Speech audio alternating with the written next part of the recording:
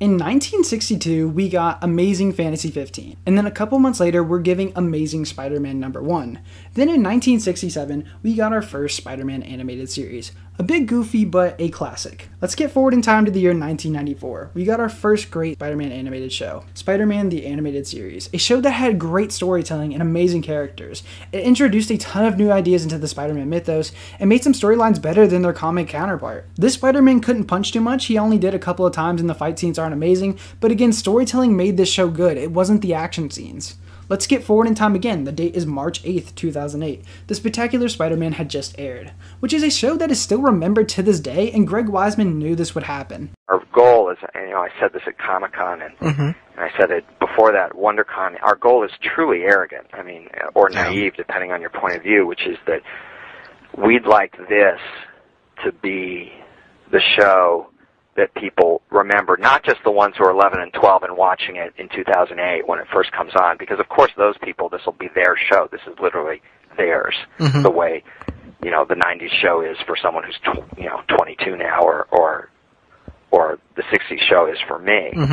I want this to be the show that everybody agrees is theirs. Anyway guys, the point of this video is me breaking down every episode of the Spectacular Spider-Man, and I thought I would update my older videos because I'm a better editor now, so sit down, get some popcorn, or do whatever you're doing, and enjoy. We start off with this amazing intro of just Spider-Man swinging around the city, and then we see these gargoyles, and that's because Greg Weisman, the creator of the series, also worked on a show called Gargoyles. Here we have Flint, Marko, and Hearn, and this makes two villains in this episode that we don't see have their powers yet. I'm gonna leave a counter in the bottom just showing how many villains appear in this episode, because there is a lot of villains in this episode.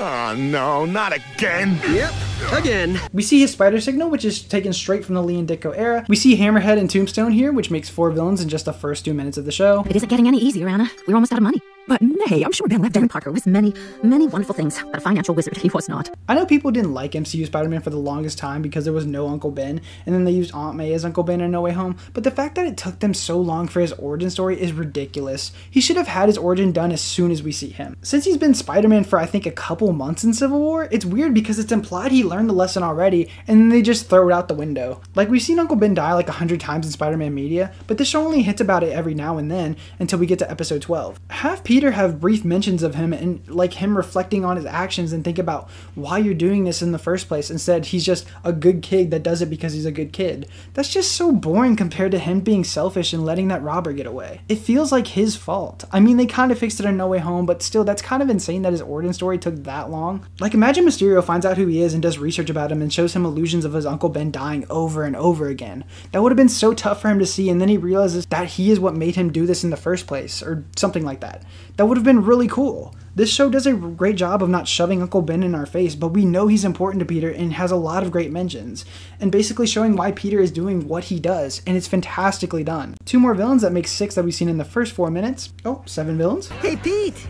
Harry, Gwen, how'd summer treat you? Harry and Gwen first appeared in Amazing Spider-Man #31, and Peter was ignoring them in the beginning because his Aunt May was in the hospital, so that's all he was really focused on, so they thought he was being selfish by not talking to them. Gwen is like really aggressive for some reason in her earlier appearances.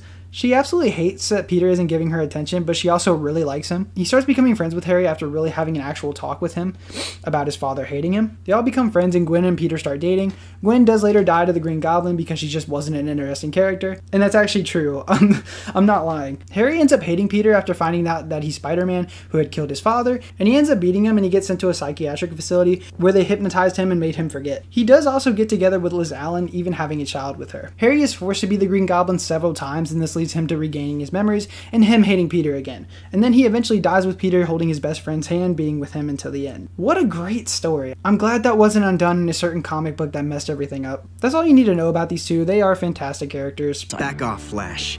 I won't be your punching bag anymore. Things have changed.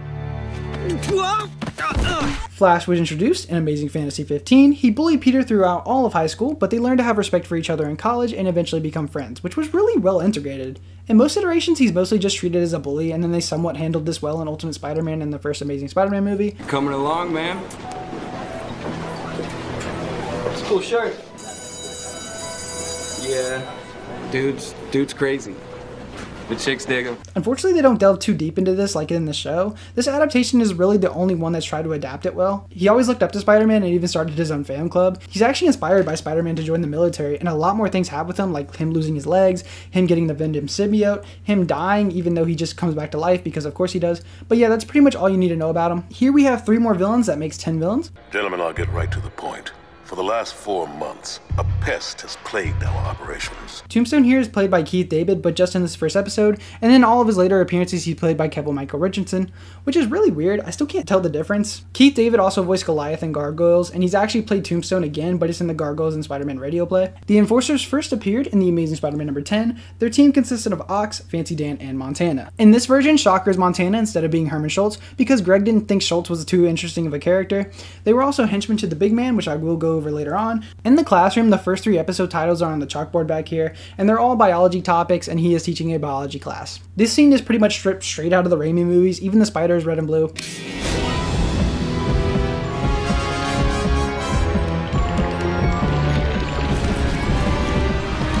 They did go with a green design originally for Vulture's suit, but it got changed to this red design, which is really cool. I'm pretty sure they changed it because of how many green Spider-Man villains there are.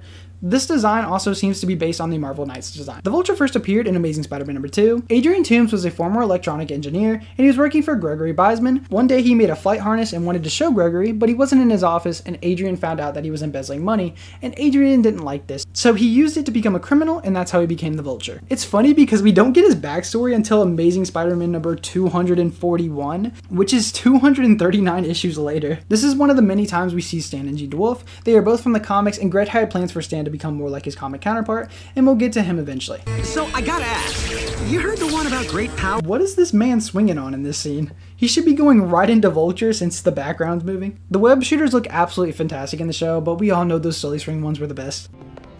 Eddie! Hey, Gwen. Bro, what are you doing here? We'll touch on Eddie Brock when Venom shows up, also 11 villains now. We'll also be touching on Dr. Connors once the Lizard appears, and that makes 12 villains. The newspaper that hits Peter has a camera called the TSK-1, and this was supposed to be the camera that Peter would get later in the series. The Daily Bugle in the show is the Flatiron Building, just like in the Raimi trilogy, but the letters are on the side instead of being in the middle. Robbie, where's my layout? Boswell, I ordered that rewrite 12 seconds ago. Lee, I'm not paying you to sit on your keister. And you! J. Jonah Jameson first appeared in Amazing Spider-Man number 1, and he's Spider-Man's number 1 hater, and it usually changes in different mediums on why he hates Spider-Man, but JJ eventually calms down and now he knows who Spider-Man is, and is now friends with him. I'm not sure if this has changed in the comics recently, but who knows. Also, we had this sort of thematic thing going in that first episode, which is that, Peter's not appreciated because he's too young. Jonah dismisses him and his ideas because this is some teenager. And likewise, Vulture's dismissed because he's too old. And so we actually wanted to have this thematic, connection between these two villains. Between these two characters, the villain and the hero, where they both are sort of outsiders because they're the wrong age, and they actually had more in common than they knew, of course. And so that was also just a great way to sort of start things off. The silver spoon, the coffee shop that is used a lot in the series, is right under Norman's house. You are celebrating Halloween in September, right?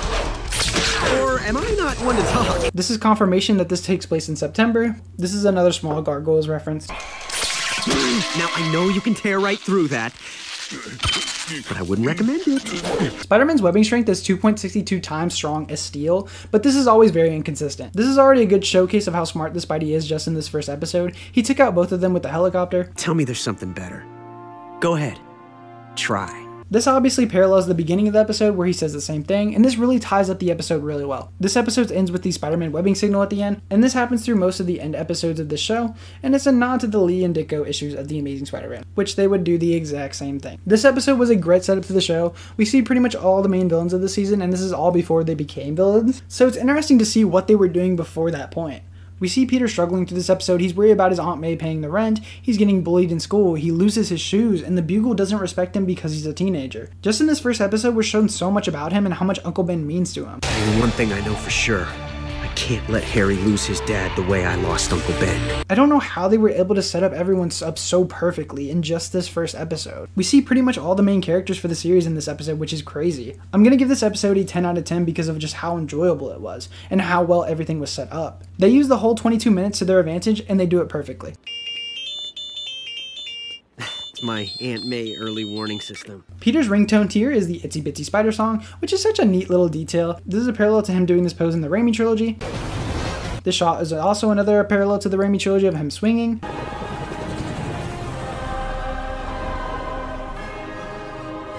It's also the same shot used in the theme song. This is another parallel to him going after Doc Ock on the train. Spider-Man in action. Here's the camera again that he was supposed to get later in the series. I'm pretty sure it's on every newspaper that's shown in this show. Miss Allen, a moment, please.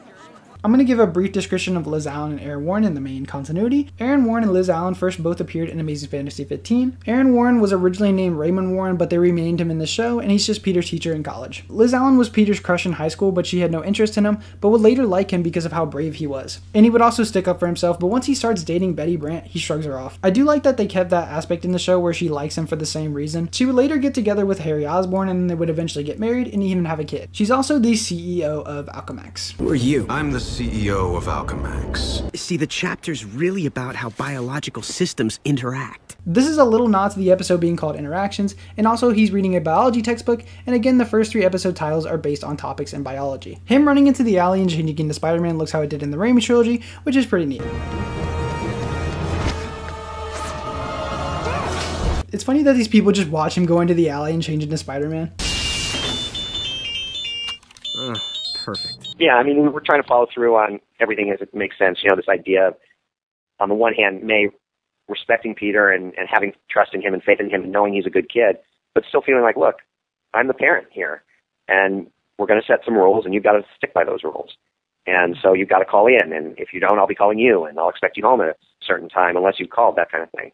And some of that literally comes out of my relationship with my parents. I mean, I was a good kid, and my parents trusted me, but there were rules, and the rule was, for me, the rule was if I wasn't home by midnight, I had to call. It was okay for me to be out later than that, but I had to call. Max's life is trashed, and not only don't I recognize him, I attack him.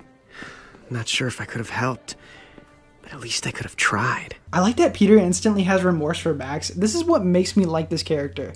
Yeah, it's your typical mistake, but the fact is we've all made mistakes and maybe not have regarded someone else's situation. This is such a human thing to do. We see Stan and Gene DeWolf again. He almost says the exact same thing Dr. Connor says at the beginning of the episode. In nature, everything is connected. As scientists, we explore and expand upon those connections. It's funny that Liz is still wearing their cheerleader uniform. It's probably just to save money because it costs more money to keep making different character designs for each of the characters, and that's why we almost see no one change their clothes until winter. I like how we see Gwen get jealous here. We already see that she has feelings and they just don't come out of nowhere. I think it's cool that we see Dr. Connor using the regular Lizard DNA before he turns. This is just some really good foreshadowing, and I think they do it really fantastic in this show. Look, I messed up before, but now I really want to help. You want to hold my hand? I like how because he didn't originally know the situation, he doesn't automatically start trying to fight him and actually tries to talk to him and help. Electro first appeared in Amazing Spider-Man number 9. Max Dillon was a lineman for an electric company, and one day there was this guy named Harris who got stuck up on a pole, and his coworker or boss said, "Can you go help him?" And he's like, "Not without some money," and then he gets paid $100 to go up there and go help him, only to get struck by lightning giving him electric powers, and that's how he became Electro. I think when they say in nature everything is connected, this could be a reference to Electro shocking the lizard formula that turns him into the lizard. I just wanted to mention that we can see this. It's really hard to see. I'm not sure if it was just my copy of the episode. I'm not sure what it is, but somehow it got left in the episode. You can try and read it if you want, but I have no clue what this is. Oh man, where does the time go?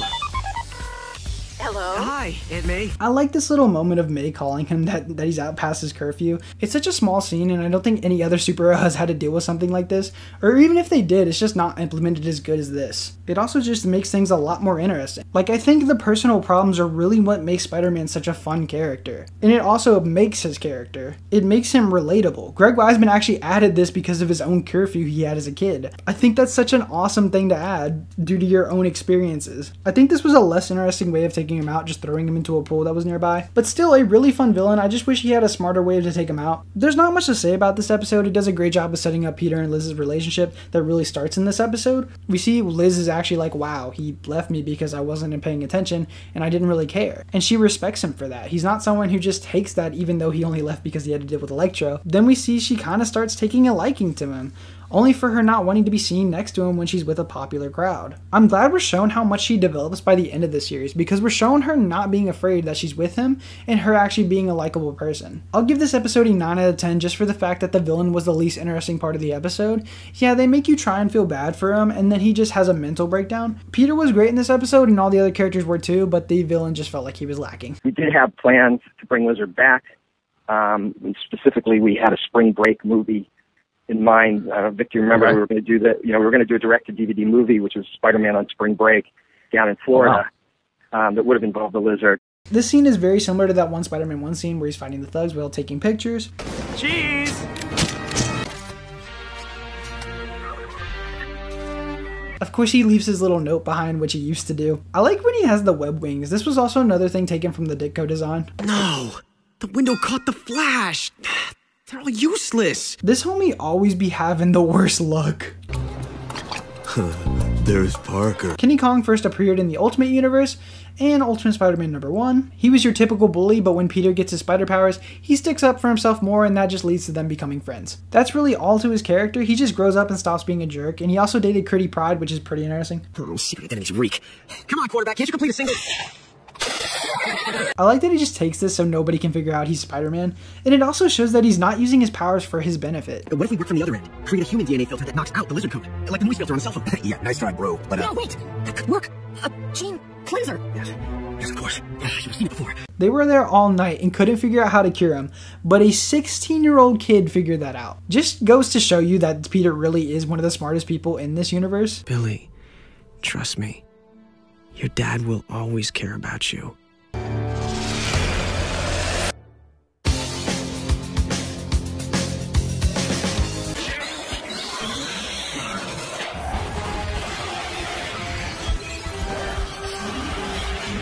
The Lizard first appeared in Amazing Spider-Man #6. Dr. Connor lost his right hand during the war, and then he started studying reptiles and found it interesting that they can regenerate lost limbs. And so he made a serum and tested it on a mouse, and it worked, so he was like, oh, I'm gonna test this on myself now, because of course, that's what any logical person would do. And then after this, he obviously turned into the Lizard. The Lizard is another design thing knocked out of the park in this show. I think the Lizard most of the time looks cool, but other times, not so much. Poor Peter Parker. I like that he needs to go into the alley and chains instead of just instant nanotech. I always prefer practical soups over those dumb nanotech ones. If I were a 6'5" lizard instead of a 5'6" spider, where would I hide? Peter is 5'6" in this show, which is pretty interesting, I guess. Okay, you big dumb gecko.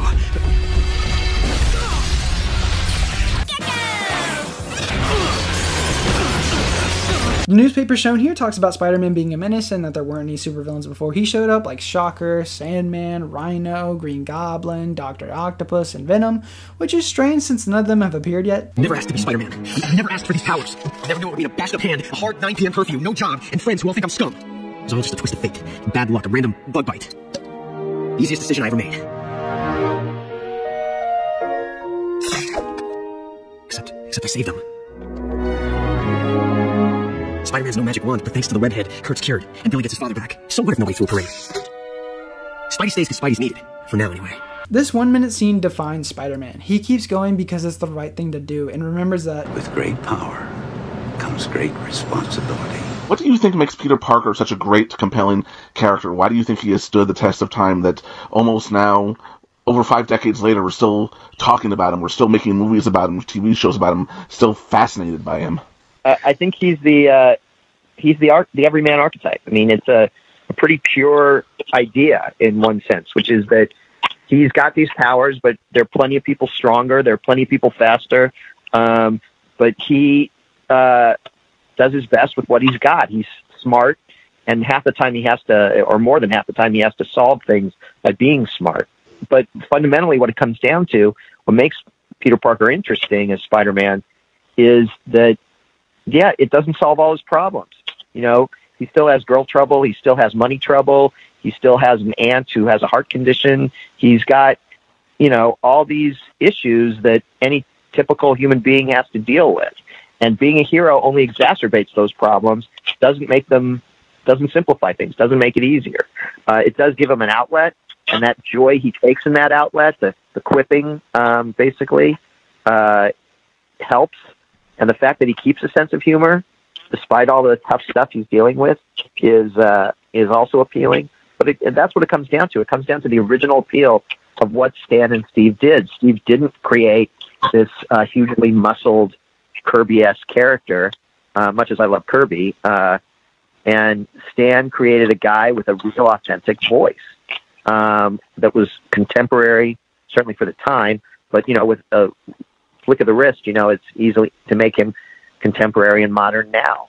You update the slang and suddenly he's, just as viable for 2020 as he was for 1962. I think that's where the eternal appeal of the character is. Comes out of that freedom of swinging through the city, juxtaposed against having to deal with everyday life problems.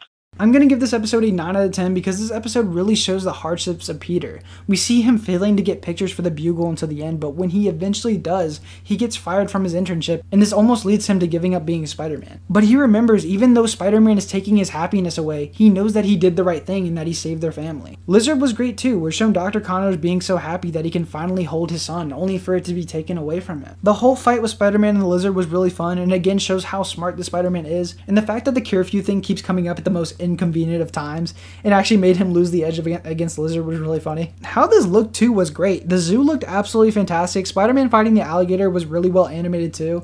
It all just looked really good. The aesthetic for this episode was also really well done.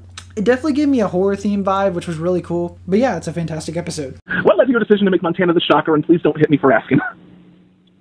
It was organic to our show, is the short answer. I think that there wasn't a lot of personality to the Herman Schultz character who was Shocker. This is, by the way, so many years ago. I'm assuming I'm getting the name right. I love the character of Shocker. I think the powers are cool and everything, but we just felt that Montana had a personality that was a lot of fun and worth revisiting and worth upgrading from the Enforcers. And I think if it pains people a lot, they can just think that Montana's real name is Herman Schultz. But we were trying to create something cohesive from the get-go, and it was just much more cohesive to turn Montana into Shocker than to sort of start from scratch and add yet another character who wouldn't bring a lot of personality to it. And Montana has just a great personality, of course. A lot of credit for that should go to Jeff Bennett for just sort of bringing that guy to life, both as Montana and as Shocker. It's weird that the suit can take down buildings and it's barely protected. Like, yeah, they have security guards, but still. This is similar to that one Amazing Spider-Man 2 scene. You're gonna take my car into the shop because... Are you alright? Yeah, I'm okay. I'm very naked right now. Bills. Gas, phone, electric. All past due. There's a scene very similar to this in Spider-Man the Animated Series. Hey, pretty lady, why the frown? Nothing, Peter, nothing at all. I just can't decide what to make for dinner, that's all. Why does she always keep things from me? Look at these bills. And here I am thinking of things to buy for myself. She's been like a mother to me for years. It's time I paid her back. And if I can't, it's a $1,000 bonus. Spider-Man will. This is also a callback to the Lee and Ditko era, when Peter would also help his Aunt May with the rent because she was struggling. Look, straight up, I blew it. And I know you're ticked. Don't go all emo on me, bro.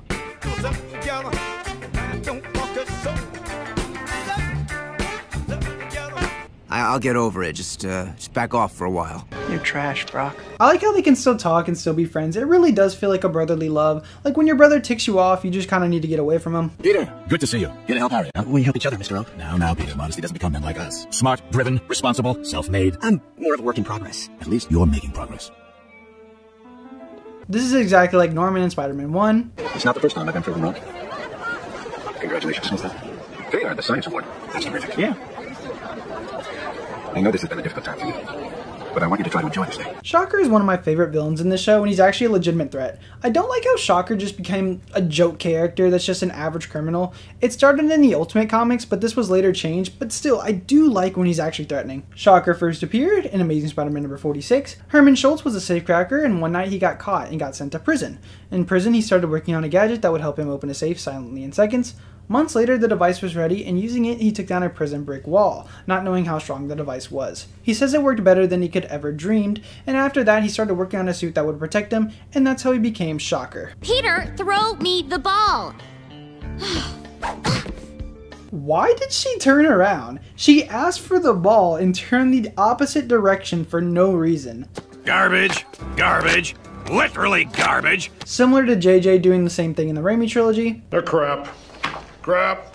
Crap. Mega crap. Nobody loves a winner. The people are our market, and the people want their heroes to fail. Makes them feel good about themselves. Similar to the Green Goblin speech. But the one thing they love more than a hero is to see a hero fail, fall, die trying. I so need an excuse to get back to Betty, which means I need to take more pictures. This is such a teenager thing to say. Literally making an excuse to talk to a girl. That's that's so funny. No banana cake? Helping Harry must have really tuckered you out. Oh man, Harry. I totally blew me off, Pete! Again, simple mistakes. This is human. We all have forgotten to do something. It's such a small thing, but it feels so real. Harry is holding a calculus textbook, and you use calculus in economics, and economics is based on this next 3 set of episodes. And of course, if I happen to run into Betty. Betty Brant first appeared in Amazing Spider-Man number 4. She dropped out of high school and became the secretary to J. Jonah Jameson. She was Peter Parker's first girlfriend, and they eventually break up due to Spider-Man getting in the way. But Peter and Betty still remain close friends. But, you know, the truth is that we were playing Peter at age 16, and even assuming that Betty didn't go to college, got a job straight out of high school and that kind of thing, so she was 20 years old, and obviously, Peter makes the point that 4-year age difference is going to mean a lot when they're in their 70s, but they're not in their 70s. She's 20, he's 16. And so I love the idea that he's got a huge crush on her and that she laughs at his jokes. And so he actually thinks he might just have a shot. And part of that is his sort of Spider-Man inspired confidence, which doesn't necessarily translate to how people respond to Peter. But he kind of does start to wear her down, which is what he says. And she kind of feels like, well, it's kind of harmless until Aunt May shows up in the middle of a fight with Rhino later and tells her otherwise. But, we like Betty as someone both as a foil for Peter, but also as a foil for Jonah, someone who was very competent, someone who knew how to manage him and saw both his, positive and negative qualities and knew how to deal with them. But she's an adult. So as an adult, she's not going to be a long-time option for Peter's, romantic inclinations, at least not at this high school stage of Peter's life. And so, we wanted to address it. We wanted to do justice to the character of Betty. Here, Shocky. To the people who say that Spider-Sense is consistent, here you go. Really thought I'd ended you, old son, but you got more lives than a bag of cats. That's definitely true.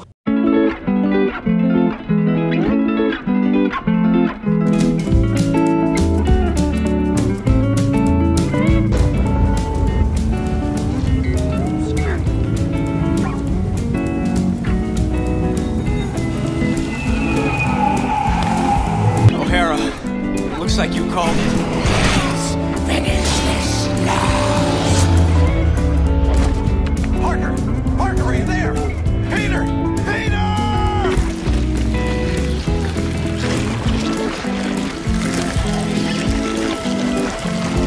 Hunter, a yanker.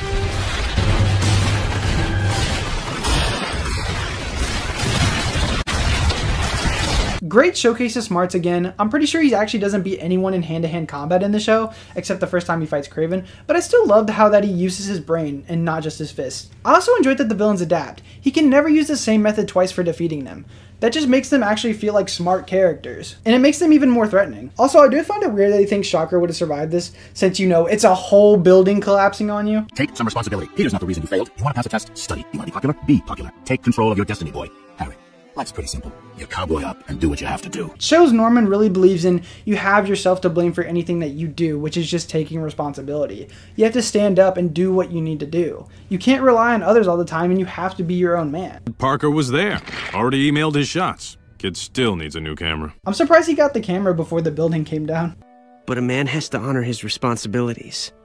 You're one of mine. This is a parallel to Shocker saying this, and it's such a great line. It also establishes that responsibility thing I was just talking about, but in a different way. Norman says you have to take responsibility for your actions, and Peter says that you have to honor your responsibilities, and Aunt May is one of them.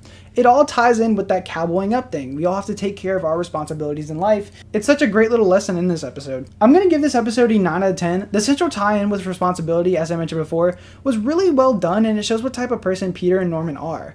Him and Betty's age gap is very interesting and a bit weird. Shocker was a fantastic part of this episode. Again, a threatening villain that does what he needs to do. I also forgot to mention Peter got thrown into the trash compactor, and that made him stink throughout this entire episode, and everyone comments on it. I do like these real world elements because it really makes it feel like an actual world, and they do this all the time in this show. I feel not many animated shows do this, or even if they do, they don't do it as frequently or as consistently as this show. But it's just really well done in my opinion. This episode is great, and that's all I gotta say.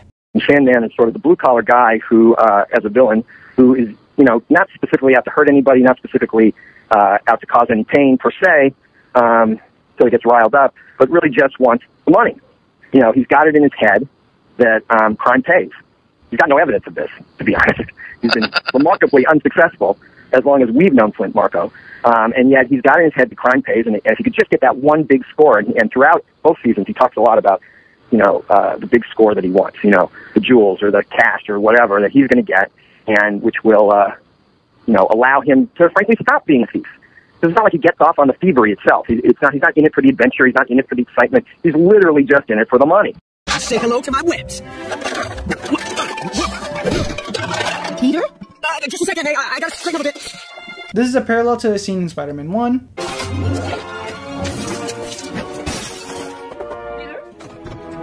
What's going on in there? Well, I'm impressed, Peter. It just falls on her head and knocks her out. Oh, Peter. You lead such a sheltered life.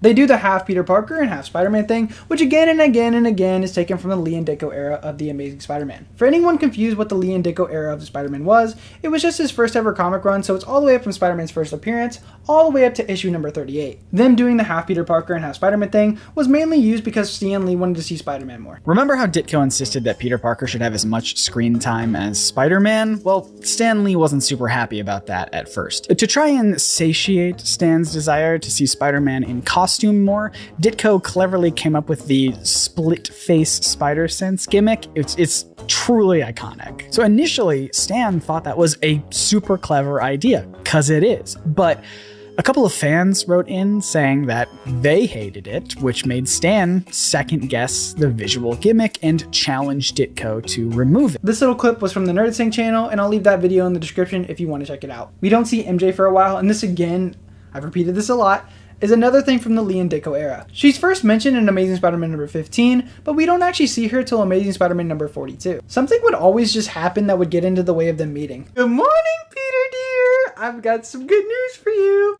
Oh no, I'm too late. I've arranged a date for you with a lovely girl. A blind date? Oh brother, that's all I need. She's a niece of your neighbor, Mrs. Watson, and she'd just love to meet you, Peter.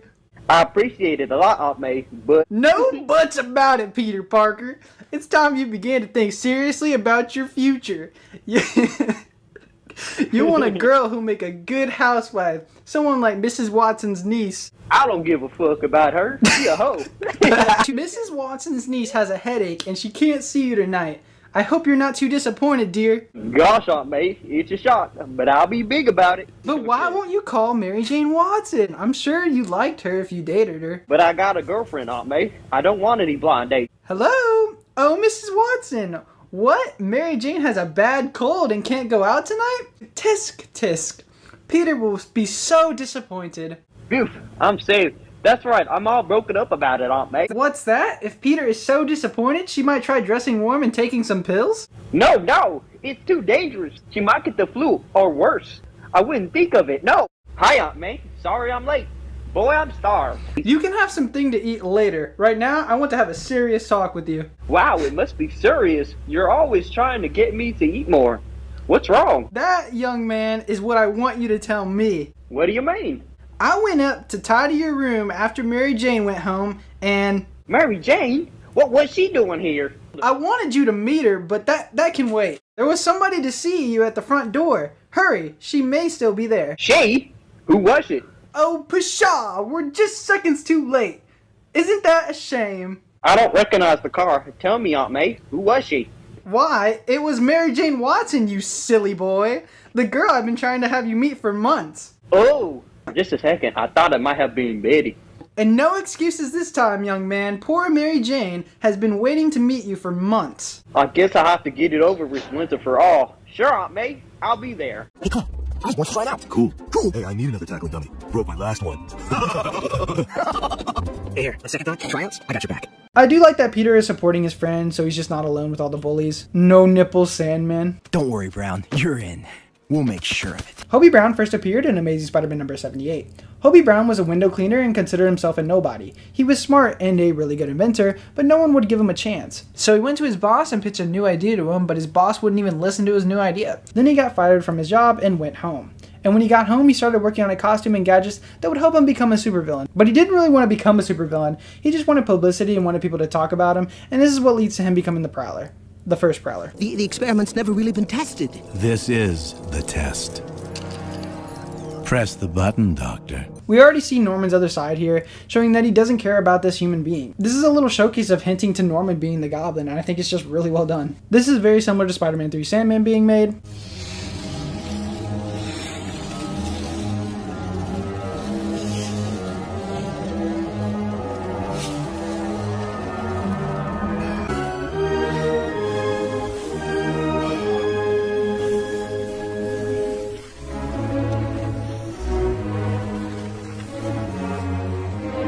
See? It's not so bad. Not so bad? Stuff happens. I like that this is just John DiMaggio talking to himself. He has such a good vocal range that you can't even tell till you look it up. Hey, Flint Marko was a nobody, but everyone will know the name Sandman. Sandman first appeared in Amazing Spider-Man number 4. Flint Marko was an inmate at Island Prison. I'm not kidding, that's literally the prison name. He escaped through a drainage tunnel and was hiding in an atomic device testing center, because I'm sure that's a great idea. What could go wrong? And then of course, something goes wrong. A nuclear test explosion hit him on the beach, and somehow that made him have sand powers, and that's how he became Sandman. And yeah, I would love to play football. But I couldn't then, so I shouldn't now. Sure, because you're different. Exactly. But I can't tell anybody that, so I'm not. Yeah, I could get used to this. I mean, sure, I went a little arachnobatic on Kong, but it's not like I cheated. And no one yells at Flash when he uses his natural talent. Where's your partner? Don't think I need a partner anymore. I wonder what they did with O'Hearn. Did they just wait for Sandman to lose so they have a backup if that happens? Or maybe it's like to draw out time for the big man's crime organization? Who knows? I love how versatile Sandman is with his powers. He can turn into so many things and they can be unique every single time. It also makes you wonder how Spider-Man is even going to be able to defeat this guy if he's untouchable. Forget football. As soon as school's out, I'm webbing up Sandman once and Hey, Petey. Nice moves yesterday. Heard it's down to you, Harry, and Hobie Brown. Good luck.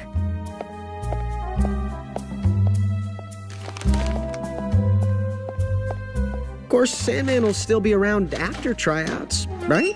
I will admit, this does feel out of character for Peter, since the reason he's doing all this in the first place is him letting a robber getting away, and now he's just letting Sandman run loose when he could be hurting people. I get what they were going with though, because he's a teenager, and this is exactly something a teenager would do, try and impress a girl. That just feels, again, very human to me. I'm very mixed on this, because at the same time, it does feel out of character, but it's something a teen would do. And I probably said this before, but one of the things I pitched that got me the job was stating that Peter Parker was madly, passionately in love with whatever girl happened to be standing in front of him at any given moment.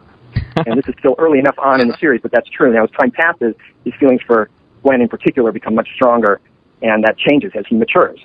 But when we first meet Peter, this is still Peter who thinks that, you know, Sally is a viable, candidate to be his girlfriend, and Liz, and you know, one person he's not paying any attention to because she's his best friend is Gwen.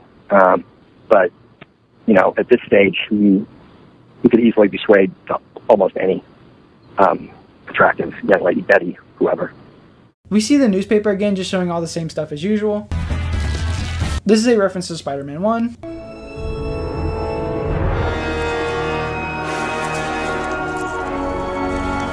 You didn't even want to try out. Yeah, who knew? This was my dream, Pete. You're already the smartest kid in school. You really need this too? I can see Harry getting mad here, but didn't he want him to try out? It does show that Harry's insecure. He is jealous of Peter. I think him doing good at football also kind of diminishes the third episode where Peter was showing off that he's not using his powers for his benefit and tries not to give away that he's Spider-Man, so he just takes it, compared to this episode where he just doesn't care. I again am mixed about this though, because he is doing it just so that he's there for Harry. He's there to have Harry's back, and maybe they should have just made Peter do bad in football on purpose and show that Harry doesn't really need Peter to be there. I feel that would have been better than what they did. How come you aren't hanging with your new friends? 'Cause I like my old friends. I like this scene because it again shows Peter likes being there for his friends. He didn't just leave Gwen behind. He wants to talk to her, not the popular crowd, because they mean more than popularity. It shows that this Peter is someone that you would actually want to have as a friend. Well, she is totally missing out. Besides, she's not the only girl who would... Doesn't matter. There's no way I'm going anywhere near that stupid formal. Right. Stupid formal. Little showcase of Gwen liking Peter again. Greg Weisman is one of the best of just showing us hints of things beforehand and then continuously building it up. The Silver Spoon Cafe is also in the 616 universe. Come on, Glory. Let's hit it. Oops. Sorry. Good thing he lives super close so we can just change real quick. We see Stan and Jean DeWolf once again. I also like how the environments are used as well when he's fighting someone. It also shows that the environments do matter in a fight. The first appearance of Mrs. Osborne in this show. They paralleled the scenes from when he was doing good to him not doing good.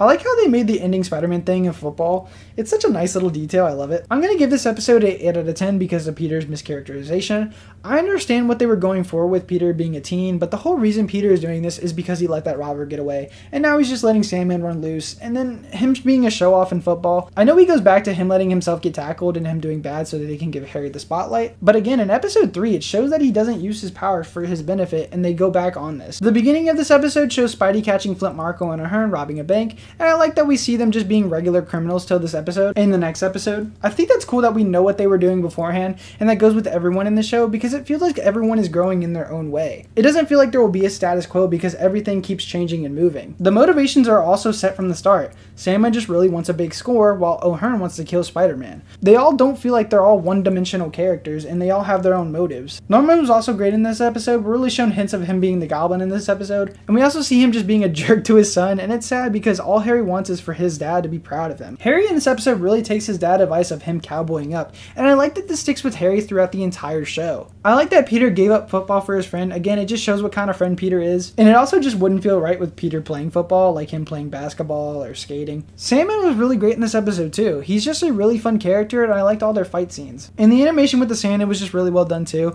This episode is fantastic, and that's all I gotta say. Yeah, we had a lot of fun stuff. The episode wound up being a little long. So there was a sequence that we had to cut where it showed Rhino with carrying out a page from the phone book, which listed all the Peter Parkers in the greater New York area. And so at one point we had this little scene, brief sequence, where Rhino smashes in the door to a place and attacks this blind bassoon player, African-American elderly blind bassoon player, and grabs him and says, "Are you Peter Parker, the photographer?" The thing you got to keep in mind is he's not looking. I mean, Spider-Man's his goal, but it's not like he's some genius who's cracked Peter's secret identity. He's not looking for Peter because he thinks Peter's Spider-Man. He's looking for Peter because he thinks Peter, taking all these photos of Spider-Man, that Peter will know either where Spider-Man is or how to reach him or something like that. So I like that Rhino, who despite not being so bright, was the first one actually doing that.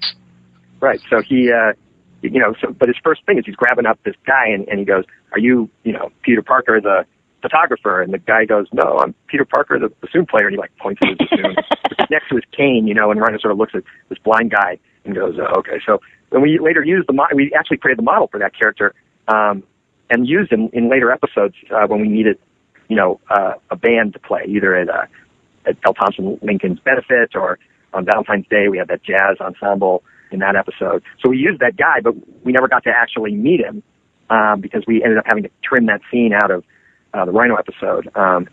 And so you never learned that his name is Peter Parker. They gave Ahern nipples, but not my homie Sandman. That's fucked. I definitely find it interesting that it's liquid. It reminds me of concrete on your skin. Your Mr. Lincoln will be pleased. Ixnay, we don't ever use the L word. Call him the big man. I like how they can't say his name, just like in the Daredevil show where they can't say the Kingpin's name.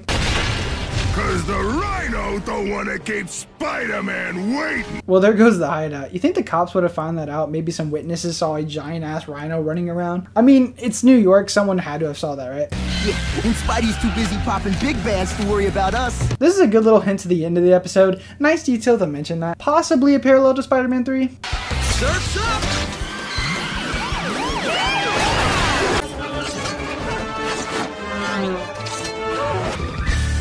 Bruh, Spider-Man, how are they supposed to get down? What if your webbing dissolves? I also do like that we just see Spider-Man just fighting crime. He actually feels like your friendly neighborhood Spider-Man.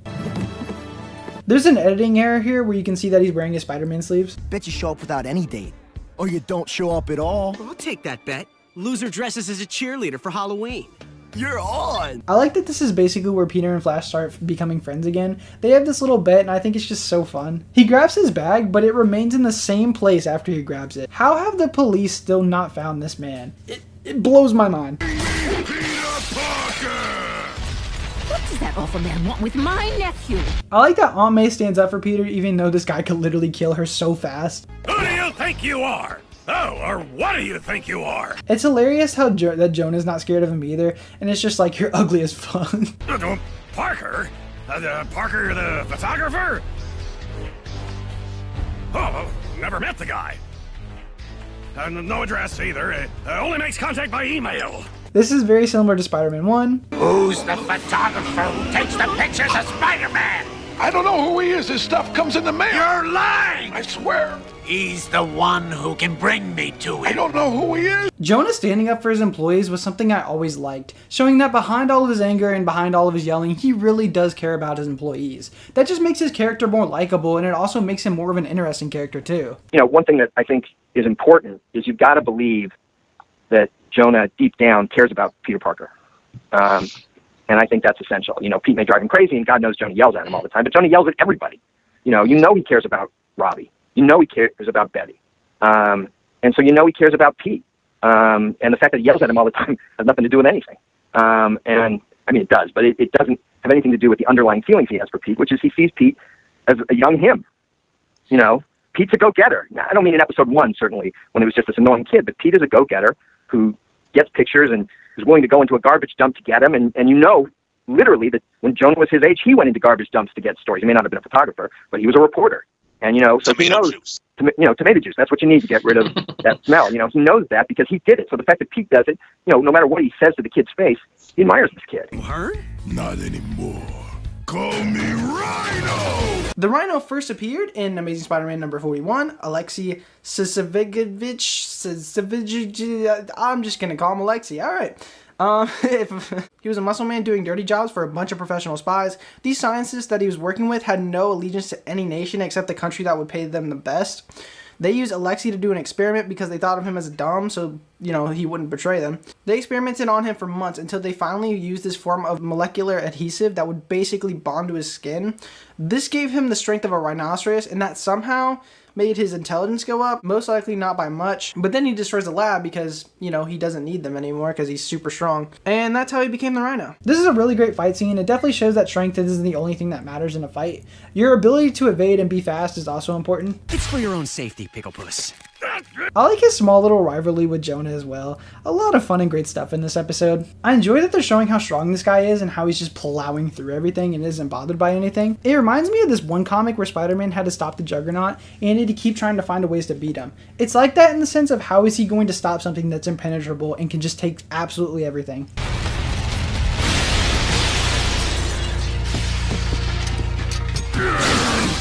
Stupid truck! Let me lose Spider Creep! Rhino is insane in this episode. Like, look how much damage this man is doing. And he's actively trying to kill anything that gets in his way. Imagine the Rhino specs in Season 2 actually came back up and the Green Goblin showed up with a Rhino army. That would be sick. The mother and daughter here also appear in the intro.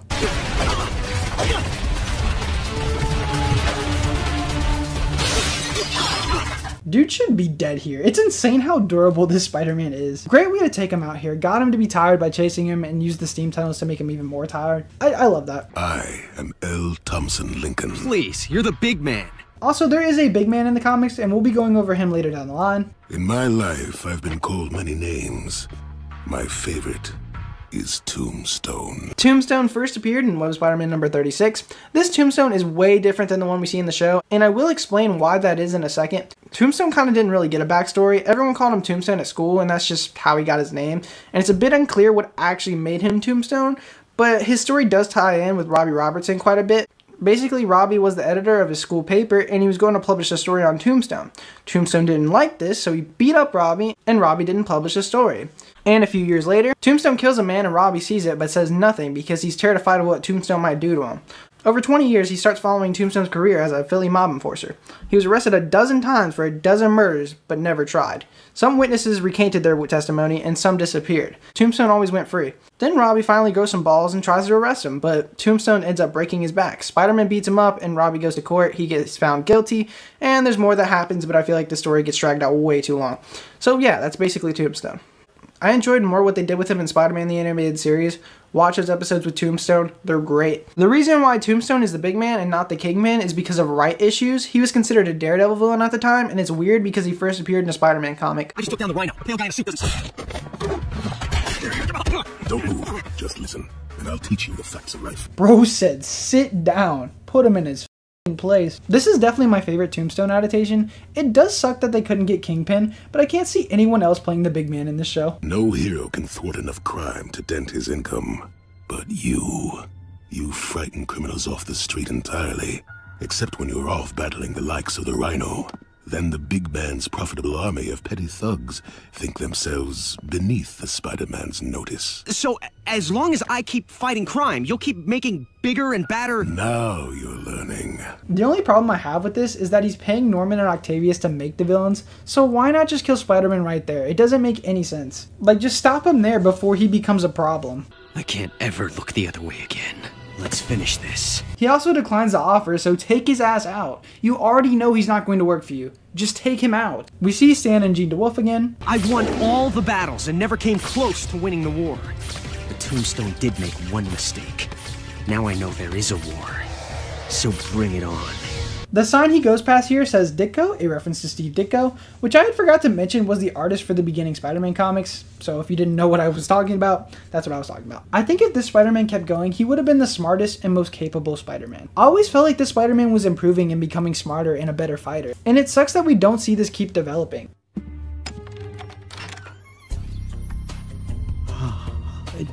Do you mean you're Mary Jane Watson? Face it, Tiger. You just hit the jackpot.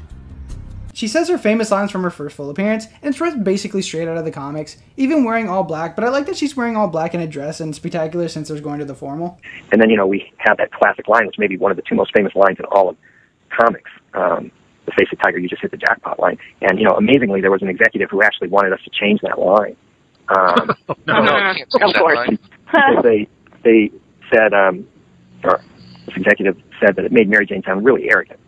And pathetic and unpleasant. And we were all sort of stunned, sort of going, but don't you know this is right from the comics? This is we can't. And so the person said, well, okay, I see that. Well, what if we did something that's like it, but sort of different? Instead of giving the line to Mary Jane, what if you made it one of Peter's thoughts? So it's basically Peter saying, face it, Spider, you just hit the jackpot, in reference to Mary Jane. And we were again like, no. We see a Spider-Man heart thing go up, and this is a reference to their wedding issue, which is a very cool detail. I'm going to give this episode a 10 out of 10. I feel like this is a perfect episode. Rhino was absolutely fantastic. He definitely felt threatening and was fun to see him just being an absolute beast. Aunt May stopping Betty from going to the dance with Peter because she's too old feels like something a real parent would do. And we're shown more of how much Aunt May will try and stand up for her nephew in any way she can. Tombstone at the end of this episode showing him that something bigger is happening and showing him that he has a lot of power was just fantastically set up. Him meeting MJ at the end here too was also really well put in the episode, and it feels like there's so much going on, but it all fits so well. This episode was fantastic, and there's not much else to say about this one. So I'm wondering if with this show, do you have any specific intention of exposing some more lower tier villains to a new generation, or maybe even revamping them, or are you just going for more classics or people that maybe strike you specifically? We're starting, I'm not, without getting too specific, we're starting obviously with the more classic, with the earlier villains. A lot depends on how many episodes we get to do. If you give me enough episodes, I'll get to everything eventually, really. But we're starting. The villains I'm allowed to talk about are the ones that we teased in the trailer that we showed in Comic-Con. But I don't think that it's shocking, that these are some of the first villains we're using: Vulture, Electro, Lizard, Sandman, Green Goblin, Dr. Octopus, Venom. I don't think that it's much of a surprise that these are these are some of the great classic Spider-Man villains, and those by the way, aren't the only villains we're using in the first season. Those are just the ones I'm allowed to talk about. That's just we've got I would say at least a half dozen more just in season 1.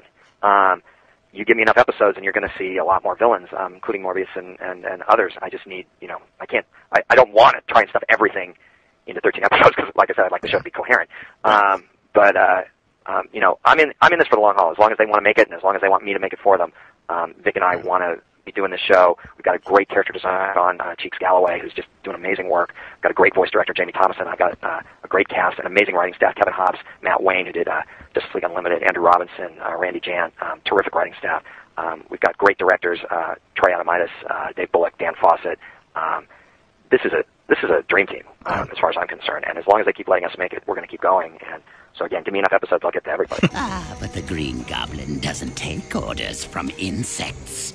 The Green Goblin swats them into oblivion. We have the man himself, the Green Goblin, voiced wonderfully by Steve Bloom. I love that Steve really goes all out when playing the Goblin, and you can actually see it anytime you see him doing it in real life. How a night that started out so sweet goes south so fast. How did I manage to leave my tux at tonight's other black tie affair? I like the story technique they use here where they show what's happening in the future and then they cut back to what's happening in the past. I think it's just really neat because we are shown how we were led up to this point. Sean Galloway, the supervising character designer, is the DJ. I also forgot to mention that Sean Galloway is the reason Peter had a mole in the show, since he has one as well. He actually does this for a lot of his other character designs as well. We see Sean from the second season, which I will be going over later on. As far as I'm concerned, Osborn can have the crown. Bro, she went all cross-eyed. You good? Mary Jane first appeared in Amazing Spider-Man number 42, but she technically appeared in 25 because we see her, but she's not fully revealed. She was a party girl that would always run away from her responsibilities, but later turns into a great wife and an amazing character that gets a lot of development. Mary Jane, this is Betty Brant, and this is Liz Allen. Girls, I'd like you to meet Mary Jane Watson. She just dropped in to visit my nephew. Hello, girls. She's a friend of Peter's. She looks like a screen star. He's been hiding her from us? Our shy, bashful, studious Peter? Peter Parker, I'd like you to meet my niece. You mean that's Mary Jane? God damn. Face it, Tiger. You just hit the jackpot. Now you're with it, PDO. You know what, lady? But I just want to talk to Flash for a while. Please, no names. The enemy may be listening. This tempo really turns me on. Say, pretty girl. Oh, we're just gonna let Pete and MJ hog all the spotlight? MJ! She's supposed to be helping me give out the burgers! So basically, it's kind of a long story, and it actually kind of takes forever for them to actually get married. So first, after Gwen dies in issue 121, MJ comforts a grieving Peter, and the relationship develops all the way to issue number 143, where they technically get together for the first time. It's their first kiss, and it's a goodbye kiss because he was going to France or something. I don't remember, not important. What is important is when we get back to New York, he meets Gwen Stacy, but not actually Gwen Stacy, it's a clone of Gwen Stacy that leads to MJ getting upset because she thinks he forgot about her. So she confronts him about being jealous and is completely out of it and slams the door in her face. What an absolute baller. Next issue, they make up and they have a little smexy time. Of course, Spider-Man was always making it difficult for them to actually be together. MJ actually starts kind of turning into an asshole. She starts playing with Flash Thompson just to mess with Peter. But to be fair, he was abandoning her on every date. But still, that's just not cool. You don't mess with someone's emotions like that. But anyway, they make up. Everything seems to be going steady. Peter asks to marry her in issue 182. The next issue, he gets turned down, they become friends, and it's over for a while. Mary Jane doesn't come back till issue number 242, so she has been non-existent for basically 60 issues. She has little cameos here and there. If I can remember, it was because of the writer at the time. He didn't like her or something. Tell me if I'm wrong in the comments. She tells Peter she knew he was Spider-Man all along in issue 257, and in issue 259, we hear why she wouldn't get married to Peter, and that was because her father and mother's marriage didn't turn out so good, and then her sister got married to this guy named Timmy, and they had a kid, and it was kind of like her father and mother's marriage. It didn't turn out so well. So Timmy left her with the kids, and their mom died. Then her sister wanted her to help her with the kids, but Mary Jane didn't want that. She said, it's your problem, you're the one who gave up on your dreams to make someone else happy, so she ran away. That's why she didn't want to really marry Peter. So, Mary Jane always ran away from responsibility, and Peter Parker always basically, ran to responsibility, if you want to put it like that. After that, Peter and MJ are really good friends, and it starts developing into something more. Then, Peter asks to marry her again in issue 290, then he gets rejected again, and then finally she says yes in the next issue. Then they finally get married, and then their marriage gets undone due to one more day. So, yeah, that's very disappointing. This also upset the fans, and nobody likes it. And that's the story of Peter and MJ. It's unfortunate that all of this buildup was for nothing. It takes them 249 issues to get together, which is quite a lot of years when your books are coming out weekly. I love the relationship in the older books, and it really felt like these two were really good for each other. Too bad Modern Spider-Man has just ruined them. I like how this place is still destroyed from when the Rhino trashed it last episode. Everything feels consistent, like they didn't just forget about it the next episode. He said he wasn't coming. Guess he meant he wasn't coming with me. The way they built up Eddie and Peter's rivalry was fantastically done, because it looks like Peter is being a jerk when it's really just miscommunication most of the time, and them not understanding each other's situations. It's funny how the people dancing are just moving back and forth doing the same dance, and it's also pretty weird how small the school is. I only count about 30 people in that room. I know I was a jerk, but I'm really sorry. Just give me one more chance, please? Oh, Kenny. You'll see that in this show, a rose will almost instantly clear things up with people. I wish it was that easy in real life. I like the pumpkin head designs, they all look unique and they're all just really cool. Hello, good evening, bonsoir. I am the Green Goblin. The Green Goblin first appeared in Amazing Spider-Man number 14, but his human identity isn't revealed to us until Amazing Spider-Man number 37. And his backstory is revealed 2 issues later when he captures Peter and does that supervillain thing where they tell the whole backstory while having the hero captured, or tell them the whole plan, you know, the usual villain thing. But anyway, Norman Osborn found some of Strom's research involving some strange formulas. Norman was curious and decided to see if he could cash in on whatever Strom might have created. He was making the formula and then suddenly, boom, it exploded and was in the hospital for weeks. He eventually woke up and realized he had become smarter and stronger, and he wanted to become the greatest costume criminal of all time. He became obsessed with this idea, and that's how he became the Green Goblin. The Green Goblin has to be Peter's greatest enemy. Here's a list of what he's done. He's killed his girlfriend. He slept with his girlfriend, which was retcon, but it was real for like 17 years, which is insane. Made the Clone Saga happen, made him think Aunt May was dead, made him think his parents were alive, even though that was technically Harry. So he's honestly just an asshole. Then after Norman died, his son took on the mantle and he dies as well and comes back to life. And also Norman comes back to life because no one is allowed to die apparently. Green Goblin will always be Spider-Man's greatest enemy. Fun fact, the Green Goblin didn't ride his glider at first. He had a broomstick like a witch. You and I join forces. Consider what we could accomplish by combining our powers. We could rule New York! Very similar to Spider-Man 1. Join me. Imagine what we could accomplish together. What we could create. Or we could destroy. Nah. Sorry, I make it a rule not to partner with anyone green. Or, you know, psychotic. Could possibly be a reference to the Hulk. The last question is, will we have any cameos from any other heroes like the Fantastic Four, the Avengers, or the X-Men? Not in the first season. We felt strongly that we didn't want this to be a show that felt like it had to depend on other heroes in order to, for lack of a better term, sell itself. Okay. So in the first season, we're very much within the Spider-Man corner of the Marvel Universe. What happens in later seasons, like I said, we don't have a pickup for later seasons yet, so those are issues that get discussed. There are a couple characters I'd love to bring in season 2, but just a couple. Yeah.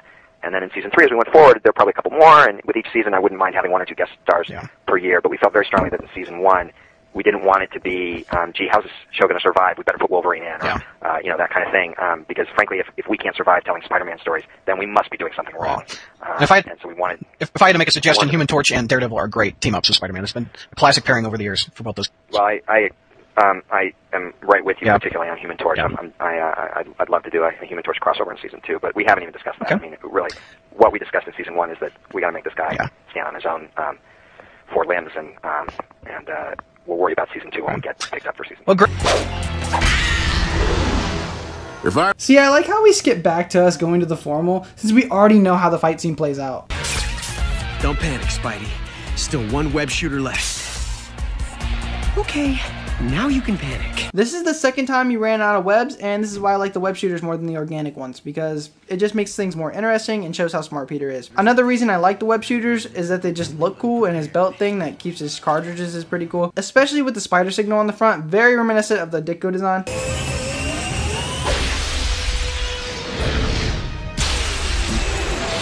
Okay, wow. Just wow. I love this scene. It also really shows how athletic the Goblin Serum makes you. I think the Goblin Serum easily beats the Super Soldier Serum. You ever gonna see Captain America doing this? No. You work for the Goblin. Every single blasted dragon of you, you're bluffing. Is that a risk you're prepared to take? Especially when you've already taken so many. It's crazy that he instantly knew who they were. I wonder if he ever came back after them. He probably did.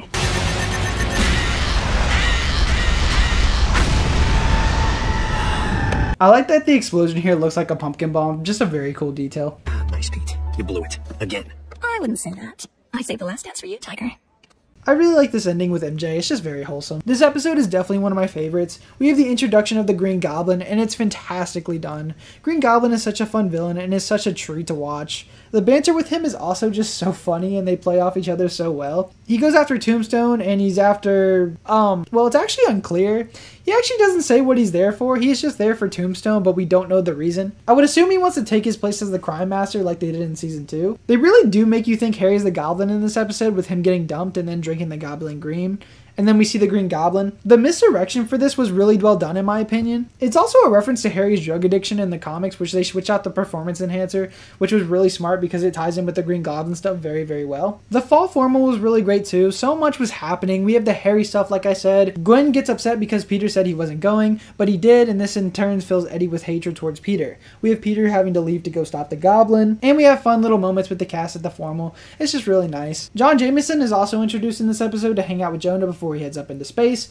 It's such a packed episode, but everything feels coherent. Again, we have this thing where it shows the future at the beginning of the episode, and it works so well here because we see what's happening at the formal while the fight's going on. I think it was just perfectly handled. I'm going to give this episode a 10 out of 10 because this is one of the best episodes at showcasing the many things going on at the same time, and it all just fits so well. Also, the Peter Parker and Spider-Man balance in this episode was also done perfectly in my opinion. Everything about this episode just makes it feel like they're using the whole 22 minutes to their advantage, and that's why it's rated so high. I never thought a tiger who wore his hair so short could be so dreamy. And you've got a bouncing bike too. Dad, you're the end. This is the gal I didn't want to meet all these months? Whoosh! Like Peter McNichol was a huge Dr. Octopus fan. Nice. And we didn't know that when we cast him as Dr. Octopus. But he came in and he said, this is my favorite character. And he's got a great little moment in this episode where, in essence, first he's trying to talk O'Hearn out of being Rhino, basically. But then once the experiment gets going, and Hammerhead's sort of looking at, we haven't seen Rhino yet. The audience hasn't seen Rhino yet. And Hammerhead's looking at it from off screen, and we know he's getting this armor. But Hammerhead's obviously reacting to the rhino horns on the top of his head, and you see the enthusiasm that Octopus has about him having added the horns to the armor, in the mold, so to speak. And just, you get both a hint of Dr. Octopus to come, because we're still in sort of our wimpy Dr. Octavius mode here, but you also get a little bit of enthusiasm that makes you understand why this guy, as brilliant as he is coming up with things like octopus arms and rhino horns and stuff like that. And that was an effort on our part, again, to create some cohesion, some coherence for our whole series, that it's just not random that we've got all these animal-type villains come out, but that there's actually a schema behind it. But again, just Peter's performance, like everybody's performance in that series, is just wonderful. I mean, I got a huge kick out of it, because I rewatched it yesterday, and I got a huge kick out of what Peter did. He only has like 3 or 4 lines in the whole episode, but it's some really fun stuff with it. The one guy that was trying to get pictures of Spider-Man in episode 2 is here. That bugle prize money's as good as mine. Paging Green Goblin. Paging Mr. Green Goblin. Keeping the consistency from last episode where he's looking for the Green Goblin.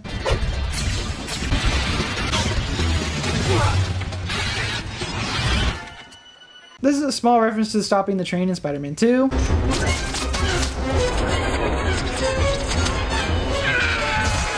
The person Peter saves here is Peter Parker, the blind bassoon player. You can thank me later, dude.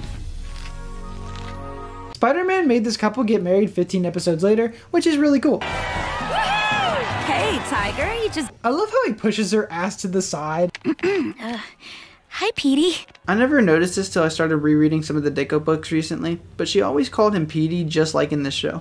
Your tie is crooked, Petey. Let me fix it for you. Yes, Petey. Let her fix it for you. Something just tells me this isn't my day. Liz, if you want Parker to get a fat lip, just keep that up. Betty, I'd like to explain about Liz. There's no need to explain, Petey. Everything is quite clear, Petey. For crying out loud, Liz. How can you waste time on puny Parker when I'm around? You muscle-bound goop. You wouldn't understand if I told you. Did you hear? Everyone's going to Coney Island tomorrow. To celebrate the win. That was set up really fast. Did they just set it up before the game and said, if we win, we're all gonna go to Coney Island? Rand, Is Harry still inside? Look how big he is right next to her. Randy Robertson first appeared in Amazing Spider-Man number 67. He's the son of Joe Robertson, and there's not much to say about him. He was a roommate to Peter Parker at one point, actually 2 times. He dated Gloria Grant for a bit, and yeah, there's not really much to say on him.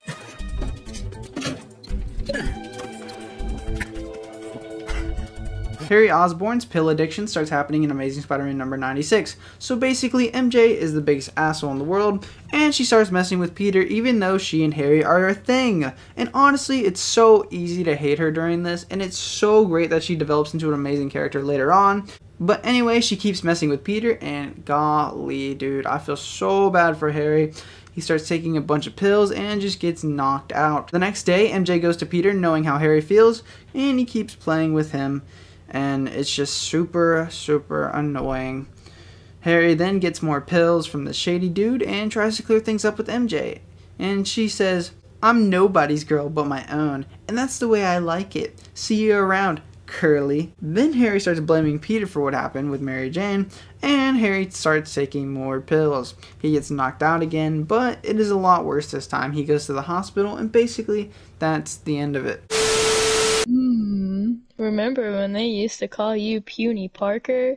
You sure have changed, Petey. I noticed you didn't bring a date. Mary Jane, aren't you gonna wait for me? Sure, lover. I just wanted to make sure that Peter found his seat. Don't hurry, MJ. I'm a big boy. Don't I know it? Isn't Peter coming with us? This may surprise you, but he knows how to get home by himself. Mary Jane, hold it. Well, how chipper we suddenly sound. Sure, honey. I decided to forgive and forget. You decided to forgive me? That's right. It's a great day and I feel zingy. And you're still my girl, right? Wrong, man. You've always been good for a few laughs, Harry, but don't let it go to your head. I'm nobody's girl but my own, and that's the way I like it. See you around, Curly. What's happening to me? I've never felt this way before! It's like... it's like I'm drowning inside. Falling, dying inside. Nothing seems real. Nothing hangs together. The pills! It must be the pills! They're driving me out of my mind! Harry, snap out of it. Wake up! Do you hear me? Wake up! Pete, help me. I'm sick. Sure, Harry. Don't worry, pal. I'll call the doc. I can't have weak men in my organization, Otto. Don't make me get rid of Are you gonna? Yes, I'm sorry. I'll do what I'm told. I kind of wish we saw more of this from Otto in previous episodes because he's always done what he was told and we thought nothing of it, but once we see him imagining doing these things to Norman, it's kind of the question of how many times does he get these visions, and would he have turned out to be Dr. Octopus without the chip being broken? It's Dr. Oser. He's down, but the doors are sealed shut. Out of my way! Security override. NO1 engage. This also kind of reveals that Norman is the Goblin because he has the key and we were never shown the key being taken away. Is he... So was Norman trying to kill Dr. Octopus because he knew that he was the only thing connecting Sandman and Rhino to Oscorp? I'm guessing that's it because there's no reason for him to go after Octavius for no reason. Been wanting to try this. Really good look at him using the slingshot. I always like the idea of the slingshot just for the fact it makes sense if he needed to go somewhere fast. Otto Octavius was weak. Call me Dr. Octopus! Doc Ock appeared in Amazing Spider-Man number 3. He is a oldie. He was working at an atomic research station and was using these mechanical arms to make it easier to do his work. Then something went wrong, like always. Somehow there was too much radiation which caused an explosion. Doc Ock got caught in the explosion. This explosion gave him brain damage and had permanently affected his mind. Basically all it did was make his ego go through the roof, and he's just mentally unstable. And his metal arms were also stuck to him, and that's basically how he became Dr. Octopus. Do you ever shut up? Sorry, no. My fans expect a certain amount of quippage in every battle. And this is how you break the fourth wall correctly, Ultimate Spider-Man. Wow. Wow. Okay, I think this is a bit weird. There's a picture of Adrian Toomes and Doc Ock, but it seems like they know each other. And in the first episode, it kind of implies that they didn't know each other, Maybe this idea was changed later, or I'm just stupid and somehow they knew each other. It's awesome that they use a lot of actual locations in New York City in this show. All right, Vic, just to turn to you for a second. Backgrounds in these episodes always seem to tell a story. You have Gwen's brownstone with pictures of George and Helen's wedding. The Parker house, it shows pictures of Peter growing up with Uncle Ben and Aunt May. Osborne penthouse only has the masks and the art. There's no sentimental family photos. How satisfying is it when you're building out these, essentially these sets, that you get to put these little Easter eggs in and people take notice of them? It's a thrill when people find those things. And we purposely designed each place to reflect the personality of the character. You reminded me that, like for the school, I don't know if you noticed the school colors are green. And the reason for that is, of course, if you look at all the classic Spider-Man villains, they tend to be mostly green. I don't know if that was an art direction choice because green looks good with red, or just the printing process at the time of the 60s, but that's their colors. And so when we were doing Spider-Man, I thought, we should pick up on that and make color, the color green, the color of evil or oppression for Spider-Man Peter Parker. So that's why we extended it past the actual villains, and the school colors are green. That's why the jocks, the cheerleaders, the hallways are green to reflect that. And then the characters that didn't really have green in them, like Craven, for instance, we made sure his eyes were green. So little things like that is very satisfying. I'm assuming that is a reference to gargoyles. We see the Tricorp building, the same people who made the Shocker suit. Tricorp's my competitor in the super mercenary field. Ah, the old stomping ground. They definitely took inspiration from Spider-Man 2 and Ultimate Spider-Man with this design. I'm so dumb for not noticing this because I've watched this show so many times. The prize Peter gave her was an octopus. How did I not notice that? You're weak. You can't bear to see anyone hurt. I could learn to make an exception. That's actually smart, making him think he doesn't care. And your meager thought process is so transparent. Stall until his power runs out. I love that he was able to figure out his plan. Again, this is how you make them threatening. Treat them like smart characters. Even Rhino, who is dumb, figured out a couple episodes ago that Peter Parker takes pictures of Spider-Man so he might know where he would be. All of these villains feel like they're smart, and I love that. I like that the show does use its places to its advantage. They use things in the environment around them, and they always seem to pick an interesting place for a fight.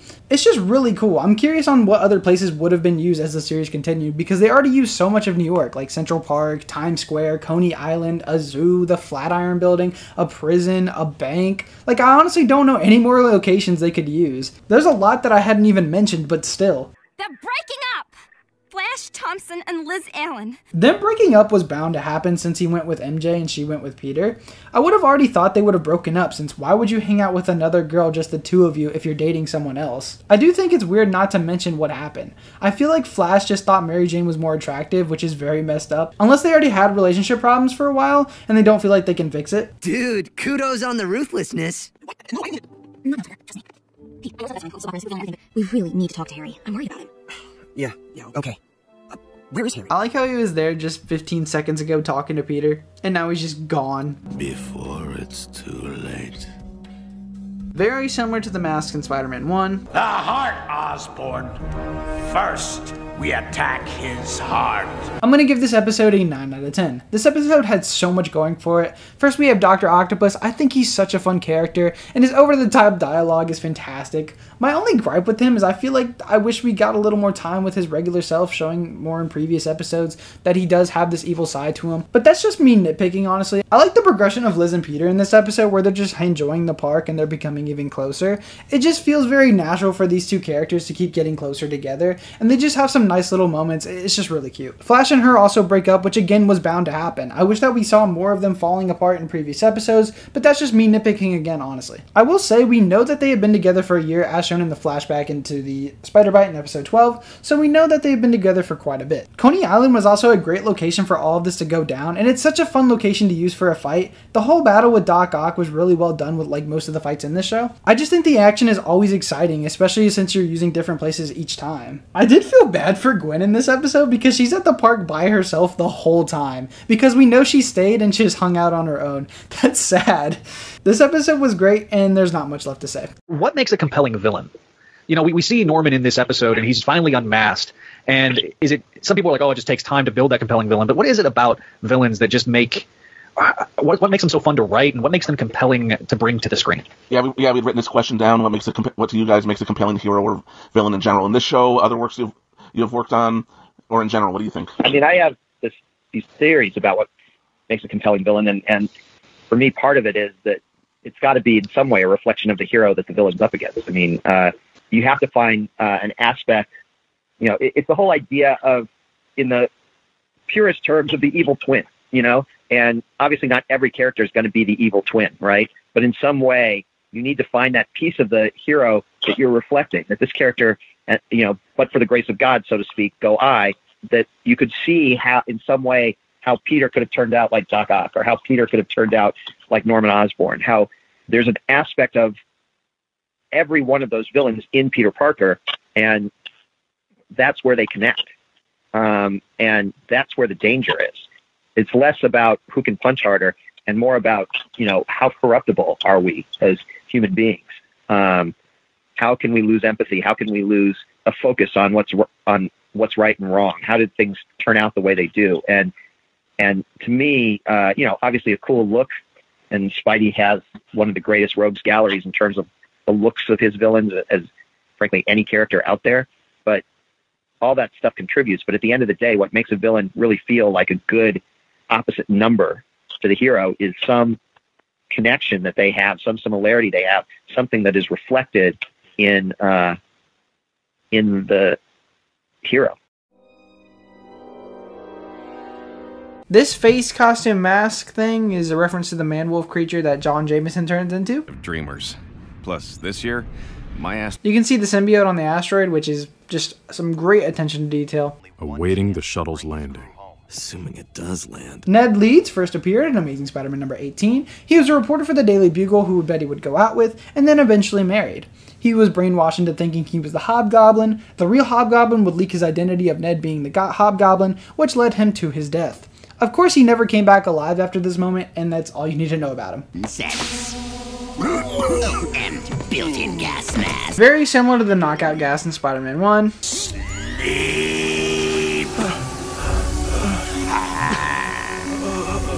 I could use a good right hand flat top. Not gonna happen. Proceeds to do it next season. Hammerhead never showed this kind of initiative. I should have known you were behind this. Guilty. What's that, Harry? Nothing. A new soda. Why the fuck would he say that? Who drinks soda in a test tube? Oh no, dude. The look. The look. Looks like Lincoln and that politician from the next episode have met. After the election, your city will thank you too. You as well, apparently. He had a poor. I like how he picks up the picture with both of them in it. It's like it's their disguise when they're in public. Oh, landed me a big one. Who's landed whom? I wonder if he ever thought, wow, Peter Parker, my best friend's son, also has one of these bags.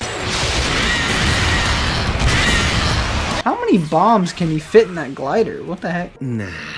I mean, so the guy likes masks. This is similar to Norman in Spider-Man 1, how he just has masks everywhere in his house.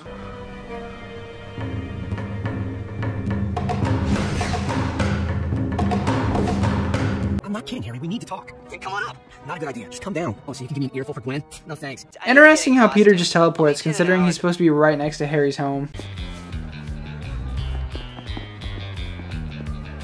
We see Black Cat for the first time with a stolen bag of money blending into the crowd, and that's just really cool considering they didn't have to add her.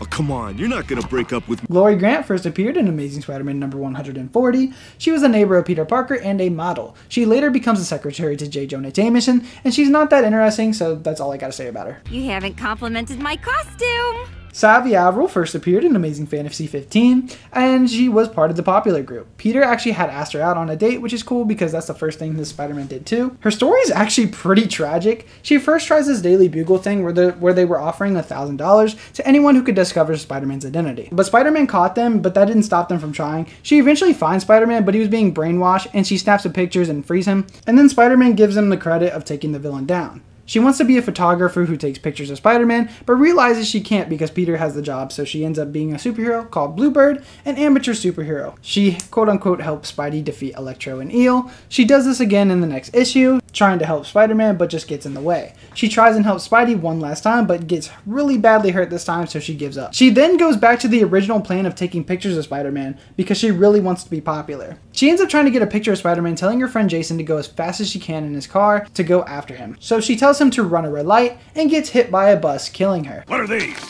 A couple of freaks in costumes, worthless. But what do I do with... Sell them to the Globe for all I care. That rag will print anything. The Globe actually exists in the 616 universe. Peter did sell his photos there at one point for a short time. Also, Eddie Brock worked for them. I'm already here. Where are you? I wonder how this man keeps his secret identity sometimes. You fill out that costume nicely. Very nicely. You can web me up anytime, Petey. We're not gonna talk about this.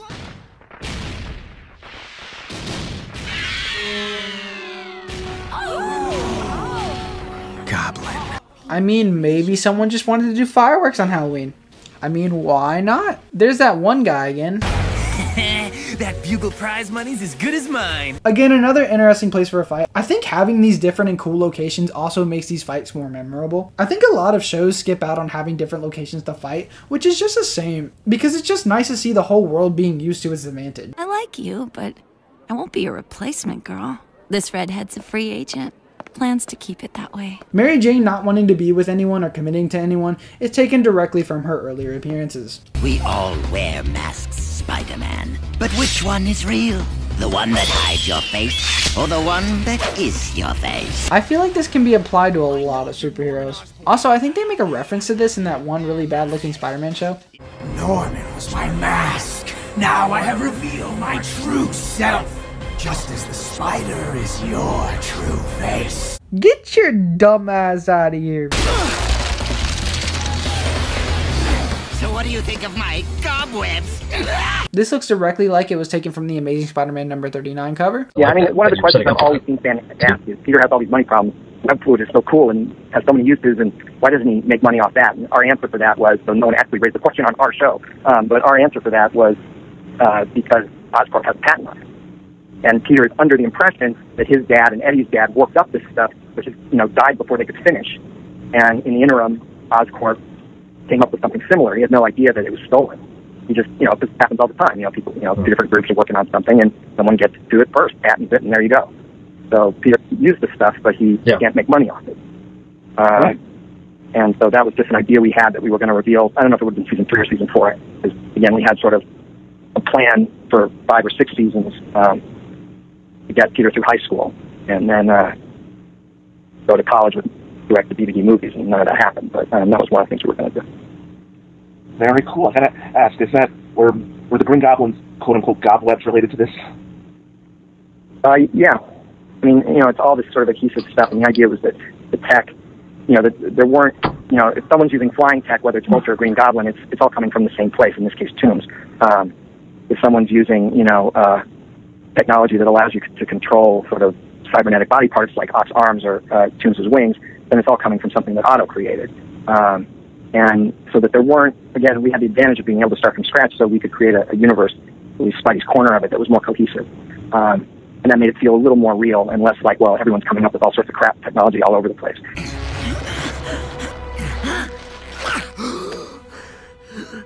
You're the Green Goblin? It's insane how fast Norman got that costume on him. Harry has also become the Green Goblin a couple times in the comics, and I'm guessing this is a reference to that. Why would you do something so dangerous? So stupid!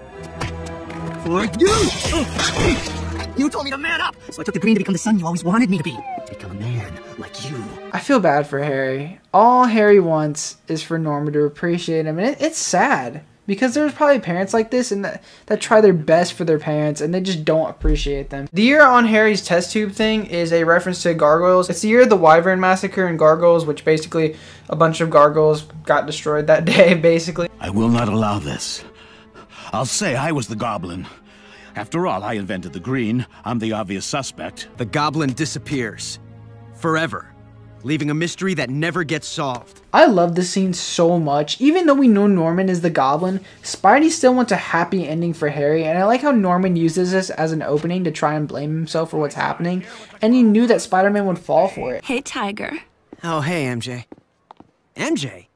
It was a smart idea moving MJ to this school because she can just have more interactions with everyone and it's just more interesting. I'm going to give this episode a 10 out of 10. What's not to say about this episode? We have Green Goblin being amazing as always, and he always just steals the show. He's such a great character. We have the big reveal this episode, and I think it was fantastically set up. They kept building up Harry being the Goblin since episode 4, and I like how they misdirected everyone. I definitely didn't know Norman was the Goblin my first watch because the way they misdirect you, and I like that there's always hints of him being the Goblin too. I'm curious if anyone knew who Norman was the Goblin first watch. I doubt it. I know he's the main Goblin in the comics, but the fact that the misdirection is done so well, I don't think you would have noticed. And even big-time Spider-Man fans, because Harry was the Goblin in the comics too, so I think what they did worked and worked very well. I want to mention this because not many animated things do this either, because one, it's too hard, or two, they just don't care enough. They have seasons in the show and it actually makes sense. I'll go over more of this later, but I like this because it adds more realism to this world. These people feel like actual people. These friends feel like actual friends. This world feels like an actual world. The world affects the people. I think this is not needed, but it's insanely appreciated and feels so rewarding what they were able to pull off. I absolutely love how they added seasons because I think it really does make this show stand out. Because it all feels like it's happening in real time when you're transitioning to different episodes. The side plot with John was also very entertaining, with us not knowing if he's going to make it or not, and we see Jonah at such a vulnerable state that we haven't seen him in before. Then when he finally lands, we see Jonah just smiling and being proud of him. It's just so wholesome. We can also compare this to the Harry and Norman relationship in this episode. Jonah is so proud of his son for doing all of this, but Norman won't be proud of his son, and we see the duality of these two fathers and how important a father can be and have such an impact on you. The Peter Parker and Spider-Man stuff is mixed insanely well throughout this episode too, and again, it's another episode that juggles everything happening and it works so well. This episode was great, and let's move on to the next one. I remember when this episode aired, people on the forums were saying, oh, they took that from the 90s series, because John Jameson brought the symbiote back in the 90s series also, and it kind of hitched a ride with a, what was that thing called, Zach? The Prometheum X. Yeah, Prometheum X, and I'm sitting there reading this thinking, and they probably didn't do that. I mean, this thing comes from space. John Jameson's an astronaut. How many other ways are you going to bring this thing down? To the point where I was surprised that the Spider-Man 3 didn't do that when they introduced John Jameson in the second movie. Yeah, I did. Yeah. Yeah, I was a little surprised by that too, actually. I remember those reactions, and I kind of viewed it as, and now knowing hindsight of what I just found out, I was of the belief that it was, if it ain't broke, don't fix it. You know. Well, and by the way, you're right. You know, I haven't seen those episodes of the '90s show, so clearly I didn't get it from there. I can't speak for Kevin Hops. I don't know if he had seen that '90s stuff or not. You'd have to ask him. Mm-hmm. But what was definitely true, and you can see it. It's not there. It's certainly in other places. You know, if we found stuff that worked, we weren't shy about taking it. You know, if I thought there were elements of the origin from Spider-Man 1 that really worked, we used it. And we weren't shy about it. If I thought there were elements from the original Lee Ditko stuff for the origin that worked, we used that too, and we combined it.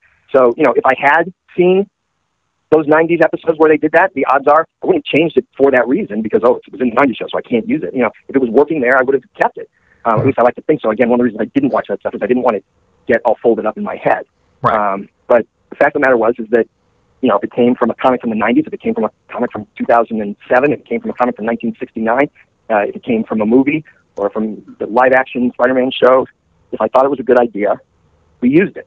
And we weren't shy about that. You know, it's a Marvel property. Marvel had given us permission to play in that corner of the Marvel universe. And so a good idea was a good idea was a good idea. And although me personally, I couldn't have taken it from the 90s show because I wasn't familiar with it. If I had been familiar with it, I wouldn't have shied away from it. And like I said, I wasn't the only person at the table, so someone else may have gotten the idea from the 90s show. And I don't remember specifically who brought up, you know, in the room who said, well, let's do this for the symbiote, or who said, let's do that, you know, that kind of thing. Odds are that the basic idea of bringing it back on John Shuttle is something I came up with because it was part of the overall arc of the first season, and most of that I came up with before we even had a production team. But I'm not even 100% sure of that so long ago. Why is she holding on to their arms? Easy, cat lady. I don't want to fight. Name's Black Cat. Black Cat first appeared in Amazing Spider-Man number 194. She's a master criminal and is the daughter of Walter Hardy, which we will go over later in the series. She tries to follow her father's footsteps of being a burglar, and her father didn't really want that for her, but she later becomes a love interest for Spider-Man for a while, but they break it off and they do get back together eventually, but again, break it off. Also, I'm 90% sure this is the first time Spider-Man willingly revealed his secret identity to someone. Black Cat did not like Peter Parker, she only liked Spider-Man, and that's the key reason why their relationship didn't work out. The Kingpin gives her bad luck powers, and that's another reason Spider-Man and her didn't work out, and also her powers changed later on. She changes sides a lot in the comics, sometimes becoming an ally and sometimes becoming an enemy. I mostly like it when she's the ally and friend of Spider-Man. I just think it's a lot more interesting. I saw this while looking up things for the show and I just thought it was hilarious. Oh, you better not get your goop in my hair. Don't worry, it comes off with ice or peanut butter. Lovely. Another, you know. You can't see the symbiote on his foot, but you probably couldn't have noticed it unless you slowed it down. And I actually thought Pete was a human being. But he was here last night taking pictures and couldn't even be bothered to call the police. But don't bother, Gwen. Bro had his second chance. I'm done. They do such a great job to make Eddie hate Peter because that is such a logical reason to hate him. And in the comics, we aren't really shown how much Eddie hates Peter. Like, it doesn't really go in depth like the show. And I will go over that a little bit later on. But they really made it like he has a genuine hate for Peter. And I just really enjoy that. Spider-Man must be quite confused right about now. The Chameleon first appeared in Amazing Spider-Man #1. He is Spider-Man's first ever villain, and obviously becomes an integral part of the Goblin storyline. He is the half-brother to Kraven the Hunter and a master of disguise. In the Ditko books, he would mostly use masks, just like in the show, but later he has the power to change into anyone he desires. I personally like it where he doesn't actually have powers because I think it's more interesting, and they definitely make it super interesting by using Mysterio and Tinkerer to help him out and give him the gadgets and stuff he needs. I feel in the show they give a deeper meaning behind everything. Like, for example, the Green Goblin is using flying tech from the Vulture, or he's using gobwebs, which are related to the web shooters. Everything feels like it isn't coming out of nowhere, and it all just makes a lot of sense. I know I didn't take it. And what did Dr. See? Spidey saved him from a permanent case of lizard breath. How can he betray me on webhead that way? How am I ever going to clear my friendly neighborhood name? Dude, the suit looks so badass. You will also notice it changed later on, and it kind of looks similar to the Spider-Man 3 black suit, where they only switch colors basically, and then it turns comic accurate later on. And I also feel it implies that the symbiote is completely taking over, and I just love that so much. I know I don't like being blamed for crimes I didn't commit. Or any crimes, really. This is possibly a Spider-Man 3 reference, maybe because most people don't know this, but they couldn't have really taken anything from Spider-Man 3 because it wasn't out when they were developing Season 1, so I got to see the trailers and they used what they could from that. This also explains why there's mostly only Spider-Man 1 and 2 references. What a nightmare! For a second I thought I was going out of my mind.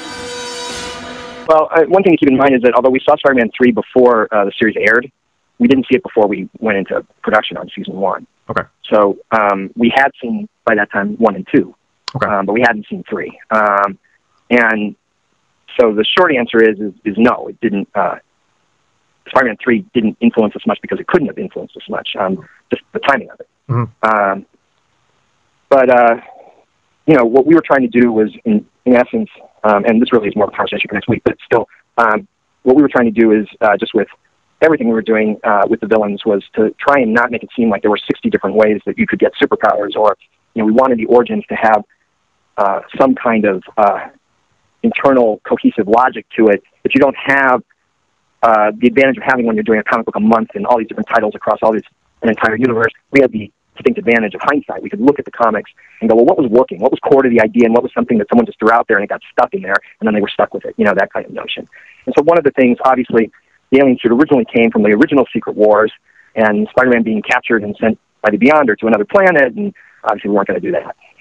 So let's try and think of a cohesive way to bring this alien costume to Earth, this alien symbiote to Earth, and with the virtue of hindsight, knowing that we wanted to do, simultaneously, we want to build Jonah's feelings about Spider-Man out of his feelings for his son, and so we knew we were going to do this space shuttle little mini adventure that takes place in this episode. And we thought, well, it gets hit by a meteor. That's what puts it in danger. So what if there's a hitchhiker on that meteor that when it hits, transfers from the meteor to the shuttle? No. Eddie and I lost our parents in a plane just like that. Whoa. Can't believe I made that leap. Love how he doesn't even notice that the symbiote is making him stronger in the beginning. Maybe it's okay that I sort of unintentionally stole the slime from the Connors lab. And maybe it's better for everyone if I don't return it. Oh my god, dude, it's so freaking cool. It's like, it's already implying that it's changing his opinion on things. It's changing his thought process, and there's so many great details that just make this arc so great. Yeah, I could get used to this. He can also do this in the comics, and it's just very convenient for him. Also, wasn't his Spider-Man suit under him? Like, where did that go? Aunt May, what's wrong? This is obviously implying her health issue that gives her a heart attack next episode. I wonder what would have happened with Black Cat and Spider-Man as the show went on. Like, would she have turned into a full villain? I don't think that would have happened because she helped Spider-Man at the end fighting Green Goblin. I just always liked her as an ally, and I did not really like her as a villain. Of course, we gotta mention Stan and Jean DeWolf again. This is a really good hint for the Green Goblin twist. And who are you supposed to be? Spider-Man. The real one. The real one? You don't even have the costume right. I'm in mourning for my buried wreck. This is an amazing detail I never noticed. You can actually see the height difference here between, you know, Spider-Man and the Chameleon. He's too tall. This guy's a fraud. Now that's spider strength. Except no substitutes. He also says something very similar in Spider-Man Edge of Time, and it's great because Josh Keaton's actually voicing him in that. What happened to you, Parker? You used to be the greatest of them all. Still am, Sport. The one, the only Spider-Man. Except no substitutes, including you. Had a taste of spider punch! Bro, does Spider-Man have the Infinity Gauntlet? Bro, what? You got 10 stones. I'm satisfied you're innocent, Spider-Man. We'll find out what Chameleon did with the E.T. Actually, what are you doing? You tell the truth and they'll take the suit away. And you need its power to help people. I sort of figured you'd say that. Again, another great way that the symbiote is influencing his decisions. I love this. I love this so much. Why did you help me? You really don't know.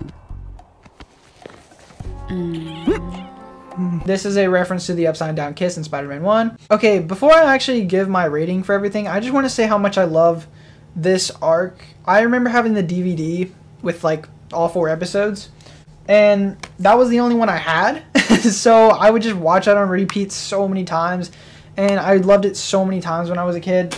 I mean, I still love it now, but you know what I mean. And I remember asking for all the DVDs of the show, and I still can't help but love this show even after so many years. I still have all the DVD cases. Most of the discs are scratched up now because, you know, I was a kid, so of course they were. Like 3 years ago, I finally bought the complete series, like the set, and I just absolutely fell in love with it again. And I'm super biased towards this show. As you can tell, I love this show so much. And this symbiote arc is just, it made my childhood. I've definitely watched this arc the most, and it's just amazing. It really means a lot to me. But anyway, guys, we're giving the episode, obviously, a 9 out of 10.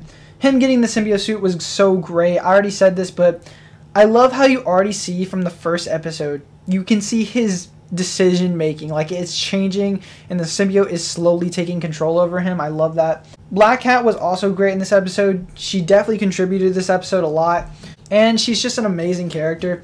The way the symbiote comes to Earth is actually super smart, since they couldn't do Secret Wars like that and stuff. They give an explanation for everything in the show, and you know, like in Spider-Man 3, the symbiote literally comes out of nowhere, which I did not like about that.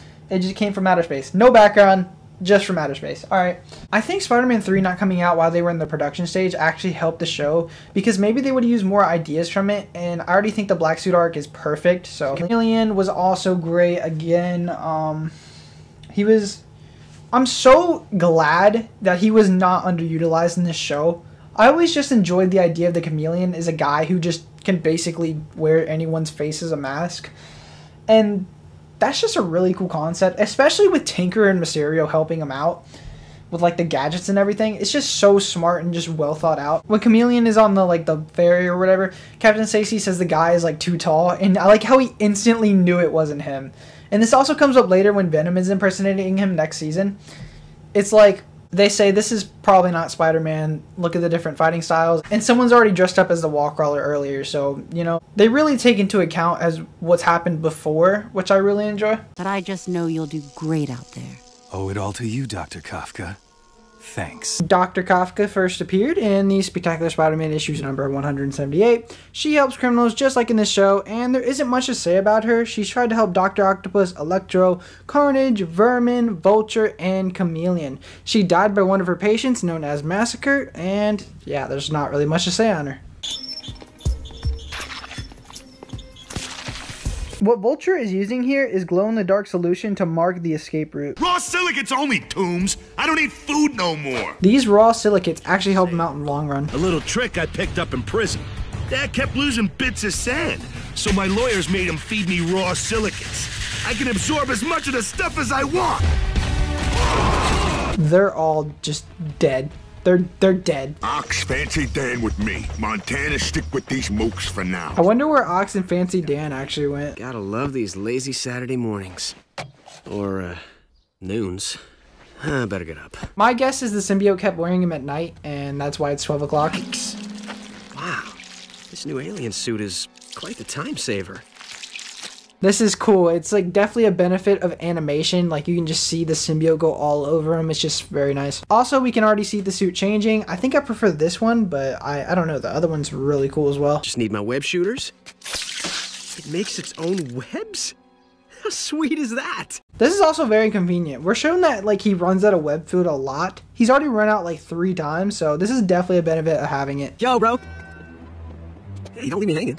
If only. You take or something? Are you serious? You take pictures of Spidey stealing the alien life form instead of calling the cops, and you wonder if I'm ticked. You do what gets you ahead, even if it hurts the people you claim are your friends. What you need is a taste of your own medicine. Have something you care about taken away. Trouble is, I'm not sure you actually care about anything. Oh my god, this is easily the best Peter and Eddie hatred I've just seen, dude. It's so smart because you gotta put yourself in Eddie's perspective. He thinks he's being selfish because rather than helping catch the lizard, he takes the pictures for money. And now he's taking pictures of Spider-Man, quote-unquote, stealing the alien life form. And he didn't call the cops, and you really got to be put in his perspective, because it really does make a lot of sense. It also seems like, you know, Peter really doesn't care, and it's just so brilliant. I've lost my oldest friend. Well, who needs him? I've got the cool new suit. You already know what I'm about to say. Another great way of showing the symbiote taking over. I hear St. Devereaux is just hilarious as Falstaff. The Merry Wives of Windsor is a William Shakespeare play, and that's because Greg Weisman likes Shakespeare. He even uses real stuff from one of the Shakespeare plays in the prison episode, which is cool that he's able to show his love of Shakespeare in the show. At least their guns sound like laser beams. They should try shooting at Electro or Dr. Octopus or Vulture. There ain't no way they taking a bullet, alright? Especially Electro. That man can't not take a bullet for his life.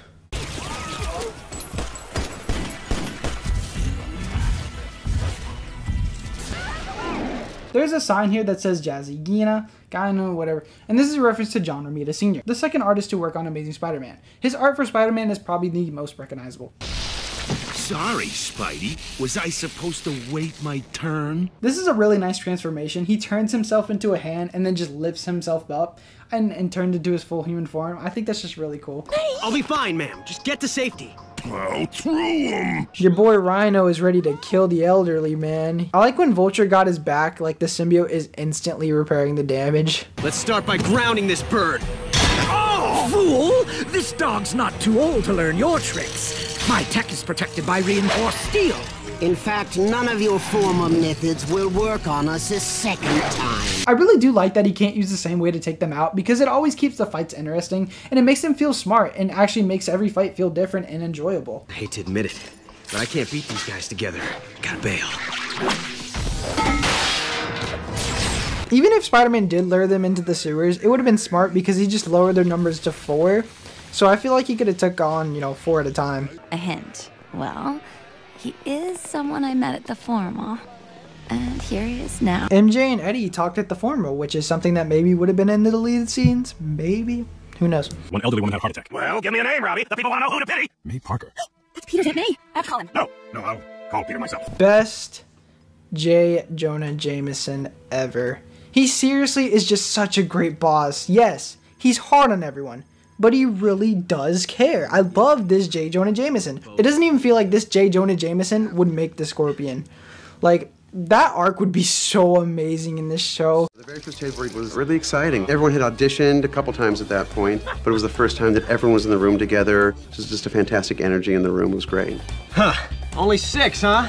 What happened? Lizard and Goblin had Knicks tickets? It was amazing because they've gotten together a remarkable group. It's some really premier voice actors and some really accomplished on-camera actors. I love table reads. I mean, it's a luxury to us actors. And when I go back in there now to lay down my tracks, it's going to be better for me because I got a little bit of rehearsal. I got to make mistakes. You know, it's always good to have an opportunity to make some mistakes, play with something a little bit. This obsession with Spider-Man is a distraction.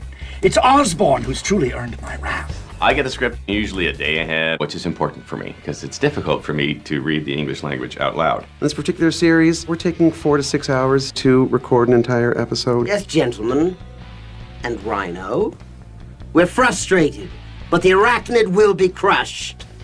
How? He's long gone. And you can show up to work in your pajamas having a bad hair day, which we actors like. As a voice actor, it's different than on camera because all you have is your voice. You have to kind of not be afraid to look goofy because you're just dealing with how you sound.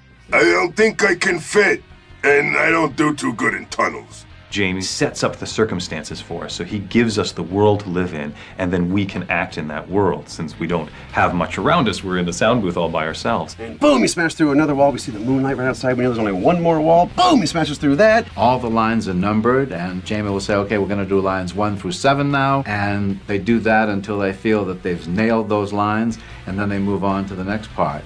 Let's start by grounding this bird. Ah! Fool! This dog's not too old to learn your tricks. My tech is protected by reinforced steel. Jamie really starts the day out with a very playful spirit that I think gives us permission to be playful as well. Jamie is not only a great director and he's very, very funny, but his parenting skills are fantastic. He's really good at being sort of a master of ceremonies and making sure everything's flowing together. He's a real actor's director. He really gets all the subtext, not just about making a certain noise or saying something a certain way. There's more to it than that with him, and we're really lucky that he's decided to sort of wrangle this project and all of us with it. And Vulture says, to Spider-Man's ignominious defeat. Defeat? Seems to me a job ain't done till it's done. Hey, I was topside. Usually Yahoo's lost the creep. Next time I'll smash him myself. Times Square and have now taken hostages at the Metro Bank near Central Park. When I was a kid, my brain could not process that he was sleeping the whole time during this fight. Even though he says it later on, I still could not figure it out. I was always like, why is Spider-Man not talking? Will you crush his skull or simply impale his heart on your horn? Okay, they could say this, but they had trouble with saying, face a tiger, you just hit the jackpot. Like, what? That doesn't make any sense. This is so wacky, I love it. It reminds me when it came out of his ass that one time. Hey, look! How can he do that? What's going on? Same old story. 2 kids who grew up together. Our moms were best friends. Our dads were partners. They had a startup lab in Queens.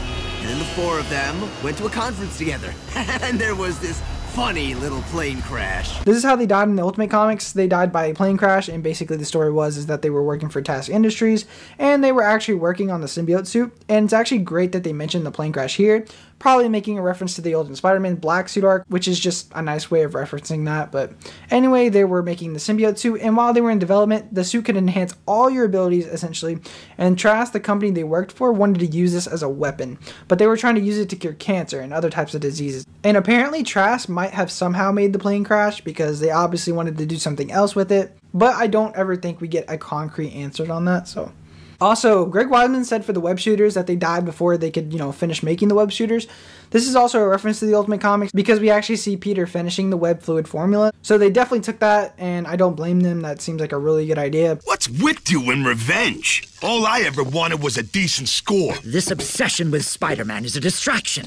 It's Osborn who's truly earned my wrath. I'm calling Mr. H. See if he'll give the okay to ditch you, sorry. Stop! What are you doing? I need a cure, but the only way to get what we want is to trust the doc. I love that everyone has their own motivation. It really does make this world feel real. That's what I respect most about Spectacular Spider-Man, is that they do make it feel realistic. It feels like things aren't coming out of nowhere and people actually feel like people. No one feels one note. Each person wants something different. Vulture just wants revenge on Osborn. Electro wants a cure. Shocker just wants to do his job. Sandman just wants money. Rhino wants to kill Spider-Man, and Dr. Octopus, it's a bit unclear, but the person that is getting in everyone's way is Spider-Man. And that's a smart way to put these guys together because they just need him out so they can do what they need to do. And I like that's what brings them together. This whole fight scene is so well done. I love how they pulled it off because that is difficult because you're having 6 different enemies and they all feel like they're doing something. It's also smart that he's using all of them against each other and using their weaknesses to his advantage. I love that the symbiote itself is so smart. Also, I think this is the only time symbiote Spider-Man has fought the Sinister Six in like any Spider-Man media. And they do it perfectly by setting up all these villains beforehand. It's actually so insane how much they were able to put into 26 episodes. I don't think we'll ever have this much cohesion and thought out put into a Spider-Man show ever. Hell, I'd even say we're never going to see this kind of cohesion ever in Spider-Man media. Using absolutely everything to their advantage and pulling it off so well. I don't think that's ever going to happen again, and this is why this is my favorite adaptation of the character, because everything in the show has something to offer. You can see the suit like vibrating when he touches the shocker thing. Would expend your energies. Isn't it weird that his eye lenses are moving, but he's sleeping? Like, how is he even sleeping through all this? That's the real question. Ow, ow, ow, ow. I don't remember taking this much punishment in Times Square. It doesn't seem like this suit has the power of healing or regeneration, so that probably makes it one of the weaker symbiote suits, I'd imagine. This wasn't me wearing the suit. This was the suit wearing my body. This alien, it's some kind of symbiote. Still, what do we care? The 6 were put down hard. Parker gets paid for the photos. What else matters? Influencing. Also, this whole symbiote taking over his body while sleeping thing also happens in the comics, but we don't really know where it goes. It just kind of goes someplace, so that's weird. And here's another question, and I apologize for this one. I remember this rumor was going on for a little while when the episode first aired. Some people thought that, I don't know, the way the last shot just has that close-up on Pete where he's kind of not moving. People thought that the last line was altered from a note from Kids WB or something. I don't know, but... I mean, did anything like that happen? I would tend to think the answer is no, but what's the last line? I can't remember. Your aunt had a heart attack. She's going to be okay, but she's in the hospital, and Peter's eyes go wide, and it cuts to black.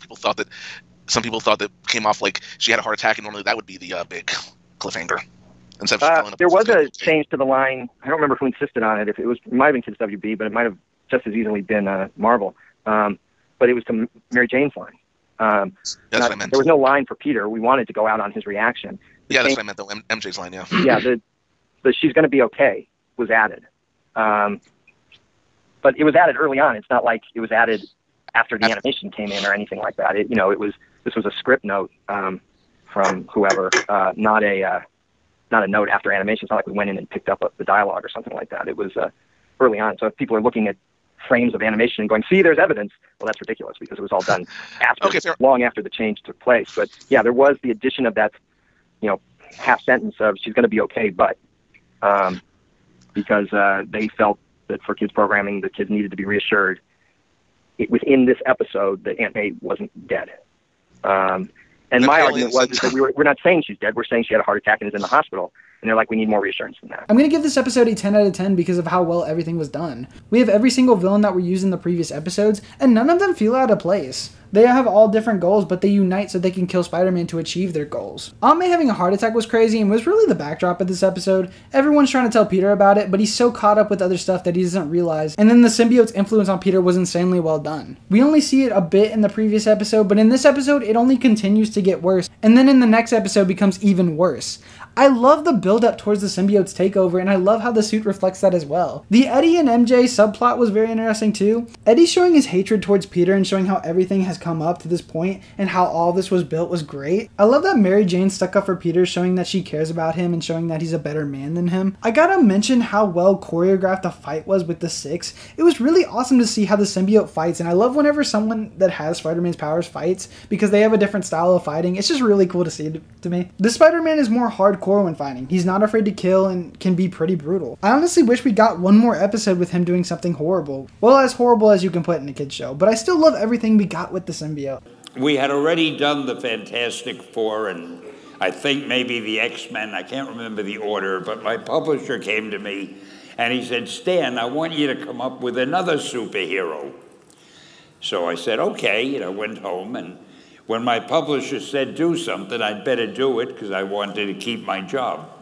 I thought, what can I come up with now? And the most important thing in a superhero at first is the superpower, Once you get that, everything else comes along. So I thought, what power will I give a new guy?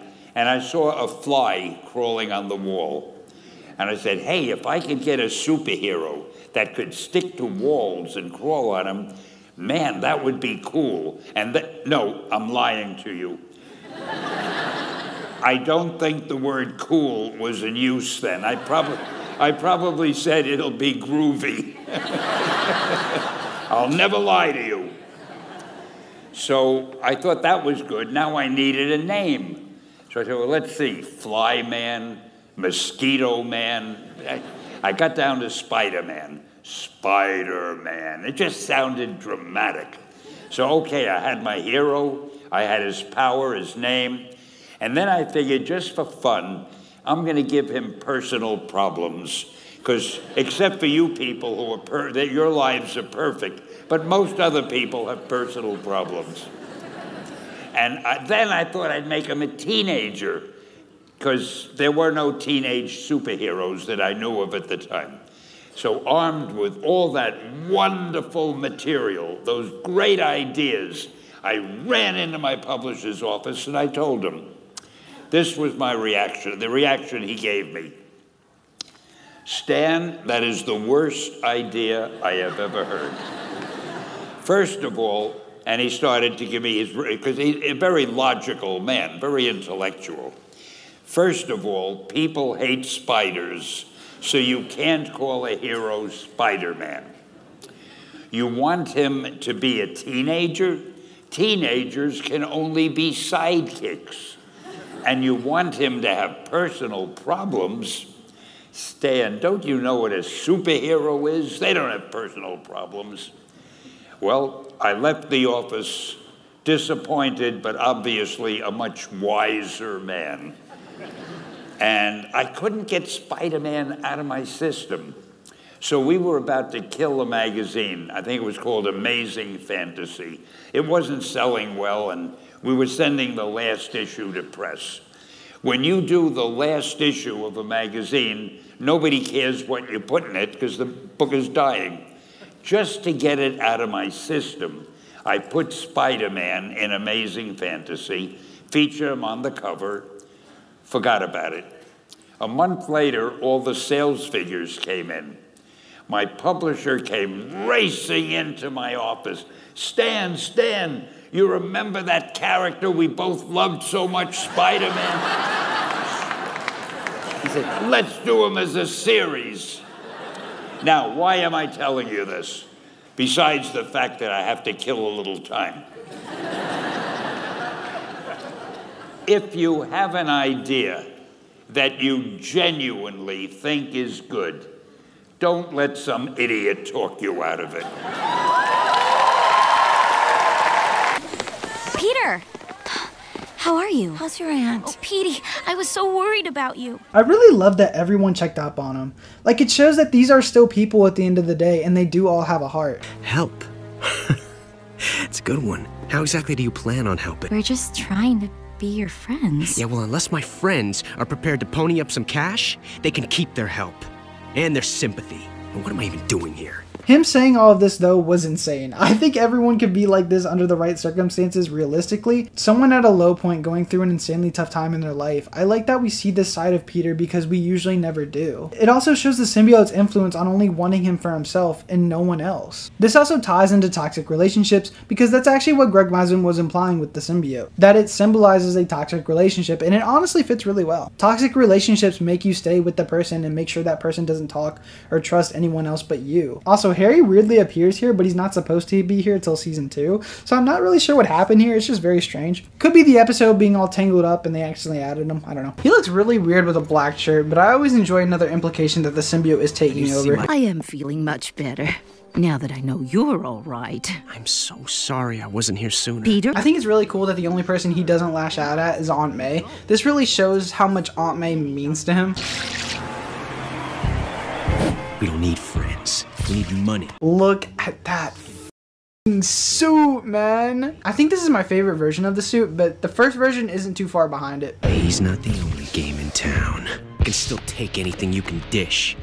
Which leaves only one question. That job offer's still on the table. I love this too. The symbiote has corrupted him to such a point that he's going to Tombstone to make money, doing something he refused to do a couple episodes ago because of his morals. But he's in such a dark place now that he chose to do this. I think anyone can be this corrupted if they're going through a tough time. People will throw their morals out the window. People will choose the easier path even though it's not the right one. There's so many layers to this corruption, I feel, and I think it's just very interesting. Anyone sitting here? No, nobody. I hate seeing Gwen sit alone with neither of her friends. Also, it's kind of a parallel when, you know, Harry, Gwen, and Peter were all sitting together. Don't push me, Eugene. I'm not in the mood. A guy who can't even see when his friends are trying to help. Dude, I love Flash. This is the definitive version of Flash for me. Everyone has a caring side to them in this show. Maybe not Norman, but how do they just keep making the best versions of these characters? Because I feel like it's really hard to do something better than your source material or your predecessors, and the whole team behind this show really did such a great job, and I cannot thank them enough for this masterpiece, dude. It's such a master. It's so good. It's so good. Why did I blow off my friends? MJ, Liz, and Gwen.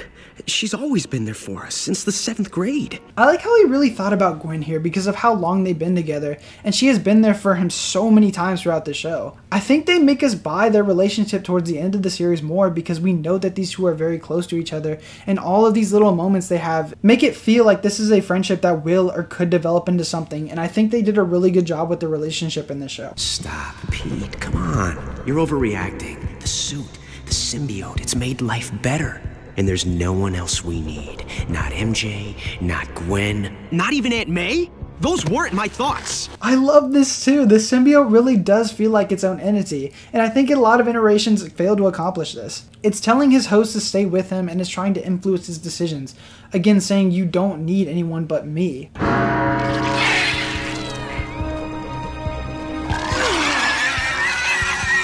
The vibrations, you don't like them. This is very reminiscent of him taking off the symbiote in Web of Spider-Man issue 1, Spider-Man the Animated Series. Noise makes you crazy. I should have guessed that before.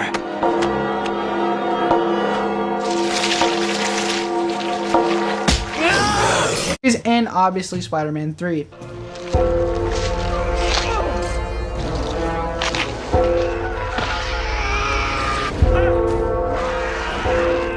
No! What's happening? Stop! Please! Stop! This is such an interesting way to tell Spider-Man's origin, and I absolutely love they didn't tell the story in episode 1, and we got to know this character, and we just get mentions of Uncle Ben here and there, and we really see the impact of Uncle Ben's death on him, and it's just so great. Before we get into the flashbacks, I'm going over the Black Suit origin. So the Black Suit first appeared in... well, this is a weird question. So you can actually count 3 first appearances. You can count Amazing Spider-Man number 252 if you're going by release date. But you can also go by the canon date, which is, you know, the canon to the Marvel Universe, which is Secret Wars number 8. That's when he, you know, technically gets the black suit for the first time. But it's the second book it appeared in, if that makes any sense. Or you can technically count previews of the suit. So the first preview is in Comic Journals number 85. So it's honestly kind of up to you when it first appeared, because it's kind of confusing. There's a great video on the Mint Hunter Comics channel.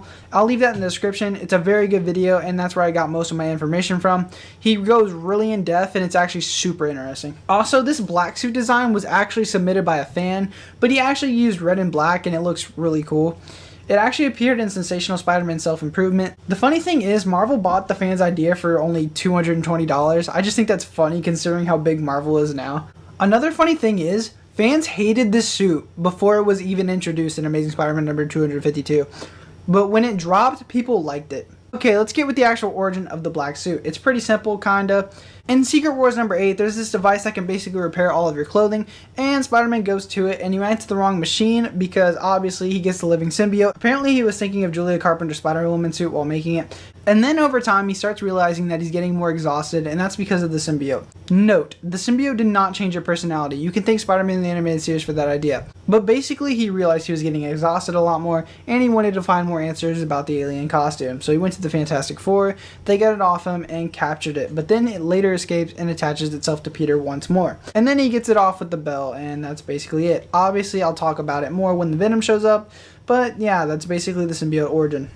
My name is Greg Weisman. I'm the supervising producer of The Spectacular Spider-Man. I grew up reading Spider-Man comics. I'm not quite old enough to have been reading it when they very first came out, but I was a huge fan since before I can remember. My name is Victor Cook, supervising director. I grew up with Spider-Man. Grew up with the comics and the original animated series in the 60s. For me, Spider-Man's really every man. He's the figure that represents the reader, one of the true archetypal superheroes. Yeah!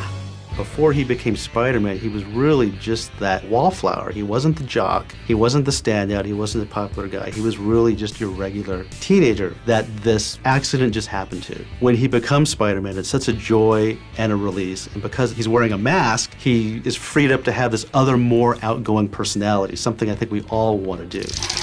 So, you'll rob the piggy bank, but won't touch the cookie jar. Wow, you must qualify for Nephew of the Year. Twisted Division. The Stan Lee, Steve Ditko, Johnny Romita era of Spider-Man. I've been a big fan of that. I'm constantly rereading those old Lee Ditko and Lee Romita issues over and over again as we produce the series. We're trying to be very true to all the characters, not just Peter and Spider-Man, but also all the villains and all the supporting cast, and really find the core truth in each character and try and bring that to the surface. Look, Beaky, I admire anyone who dresses up as their favorite animal.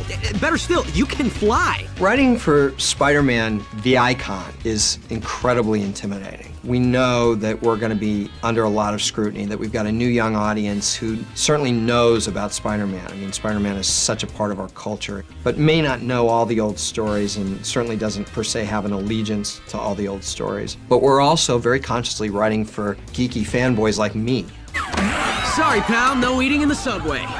We as a crew on The Spectacular Spider-Man really wanted to give fans of the classic Spider-Man something that they can respond to, but we also wanted to contemporize them and bring them to a whole new audience. Yes! Webhead 1, gravity 0. The guiding principle for creating any character on this show is to try and read the original comics and think down to what is the core kernel of truth about this character relative to all the other characters, to find things about the character that are essential to who he or she is. And so what we try to do is just really keep to the spirit of the character. We'll change some details here and there. Spider-Man was created in the 60s and 98% of the cast was Caucasian, and that's not New York in 2008. So we've changed the ethnicity of some of the characters very consciously, but we are also conscious of trying to maintain the spirit of each character. Try really to be true to everyone from Dr. Octopus to the Green Goblin to Spider-Man himself to Mary Jane Watson, Gwen Stacy, Aunt May, Jonah Jameson, Coach Smith. All of the characters were from the comic book. My goal is to not create any original characters, believe it or not, because the comic book itself has such a rich, large cast. So whether it's Ashley Kafka of the Ravencroft Institute or Mr. Warren, the high school biology teacher, we're taking these characters right from the comic. The tricks don't work on the Sandman, but do sand tricks work on the Spider-Man? Oh, this can't be good. We are starting everything from scratch, but a lot of our stories come right out of the comic books. We won't necessarily be telling them all in the exact same order, and we're condensing his continuity a bit so that we can introduce some characters earlier that weren't introduced until later in the comics. But there are stories that we're lifting right out of the early comic books, particularly, again, the Lee Ditko and the Lee Romita years.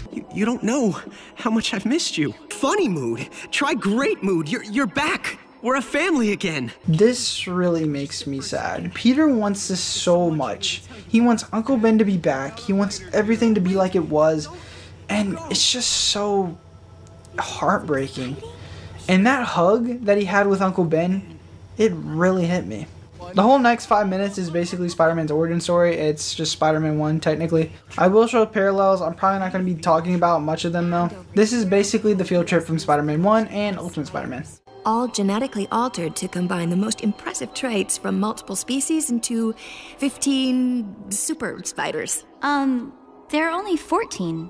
One's missing. Instead of MJ saying this line, it is Gwen. Information from all 3 spiders into these 15 genetically designed super spiders. There's 14. I beg your pardon? One's missing. Yeah. Huh. I guess the researchers are working on that one. It's happening all over again.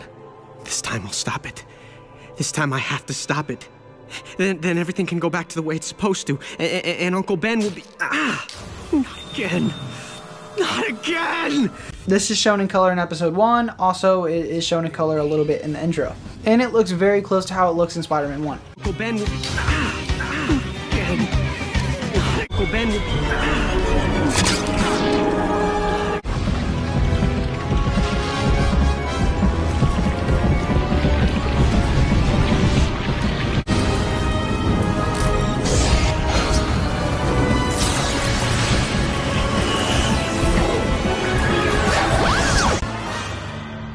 different.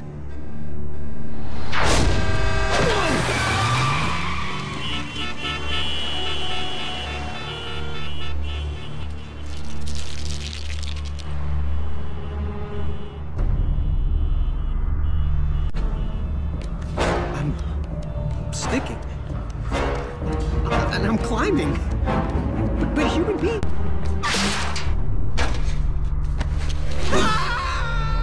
Test their skill, their strength, their stamina against the venue's own undefeated legend,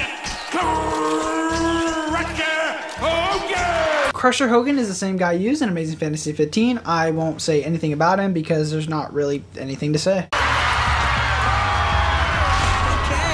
I'm ready. It's a cage match. Hey, listen, it's some kind of mistake. I didn't sign up for a cage match.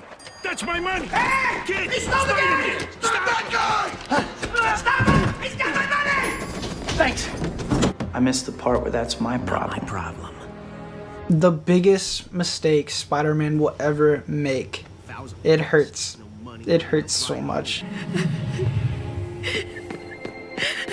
Aunt May, what's wrong? Oh, Peter, it's Ben.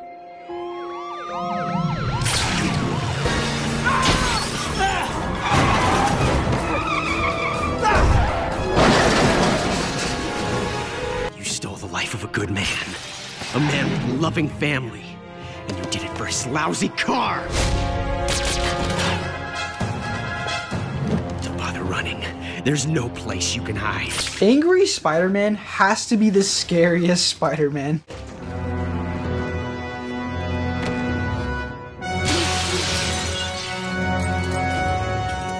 That face. Not my problem, not my problem. What have I done? Why blame yourself?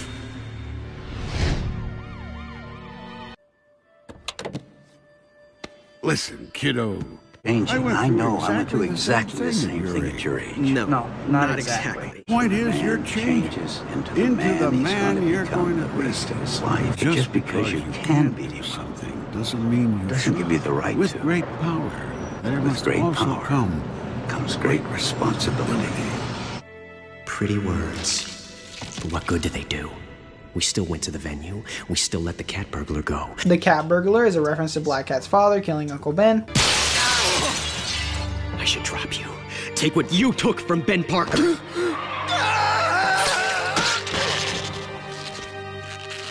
But he wouldn't approve. With great power comes great responsibility. I really like that he saved the robber who fell instead of letting him die like in Toby's version. But it also looked like he couldn't have saved him in that version, but I feel like it really adds to his character in this. Uncle Ben wouldn't have wanted that from him and decided to save him because of that. I feel like they added so much more depth to the Uncle Ben death than any other adaptation, which is again another reason why this show is so definitive for me, because it really does everything so well, as I said before. Nothing feels wasted, and even if something does, you know they would have kept exploring that later on if the show had continued. And that, kiddo, was only the beginning. I absolutely love this moment. He saves so many people in just 11 episodes, and it really shows the hero he is. I love it so much. I'm gonna put all this in color just to see how it looks.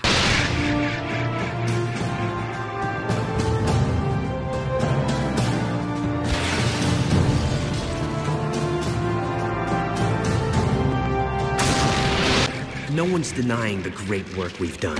I love that animation. It looks really cool. I actually wanted to mention that this scene in the flashback that you're seeing now doesn't actually exist. It looks like the same animation was used, and it looks like they actually connected together once you put them together, which is pretty cool. So I'm not really sure what's happening here. The background changes as well, so it seems like the scene may have played out differently, but they were working on all these episodes simultaneously. I'm pretty sure. Don't take my word on that, but I think that's pretty interesting. But how are we repaid? We have no money, no girl, no real friends. None, that is, save us. I beg to differ. It's so great, man. It's so great. How can you not love this show? It's f***ing amazing. God, it's so good. I also like that most of the memories are of Gwen, and that's just like a really nice touch. Also, if they're memories, how can he see himself, huh? I'm gonna put this in color as well because I just think it would be really cool.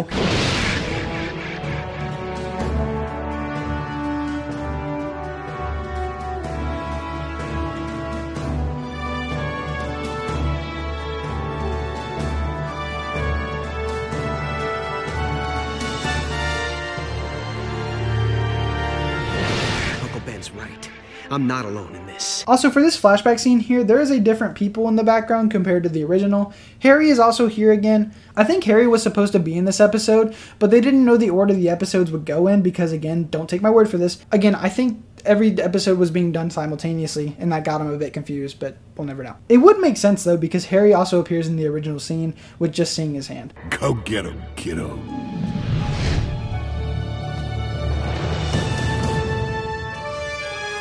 This is a pretty cool way to introduce color in this little mindscape area. I think it's cool whenever they touch a surface, it has a little web effect. It's just very neat. That's what you're in for, roomie. Sure you don't want to vacate? Vacate? Where do you think we are? I really wish we got a little more insight on what they're in, because it's definitely really interesting. Why bother struggling? There's no place you can hide. Boy's got no need to hide. I'm stronger than you think.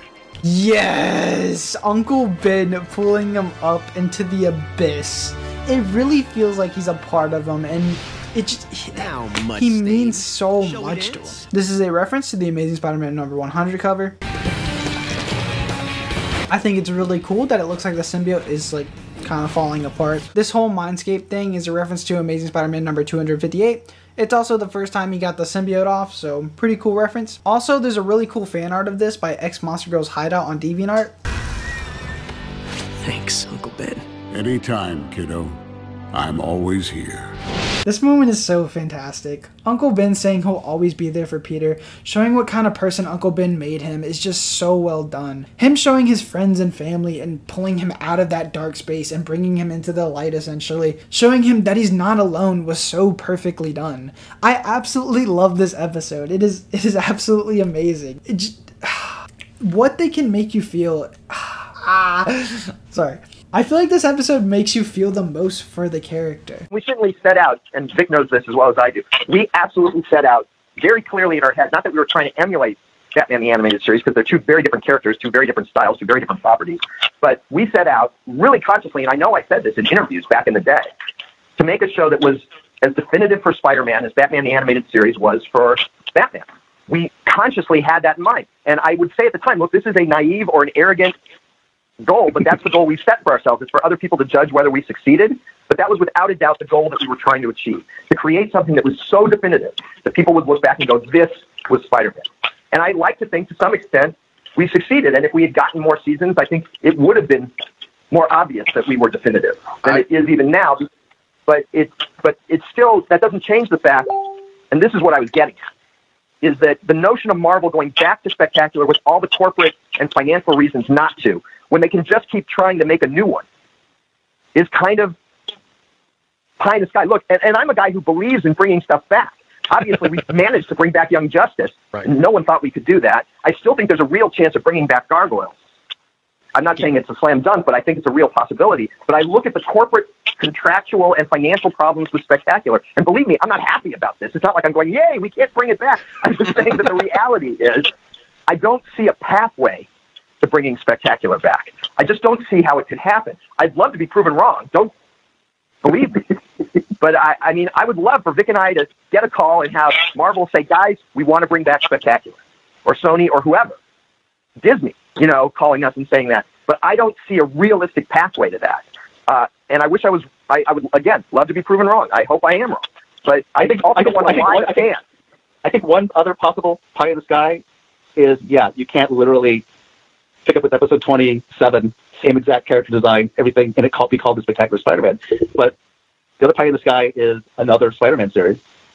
It's all the same. Yeah, I mean, characters. they could call us up and say, hi, we'd like to hire you guys to do a Spider-Man series. Can't be Spectacular, but we'll hire you. And we'll go, we'll hire Josh Keaton to play Spider-Man. I mean, at some point it becomes this sort of lawyerly question of how close can we get without going over the line and getting sued? You know, and I'm game. If Marvel wants to give me a call, they can give me a call, but I'm not holding my breath either. And the thing I really want to say here, because this is Greg is right. This week I got kind of hammered on Twitter, and it was just mind-boggling. But the thing I want to say, other than the fact is that it's not like I'm happy about this. This is just a situation. It's that I was actually kind of being attacked for not lying to the fans, for not giving them false hope. It was like, why are you raining on my parade? Why are you, being such a jerk about this? And I'm like, you'd rather I lie to you? That's amazing. And I guess sometimes the answer to that question on the internet is, yeah, lie to me, please. You feed off of negative emotions. But right now, I'm starving you out. Stop! Don't do this! We only want to help you! Be with you! Sorry, Cindy. I know this must hurt. But we're just no good together. Consider yourself dumped. I really like how him tearing off the symbiote looks. It looks really cool. I also like the dialogue of the symbiote saying, we only want to help you and be with you. And this goes back to that toxic relationship idea. When you're leaving them, they will try to convince you that they are good for you and they will try and help you. And I also like that Spider-Man is like, consider yourself dumped. Using that as another metaphor for the relationship idea. It's really neat. I like this depiction of the symbiote. I think it's just really cool. What are you doing? You can't set the temperature that low, you'll destroy it! That's the general idea. Spider-Man's killing a living thing, dude? Worst Spider-Man ever? Worst Spider-Man ever? Dude, oh my god, oh my god. Do you know what you've done? You've destroyed my last chance! He's like, I do not give a fuck. He's dipped. I don't feel like he should have left it there because he knows that Eddie hates him and the symbiote feeds off that. So I just think it was kind of dumb on his part. No, but we have much to show. I love all the montages in this episode.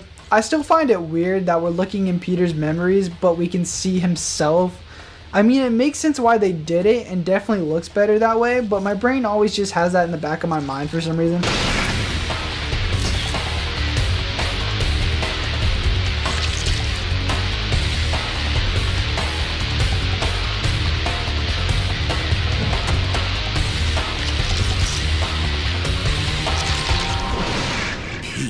I'm gonna give this episode a 10 out of 10 because it is easily deserved. This episode is all the things that make the character great in my opinion. The fact that it tied into his origin through the symbiote arc was so incredibly done. They had basically the symbiote being the devil on his shoulder and Uncle Ben being the angel. There's so many moments that have such a real impact, and even Josh Keaton giving these lines like, you stole the life of a good man. A man with a loving family. And you did it for his lousy car! Running. There's no place you can hide. They're just so great. He's a fantastic Spider-Man and Peter Parker. You can just hear the anger and regret in his voice, and it's just so heartbreaking. Also, Ed Asner as Uncle Ben does such a fantastic job too. Rest in peace. The fact that they could capture him so well in this show in just a couple of mentions, and him having a big role in this episode, really shows the impact Uncle Ben was able to have on Peter. I feel like anyone could feel this relatability with the character. The person that you have lost that did have an impact on you and your life, and that makes me so happy knowing that they could have an impact on you as a person. The flashback with Uncle Ben showing him he's not alone and showing him all the people that care about him was really wholesome and shows that Peter had a life full of friends and family that care about him. I also really like that they kept showing Uncle Ben saving him from the symbiote, saving him from that darkness. The team behind the show, you can easily tell how much they love and how much care they had for this character. They all worked together to make something that will be loved by every Spider-Man fan because they knew what we loved about this character. It pains me that a team so passionate about their work couldn't keep containing due to right issues. That's so painful because we will never have a Spider-Man show that is this packed and thought out ever again. I think Eddie was a guy with problems from moment one. I mean, the way we put it is that Eddie's parents and Pete's parents both died in the same plane crash. And what that did for Pete is it made him obsessed with life. You know, in other words, that he became the guy who's determined to save you. You know, what it did for Eddie is it made him a little obsessed with death. Pete had Uncle Ben, Pete had Aunt May, Eddie didn't have anyone. You know, he, so we hint at that. I mean, whether or not we were successful, it's not for me to say, but, you know, Eddie's the guy who's jumping on Electro, who's jumping on Lizard, who's doing, frankly, some pretty stupid stuff. I mean, one could look at it as heroic, but in hindsight, you wonder, well, is the motivation a heroic motivation, or is he a little bit in love with death? You know, is he a little bit, just a little, not a lot, but just a little bit nuts, you know? And we tried to show that this was a guy with a temper, you know, who has legit reasons to be pissed at Pete, but maybe overreacts a little bit, takes the betrayals a little more personally, since they're clearly not directed at him, you know, and yet gets pissed off as if it were him. Is he the kind of guy who, you know, knows that Pete has, or thinks he knows that Pete has a thing for MJ, so he asks her out, you know, to try and hurt him? You know, Pete can be a jerk. He can, but you can't see Pete doing that. I'm going to ask out, you know, I'm pissed at such and such. I'm going to ask out his girlfriend just to get to him. You know, you can't see Pete doing that. He's the kind of guy who does that. You know, and so we sort of tried to build through it, give him legitimate gripes as we went through that sort of pushed him closer and closer to the edge. And then ultimately, though, we team him up with this symbiote who clearly is influencing him. I mean, is having a physical and chemical influence, taking the somewhat unstable guy that Eddie is and twisting him even further beyond recognition almost. And that was what we set out to do. Now, I gather from the tenor of your question that maybe we were a little less successful with that than maybe we were with MJ or whatever, but that was the idea, you know, that you've got a guy who's a little bit fascinated with death, who's a little less stable than he initially presents himself to be. The very first time you see him, he's in his element, everything's fine, there's no tension whatsoever, so he seems like this great guy, but the more you get to know him, the more you see the way he reacts. We tried to do a slow build with him until you get to the point where the symbiote takes over, and we really wanted to see the symbiote just twist this guy into knots, so that by the time you get to the midway point in season 2, he's so, in essence, in love with the symbiote that he needs the hate. It's not even about the legit reasons why he was mad at Pete in the first place. He needs the hate because he's addicted to the symbiote. And the hate is what keeps the symbiote loving him. And so it becomes about, in essence, it's another addiction metaphor. It's the abuse, it's the abuse and the abuser, where, I'll do whatever it takes to keep this guy even though he's messing me up, or to keep this girl even though she's messing me up, to keep the symbiote even though she's messing me up. I'll do whatever it takes because I'm jonesing for her. And so, that's what we tried to create with Eddie. Whether we were successful or not, it's not for me to say. Venom first appeared in Amazing Spider-Man 299. Eddie Brock was working for the Daily Globe, and he was considered a great reporter, but he was writing a Sin Eater article and was approached by a person claiming to be Sin Eater, so he wrote a bunch of articles on him, and the police wanted to know where his source was coming from, so they could stop him. But Spider-Man later revealed that the Sin Eater is actually Stan Carter, and his stories were really only based on a confession from a random guy, so he lost his job, became a laughingstock, and was not really respected as a reporter anymore. So that's why he's mad at Spider-Man. And the symbiote eventually found him and stuff. I don't really like this version of the story because we don't really see any personal connections with Eddie at all. It just feels more bland just to throw him in. But obviously Venom became a success, so I guess it worked. It's just I think others approved upon this story. Thought it was over, didn't you, Spider-Man? You made a fool of Eddie Brock whenever you could. It cost me my job, my reputation, my health, my apartment. You just won't stop till you ruin me, will you? You can't do this! I already have. And then obviously some didn't. Your picture's a fake. Oh, Parker, you are such a Boy Scout. When are you gonna give a guy a break? You want forgiveness? Get religion. Venom, in my opinion, has been all over the place in media. A lot of them just being okay and some being great, but that's basically all there is to say about Venom. Come on, who's your daddy? You are. This whole layout here is used in episode 1 where Spider-Man is fighting the Enforcers. This is the only time Spider-Man got hit by a normal thug in this series. That spike ball gun just does not run out of ammo, apparently. Like, how do they even get all of those in there? Stan and Jean DeWolf appear for the 100th time. The reason Spider-Man wasn't talking in the scene is because Disney messed up the sound. This whole scene appeared in the Spider-Man Friend or Foe game as a trailer thing. It was just shorter. She looks a lot better, considering she just had a heart attack. Her having a heart attack could be a reference to when she had one in the early Stan Lee and Steve Ditko comics, so that might possibly be where they got that from. Thanks for the reality check. Don't mention it. These two would have definitely become friends again, and sadly we'll never see it happen anywhere besides the comics because for some reason no one wants to even try or they just don't develop it well at all. I like how everyone came up to check on him again. I think that's just really sweet. It also confirms that he is now like kind of friends with everyone in the popular gang, which is really cool because I feel like they did develop that well. Really am sorry.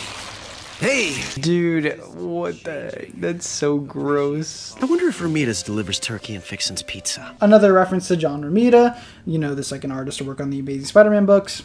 Ow. The gene cleanser. Almost forgot I hid it here. This antidote solved Doc Connor's little lizard problem. The real question is, wouldn't his webbing have dissolved? Also, I like that they refer back to the lizard episode. I feel like you kind of need to watch a good majority of the episodes to watch this one. And man, if you missed an episode back then, like if you missed last episode or something, that would be horrible. Luckily we have streaming now, but still, that would have been really annoying back then. Bet it could solve my spider problem too. I mean, sure, Spidey saved a lot of lives, but is that why I do it? Or am I in it for the thrill?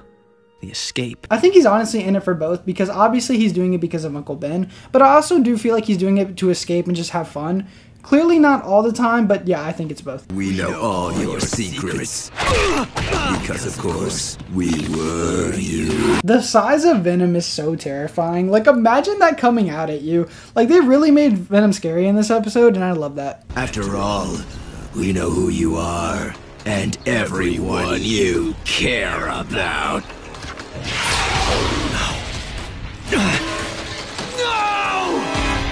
Okay, this is my personal opinion. Venom isn't Spider-Man's greatest enemy. I think that's Green Goblin. But you can't help but feel scared for Peter in this situation. Like, there was never a situation in the show where you knew Goblin could go after Peter's loved ones because he never knew them yet. And I guarantee he would have came back and maybe figured it out and maybe almost killed Gwen. But she's not supposed to die in this show, so who knows? This can be a reference to Spider-Man 3's web word thing that Venom did in that movie, but it would have to been from the trailers, obviously, because they didn't see the movie yet. Why are the fight scenes in this show so great? Like, how did we go from these fight scenes to something like this? Arachnid before it was trendy! In fact, the whole city turned to spiders, so you are really behind the curve!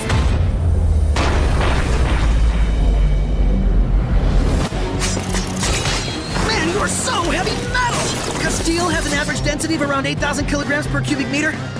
Get it? And no, I haven't even watched the show. This was just a random fight scene I picked out. I feel most animated shows nowadays don't have great fight scenes unless you're talking about Invincible. I will say Marvel animation just doesn't like have good fight scenes. X-Men 97 just came out, so of course now this is kind of outdated. But the fact that we haven't gotten good fight scenes in like a decade is insane to me. Like DC does a great job in their animation department with like fight scenes and everything. It's just really nice. I just hope we can keep getting great animated stuff from Marvel, but we'll just have to wait and see. Hang on, Gwen. What's the matter, bro? Spider sense didn't tingle.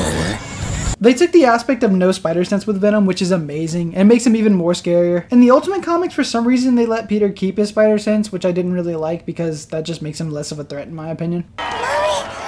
These two are from the intro. You and your precious aunt and uncle. We've had no one. We've always been alone.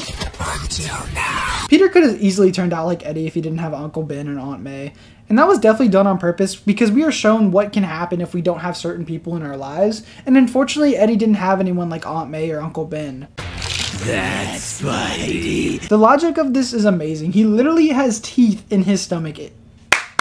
Best show ever. Gotcha. I think it's interesting that they didn't make him like his 616 counterpart where he's kind of an anti-hero because he wouldn't let Gwen or any other innocents die. All he really wants to do is toy with Peter or try to kill him. I don't remember which one. This Spider-Man takes a fucking beating. Like, this man takes a beating in every single episode. The symbiote's proven its point. Nothing without it. Take me back. You tricked us! The emotions will taste wrong. You've let us back in. I know you will, have you?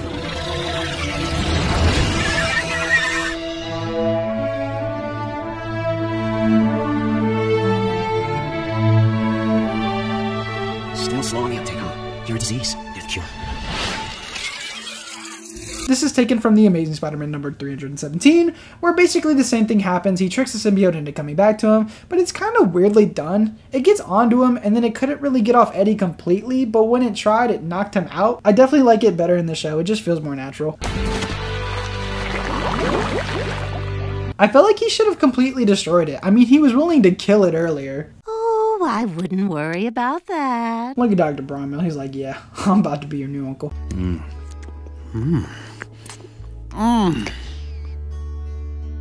Why was everyone looking at him? And why was he making those noises?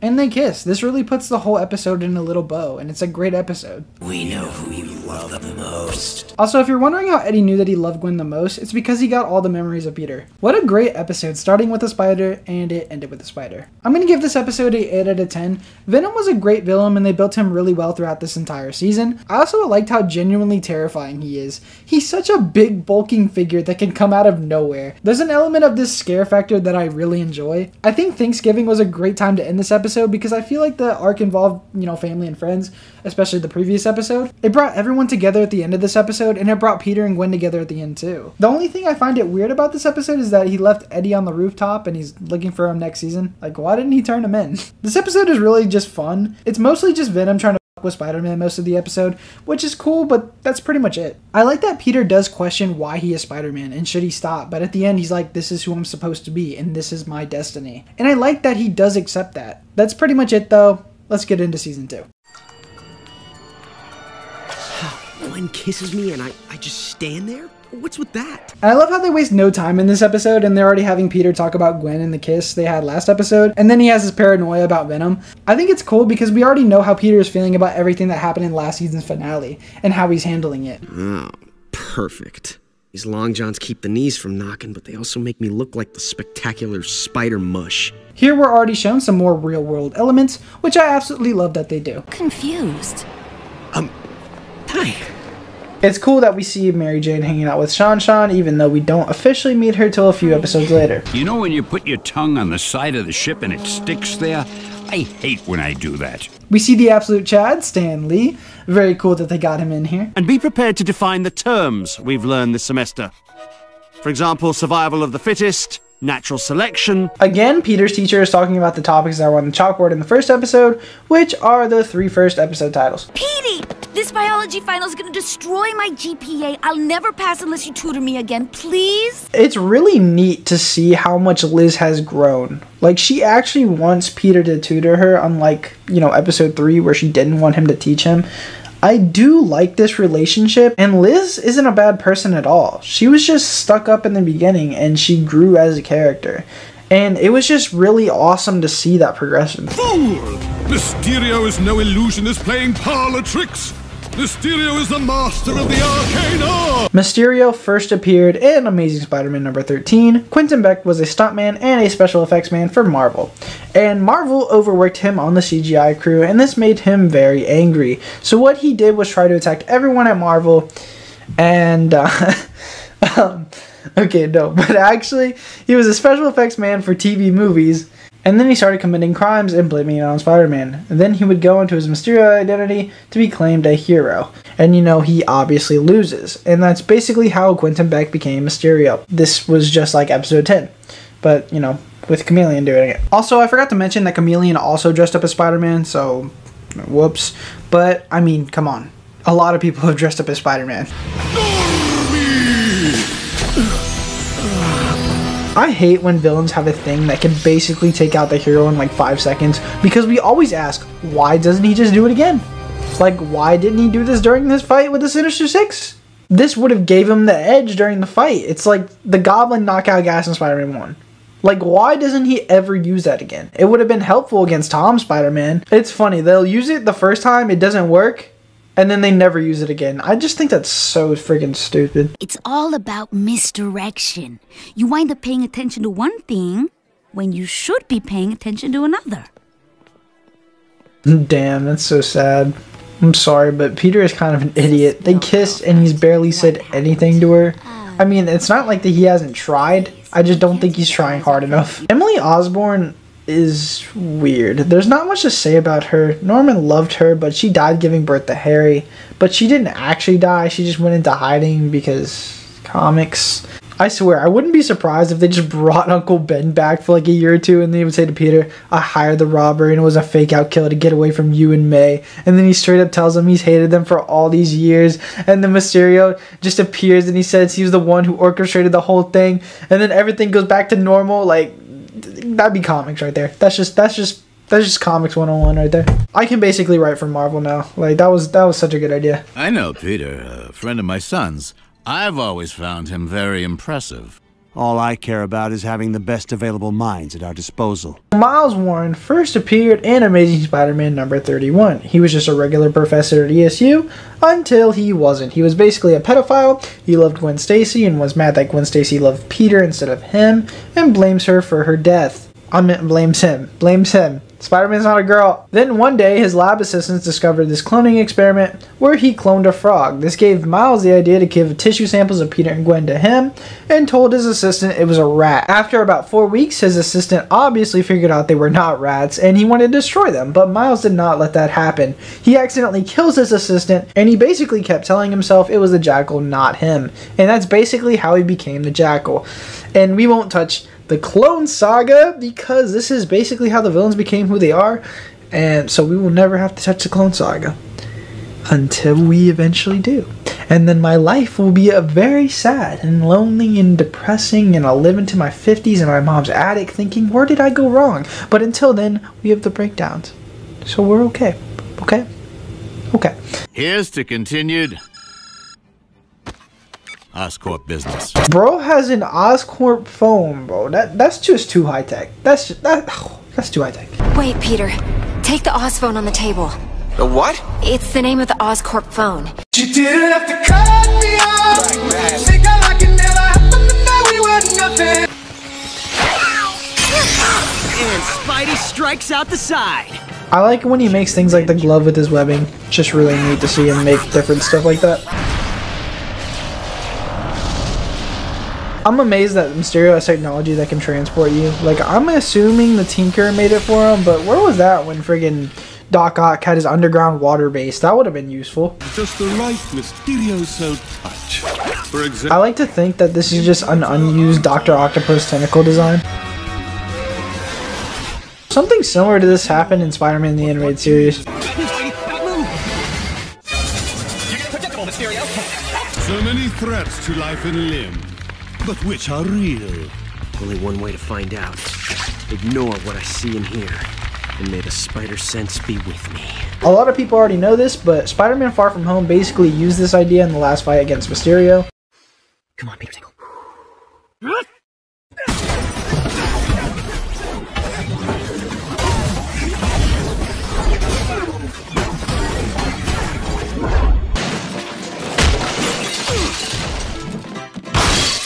I like this little moment of this old saloon fight. One of them just smashes him on the head with a bottle. There's a lot of great stuff in this episode. Guessing this one has a head. So now you know, it's me. Right. Who are you again? You put me away. Oh, did I?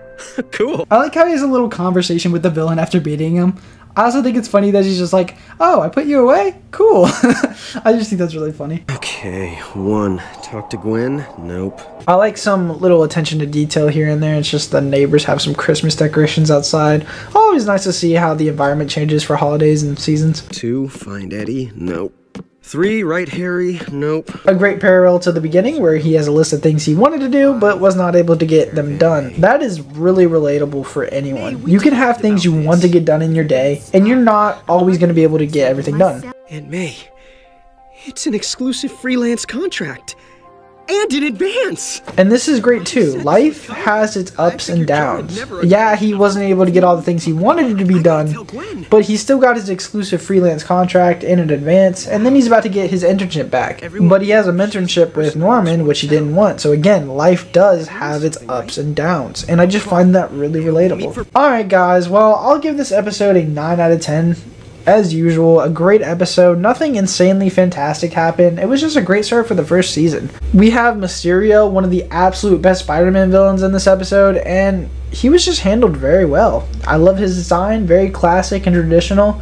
I like that he tricked Spider-Man at the end with the robot, and that will be an ongoing thing, bro. I have to check it every time because he's so paranoid that it's going to be another robot, which I think is really funny. The snow environment is always amazing. I enjoy it. I liked how the snow affected his Spider-Man suit, again because of real world elements, and it's just more realistic. Love it. I like how relatable this episode was. As I was saying earlier, life does have its ups and downs, and this episode displays that perfectly. It's nice to see good things happen to Peter, even though Spider-Man fans usually hate happiness for Peter, but I always enjoy when he gets a win. The way he used his spider sense to see what's real in the room was really smart. I'm not sure if I've ever seen that in the comics, so I thought that idea was just really cool. The Peter and Liz relationship was fun in this episode. Peter is confused on what to do. He doesn't know what to say to Gwen, and Liz keeps trying to get with him. It's a pretty entertaining love triangle they got going on here. I like that Peter can pull just like in the comics. I swear, people don't know how handsome this man is. He has the pulling power that no one else has, okay? Don't mess with my boy Pete. This episode was really great and fun, and that's all I gotta say about it. I better hope you're right. Man, they hate giving people in the show nipples. Like, why?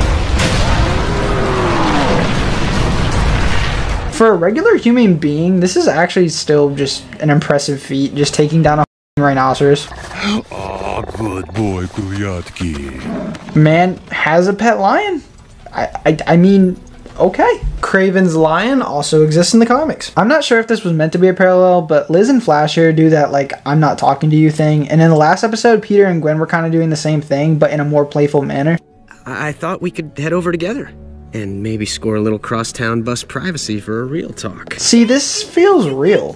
Like, you can actually see a person have this mindset of like, now we can finally talk about this. We just need to we needed to find the time to do this, and that was just really smooth on Peter's part. Again, this man tracks all the women. Like, hide your girl from this man. Pete, this is Deborah Whitman. She's the new Eddie. Deborah Whitman first appeared in Amazing Spider-Man number 196. She was a secretary for the biophysics department at Empire State University, and Peter and her actually started dating because he's the most handsome man on planet freaking Earth. And then Spider-Man kept getting in the way of dates and everything, and then she started hallucinating that Peter Parker was Spider-Man. She told her therapist about her hallucinations, and then her therapist went to Peter and told him to wear a Spider-Man costume to put her into shock and try to get her back to normal, and he actually did it. And she came back to her senses, and then she just straight up left and almost never appeared again. She's only appeared a couple other times, but other than that, she's not important. Speaking of Eddie, I know you two are friends. Have you heard from him? You think? Sorry. I don't know where he is. Believe me, I wish I did. Heard about your theories on lizard DNA's mutagenic application to the human genome. A matter That line of research was a dead end, Miles. Something of an embarrassment, really. Please, just drop it. These moments are amazing if you have fully watched Season 1. Nothing is ignored. They talk about Eddie missing, and they talk about the mistakes the Lizard DNA had, and how he just needs to close the book on all of that. And that is all just really great stuff, because everything comes back. We have Eddie come back later in this season, and we also have the Lizard thing brought up again, and the consequences of Peter taking that photo come back, and everything is tied back to something, and it is all coherently done. I think Liz Allen really is into me. Gwen, too. Gwen, Liz, Gwen. Web-slinging 30 floors up never made me this dizzy. The whole scene of him swinging around the city talking about his problems is just peak Spider-Man. It's also done a lot in the comics, in the thought bubble, and I just love seeing that brought to life in animation. Mother Russia. By way of Mother Africa! Kraven the Hunter first appeared in Amazing Spider-Man number 15. He was called by his half-brother, the Chameleon, to come down to New York to defeat Spider-Man. So it's basically like this version, but again, Chameleon called him down, and he also doesn't become mutated in this version. He drinks this special potion that gives him strength and speed, and he doesn't really have a true motive for killing Spider-Man. He was just kind of there for the hunt. I still think of him as one of Spidey's classic villains and a member of the Sinister Six and all that kind of thing. I think of him as a sort of fun deal. We were originally going to put him in episode 2 of the series, and Marvel and Hasbro weren't wild about that idea. I think if they had known what we were planning to do with Kraven or had a clear sense of it, they might not have objected. But I don't think they said, Marvel said, and I see the logic of it, is that Spider-Man needs to have some victories for Kraven to sort of want to hunt him down, and I think that's a legit comment. So we moved Kraven back to season 2 and moved Electro up. Yeah, it makes sense. I'm glad with how it turned out. What was Hasbro's objection? I think the toy just didn't jazz him until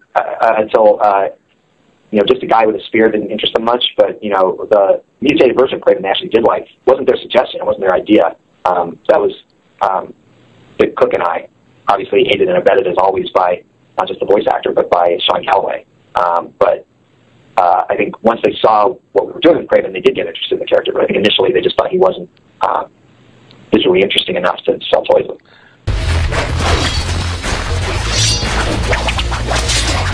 I love seeing how agile Spider-Man is here. It's just always awesome to see.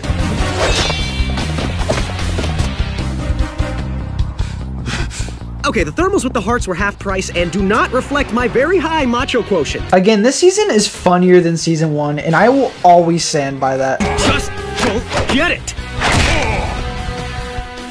You're good. Maybe at the whole hunting thing, you're even the best. But when it comes to the New York superpowered scene, you're out of your league. I love that he just puts him in his fucking place. Like, he just knows he's a lot weaker than him. I love Spider-Man moments like this, where he just makes the villains know that they're not even in his league. You created the Spider-Man. Yes, I gave Spider-Man his powers. Powers? Yes, that is how he beat me. The only reason he beat me. Give me powers. Spider-Man paid handsomely for his. Why should I pay for what I can take? You have no idea what I'm doing to you. Would you really trust me if it were in my self-interest to succeed? I like this Miles. He's actually being logical and smart, and he's also not a pedophile, so that's definitely a plus. Gulyadkin makes the final payment. There's no need for melodrama. Again, this guy doesn't play around in what he does, and this shows that really well. It shows that there's more to this guy than just being a professor. Also, this post on Greg Weisman's site implies that when Kraven smelled Spider-Man's scent, that he could have possibly put 2 and 2 together, and I'm assuming he did.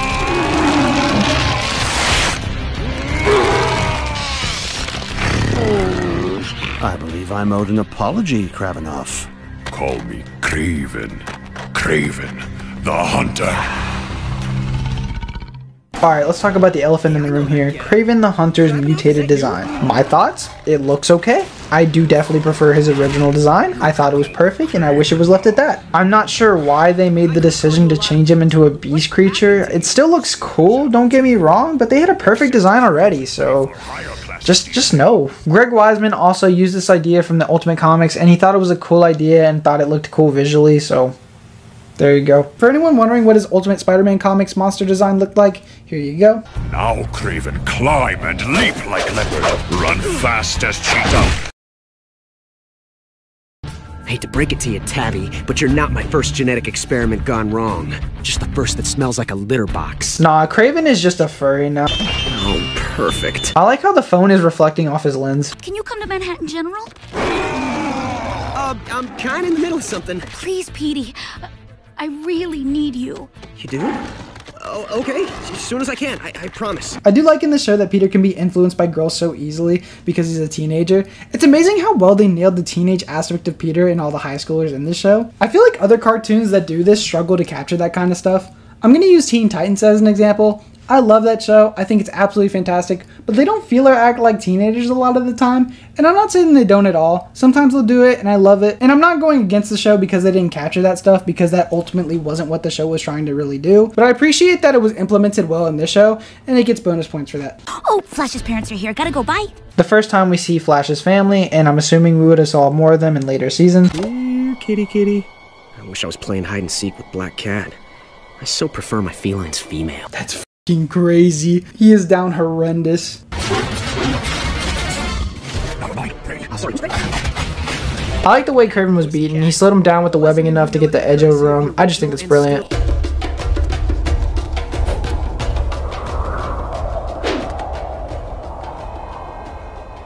Petey! Are you okay? He has a black eye here, but he never got any bruises when fighting Venom. What? Venom was destroying him. He was pounding his face in.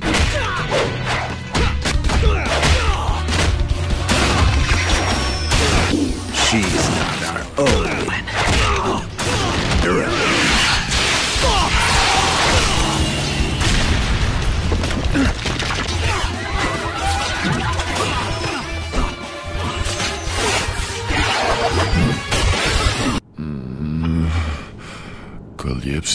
Calypso first appeared in Amazing Spider-Man number 209. Not much to say about her. She was dating Kraven the Hunter. She used the same drum thing, just like in the show, kinda. She exists. I mean, yeah. And obviously they were planning on exploring Calypso later on. This is the only time in the series where we're going to get to discuss her. I thought Calypso was wonderful, and she was never a character I cared about prior to this. I mean, there was a certain air about her, the drums, the implied use of magic. She was really creepy. Yeah, I mean, that was fun. You know, we had long-term plans for Calypso that obviously we never got to do, but yeah, it was interesting because it was the first time we were sort of even hinting that magic might exist in this universe. Up to this point, you know, we've certainly done the science fiction route, but we haven't done the fantasy, the magic route at all, and yet there's definitely an implication that, you know, you hear those drums and she shows up out of nowhere. You hear those drums and he vanishes into nowhere. You know, it's like she's got something going on here that's beyond all the mutagens and technology that we've done with every other villain. And so that was interesting to me. I'm called the Master Planner, and I was wondering, how do you feel about hunting in packs? The Master Planner contacted Kraven before he went to New York because he was famous. I'm assuming he took that from Ultimate as well because he was also famous in that comic. I will give this episode a 8 out of 10. I just did not find this episode as enjoyable as it used to be. Kraven was great, but he just wasn't an amazing villain or anything. I definitely didn't find him as fun as the villains we've had so far. All he really wanted to do is take down Spider-Man. That's his motive, and that's not bad. But it's just bland. Also, again, it's just a note of the mutated Kraven look. Go back to how he was before. We were this freaking close to greatness. The big thing on the Peter side of the episode was just Flash getting injured and how that's affecting Liz and Peter's relationship. And his relationship with Gwen is really going nowhere because Liz keeps getting in the way again. It's kind of just a repeat of what happened last episode, which is fine. But it didn't really go anywhere this episode. It was still fun to see all the interactions they had. It was just less fun in this episode because it was kind of rehashing what happened last episode. This episode was good. It wasn't great, and that's all I had to say. I mean, what else is there to say? There wasn't even much to say about the episode. I've got a small team of staff writers, and we put together a basic plan for the season. And we work out the basic subplots, and that's what all the cards are up on the board. Pink cards are Peter Parker subplots, and the blue cards are Spider-Man subplots. And we go through the cards, but we may pull cards off, or we say, no, we're going to move this down to this episode, move this up, or whatever we need to do to come up with what's the theme for the episode. And the writer goes and writes a writer's draft script. Turn that in, we get notes, that's the first draft. Do a second draft, usually, and then a recording draft. As the casting director, we started meeting really early on. And we talked about the style of the show, what kind of actors, what style of acting, that sort of thing. And we talked about all the characters in depth, and we go out and we start doing auditions, and we start doing callbacks. We held auditions for 11 recurring characters. In this case, we were really fortunate because everyone agreed across the board. When we cast Spider-Man, we were looking for something that could capture both sides of who that character is. There's Peter Parker and there's Spider-Man. So we had audition copy for both Peter and for Spider-Man. I mean, Josh Keaton can give us the heroic at the drop of a hat when we need it. He can give us the nervous little kid when we need that too, and everything in between. Well, I'm waiting! Growing up, I basically was Peter Parker. I knew a lot about Spider-Man, not just from reading the comic books, but just from living that high school period. Spider-Man and the Peter Parker persona are kind of an everyman. He's not the cool guy, but he really wants to be, and Spider-Man is the one chance that he has to not only be the cool guy and be the guy that everybody looks up to, but that does the right thing and that can really make a difference and save lives and stop crime and still talk some smack at the same time. You're thinking, it's almost Christmas. Even Spidey must have a tree to trim, gifts to wrap. This Spider-Man throws hands. Ho, ho, ho. I'm Spidey Claus. And what would your name be, young man? Patch. Patch. Frederick Foswell first appeared in Amazing Spider-Man number 10. He was a reporter for the Daily Bugle that was leading a secret life as a criminal boss called the Big Man. Not Tombstone in this show, but I like how they gave Tombstone that name. I remember Weisman saying that he never had plans for Frederick Foswell to become the Big Man. I'll put it up on the screen if I have it in my notes. I don't remember. I remember him saying it wouldn't make sense in a modern context. But anyway, he got caught. He does his time, which isn't much for being a crime boss. He got locked away in issue 10, and then he gets out in issue 23. So he's only locked away in for 13 issues, and then it seems like he's changed for the better. He works for the Bugle again because Jameson gave him another chance. He starts going into this identity he calls Patch to get information about the mob, and just kind of starts doing what he does in this show. He's being an undercover reporter and getting information. Frederick Foswell later on would want to become a crime boss again, but he dies trying to protect Jameson because he was the only one that gave him a second chance and helped him. And that is the end of Frederick Foswell. That's encouraging news, Cletus. But it was Max's turn to speak. We get a glimpse of Cletus Cassidy, aka Carnage, and he obviously would have been in season 3 or 4, and sadly we will not get to see that. Cletus Cassidy first appeared in Amazing Spider-Man number 344, but the Carnage symbiote first appeared in number 361, which I'm actually really happy to say that I own. Cletus Cassidy killed his grandma by pushing her down a flight of stairs, so this kid was just born a demon. He's also attempted killing his mother by throwing a TV into her bathtub, and also killed and tortured his mom's dog because he believed that she loved the dog more than him. After this, Cassidy tried to kill his mom. Then after that, his mom tried to kill him. But his dad caught this and started beating up his mom. He was sent to St. Estes Home for Boys. He ended up setting the place on fire, killing everyone there. Cletus is a psychopath. He was convicted for 11 murders and bragged about more. And I just have to mention this. He threw a baby out a window. He is definitely not a PG-13 character, but somehow they made him into one. There's a bad one, and there's a good one. He obviously later on gets the Carnage symbiote from Venom because he produces asexually, and another symbiote was born, and that was Carnage. Carnage is definitely one of my favorite villains. It's just a shame that we weren't able to get him in this show.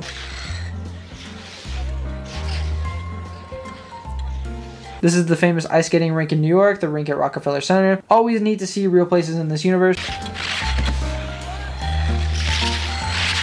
I like the little moments of everyone, just the whole gang hanging out on the ice. I think this is really cool, and then it just feels like a big friend group because they just hang out together quite a bit. You started physical therapy? Yeah. Well, great. Soon you'll be good as new. It's nice to see that Liz and Flash can talk and still be friends and just generally be good on terms with one another. I'm ready for my lesson.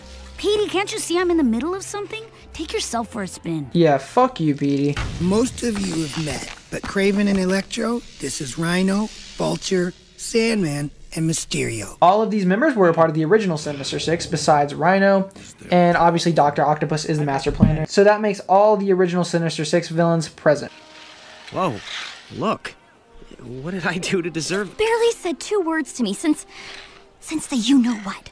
So I get it, okay? I'm not your first choice, but I won't be your second choice either. Yeah, Gwen just doesn't deserve that. Peter's just being a jerk. Like, how has he not found the time to talk with her? Peter is just in the wrong on this one.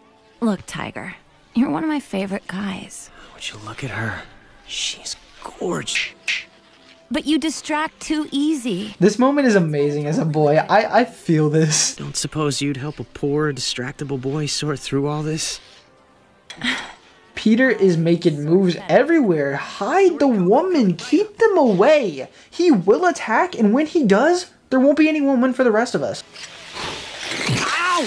Hot! We see Sean Galloway, the supervising character designer, again. I'm sure there are more creators in this show that I missed, but it's almost impossible to tell if some of the background characters worked in this show or not. Spider-Man, come out to play!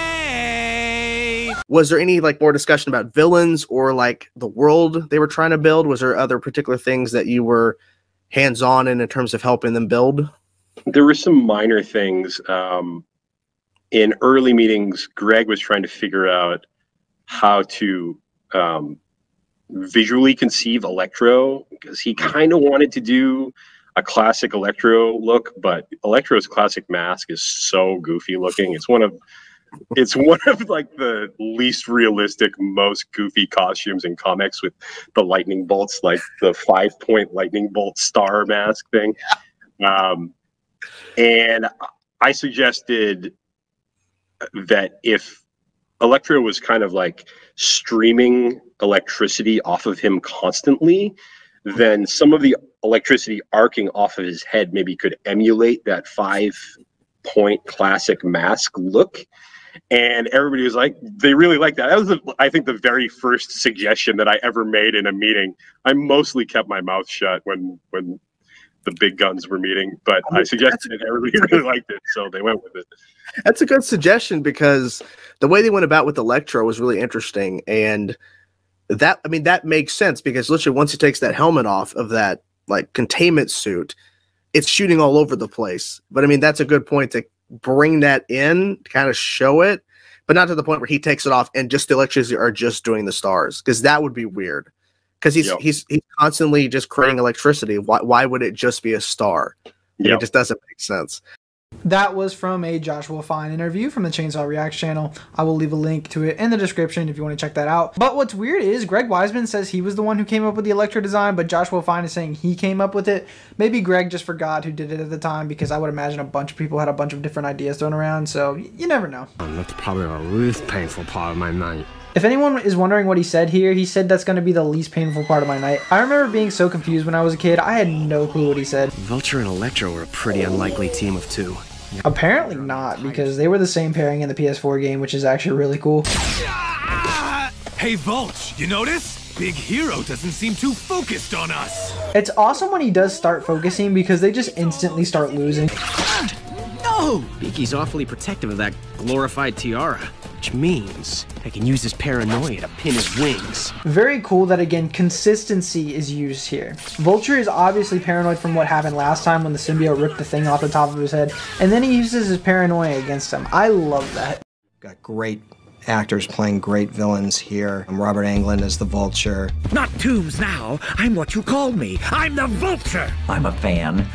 Like everybody else, and it's just great to be on Spider-Man. Even though he can do just about anything on film now, I think sometimes some of the villains are a little diminished in film, whereas I think in animation they can really sort of achieve their greatness, I hope. You can definitely tell in this scene that the Christmas tree is CGI, but that's just because it's falling, it would take a bit of time to animate. Flash being a hero is awesome. He's literally top 5 characters in the show. He's just amazing. Holy shit. Mary Jane was shook. Look at them eyes.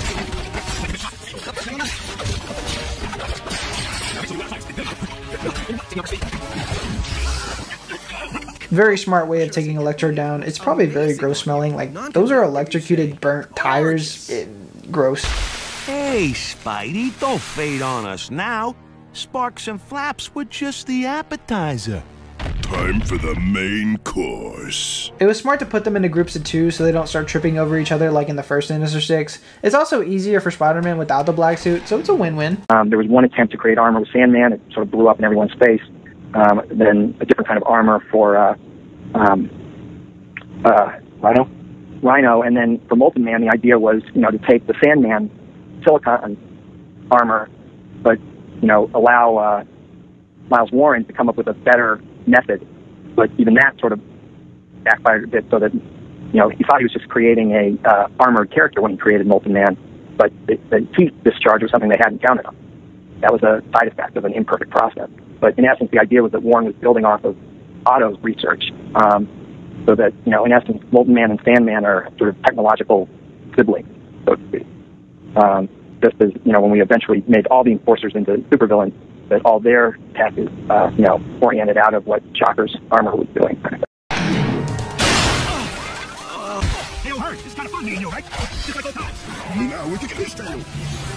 Bruh, Spider-Man gets his ass kicked in this episode.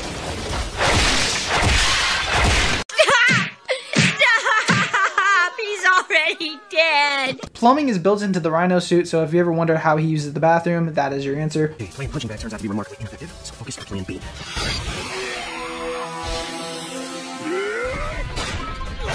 That all you got? Oh, I got more. Did you think you're beast enough to come and get it? Oh, I'll show you who's beast enough. You're gonna need this. I hate you so much. I love Spectacular Spider-Man, man. He is so freaking smart. I'd even go as far to say that he's smarter than Insomniac Spider-Man. Insomniac Spider-Man mostly just throws hands. This man, he thinks all of the technological solutions, bro. I don't even know. He's slower. The night air is freezing all that hydrant water, saturating his silicates. Again, smart as like, you don't need to make a Spider-Man that is just throwing these words around like they matter. Like, this is actually logical. He's not just saying stupid equation. They aren't throwing it in our face. They are showing us that he's smart. And I like that. 4 down, 2 to go. All right, Shocker, Octopus, show yourselves! Arachnid! I'm a webhead in desperate need of downtime. The villains are smart. I freaking love this. He obviously would think the last two are Shocker and Dr. Octopus, but no, get fucking slapped in the face. Also, the durability of this Spider-Man is insane. He just got punched off a building by Kraven, and he is fine. He hit the ground, he went splat. That's just insane durability, insane. Yikes. Lock your chimneys, folks. Kraven always has to attack this man when he's near a Daily Bugle billboard. Awesome that we get to see all this machinery. They didn't have to add this 1 second scene, but of course they are just goated like that.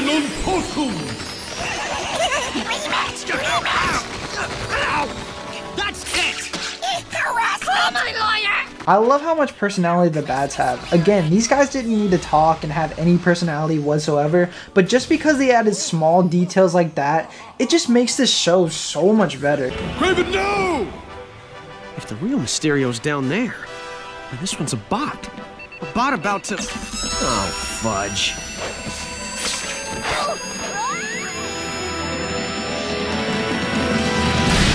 I don't think this was done on purpose, but since they haven't been in a team before, I think the communication kind of fell apart and that's why they failed. It's still great even if that wasn't intentionally done.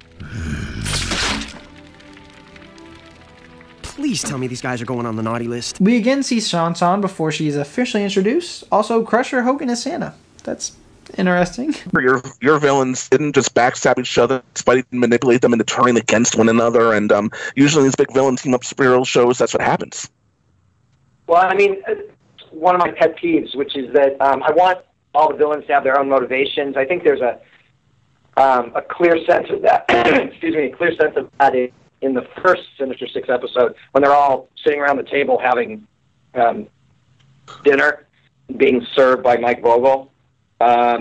Despite the fact that they all have their motivation, one of my pet peeves is this notion that the villains fall apart because they're so evil or so untrustworthy that they can't even ally with each other. Because again, you have to start from the basis of, every character is a hero of his or her own story, and so they don't walk into these things saying, I'm a villain, so you can't trust me. I mean, no one, I'm not saying it can't even be true in real life. I do think in real life it's certainly possible for two bad guys to team up and then turn on each other, without a doubt. But just as it's possible for two heroes to do that. But the fact of the matter is that I just feel like from a writing standpoint, that particular trope just drives me crazy because, because I rewatched the episode last night. There's a moment where Mysterio robot on the second floor, and then Kraven, not realizing it's the robot, but instead he shouts a warning to Kraven, which tips Spider-Man off. Spider-Man, all that stuff, and that's because Mysterio's not trying to blow up his own partner, and he cares because Lex Luthor is bad, and Queen Bee is bad, and Ra's al Ghul is bad, and Andal is bad, and Clarion is batshit crazy. That by definition, this thing can't possibly last. And that's what Brand and I talked about at the very beginning of season one of when we were developing season one of Young Justice. And I just said, that's the one thing I just don't want to do. And so we just never did it. Gwen, I know I've been unfocused. He's gone. Extraction is complete. Yes, he was so loud that it stopped him from talking and it just went to the next scene. It's just never brought up. It kind of sucks, but the only reason I think they did this is because they just didn't have much time to fit everything into a 20-minute episode, and that's understandable.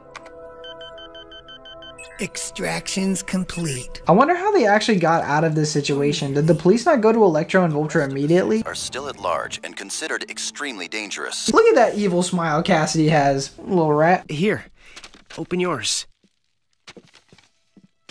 Oh, Peter, it's lovely. I figured it's our first Christmas without him. I wanted to find a way to... He's here, Peter. He's always here. This is such a perfect way to end the episode with Peter giving May this gift. Again, it shows Uncle Ben's importance without shoving it in her face. I like that we can have these little moments of the show just being wholesome. It's just really nice. Well, guys, I will give this episode a deserved 9 out of 10. I can't describe the feelings this episode gave me. It honestly just made me want to bust. Nah, but this episode, we really see Spider-Man's smarts at play. He found new ways to defeat the Six, and it was super entertaining. It's also very cool to see how he beat them with the things in his environment. He even made the use of the weather, which is just super smart. That's basically the end of the episode. I do kind of wish that they made this one be 30 or 40 minutes, maybe even an hour, or just let some things settle. Like, I feel like that stuff with Peter and Gwen keeps getting taken out because of the time, but I still really enjoy this episode, and I think it's fantastic. Welcome to your lair, Master Planner. Thank you, Tinkerer. It's weird how they made it a secret for like the first 3 episodes, but they just casually reveal it at the beginning of this episode. I still don't get it, Doc. Why didn't you break out with Craven and me? Electro was in on it last episode. He was just playing it off like he didn't know. Spider-Man searches for the Master Planner, leaving Octavius free to plan. Dr. Octopus was also the Master Planner in the comics, and obviously they got a lot of influence from the original Master Planner story, which again is always just really neat to see them take different things from different Spider-Man stories and adapt them in their own unique way. That's literally what makes this show so great, and I think that should be the basis for adapting material. Like Avengers Earth's Mightiest Heroes does this really well too. Peter, this is Morris Bench, our demolitions expert. Morris Bench first appeared in Amazing Spider-Man number 212. He was a crewman on the shipping boat, and on this shipping boat, the other crew members were trying to lower this generator into the ocean, and Spider-Man was there just to make sure nothing went wrong, because there could be volcanic gases escaping from the ocean floor. Then, of course, something goes wrong. The electric cable snaps, because of course it did. The electric cable starts going everywhere, and Spider-Man pushes these crates over so he can try and snare it with his webbing. But there was someone on the other side of the crates, and obviously that was Morris Bench. Morris Bench falls into the water near the generator, and if this makes any sense to anyone, you are just a genius. So what ends up happening is the energy conversion within the device combined with the gases in the water formed an energy that got to Bench. One of the crew members tells Spider-Man that he fell in the water, and Spider-Man goes after him. He saves him, and Morris is up on the ship. And then once he gets on the ship, for some reason he cannot stay dry. He then goes into a bar and is just wetter than ever. Okay, wait, pause. But he then just turns into a puddle and then starts to form himself back together. He then starts looking for Spider-Man to get revenge on him, and then Spider-Man finally fights him, and he gets beaten by the sun and newspapers. And that's how Morris Bench became Hydro Man. Morris Bench, being a demolitions expert, would have come into play later in the season. Excuse me, sir. A word? It's about tombs. We've had no luck. Donald Menken first appeared in Amazing Spider-Man 239. He literally is basically the same in this show. He serves Norman Osborn. That's literally it. Also, Greg Weisman plays Menken, so that's actually pretty cool. You and Adrian have done a commendable job assembling the technology Mysterio stole for us. The brain work was all yours, Otto. I know people didn't really like how Vulture just became a servant to Dr. Octopus, and I didn't really like it either, but I do think if they had more seasons, then this problem easily would have been fixable. You two doing anything tonight for New Year's Eve? You could head to Times Square and see the ball drop. Mary Jane is literally the best wing girl you could ask for. Well, now that you mention it... And get me another muffin! Chocolate! Sure, Flash. Peter being unfocused just like in the last episode. Again, I wish him and Gwen had that talk to maybe try and clear things up, but nope. 117! Oh, that's us. The cafe guy saying their coffee number is 117 is related to this being the 17th episode. The chip in this thing's whack too! That seems like a skill issue. This guy was also the same guy who was trying to get the prize money in the Lizard episode. That Bugle prize money's as good as mine. This girl is named Trina, and she first appeared in Amazing Spider-Man number 547. She's the same in the show. Her only role is she works at the coffee shop. Yep. Surplus store, corner of People's Drive and 124th Street. Obviously, we see Stan and G. DeWolf once again. It's weird that he didn't keep the full Sinister Six. It kind of looks like he just wanted a Sinister Six episode. Like, why only keep 2 of the 6 members? The cursed arachnid is on your tail. Not a problem. We'll ditch him. Eat lightning, Spider-Man! Okay, what I've noticed from Electro is he tries to do things that'll help the team, but they usually end up not helping them. Like, I'm not saying that shooting lightning at him wasn't a bad idea. I'm just saying, why not just try to lose him? Where'd he go? Spider-Man is just somehow chilling in the seat now. Gwen, put her back on. Don't bother checking. We see Gwen's mother for the first time, which is awesome. I'm assuming Greg Weisman had plans for her, like everyone else. Vulture's gone. Electro's gone. Okay, but how did Electro even get away? Like, I feel like we're not getting answers for how these people get away. Like, in the last episode, we got no explanation of how the bad guys got away. And again, we aren't getting anything. Agent Wade, Agent Briggs, monitor duty. These FBI agents are from the Scarlet Spider comics. I actually had to do a little bit of research on these characters because I know absolutely nothing about them. Mr. Marsh 388 gave me knowledge of their existence. Ass giving me more work to do. Piece of shit. No, I'm kidding. But yeah, I didn't even realize they existed, so I really appreciate you giving me that information. He also says that they appeared in episode 10, which is actually really cool. So again, thank you. I really appreciate it. I read all of the Scarlet Spider virtual reality comics and the Cyber War comics for this, and I'm not gonna lie, it was really weird and funny at times. Joseph Wade first appeared in Amazing Scarlet Spider #1. He is an undercover FBI agent that was sent to get information on the lady version of Dr. Octopus and try to find out things about her plans, and he eventually gets caught. And then she uploads files into his brain about the data they have on the Scarlet Spider, and somehow he manifests a holographic Scarlet Spider and just starts terrorizing people with his weapon. Eventually the Scarlet Spider stops him, but then disappears out of thin air. Hey, that kind of actually reminds me of this show. Anyway, they stop Dr. Octopus, the place explodes, they find him under rubble, but now he's like fully transformed into the Scarlet Spider, but he's just a maniac now. Sometimes he'll randomly change back into Joseph Wade, and it's funny because somehow he loses the costume he has on too. I think it's like a virtual projection into the real world, and like he can't keep it stable. I don't know, comics are weird. Anyway, with the power of friendship from his partner Stephanie Briggs, he was able to go back to normal, but he still had to get treatment for the cybernetic virtual reality thing, and we never know what happens to him because he never appeared again from what I know. Now his partner Stephanie Briggs. Not much to say about her. She first appeared in Web of Scarlet Spider issue #2. She's just a good FBI agent, works with Joseph Wade, and she was never seen or heard from again. So it's kind of crazy how deep this show actually goes, because you know Greg Weisman had plans for all of these characters, and with such little to go off of, he could have easily made some better stories with the material that he was given. Like, I'm not gonna lie, it wasn't very good. It was entertaining, but far from great.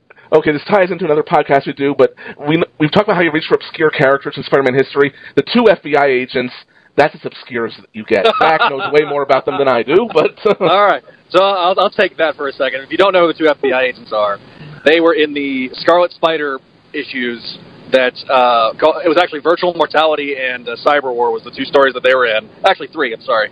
And, yeah, so when Greg was going for obscure, he really went obscure. Now, funny enough, it ties into our other podcast. I'm Spidey Dude, but, yeah, Joe Wade was the second Scarlet Spider.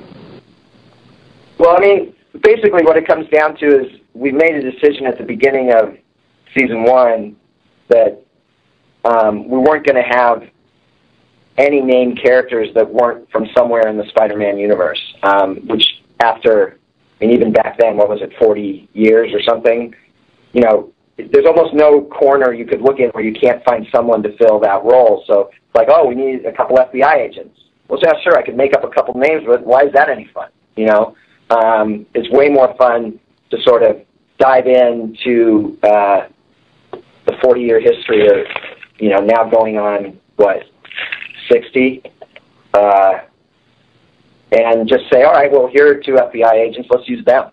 And you never know, that might, you know, I mean, we didn't have a third season, but the more you use from the Spider-Man universe, the more stories you potentially get out of it. You know, if you just make up some guy, then the odds are you're never going to see that guy again, or gal, you know. But if you pull from the actual comics, then, you know, maybe the stories that those characters were in will start to come in later. They'll start to pay off more. You know, using Morse Bench as the demolitions expert at the beginning was very calculated, because we definitely did have a plan to do Hydro Man, which is the villain that Morse Bench becomes in Season 3. Had a whole plan for Hydro Man and Sandman and all sorts of stuff. And so, you know, we were just setting things up, sometimes with a clear idea, like for Morse Bench, and sometimes with, well, I don't know what I'm going to do with Stephanie Briggs exactly, but I'm more likely to get something out of her than if I just say Agent Number 2, you know? Spider-Man! Don't worry, girlie. I'll have you out soon. You're finished, Web Freak! Yes, both of you start shouting, so it gives away your position. Good job. Take this conflict elsewhere. Sure thing, MP. Where is he supposed to bring the fight? They are underwater right now.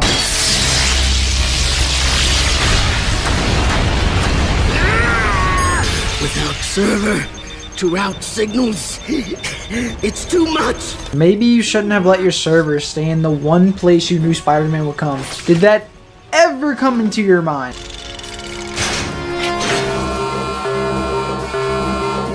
That was smart, making it so that the tentacles are the only way for the place to self-destruct.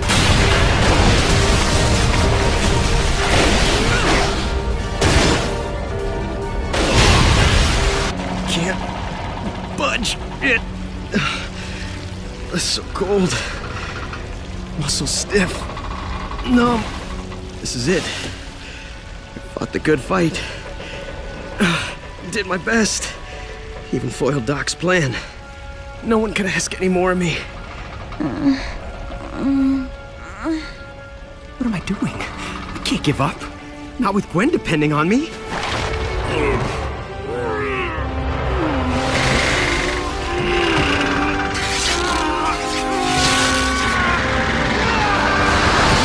An absolute masterpiece of a scene. Spider-Man isn't the type of guy to just give up on things. He has the willpower to get through things, especially when the people he cares about are involved. And this exact moment was taken from the Master Planner arc in Amazing Spider-Man number 33. He gets trapped, and what gets him out of it was Aunt May. She was dying from Peter's radioactive blood, and she needed a cure, and Doc Ock stole one of the things he needed to make the cure. He then gets the strength knowing that he is the only one who could save Aunt May, and that's what gives him the strength to get out from under the debris. He even refers to Uncle Ben on how he couldn't save his life, so he needs to save her life. This will forever be a really great Spider-Man story. Definitely top 10 in my opinion. What about him? Oh. He's like, this dude, let him die. Dad? Is that my phone? Not tonight, it isn't. Don't you give me that look, Gwendolyn Stacy. I don't know why it makes me smile when parents have little moments like this with their kid. It's just very sweet. Hi, Petey. Thing is, I'll always care about Flash. But tonight I told him it's over. See, I want to be with you. Hello? Anyone there? No, Gwen. Gwen was better. Nah, but Liz was actually alright. I've never seen anyone really hate Liz as a girlfriend because she really wasn't a bad girlfriend. Peter was the one that really screwed up that relationship. Anyway, guys, this episode, I know I'm going to get a little bit of hate for this, but it is a 7 out of 10. Now, don't get me wrong. Good episode, right? We got a good conclusion. We got the Liz and Gwen plot semi-dealt with. We got this amazing scene where Spider-Man lifts up the debris and it's super iconic and amazing. So why is it rated so low? I think more build-up should have happened, especially for the Master Planner. And I know they're trying to condense everything, but come on. What did the Master Planner really do in the first 3 episodes? He steals technology and recruits Kraven and Mysterio. And that doesn't even matter because they didn't actually help him with his real plan. You know what would have been smart? Why not send the 6 out to do the plan you had while you were doing the other plan? So why not do both plans simultaneously, so while Spider-Man is distracted with 4 or 5 of them, you can achieve your goal and not just waste time sitting around. And again, if you can make these guys just magically disappear every time before they get caught, then why not use them again? It doesn't make any sense whatsoever. He's not using his resources to his advantage. And if you know Electro is a hothead, why use him? Why not use a different member? Wouldn't that have been smarter? Or how about not putting your server, the most important thing you need for your plan, where you know Spider-Man was going to go to? That would have been smart. But nope, this episode doesn't really do it for me. I can't make sense of things like that. I don't know, maybe the Master Planner just isn't as smart as I thought he was going to be. Also, it's just a very Spider-Man centered episode. I mean, we see Peter for like 2 minutes in the episode, and then the rest of the episode is just Spider-Man. The good thing about last episode is we had most of the cast. We see Peter interacting with a lot of the cast in the last 3 episodes, and then in this episode, we see him barely interact with anyone. The Peter and Spider-Man stuff was just not as amazing as it should have been, and that just really saddens me. We finally get somewhere with the Peter and Gwen and Liz love triangle, and, you know, Peter and Liz get together or whatever. It's cool, I guess. I don't know. I feel like they needed more time with the Master Planner thing, in my opinion. Certain things end up feeling left on hold, or we need to move things quickly. It's like, oh, we need to have a Sinister Six episode because we want that for every season. And then we also don't want them all to go to jail again because we want to use them later in the season. So we just need to make them magically disappear with no explanation. But we needed that Sinister Six episode, so it's okay. No explanations needed. I think some of you can understand my frustrations with this episode and the whole arc in general. It just didn't feel as coherent as it should have been, and that really sucks because last episode was so great. That's literally all I have to say about this episode. Again, it's not a bad episode by a long shot. It's just not as good as other ones, and it just needed to make more sense. I never knew so much could change in just a couple of... Was that? Nothing. Where did he go? This season just loves making the villains disappear, but I'll excuse this one because he didn't fight him or nothing. He's just messing with his mind. Guess I really am a hardened criminal. I love that morph he did, and the animation with the sand is really cool in this episode. I won't let you do this! Breaking up with Flash was one thing, but this is... Hell, stop. Let me be happy, okay? Bruh, I swear, girls always have that one annoying friend saying, oh, you could do way better than him, just let them enjoy themselves with their partner. Hey, Mark! Long time no... I mean, not that it's been that long. Easy, Seymour, chill.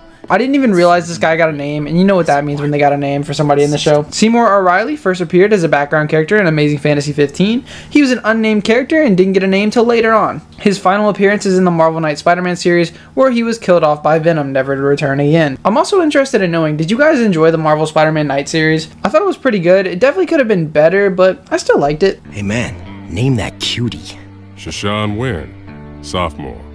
She's in your bio class, man. Shan first appeared in Amazing Spider-Man number 108. Shan was the daughter of a priest and lived in this secret temple. Flash happens to find the secret temple and was very injured, so he went to the temple and they helped him. After he was done healing, Flash went back to his base and they said they were going to blow up that sector to prevent enemy infiltration. Flash tries to convince them that there was a temple hidden in that sector, but they wouldn't believe him. Flash tells them to leave before they blow it up, but the priest would not leave and dies. Flash gets caught up in the explosion and Shan saves him. The people who serve the priest capture Flash and blame him for the death of the priest. They want to kill him, but then the father comes back to life with help from Doctor Strange, so nothing really mattered. Weird story. They obviously do start dating later on, but Flash ends up cheating on her with Betty Brant. She isn't seen for a very long time until Greg Weisman actually brings her back into the main comics. She ends up being his physical therapist after the loss of his legs. And that's basically it. I love how Greg Weisman actually brought her back into the main comics. I thought that was really cool, even though she really didn't appear that much. He also admits that he really likes the character. So Shashan, word is you don't have an invite to the hottest party in town. Birthday bash for Midtown's football hero, moi. And lucky you gets to go as moi date. You can, thank me at the party. It's funny that she doesn't even have a line in this episode, and that was a smart way to include her without actually having to pay the Shan actor, because you know that Flash wouldn't even think that she was going to say no to him. Harry! Hey, Pete.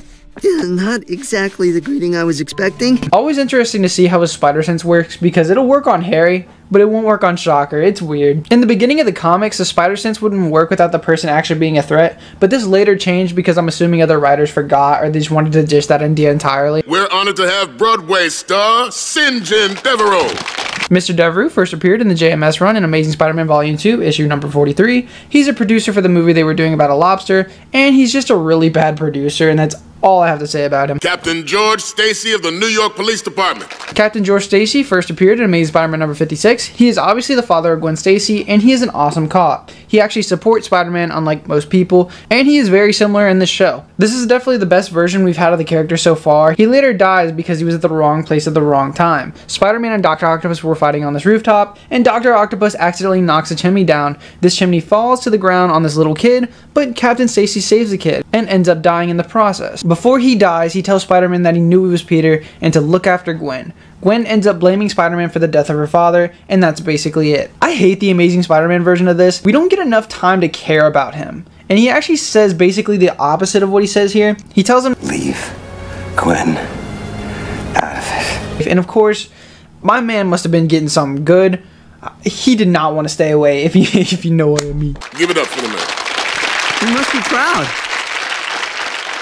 I like how Greg Weisman adds these characters and they have no lines. It's always done in a smart way and I usually don't even notice. It makes it so he doesn't have to spend a lot of money on the voice actors, and that's just really neat. When I was taking the green, you were the only one who noticed I was in trouble and tried to help. So, Gwen, I got an invite to Flash's birthday party, and I don't suppose you'd be my date. Date? It's cool how they set little seeds in place for him to actually want to start asking Gwen out. He thinks about asking Gwen to the formal, and it's very relatable that he would feel attraction for someone that was there for him when no one else was. This also goes back to the cowboying up thing. He straight up asked her to be his date and eventually his girlfriend, unlike Peter, who just kind of lets things happen. Wow, he knows we're a couple and he still invited you. I guess he's cool with it. Yeah, right. Flash Thompson is growing as a person. It's funny because he actually is growing as a person, and it's shown the most this season. What's your problem, Pete? Life's good. And May's getting stronger every day. You finally got a girlfriend. Maybe not the one you figured on, but still. And hey, Harry's back. Again, I love this show does that Peter talking to himself thing. You know you have a great Spider-Man show when he starts doing that. It also just makes it more personal. We're shown his thoughts, and I don't feel like you can do that with other superheroes as well you can do with Spider-Man. How? How are you always wherever I'm doing a job? What do you got, some kind of spider sense or something? That's funny you should say that. No, but actually, how does he always seem to find him? He should, like, move somewhere, and then Spider-Man would never be able to get him. Great. Needle in a haystack. I suppose it would be a tad irresponsible to smash them all just to find Sandman. I like how he actually thinks about how irresponsible that would be. Bruh, my man just straight up ate him. Alright, I mean, if you can't fill him up with sand, and then just eat him. Little trick I picked up in prison. I kept losing bits of sand, so my lawyers made him feed me raw silicates. I can absorb as much of the stuff as I want. Going to mention this again, the raw silicates were mentioned in group therapy, so it's a really cool little setup. Raw silicates only, Toombs. I don't need food no more. With your powers, you can do some real good, help people, but you're wasting all the same stupid crimes Flynn Marco committed.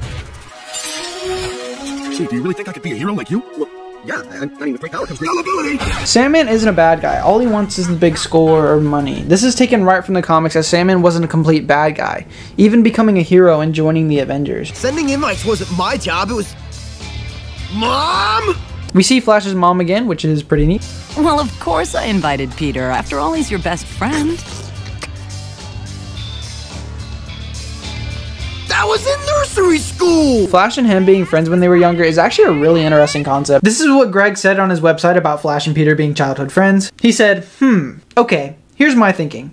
Peter and Flash were best friends at age 4. Then Peter's parents died. Flash's dad was a soldier and then a cop. Both dangerous jobs. Young Flash couldn't deal with being that close to death. He didn't want to play with Peter anymore. And in his own young mind, he had to find a way to justify or rationalize his decision that wasn't about his fears. So he convinced himself that Peter was a stuck-up egghead, or some such, who deserved to be dumped as a friend. By the time we meet Flash and Peter at the beginning of their junior year of high school, Flash's mindset is fairly well entrenched and the original reason for it is lost to him. Somewhere deep down, he knows better, and given enough time and episodes, we would have eventually dealt with this objectively in the series. Not to be, I'm afraid. Aaron, you mentioned that there was a larger reason there that about why Flash and Peter stopped being friends, and it wasn't just because Peter was a nerd and Flash became a jock.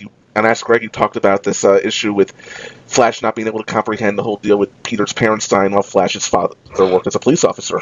Yeah, that was my sort of take on it, that the real reason that Flash and Peter had stopped being friends as children was because of the death of Peter's parents, and that was a very scary thing to young Flash, young Eugene. And if it was just random, then it could happen to him, particularly because his dad was a cop. But if it was because Peter's a jerk, then he deserved it. Now, I'm not saying that's an attitude that 17-year-old Flash would still have, but it's so internalized and ingrained that getting past that is going to be tough for him. But again, we always sort of viewed our show as a little bit of a prologue to the larger Spider-Man mythos. And of course, anyone who's read much Spider-Man knows that though they still have tension here and there, Peter and Flash have evolved into being good friends. And so for me, that idea that they were friends once, it sort of wasn't great during their, tweens and teens, but that ultimately, when Peter needed a talking to, Flash was there to do it. Ultimately, Flash is a decent guy who won't cheat at football, who does the right thing more times than not, and who's fairly heroic when push comes to shove in his own way. All that to me leads into the kind of guy that you can believe down the road Peter could be friends with. I mean, if Flash was just a complete jerk, then there's nothing down the road that would make, even if Flash chills out some, there's nothing that would make Pete want to be friends with it. But I felt that the history and the fact that every once in a while you see this other side to Flash mattered. I mean, I love Flash's birthday party scene in general. It's just outrage after outrage after outrage for poor Flash. And you got to imagine that watching all those videos that his mom was collecting during the party after the fact, would not be a great experience for Flash. Just give me my payoff. That's it? What'd you expect? That's what's left after the big man took his cut, and the master planner collected his loan-out fee for your supervillain services. You know, now that I think about it, maybe he can't leave New York because of the crime bosses that will try to go after him, or something. I don't know. Go ahead, Hobie. Sorry, Hopes, invoking best friend privilege. Let the man speak. Breaking news. The notorious Sandman has been spotted attacking an oil tanker at Rockaway Beach. Gotta love the convenient radio coming out of nowhere. Venom.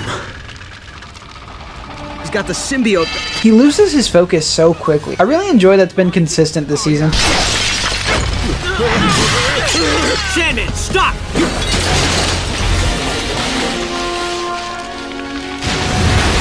Save them? I was just in it for the bucks. I never meant for this to happen. What a great scene. I wish we would have saw him keep developing over the series. I never felt like a Spider-Man series will go this deep into the characters, especially a villain, which is just so sad. The one thing that didn't play as well for me as I hoped, I think it's just too quick upon it. I wanted the audience to think for a little bit that Sandman might be dead. And when he came back, I wanted him to feel weakened. So what I think what was scripted originally, which we just weren't able to pull off or didn't have the right time with, was this idea that we'd seen a giant Sandman. I wanted to see a little tiny Sandman that was just a tiny, almost Lego-sized Sandman that was all the sand he could manage to put together after what he had been through, and just sort of show that okay, he's still alive at the end. But I wanted this feeling like he had made the ultimate sacrifice for a second, and I just don't think enough time passes for the audience to even register that he's dead before we reveal that he's alive. And when he's alive, it's just him. So there's no sense of sacrifice there, like what I was hoping for. But so that's the one thing in the episode when I was rewatching it last night that I just was like, it didn't quite come out the way I was hoping. But the rest of it I'm pretty proud of. I think it turned out pretty great. Knew if I made you paranoid enough, you'd lead me right to the one I love. If anyone is wondering how he made the web shooters, he has all of Peter's memories, so he has the formula. For some reason, he also says this is a rope. Maybe he's remembering incorrectly or something. I don't know. Speaking of that scene there's a weird bit where it looks like Eddie has a weapon. It's just a rope. Okay, there's a kind of a thwip sound thing, and then Peter just swung off. Maybe that was what I was hearing. I'm still surprised he was able to hang upside down. Eddie is strong, but he's definitely not that strong. Alright guys, we're going to give this episode a 9 out of 10. It was good, it was funny, and we're shown a different side of Sandman we usually don't see. Eddie with Peter the whole time. I thought that was a pretty good twist. I enjoyed the little interviews they did in between scenes in this episode. I like how it's touched upon a little bit that Peter and Flash used to be friends. I like that we see other people's reactions to Liz and Peter dating. I liked Harry coming back too. There was a lot of fun and great things in this episode. It wasn't terrible whatsoever. I found myself being entertained the whole episode, and that's the goal of TV, so good job. Not really much to say about this episode. Okay, listen, I want to talk about some of the superheroes that you're working with now with Marvel Comics, because when I was a kid, when you were a kid, when Maureen Forrester was the kid, there was Captain Marvel and Superman and Batman and Green Lantern, and all those people were all perfect, right? Well, they were perfect in the sense of the characters they were portraying, but we tried to bring comics a little more into the real world. You know, I shouldn't really say this, but the chances are that possibly even you and I aren't perfect. I wouldn't say that about Maureen. I heard, and I know she is. But today, most people just aren't. We tried to make our characters have feet of clay. Now, poor Spider-Man. I mean, okay, he's pretty good at catching bad guys, but he's apt to get an allergy attack while he's fighting. He worries about dandruff. He'll have an ingrown toenail, tears his costume. His Aunt May won't let him go out to save the world because he's not wearing his galoshes and it's snowing out. And the funny thing is, I started doing that as a gag and really to keep myself awake, you know. And I found that the readers are as crazy as I am. They started enjoying this sort of thing. So after 20 years of writing pap and writing things like the strips you mentioned before, I suddenly realized, gee, I can actually have fun with what I'm doing. And now, the more realistic we make our characters, the more the college kids who read them think that it's satire, which has taught me a very great lesson. The world is so crazy that if you present things the way they really are, it comes across as broad satire. And oh, wait a minute, no. All the sociology and psychology majors can do what they want with that one. But Spider-Man is not really the way things are. Oh, he is. You see... Wait till Hunter Thompson gets out here. He's not the way. No. Spider-Man actor. Look, you know Woody Allen. I mean, you know he's for real. Well, I always thought if Woody Allen were a superhero, he'd be Spider-Man. You see, and or if I were a superhero, because nothing ever turns out right for me. I mean, I got here, for instance, tonight. I got here 4 hours too early. They didn't serve dinner in my... I thought I'd stay in the room and not get in trouble or anything. They didn't serve dinner till 5 minutes before the fella called and says, "You gotta be here in 5 minutes." So I just had time to take one mouthful of something and race over here so I could wait for an hour backstage, you see? Right. And this is what would happen to Spider-Man or to Woody Allen. It's real. What? No, Spider-Man would fly over, wouldn't he? How do you think I got here? How does Spider-Man fly? Don't you laugh, I'm going to sing next. How does Spider-Man fly? I'm really... Spider-Man fascinates me, and then there's more of your characters I want to talk about. Our books at Marvel Comics, if I may say that, because people may have forgotten. Our books at Marvel Comics... I've said it twice already, and once in introducing your books where? Every couple of minutes, you promised. Okay. We try to be very scientific and very accurate about everything we do. Now, for example, I can't have Spider-Man flying through the air like certain other guys who wear capes and big letters on their chest. So I wanted to be scientific about it. So he shoots webbing out from a little wrist thing he has, and he can shoot at any distance. There could be a building a mile away. Somehow it hits the building, sticks to the building. He swings on it like Tarzan. Perfectly scientific and logical. And that's why our books are beloved by science students and professors and the like. By the pricking of my thumbs, something wicked this way comes. All the auditioning lines are real Shakespeare lines, which makes sense since they're doing a Shakespeare play. Hey, Spidey! Back in black, huh? I approve. You know, I never really gave Stan and Jean DeWolf a character info, so let's just get that done with real quick. So Jean DeWolf first appeared in Marvel Team Up number 48. She was a police detective and Spider-Man and her work together. She ends up dying by Stan Carter, who first appeared in Peter Parker the Spectacular Spider-Man number 107. He is basically the worst version of the Punisher. If you sin, you must die. It's kind of unclear why he actually killed Jean DeWolf. Apparently he just felt like it. The weirdest thing is Spider-Man has trouble stopping this regular guy with a gun because... plot armor.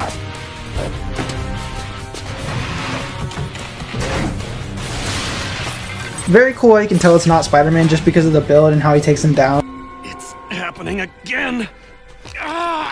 Stay calm, Colonel. John Jameson first appeared in Amazing Spider-Man number 1. He's an astronaut just like in this show, and he's a very likable character. We don't see him much in the main comic, and I don't think he's a character that should be seen a lot because honestly he's not that interesting. Also, the same story in this episode takes a lot of inspiration from Amazing Spider-Man number 42. John Jameson got infected by these space spores, and this caused him to grow giant. Tony Stark's technicians brought him a suit that would help him function better. With his newfound powers, his father starts encouraging him to try and take down Spider-Man. John agrees because he thinks Spider-Man robbed a bank. He starts to fight with Spider-Man, but Spider-Man didn't want to fight. He tried to explain himself that he didn't rob the bank, but he wouldn't listen, so he left. He then goes to Jonah and tells him to call the bank and see if there was any money missing, and obviously there wasn't. Jonah then tries and tells John this, but John didn't care anymore and he just wanted to destroy Spider-Man. This was clearly the spores messing with his mind. Spider-Man outsmarts him by bringing him to a power station and electrocuting him. The electromagnetic field that was built into the suit caused a feedback that transformed him back to normal. So this story is basically the same. It's basically ripped straight out of the comics. I think it's definitely a lot cooler that he got the spores from touching the symbiote. That's just way cooler than saying it came from space. Fun fact, his pelvis size was also enhanced by the spores. Here's an interview from Greg Weisman proving this. Yeah, people were asking on the forums, did the penis size increase when he was affected by the spores? Well, what we set out to do was to make it so that he has the biggest ding-dong in the world. And I know you can't see it, but there was actually a deleted scene where we see him holding a ruler trying to measure it.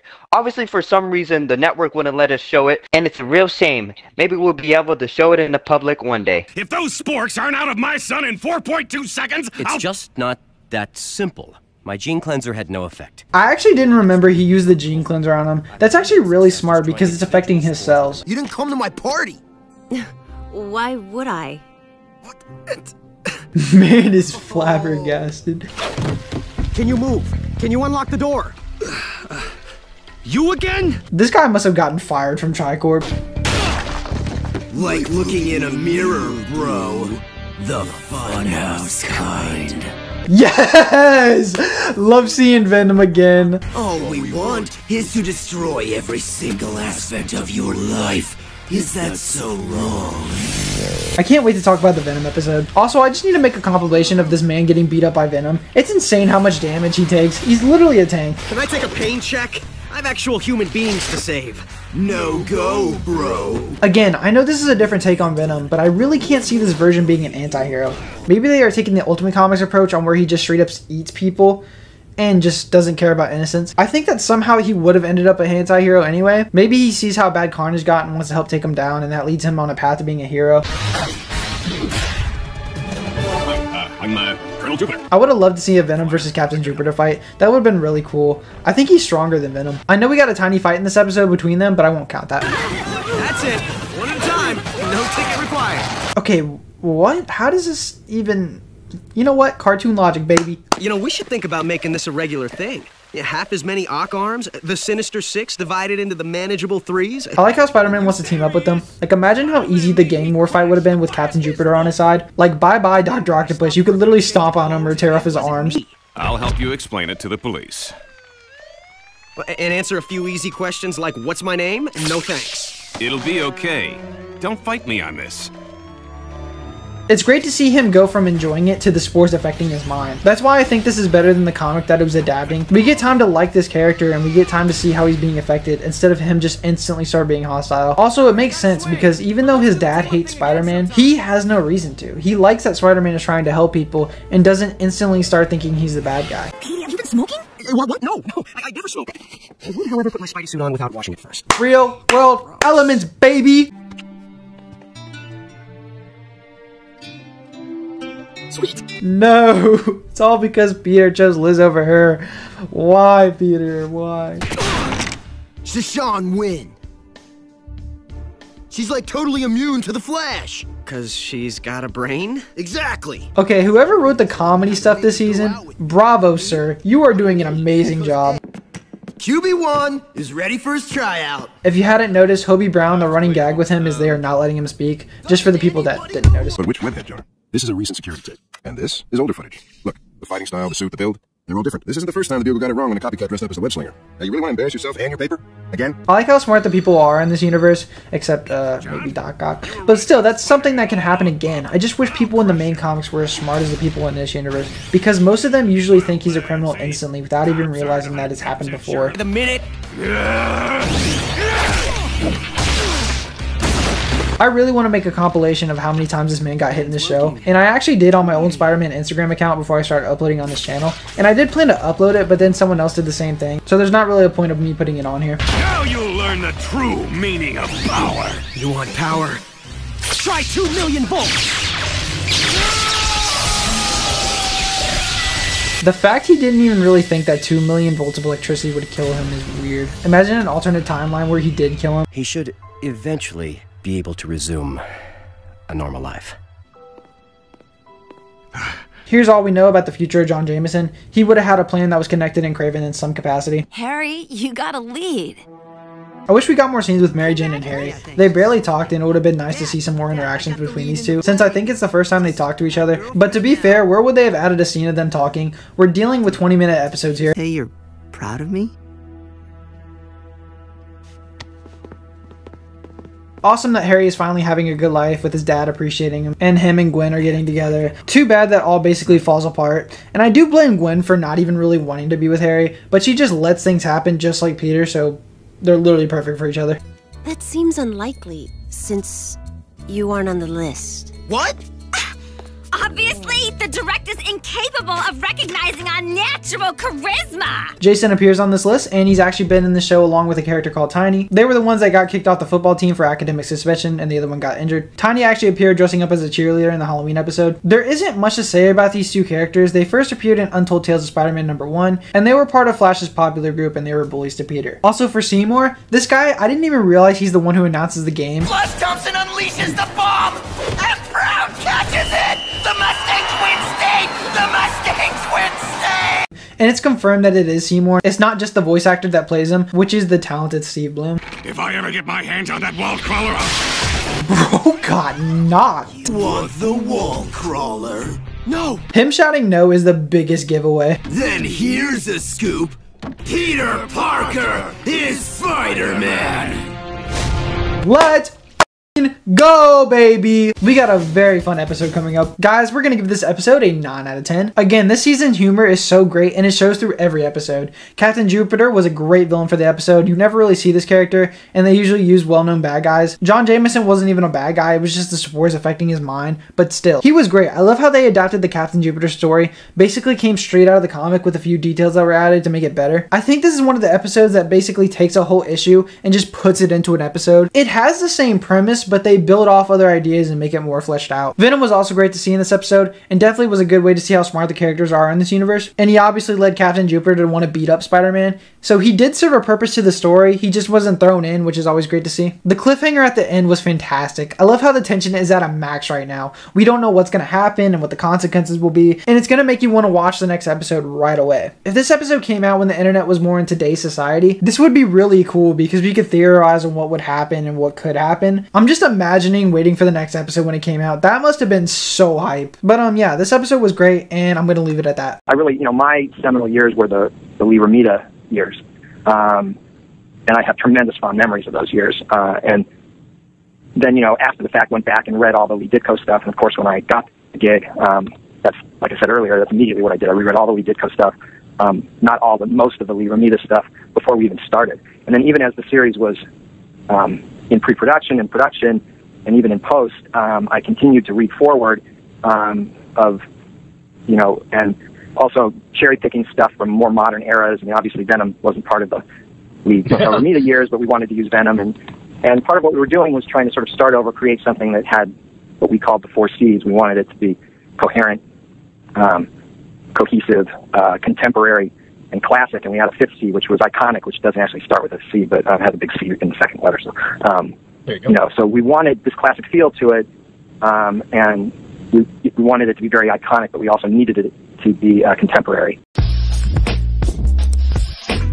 What are you doing, Seth Venom? You're about to get fucked, Parker! No! Peter Parker, are you Spider-Man? No, for the godzillionth time, no. How many times has this man's identity been revealed in the comics before? Venom? Like, I remember he got revealed by Doc Ock that one time, and there was that straight up time he just revealed himself to his friends. And of course, somehow he got out of that. I don't know how, but he did. There was that other time Jonah found out with the pictures. So there's 2 times Jonah has seen him wearing a Spider-Man outfit. He gets out of it. He gets out of it. He's a freaking genie. Aunt May also found a Spider-Man costume in his room one time, but he got out of that because of course he did. She didn't find out till way later on, but that was a fake Aunt May. And then the real one was captured by Norman Osborn. And then obviously she's found. And then the real Aunt May found out that he was Spider-Man. Who else found out? So Mary Jane found out. Eddie found out. Green Goblin found out. Scorpion found out. Harry found out. Gwen's dad found out. The Jackal found out. Cletus Cassidy even knew for like a panel until he got his memory erased. Deborah Whitman technically knew, but she also convinced herself that he wasn't Spider-Man. I don't know if you want to count this, but his clone knew for obvious reasons. He revealed himself to Black Cat, the boy and kid who collects Spider-Man, the robber that killed his Uncle Ben. A lot of heroes he knows, like Daredevil, Wolverine, the Fantastic Four, some of the Avengers, and then eventually the whole world, but that was all erased pretty quickly, so then nobody knew but MJ. But he still manages to screw that up with a ton of heroes. Again, a lot of the Avengers know who he is again.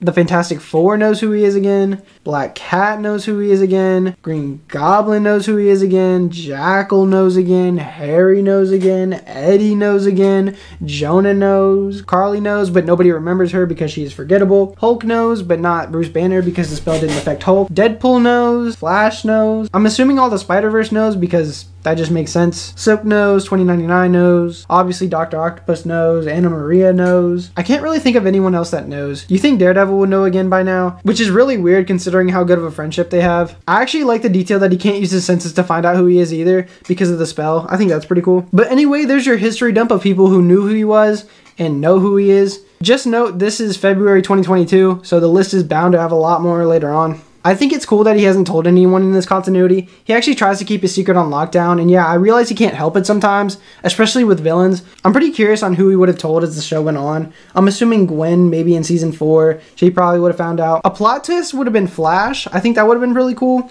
but obviously we don't have any information on those plans, so we'll never know. Well, he's a kid, not Spider-Man. Yeah, but just in case. We're ready to run with this. I feel like this is out of character for Robbie to do because, as he said, he's a kid and you're ruining his life saying that he is Spider-Man. So any of his old villains would just be going after him and his family. I think this is even out of character for Jonah in this show because we are shown him caring for Peter and doesn't want any harm to this kid. So he just plasters his name so villains can come get him. I don't know. I feel like that's a bit out of character.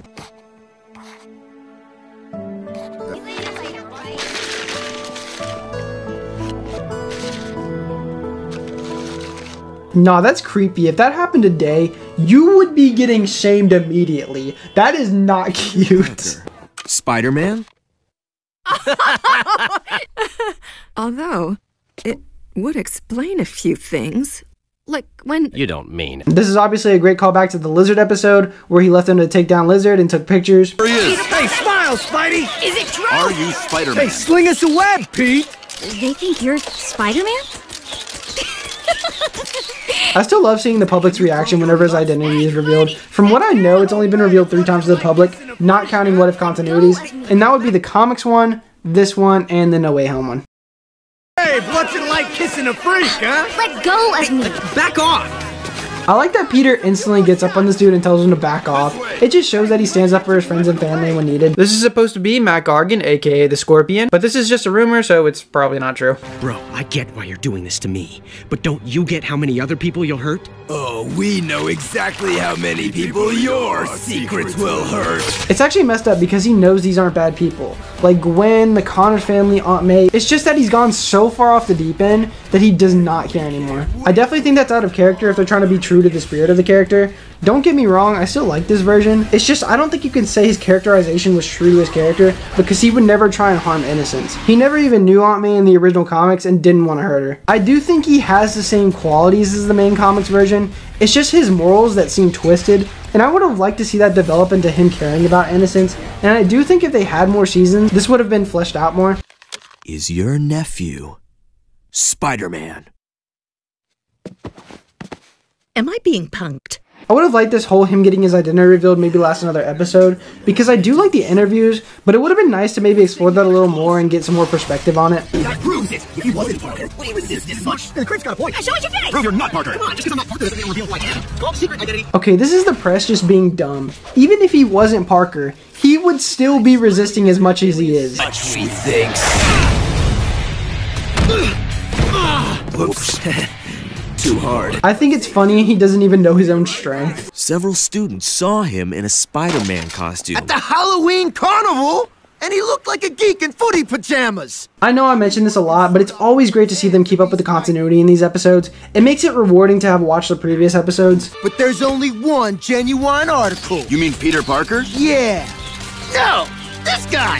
He's my biggest fan, which is sad, really. That's amazing. I need to know who did the comedy this season. They needed a raise. It's perfect in almost every scene. After your identity's revealed, we'll pour it down your throat. Then we'll sit back and laugh while all your enemies attack Peter Parker, leaving you powerless to defend yourself. Bro, they're gonna kill a teenager. I mean, I guess Rhino was fine with killing the elderly, and Norman was fine with killing anyone. So I can either see them doing it, or probably Electro, honestly. He probably would have tortured him. So, they tell me you and Pete go way back. Yeah, we're like brothers. Should have seen it sooner. Peter Parker is Spider-Man. You know what I mean when I say I want these further to be elaborated on? We could have gone so much deeper with this, I feel. I like the facial expression he had here. He's like, where the f did he go? Oh look, they're fighting outside the school, and they will eventually fight in the school. You want to know what show ruined this? Ultimate Spider-Man. Their whole school is literally protected by S.H.I.E.L.D. You never feel like the school is in danger in that show. Such a missed opportunity with Ultimate Spider-Man. I should make a video on Ultimate Spider-Man, but I think there's a lot of channels that have done this super well, and I think I would pretty much be saying the same thing as them. I don't like posting videos of ideas that have already been used, like basically a copy of a video. Like my breakdown idea for this show came from the Ink Tank with their Bren 10 breakdowns, but I don't copy their exact format. I made up my own, and no one has ever done Spider-Man breakdown from what I know. So I think that makes it unique. I have my own little twist on what I want.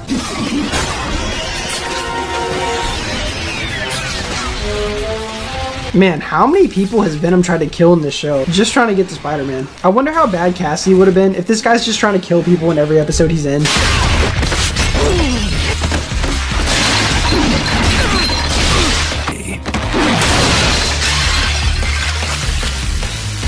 I think it's smart that he's using different things to try and take him down. One word! Evacuate! Move along, girls.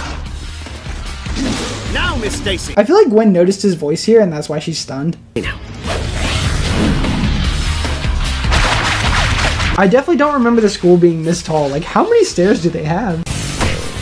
The way he beats him up with his arms going back and forth looks really funny. Hey, Doofus! You got the wrong spider! Please, you're not going out! Venom is dumb for letting his guard down. We'll take that cleanser now. What do you say, bro?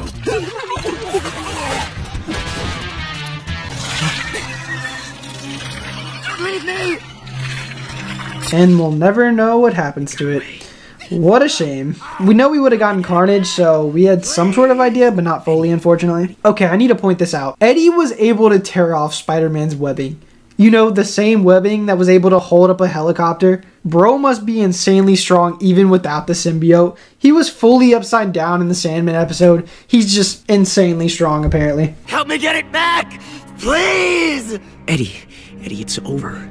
You're free. You can stop this. Stop hating. Can't. It only loves me for the hate. I think this goes back to the toxic relationship idea of these two aren't good for each other, and they realistically hate each other, but something is bringing them together. And the other thing, and I don't think this is a spoiler, but I always thought, you know, the reason the symbiote leaves is because of the gene cleanser. But the truth is that the gene cleanser has nothing to do with Venom, or the symbiote's powers, or anything. I think the symbiote just didn't understand. You know, from Eddie, he had learned that this would strip Spider-Man of his powers, and the symbiote got scared. So left Eddie out of fear, not because the gene cleanser had any effect on him or Eddie whatsoever. There was nothing to cleanse, which to me is really interesting. In other words, it's not as simple as, oh, Peter threw a potion down the guy's gullet and that made the symbiote flee. To me, it's about the symbiote was afraid of something it didn't understand, and it fled for that reason, not because Eddie was actually stripped of any powers. The only thing that stripped Eddie of his powers was the symbiote leaving. I had never gotten that. That's fascinating.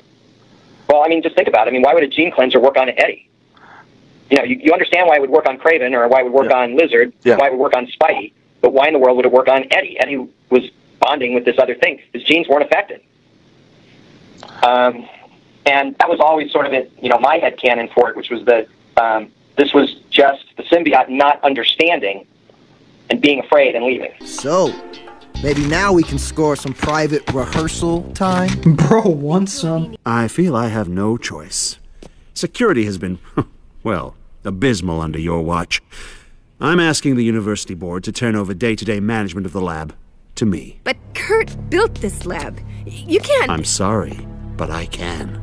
Man, I really hate that we don't get to see what happens because it's so interesting to me. And we finally have a perfect Professor Warren. Not creepy, not annoying, but smart and logical. And a little bit of, what's the word, mischievous? Because we obviously know this guy had other intentions. And again, we don't know the full extent on what would have been, and it sucks. Carnival. So I dug up the security footage. Okay, pause. This is where the rumor must have started. But come on, I mean, would the real Spidey ever show his face in public? Thank you! Yes. To throw off suspicion, which is a smart thing to do. But I've come to realize that if Spider-Man's true identity was revealed, everyone he cared about would be in constant danger. Maybe a man in a mask doesn't have something to hide, but something to protect. Wouldn't you agree? Yes, sir. Nice to see that Captain Stacy is hinting at the fact that he knows he's Spider-Man. That's just a nice little detail. Okay, we are going to give this episode, honestly, an 8 out of 10. Not because I didn't enjoy it. I just think that we needed more time. I mentioned this during the breakdown, but all the interviews are short. We don't get much more than that. I wish we dived deeper into the topic instead of just throwing these small clips around. Yeah, they did their job, don't get me wrong, but there's not enough there, I feel. I feel like the storyline had more potential than what we got. The fights were good in this episode. A lot of it was fighting. I like seeing Spider-Man trying to beat a tank. That's always fun. I like the scene where Eddie comes back and you get scared of what he'll do in that moment. That was really good. The gene cleanser is used a lot in the show, and I'm always glad it's brought back in a smart way. But the only thing that sucks is it doesn't make any sense if you haven't watched the Lizard episode. So they definitely did a good job in the continuity department, but you're screwed if you did not watch the Lizard episode. Yeah, that's all I had to say, guys. When is the show supposed to premiere, and how many episodes per year are we talking about? It's premiering March 2008. We've got an order for 13 episodes. We are very, very hopeful, and really there's no reason to believe that there won't be a second, third, fourth, fifth, who knows how many seasons, but at the moment we're just working on 13. Okay. So you don't have a firm commitment for 2 or 3 years then? You're just working 1 year at a time and hoping for the best? Well, I'm hoping that we get a commitment for the second season at least sooner than later, and I think we will. I really do. But as of today, all I know for sure is the first 13. And there's a lot of discussion about the second 13, a lot. And I really do think that decision is going to come down in our favor almost any minute, but it hasn't as of this moment. So I don't want to promise something I can't deliver, but I do think that we'll wind up doing more than just this one season. I mean, just from what everyone's seen so far, the scripts, that 1-minute promo that was at Comic-Con, the character designs, the background designs, the voice work. I mean, we've got an incredible cast. I think all this stuff combines to make everyone have a lot of confidence in the show. And I always hesitate to oversell things. I'd love to say, oh, it'll probably suck, and then and then you're all pleasantly surprised. But the truth is, I don't feel that way. I think the show is really going to rock. I really do. Awesome. It's going to kick some ass. Yeah. So I think we will almost definitely get a pickup for more. But if you're asking me at this moment, do I know for sure? The answer is no. I don't know for sure. Always nice to see Black Cat appear, even if it's just for the beginning of this episode. It also just makes sense because the thing they have in the vault is very valuable. I'm pretty sure another company hired her to steal it. If I have it in my notes, I'll put it up on screen. But that just makes sense because she got the information that it was here, and there's no reason she would want a Rhino army unless she was trying to sell it.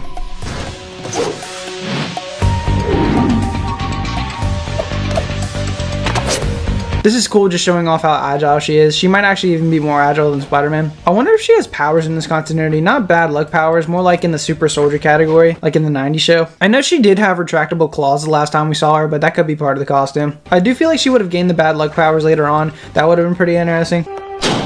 Trust me, kid. You don't want no part of this. Wow. Sorry.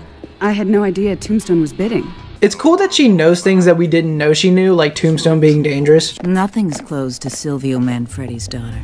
You should know that by now, hamster. Silver Sable first appeared in Amazing Spider-Man 265. She was hired to apprehend a character called the Black Fox, and there's not really much to say about her first appearance. She's a mercenary who is usually hired by people to apprehend or kill someone, and she gets her work from her own private military company called Silver Sable International, and that's all I gotta say about her. I think it was interesting they went with her being Silvermane's daughter. In the comics, she has no relation to Silvermane other than they have similar names. Greg Weisman actually just went on and said, yeah, we just did it because they have similar names, which I thought was pretty funny. He also says that he introduced his character at a pre-classic stage on purpose so that he could develop her into the Sable from the comics. Someone needs to watch your back. For example, if Mr. Thompson and Mr. Parker shared a squad car. Couldn't I have a police dog instead? You know, for the extra IQ points?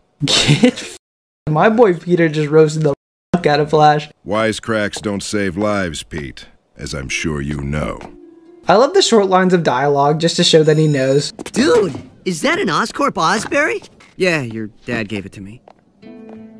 To keep track of me, I guess. It's a mentor-mentee thing. Greg Weisman wishes he got to put more mentor scenes between Peter and Norman. It's just that there wasn't much screen time to show it. And also, he says that it would have long-term implications, so I'm assuming we would have saw some of the fallout of what Norman's plans were and what Peter was helping him out with. Or maybe Peter would have some sort of responsibilities for Oscorp that were left in his hand, but you never know how that would have been executed, and sadly, it's another interesting concept that we'll never know where it would have went. For our dinner tonight? Oh, man. I'd say 7-ish? You'll be late, but if you actually show up this time, I'll consider it a victory. That must suck to just know that your partner will just not show up to things, even if he does say he'll be there sometimes. The web animation doesn't look that good here. The web attaches to the building, and then it just goes up into the sky. Hey, what gives? I want to bid for my boss. I think not. Your mystery employer withdrew all the money from his bidding account. If it wasn't obvious to someone like me, his mystery employer was Jonah, which makes sense because he's the one who put Foswell on the story. Silvio Manfredi ran this town until the feds put him away. But now that Silvermane's getting out, there'll be a gang war for control of the city. This paper is supposed to be about Silvermane getting out of prison, but he's not mentioned in it at all, and it just says the regular Spider-Man is a menace thing, as it is shown on all the other newspapers that we've seen in this show. 500 million. I have $500 million bid. Going once, twice, sold to Roderick Kingsley. Roderick Kingsley first appeared in the Spectacular Spider-Man number 43. He was a fashion designer who was stealing the works from other people, and then one day one of those people came after him and Spider-Man protects him. One day one of the people who worked for Kingsley was on the run from Spider-Man and tries to hide in a sewer and ends up finding one of the Green Goblin's secret hideouts. He told Kingsley and he would obviously later become the Hobgoblin, which is a really awesome villain. Doesn't this Kingsley guy own a perfume company? How does he fit in? Don't know. Kingsley is the CEO of a perfume company rather than being a fashion designer because of the first comic he was in. The person who he was stealing the fashion work from was this person called Madame Belladonna. She uses these perfumes or gas that can slow down Spider-Man, make his webbing dissolve, and can make him dizzy. And that's why he owns a perfume company instead of being a fashion designer. I'm assuming all of this would have come into play later on. Gotta love all the guns with the laser sounds. Very smart to use the Rhino specs here as protection. And all this time, I thought they called you Hammerhead because you had a thing for sharks. Hammerhead first appeared in Amazing Spider-Man number 113. He was found in this alley near this movie theater where he was beaten and bleeding. He also had a shattered skull. He is found by this character called Jonas Harrow. He was a discredited surgeon for involving unhappy experiments. He takes Hammerhead and does a surgical operation on him. He replaces his shattered skull with an unbendable steel alloy, saving his life. Once he woke up, his mind filled with images of the movie poster in the alley, the one with the Al Capone mob. That was because it was the last thing he saw when he was conscious. And this is what makes him a mobster. Yeah, I know, it's very cheesy, but come on, it was the 70s. I think it's badass that he uses brass knuckles. Plus it just makes sense because using his head as his only weapon would be pretty dumb. I know that in the comics he doesn't use brass knuckles, but he did get a pretty significant upgrade where his upper body was fully adamantium, so he is really strong.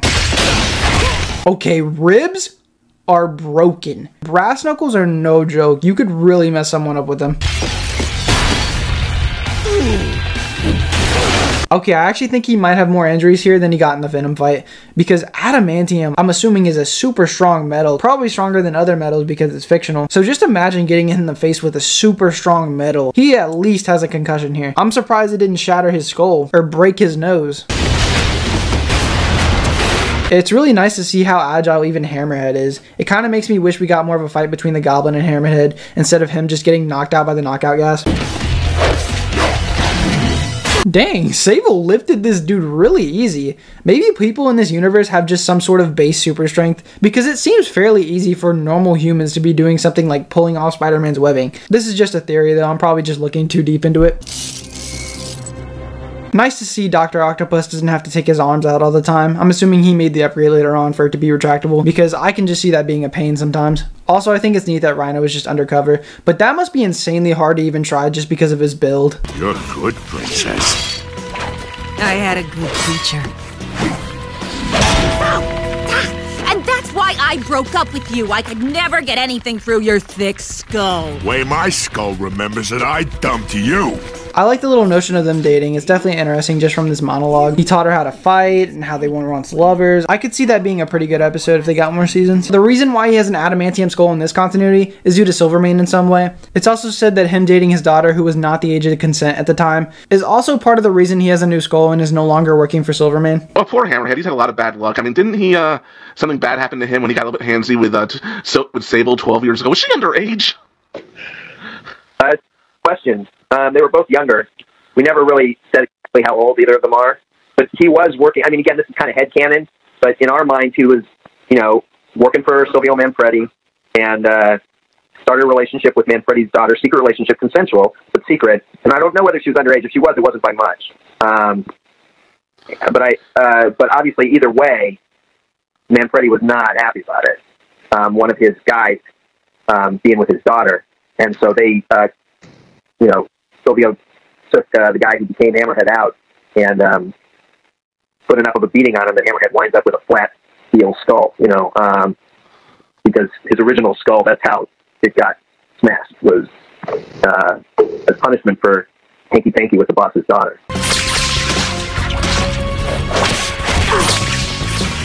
So glad I could bring you two kids together. Okay, see, they're struggling getting out of this webbing, but Eddie can just tear it off. Can he set his web shooters to different types of strength, maybe? I don't know.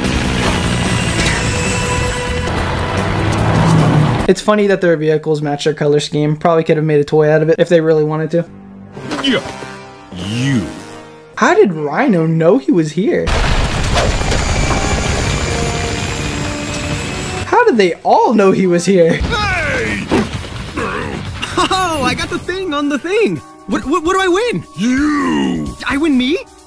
That makes no sense. Josh Keaton has such great line delivery. I know I mentioned this a lot, but it's just so great how he can really be put into the role of Peter and Spider-Man. Oh, this is gonna hurt. This is gonna hurt. This is gonna hurt. This is gonna hurt.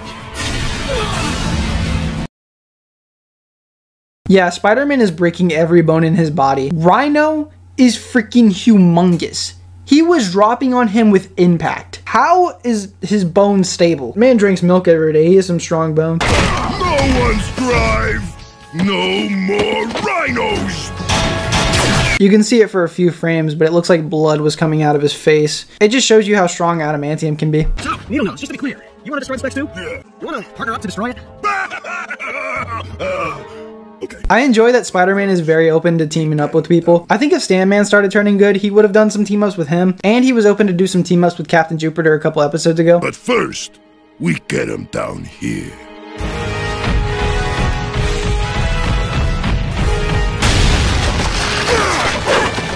I didn't even notice this because I don't really pay too much attention to the sound design in the show, but Rhino has his own theme every time he appears.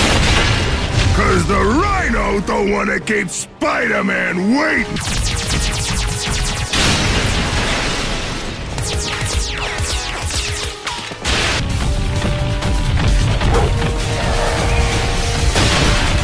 Hey! I actually really like it. It fits his presence really well. I want that drive! Get the point? Look, if we're gonna work together, you gotta get better material. I love how Spider-Man and Rhino interact in this episode with them just working together. It's just such a fun team up. This is also a good episode to show Rhino's durability. He can take a machine gun firing at him, destroy buildings, destroy pretty much anything that gets in his way. So it makes sense why they would want this drive. Wanna get in there? Hey, I'm a professional pest. Nice little team up move. Love that stuff. Missed again. Not aiming at you. Oh man, tell me I did not just fall for a gag I once used on Shocker. Continuity is so amazing in the show. Previous events are mentioned and they just expect you to know that you've kept up with the show this long. That must have been a little difficult because they switched networks a lot for the show. I think it was on 3 different networks in its 2 seasons, so that would have been super confusing if you were a kid.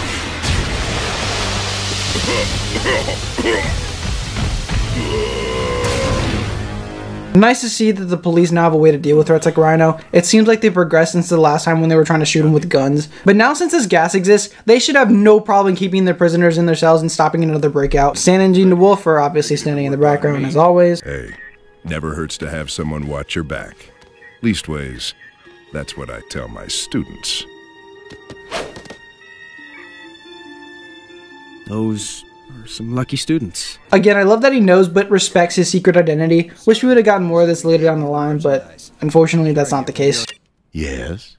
Everything went exactly as you planned. I could definitely hear Greg Weisman's voice now. I wanted to voice someone in the show. I wanted to voice someone who I wouldn't be bringing the show down by voicing the character. So someone within my rather semi-limited acting range, I guess. I mean, I actually don't think my acting range is that limited, but I didn't want to take the chance of voicing someone that I might be messing up. And this seemed like a character, very functionary with a sort of, on rare occasions, a wry sort of sense of humor that I could handle. And so it just seemed like a good option for me to choose that character. And so, it was a lot of fun to play Mencken always. And and I enjoyed that. Plus the original to resell later, or use yourself. I do think it's interesting that Dr. Octopus doesn't know much about how to make more rhinos, considering he was the main guy working on it. I think it all comes down to how much he can remember, and the specs would have been pretty vital for that. Liz, I am so sorry. Liz actually lives in the same place they go to dinner in the Valentine's Day episode, which is neat since we later know that her dad owns the place. By the way, the place she lives in is a hotel. It's just one of the restaurants in the hotel. Her dad owns multiple hotels, so her dad seems to be fairly wealthy. You think Mark wouldn't even need to be gambling, but maybe the father just doesn't care that much about them or just wants them to make their own money.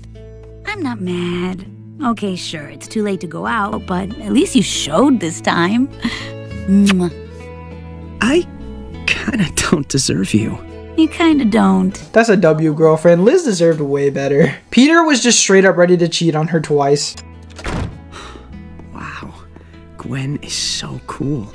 I mean, Liz. This fucker, why? He's such a bad boyfriend. You can't keep getting away with this! You can't keep getting away with it! Rhino and Spidey fighting Hammerhead and Silver Sable to destroy the jump drive and prevent a gang war. I wonder how he got these pictures with the angle they're in. It looks like the machine gun on the helicopter would have broken the camera. And the other one, he puts his camera up on a neon sign, so I'm not sure how he got these pictures. And how did the camera stay in one piece? Because that whole building crumbled down. Wow, this episode surprised me so much. I usually don't like this episode, but I think the breakdown really gave me a different viewpoint on it. I'll give this episode a 9 out of 10. It was so much better than I remembered. I think all the extra information helped me because I'm kind of learning some of this information with you guys. I mean, I do know some things, but not everything, obviously. Yeah, this episode was fantastic. We got these rhino specs and we have basically 3 or 4 people trying to fight over it.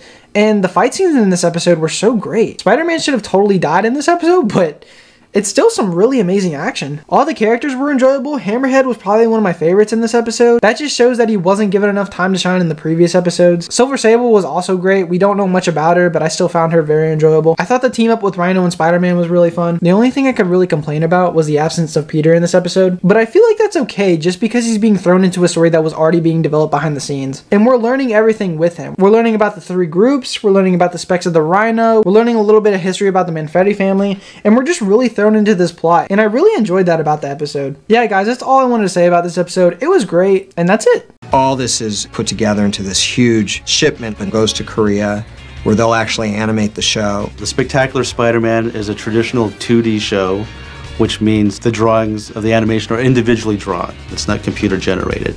All right, Sandman, show me what you got. Or better yet, I'll show you!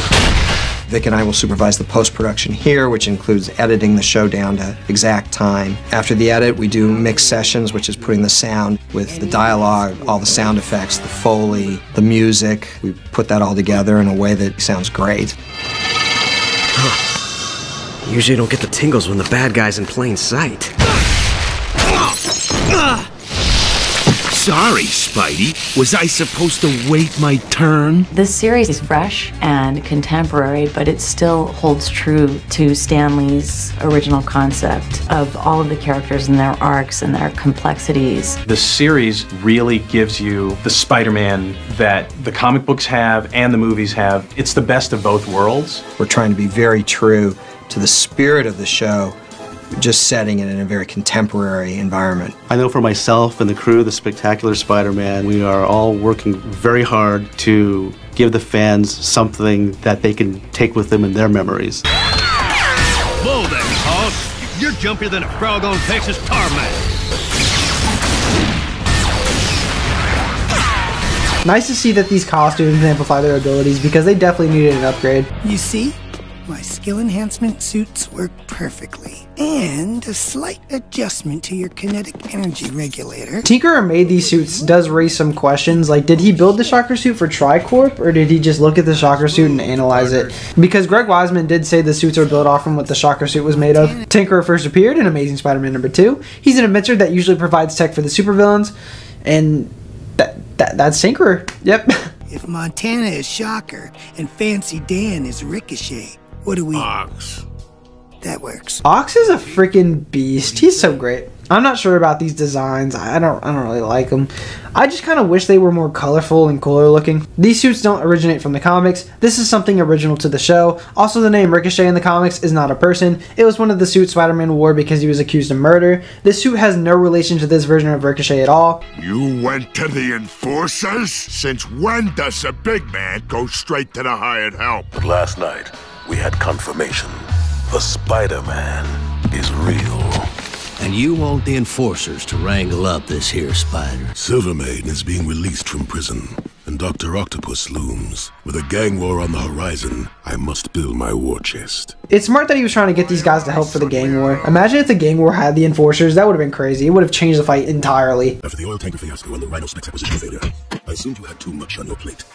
Especially since Job 1 was creating supervillains to distract Spider-Man. With all the freaks running around, Spidey's distracted enough. Why spend money on what we can get the free? Control. I'm surprised he hasn't gotten punished for his failures. And again, if Spider-Man is the biggest problem for the organization, why are you not taking him out? Why are you just distracting him? I don't understand. Remember when Spider-Man came right up to Tombstone and addressed to him that he's the one scaring criminals off the street and is destroying his business? And then he just lets him go and is just like, yeah, we need to keep distracting him. When you could have easily eliminated the threat right there. Nah, but instead of that, he just spends a bunch of money making more supervillains. I'll put Tombstone right up with Dr. Octopus on the fucking idiot category. Old Peter Parker would have been stuck in that traffic jam. But not the spectacular Spider-Man. Bro, he said the show name. He said the show name. Hey, Brown, get the ball. No. This is why actual costumes are better than stupid nanotech ones, because it feels like there's actual stakes in trying to hide the suit instead of it just appearing out of nowhere. It's like the web shooter situation where when it's coming from his body, it's just less interesting than when it's coming from his web shooters. Also, it's just stupid. When that spider bit you, did it give you power to make webs too? No, I did that myself. I make web fluid and store it in small pressurized containers that load into these web shooters I built. Wow! You must be super smart to think this stuff up. I think when I was bitten, the spider passed on an instinctive knowledge of how to combine certain enzymes to make this strong, sticky webbing. The trigger is this sensitive electrode located here in my palm. It requires exact pressure from these two fingers so that I don't accidentally activate it when I make a fist or grab something. By adjusting pressure at the nozzle, I can fire a thin, strong web line, see? Or a fine, wide spray.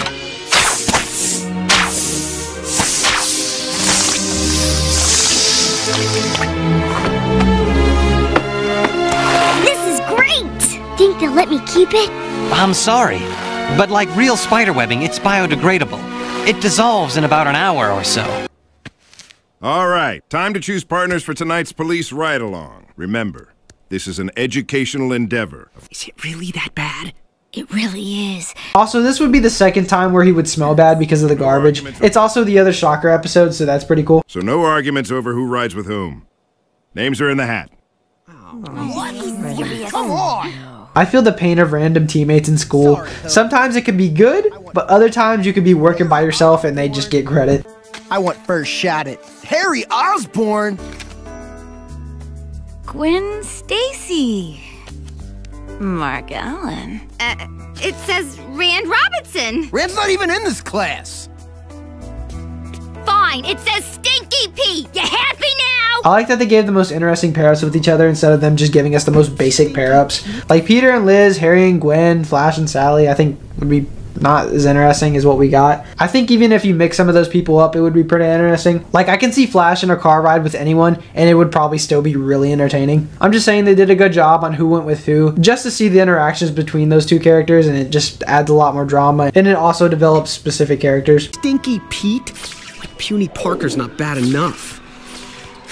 He looks insanely muscular here. I'm curious if he has to hide his muscles and that's why he's always wearing a long sleeve shirt. I can't believe I used to have a crush on him.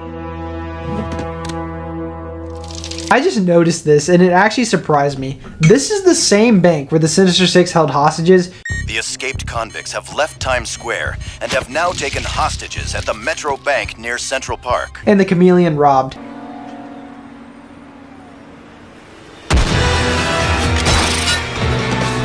And now it's getting quote-unquote robbed by the Enforcers, which is just super unlucky. Like, they need some better security. Spider-Man means well, probably. But when he takes the law into his own hands, he goes too far. You ask me, Spidey hasn't gone far enough. This subtle little line just shows a bit of the darker side of Carter, which is obviously another great reference to him being the Sin Eater.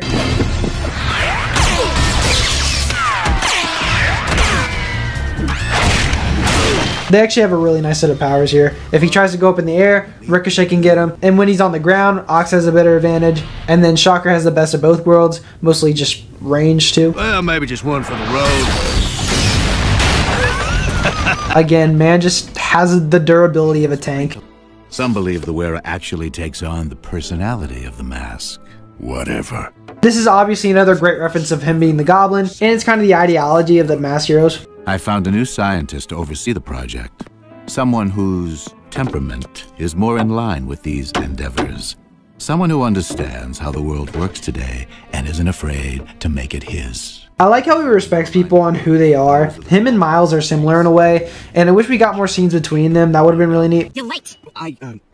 Crashed your bike? Yeah, my bike. Good guess. Another way to show that he knows. Very cool. A date, but not a date. Are we on a ride-along or a ride-along? These two characters are called Alan O'Neill and Vin Gonzalez. They first appeared in an Amazing Spider-Man free comic book day from 2007. Alan O'Neill is basically trying to convince Vin that Spider-Man is a good guy. That is literally his whole character. And then Vin actually has a little bit more to say about him. He actually ends up becoming the roommate with Peter, but ends up going to jail because he ends up putting spider tracers on deceased bodies, making it look like Spider-Man killed them.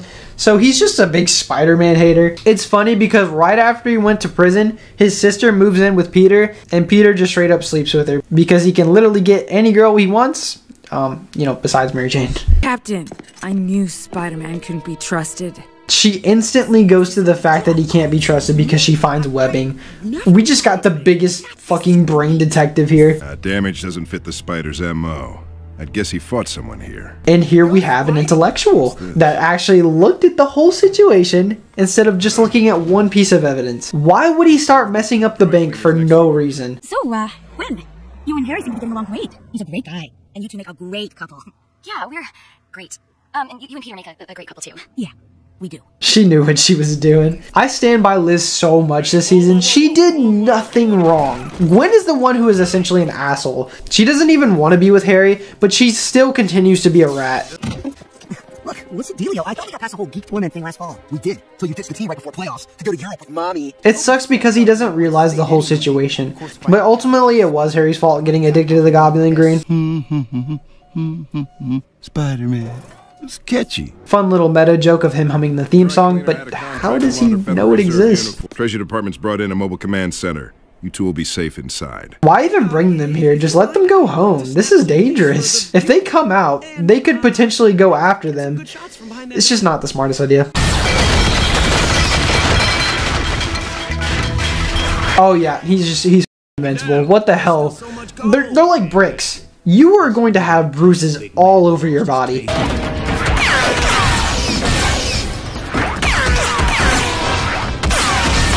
I like seeing that Spider-Man actually is one of the hardest heroes to hit. Like, he's so freaking fast.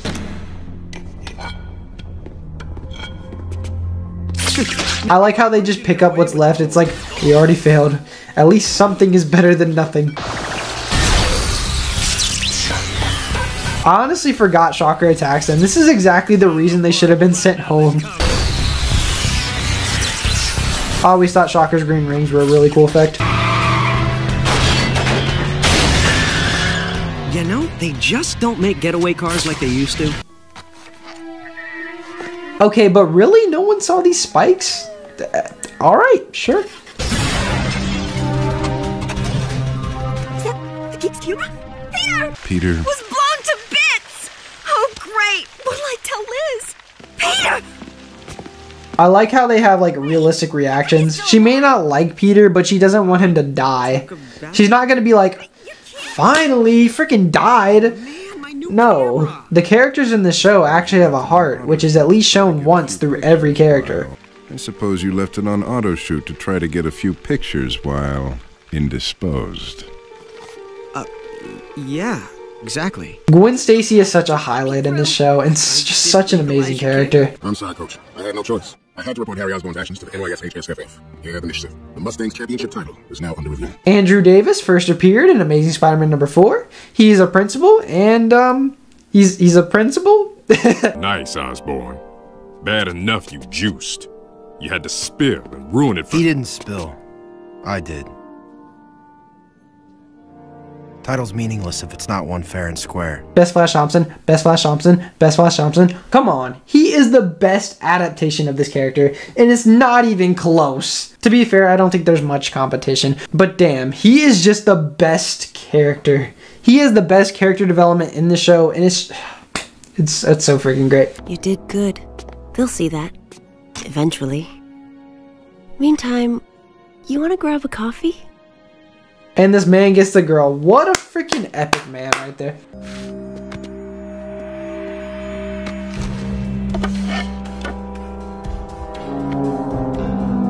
Man, my boy Harry gets the shit into the stick. My man came in all reformed, got a fake ass girlfriend, got a best friend that is in love with his girlfriend, got the whole football team hating him. Come on, he didn't deserve this. There really wasn't much to break down this episode. I would definitely say it's one of the weaker episodes of the bunch. Especially on rewatch, not too much interesting things happened. I will give this a 7 out of 10. Again, not very interesting or very entertaining for me. I won't lie, I wasn't very into the episode. It just felt really basic. Villains rob a gold place and Spider-Man stops him. The most interesting part about the episode was the flash pot, which was fantastically done with him giving up the trophy at the end. Hammerhead sabotaging the Enforcer's getaway and backstabbing Tombstone was good. I'm not sure why Tombstone needed the money more than he needs help from the Enforcers for, the gang war. I thought that was the main reason he got them for, but I guess not. No, just let them go rob a gold place so Spider-Man can stop them. Yeah. Yeah, this episode, it meant nothing. Yeah. I mean, this was a nothing episode for me. I don't know. I think I'll actually lower the score to a 6. I just can't find a reason to put it any higher. I feel like this is almost a skippable episode. The plot was fine, but it just felt like a nothing episode. Ox and Ricochet were kind of cool, but they never really felt like they had any personality, so they kind of suck. Again, I don't understand what Tombstone's main goal with them was. Was it to distract Spider-Man again? Or just get more money? I have no clue. After the script is done, we pre-visualize the characters. Every incidental character has to be designed. Backgrounds have to be specific. We don't just do generic buildings or generic bad guy hideout or a generic car. Everything fits the character. Everything is about the storytelling. Everything has to be designed. If water splashes, you design the water effect. Our props are done by Tae-Soo Kim, and props are anything that move that isn't a character. Cars, stealth helicopters, green goblins, glider, pumpkin bombs, those kind of things. Our background department is headed up by Vince Toyama. One of the things we wanted to do with our backgrounds on the show is make sure that those were also simple and animatable, but still also had architectural touches. Spider-Man does live in Manhattan, so that's kind of a challenge because it does have to look like New York, but we have to stylize it. We want it to look like the city, but still be animatable and not compete with the characters. The storyboards are the directing of the episode. It's the staging, it's the acting. We're not on a set, so when we're storyboarding, we can decide exactly how the character is going to look, what his pose is going to be. Action is a big part of Spider-Man, and that's one of the most fun parts of storyboarding on the show because really, it's free-handed choreography. Every car, every prop, every color, every angle that we do is all about making it as exciting and as fun as possible. Sean and Vic work together to figure out the look of a character, and then they send me a rough, and I clean that rough up. What they want me to do is take this character here and put him in this pose. Now obviously here he's morphing and changing from the human version into this lumpy and kind of scary looking version so that when it appears on the show it'd be accurate to the model designs, which we get better look like this. Color is a very big component to the storytelling process of Spider-Man. We do not color our environment simply in day or in night. A lot of times paint our backgrounds to enhance the mood of the sequence or the intensity of the sequence. For instance, in our Lizard episode, we have colored it to be like a horror movie. Another interesting thing about the Spider-Man universe in the old comics, most of Spider-Man's villains had green in them. So I thought to myself, green is the color of evil for Spider-Man. And so you'll see some of the high school bullies wearing green, The villains are going to have a touch of green, and some of the environments that are not so nice to Peter Parker or Spider-Man will have that color green in them. Hey, here. Pete, ninja much? This dude always be jumping down, and somehow nobody sees him. I'm already here. Where are you?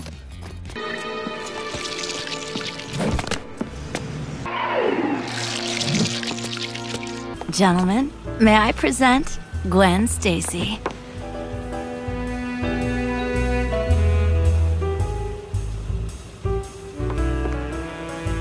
Hi.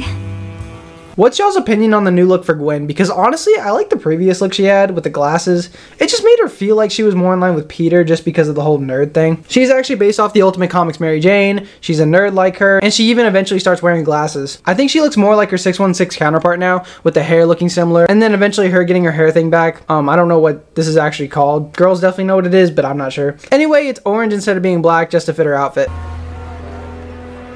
I think this is a reference to the Greek god Atlas, who had a statue doing a similar pose. He is personified as the quality of endurance, which makes sense because Spider-Man has insane endurance and should be dead in half of his episodes. Michael, don't run! I do need to mention one thing. When I told someone that we were going to be discussing Gangland today, and they asked me, is that Michael Kidd a young Michael Morbius? No, that's Michael, you mean the student who's at the show? Yes. At the opera? No, he was a contest winner. Or middle school, which is written on the ORR middle school, which is written on the school bus. And the character of Michael was based on we held a contest back then. I don't remember what the parameters of the contest were at all. No memory of that. But Michael won. And so he got to be in an episode of Spectacular Spider-Man.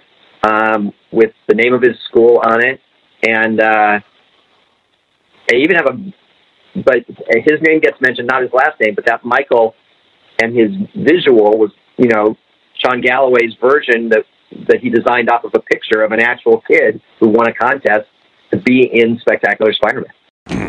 But Joan, honey bunch, darling, it's not too late to catch the mix. Why? Because it's Valentine's Day and you're giving me romantic or else. Joan Jameson first appeared in Amazing Spider-Man 190. She appeared for one panel and we don't even see her face till years later. She was the first wife of Jameson but is later gunned down by masked gunmen, which is actually just taken straight out of the 90s show. I'm warning you, Jameson, get off my case or else.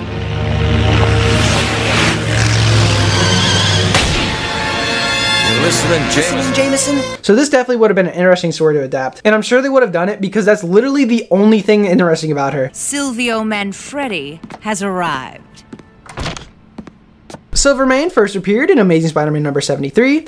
Not much to say about him. He's old. I don't think there's many interesting stories that were told with him. He wants to try and take over organized crime, but Green Goblin interfered, wanting all the power for himself.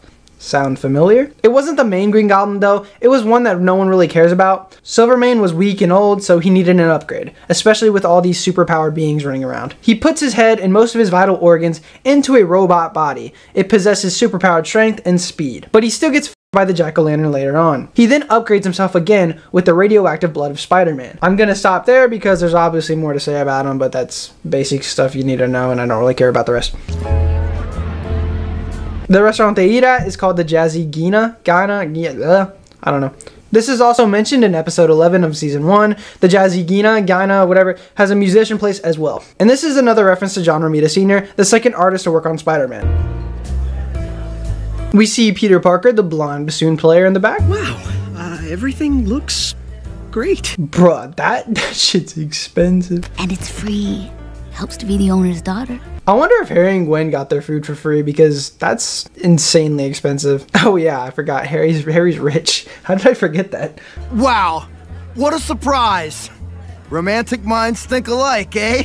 Okay, there are so many restaurants they could have gone to, but they happened to go to the one inside a hotel. Why? I'm assuming Flash knew Peter was going to be there, so that's why he chose the place. And he knew they were going to eat there because Liz and him used to date, so maybe they ate there sometimes or something, I don't know. Sir? Someone left this for you? This is the same waiter in Group Therapy, who is voiced by Mike Vogel. Check, please. On the house, sir? How kind of you. And wise. You need to make sure I don't say nothing to make Shashan think I'm stupid. She likes smartness. That and, like, integrity and stuff. I think it's interesting that he can't act himself around her. He doesn't realize she's into him because he thinks the kind of people she likes are, you know, smart people and have a lot of integrity. But no, she wants to be with him for the person he is, and I think that is great. It shows that side of Flash more and shows that he's not just a bully anymore. The Manfredi families ruled New York for decades. You are not taking what is mine. You old school types always make things personal. But a criminal empire should be run like a business. Bro, we got Gustavo Fring versus one of the Salamancas. Not a business, a science. Here we got Walter White.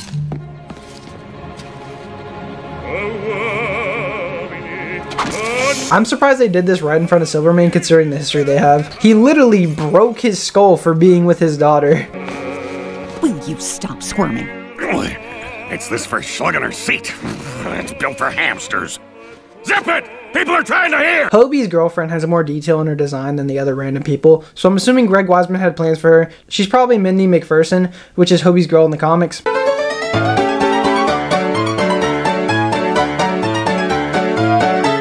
This suit was made from Sears, so apparently Sears is in this universe. It's just a bunch of high-tech stuff you can buy. I'm kidding, obviously. The Tinkerer made it for him, which also makes sense because I'm assuming he didn't have the suit before he got arrested. So just like the comics version, he needed to keep up with all the superpowered beings, and that's just like a cool little nod to that. Tinkerer kind of helped on all three sides when you think about it. He helped Silvermane make his suit, he helped Mysterio with the technology and was helping Dr. Octopus, and then he also helped Tombstone with the Enforcers thing. So I really like that he's not really working for anyone. He's literally just the guy that helps with the bad guy tech. So, you two enjoying your undate? I would never have my girl feed me like that. That is weird. But you do you, I guess. Liz, I'll try to come back soon. Sorry, Gwen. Get fucked. Literally, why would anyone be on Peter's side here? He's leaving his girl on Valentine's Day, and he's clearly more into Gwen, like right in front of Liz. Sorry, Pickle Puss.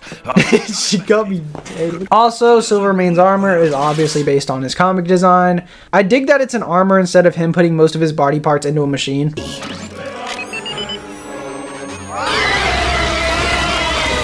I wonder what this tech is made out of. I'm thinking Shocker, but Shocker has a way different blast field. It shoots straight and is not one big bubble. Call Blackie Gaxton. I wonder why he was trying to call Blackie Gaxton. I don't really see the point in that. I just don't get Pete. What kind of guy abandons his girl on Valentine's? That's not fair, Harry. You know he needs the bugle to help his aunt. I feel so bad for Harry. His girl is defending Peter. Get a new girl, Harry. I do think this version of Liz and Harry would honestly have some pretty good chemistry, and I would have loved to see them eventually become a couple just like in the comics. It would have been really neat to see these versions of the characters get together. A romantic rose for your lady? I'll take your whole basket. Wow. Thank you. Now he knows how to treat a lady. You see, the roses in this universe, they give you some kind of power with women. I don't know. Octopus calling Craven, do you read?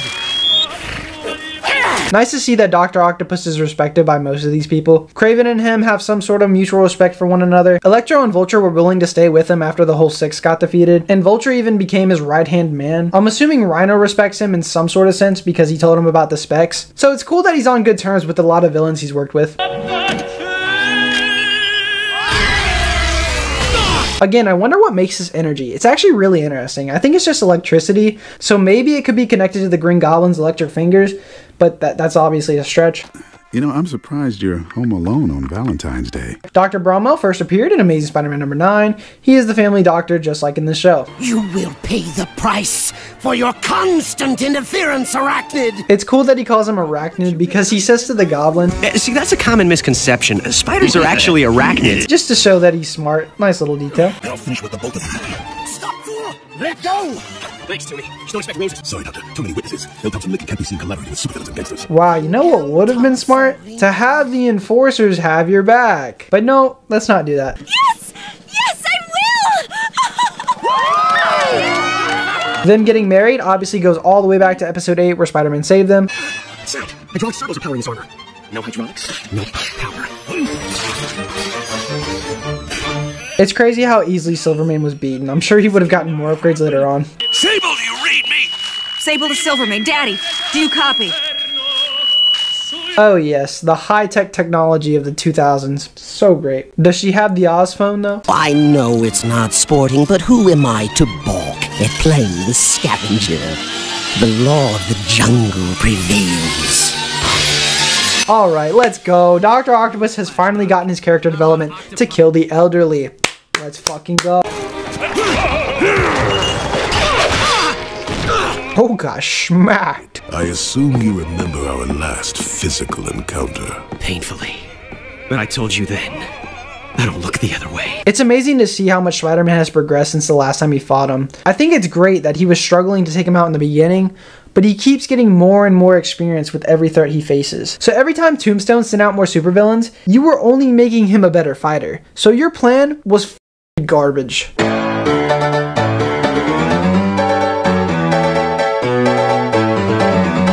He actually took out all 3 of them. Now this would be so good if we got more seasons. Imagine every person who is trying to be a crime boss is done with his so they all gang up on him. That would have been so freaking amazing. You're fired. Expect your severance package soon. Hey cops, look, he's talking to an accomplice. Doesn't that, like, mean something? Oh, okay, I guess not. Thanks. I'm sure this can't be what you had planned for Valentine's Day. Valentine's Day! Him knowing he's Peter and him dropping hints that he knows is actually directly taken from the early issues of Amazing Spider-Man. You're not seeing her. Look, Mark, I didn't want to go, but I need that job. You think this is about your job? Gwen Stacy.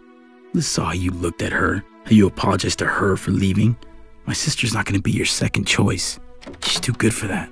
I love Mark's character. Him standing up for his sister is so great. Wish we could have seen more of where it would have went. Did you see the paper?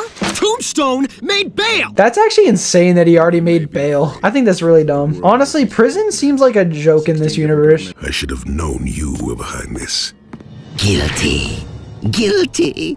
And oh, so very guilty of being the new big man of crime. As I mentioned earlier, this is taken from the comics. Norman Osborn's Green Goblin actually does this too in the early issues of Amazing Spider-Man. Alright guys, I will rate this episode a 9 out of 10. It was great. We got a lot of great action, a lot of great moments, a lot of great character moments, and it's just a really solid episode. We see the Green Goblin has set up these crime bosses of New York for control of the criminal underworld, and we get that amazing reveal at the end that it was the Goblin who set everything up. We see Spider-Man is now highly experienced, and it's always just really nice to see this version of the character keep learning and being a better fighter. All the Valentine's Day stuff was really fun and enjoyable, and yeah, it's just a really good episode. I'll just leave it at that.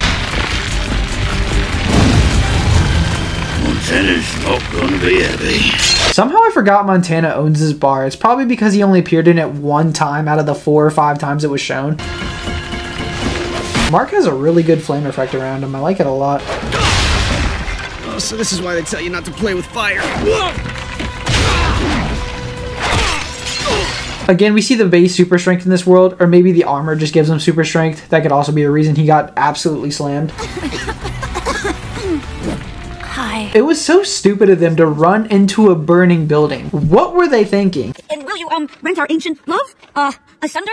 You thief of love, what have you come by night and stolen my love's heart? Stop! Where is the passion, The pain! It's weird because when they were trying out, like, they were doing a really good job with their emotion and passion, but it's completely different in this episode. Doubt thou the stars are fire.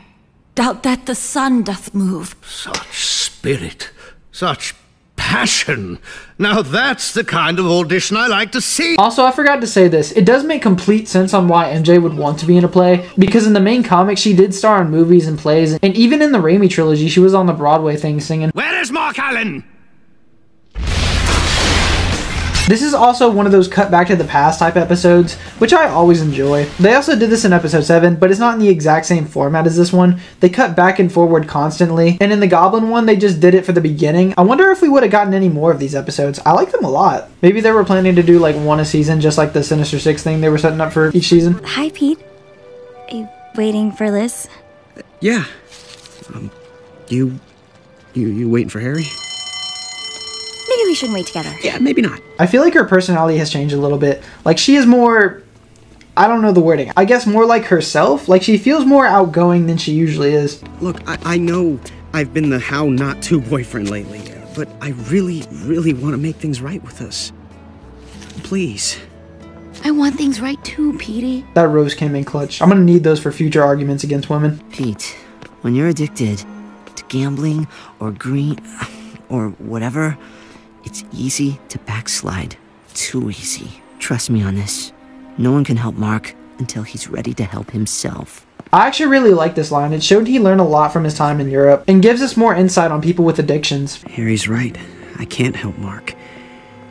But maybe Spider-Man can. I like this too. We know Peter can't do anything about this situation, so Spider-Man steps in. It's kind of like Daredevil, where the law needs to be taken in its own hands, and that's why he has his other identity. It also reminds me of when Peter was a teacher and some of the kids in his class were having trouble at home, and he uses Spider-Man as a source to help these kids. It really shows why Spider-Man is such a great character. He is able to help people in a way that the Avengers can't. He's more grounded with the people of New York. The Green Goblin!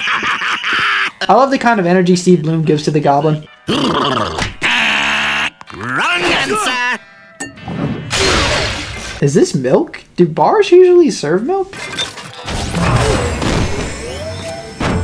This is taken from Spider-Man 1, where he can control the glider with his glove thing. Beginning. If anything ever happened to me... We can't go in here. This is a police station. Relax. Cops haven't come near since getting their fancy new Midtown digs. This seems to be the same police precinct in episode 1. It's a little hard to tell, but it definitely looks similar and lines up with what Blackie had just said. I reviewed Dr. Octavius' notes on creating super mercenaries with subdermal armor. I wonder, did Norman have those notes because he has the specs for the Rhino, or was his research just kept at Oscorp? What's happening? This is some really good heat animation. I love how it all starts to build up in the nice fire glow effect. It looks really cool. Let me help! Stop! You're spreading the fire! I love Mark's character. He still tries to help because he obviously still cares about his sister and Mary Jane. And it isn't overlooked by him trying to kill Spider-Man. What did you do to me? Without the effects here, it doesn't look as great, but it just shows that he's not really using his flame effect. Very good. This is also a pretty good effect of it dissipating off of his body. That's really cool too. Mark Raxon first appeared in Amazing Spider-Man number 28. The reason his name isn't Mark Allen is because in the comics he is Liz's stepbrother, so they aren't related like in the show. He is a scientist that was working with Professor Smythe, who was making the Spider Slayers at the time. Mark was actually his assistant. There was this liquid metal alloy that they were testing, and Mark tries to steal it because he realizes he can make a fortune off of it. While trying to fight Smythe for the alloy, Mark accidentally falls, and the metal alloy gets all over him. He freaks out and tries to head for the hospital. On his way to the hospital, he doesn't seem affected by the alloy and learns he has super strength. He heads to his apartment and Spider-Man tries to stop him, but he has a hard time stopping him due to his durability and his webbing not being able to stick to him. Spider-Man is eventually able to stop him by turning off the lights and webbing his arms and feet with a thick layer of webbing. It doesn't seem like he had his flame effect till later on in the comics. Mark was only a villain for like 4 issues. He's not an anti-hero or anything. He just works for Harry because he gave him a job since that's his brother-in-law. So he's not really a bad guy, and there are more stories with him, but I think it's best if we just leave it at that. Mark in this universe is actually a combination of 2 characters, like Shocker and Montana. He's actually a combination with Mark, obviously, and then Betty's brother, Bennett Brandt. This all ties in with the story with Blackie Gaxton, so I will go over Blackie Gaxton and you'll see the parallels. So Blackie Gaxton first appeared in Amazing Spider-Man number 11. He is a mobster that Bennett had owed money to due to gambling. I'm not sure why he needed to gamble because Bennett is a lawyer, but he said he wanted easy money and it really isn't touched upon any further. Anyway, Blackie said he would be debt-free if he got Dr. Octopus to get him out of prison. So that's exactly what happens. But Blackie had tricked Bennett and didn't let him leave. He is taken onto this boat with Dr. Octopus, and they bring Spider-Man on the boat as well. Spider-Man starts fighting Blackie Gaxton, but he was struggling to take him out with a gun for some reason. So he ends up shooting Bennett, and Bennett dies. Betty blames Spider-Man for the supposed death of her brother, but of course he comes back as a crime master. But again, I think it's best if we just leave the story there. Also, Blackie Gaxton never appeared again. That was literally his first story and his last story. And technically Bennett Brandt's first and last too. I'm not counting the other ones. They never happened. So they had 2 paths they could have gone with Mark in this show. I think it would have been more interesting if they went with the Bennett approach because it just seems more interesting to me. Go! Go! Go! This guy here is wearing a Spider-Man shirt. Go away! Go away! Go away! No can do, buddy. Is it gone? I always thought this was funny, the way he screams, "Is it gone?" and just pushes him to the side. So great.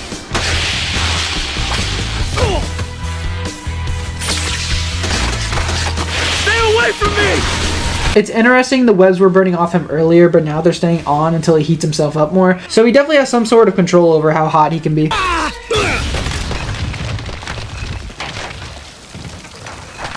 His back should have definitely been broken, but he's dealt through worse. There's a lot of fun moments in this episode, a lot of great throwaway Easter eggs. I don't know if you guys noticed the names of all the horses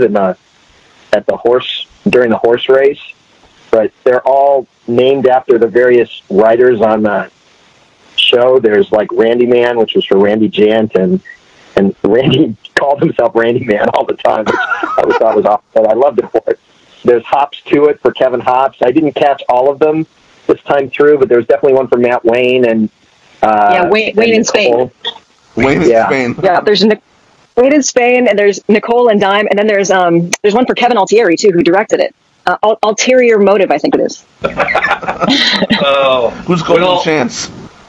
That was just what we decided it was for the MacGuffin horse. Well, I mean, Golden Chance. I mean, you have the Molten Man who's exactly. Cool. I mean, yep. Don't touch him! He's red hot! The fact that he had to explain that to her. I haven't seen Mark in 3 days. What's going on? Like, I'd confide in you? I know you're trying to split up me and Petey to make room for Gwen, and I'm supposed to believe you care about my brother? This is also great that she is standing up for her brother, just like her brother stood up for her in the last episode. You can definitely understand they have a good brother and sister relationship, and I think I would like to add to the theory that their dad is too busy for them, so they grew up basically living on their own, and that's why they have such a good bond with each other. And I'm really worried about him. Liz, I think he's gambling again. I know this is supposed to be emotional or whatever, but I can't help but laugh at Mary Jane's expressions. I don't know why, they're just funny to me. Okay, I'm really confused with the layout of this building because the front door was shown to be down the stairs and that door is over here, so I always thought this place was an underground bar, like a speakeasy, but they come out of the building. Like, how does this whole place connect? And how big is this bar? It's a little bit confusing. Also, this bar has not appeared in the comics, but there is a bar where supervillains hang out. It's called the Bar with No Name, so it's kind of similar. I like the idea of villain bars. After they get beaten, they just go to a bar and they're just chilling there, since, you know, they gotta have somewhere to chill, I suppose. Greg Weisman has also stated that there would have been a new bad guy bar later on in the series. And you!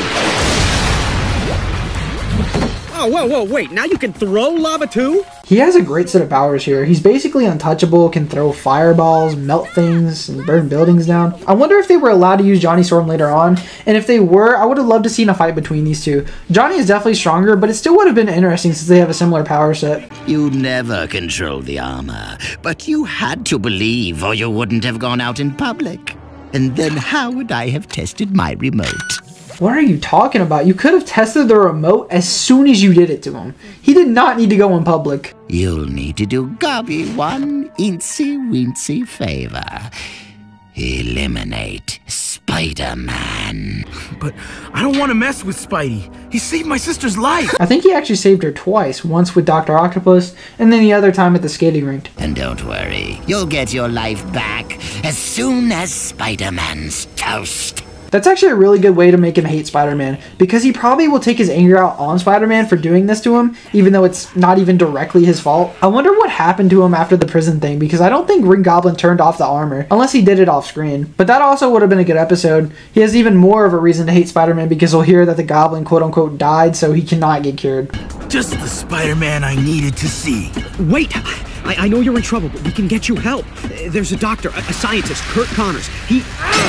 This is very similar to the Electro episode, where at first he starts fighting Electro because he didn't understand the situation. But then he later realizes it was an accident and he tries to help him. So I love his characterization in the show. It's so perfect. Like, he does the exact same thing here.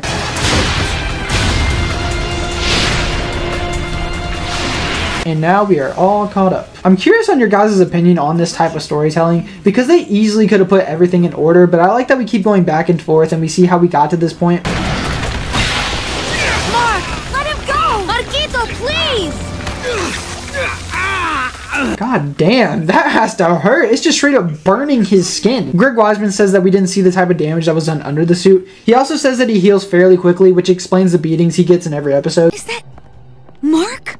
We'd better get in there. Yeah, these guys are freaking idiots. I know Mark was in there, but you see him fighting Spider-Man. You could have been caught in the crossfire and died. And you usually don't run into a burning building. It doesn't look like much damage was done. I wish his skin was more blackish or reddish, or him just bleeding everywhere, just to see that he really did some damage. Quit gambling your life away! Sorry, but I'm all in. Yeah, again, with any addiction, you can really mess up your life. And I like that they're trying to convey that message to the audience. This is a kid's show, and like nowadays, I don't think they would ever cover a topic as serious as this, which is just sad because cartoons have just gone through such a downgrade through the past years.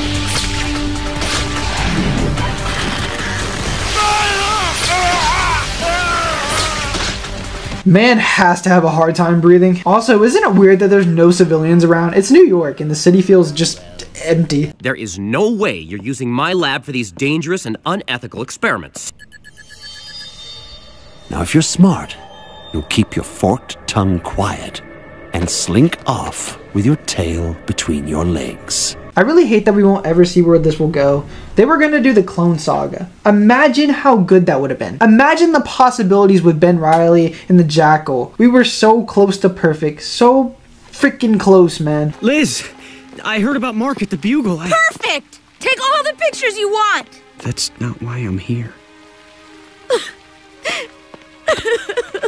This couple, in my opinion, could have worked. He comforted her as soon as he could, and feels really bad for what happened to Mark. It just sucks to know how they end. I liked this episode, and I can understand why people will be thrown off by the way they skip back and forth. And for me, personally, I enjoyed it. I will give this episode a 9 out of 10. Mark is a really good character. He has an addiction, and he needs help. And I'm glad that they tied that in with the Harry addiction earlier in the series. I enjoy that we're exploring the universe more with them making this armor. I like that they set things up, but unfortunately we never see the payoff. I'd like to mention the animation with the fire in this episode. I thought it was fantastic. I loved it. The Spider-Man and Ultimate fight was really well done and really fun. The emotions in this episode really hit home. And yeah, that's pretty much all I gotta say. The Vault will soon be the pinnacle of ultra-maximum security incarceration. Put a supervillain in here, and trust me, he's never getting out. The Vault also exists in the comics. I wonder what happened to the Vault after this episode and how they would have dealt with more breakouts if it was still functional. Because if what Norman said here was true, I feel like we would have gotten more stupid ways for the villains to escape.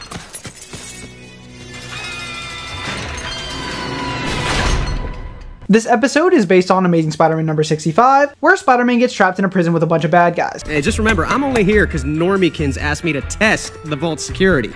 I'm curious on how Norman was able to get in touch with Spider-Man. Delivery.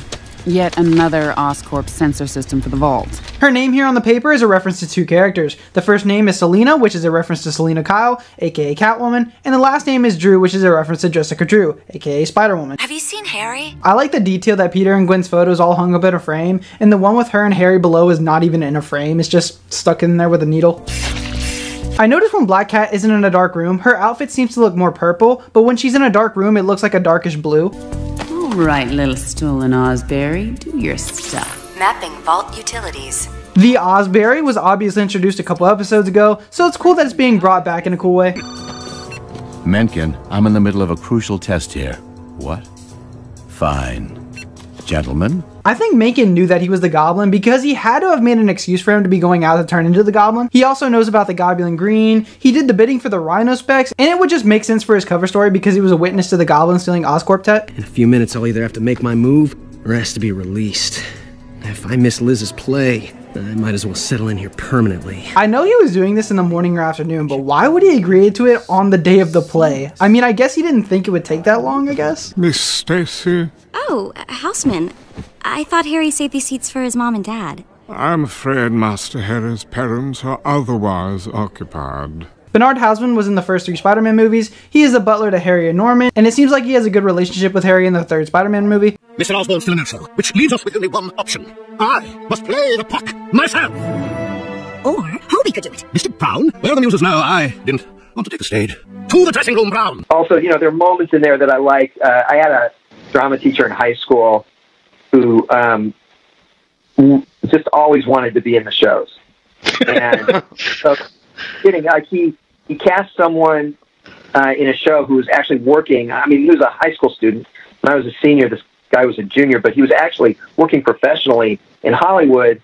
And he cast him, the teacher cast him in the lead of the show. And the kid was saying all along, look, I'm not going to be around. I mean, I'll be back by the time the show goes up. but I won't be around for any rehearsals until like the day before. I can't do this. And the teacher's like, you're a pro, you can do it. You're the one I want. You got to be the one. The guy's going, I don't think so. I don't think I can do it. And he came back, and lo and behold, was sort of like, yeah, I can't do it. I didn't have time to learn the lines. I'm not going up there and making a fool of myself. I warned you about this. You wouldn't listen to me.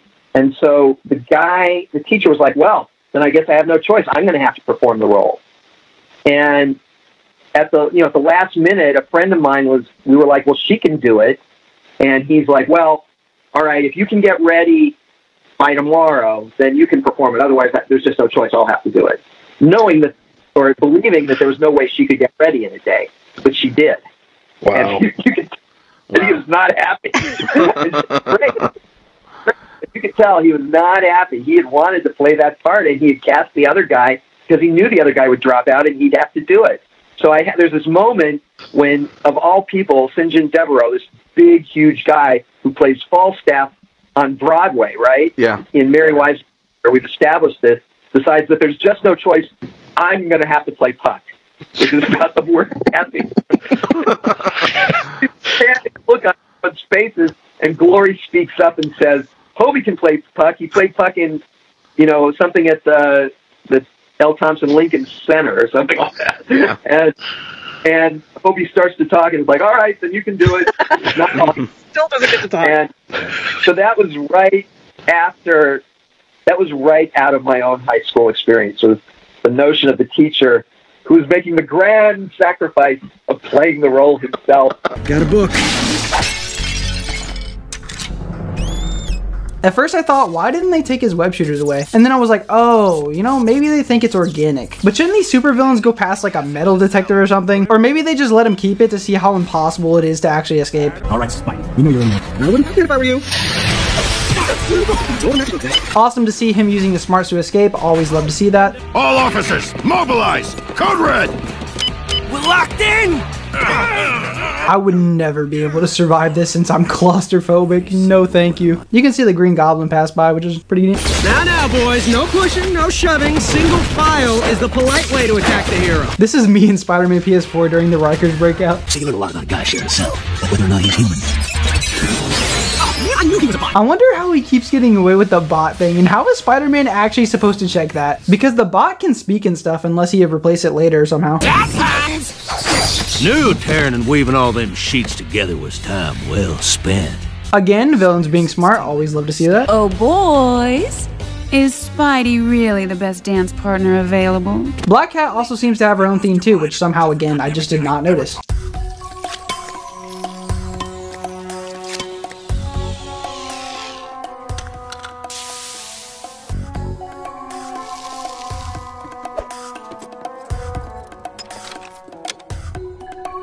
Please, have you lost your mind or just forgotten everything I ever taught you? What can I say?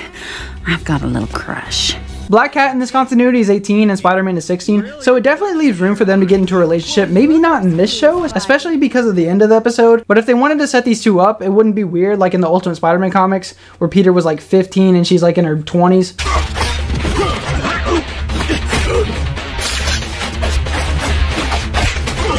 Okay, bro's actually laying the fucking smackdown on these guys.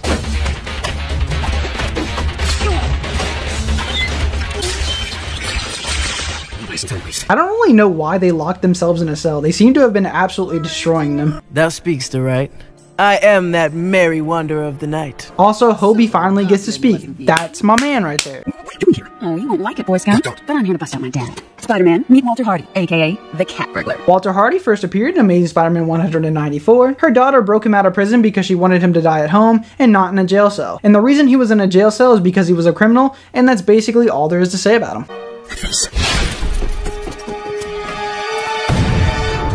Murdered Uncle Ben. Okay, I love this twist, and I know some people dislike it, but I just don't understand why. I think maybe because his uncle dying shouldn't be tied into anything because it doesn't feel more like Peter's fault or something. I don't know, people usually find a reason to hate everything. Like, remember when everyone liked Insomniac Spider-Man? Good times. Also, this is similar to Spider-Man 3, where they retcon that Flint Marko had killed Uncle Ben, and this one, in my opinion, did it better because I just feel like it was handled better, and I just wasn't a big fan of the retcon. Just so you know, there is no way I'm letting you bust this guy out. Says the spider, desperate for the kitty cat's help. Not that desperate. Never that desperate. Gee, Dad, what'd you do to this guy? Bruh, alright. So, theoretical question for you guys. So let's say this guy kills your closest family member, but his daughter was hot, and she has the hots for you. Would you hit it? I mean, come on, be honest now. I mean, like, she's a whole different person. She can't control what the person does. I mean, I would still hit that. You just wouldn't be seeing me at any family reunions, you know what I mean? I'll take that back. Man fell for this twice. Bro cannot stop taking bets.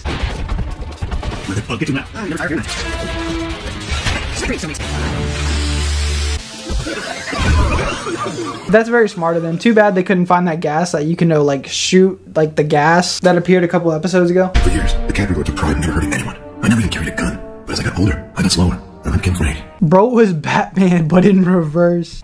I made a horrible mistake the night I ended Ben Barker's life. And I know I have to pay for my crime. So I'll turn on the gas. That won't make us even. You're not forgiven. I understand. Maybe this is why people hate it, because it's supposed to show why he took up the mantle of Spider-Man, but this guy just randomly happened to have shot Uncle Ben and he regrets it. But I actually have no clue. Do you guys feel like Spider-Man and Black Cat could have just taken these guys? Because I mean, I really do think they could have just taken them all out. An entire penitentiary full of spider haters, and still he escapes.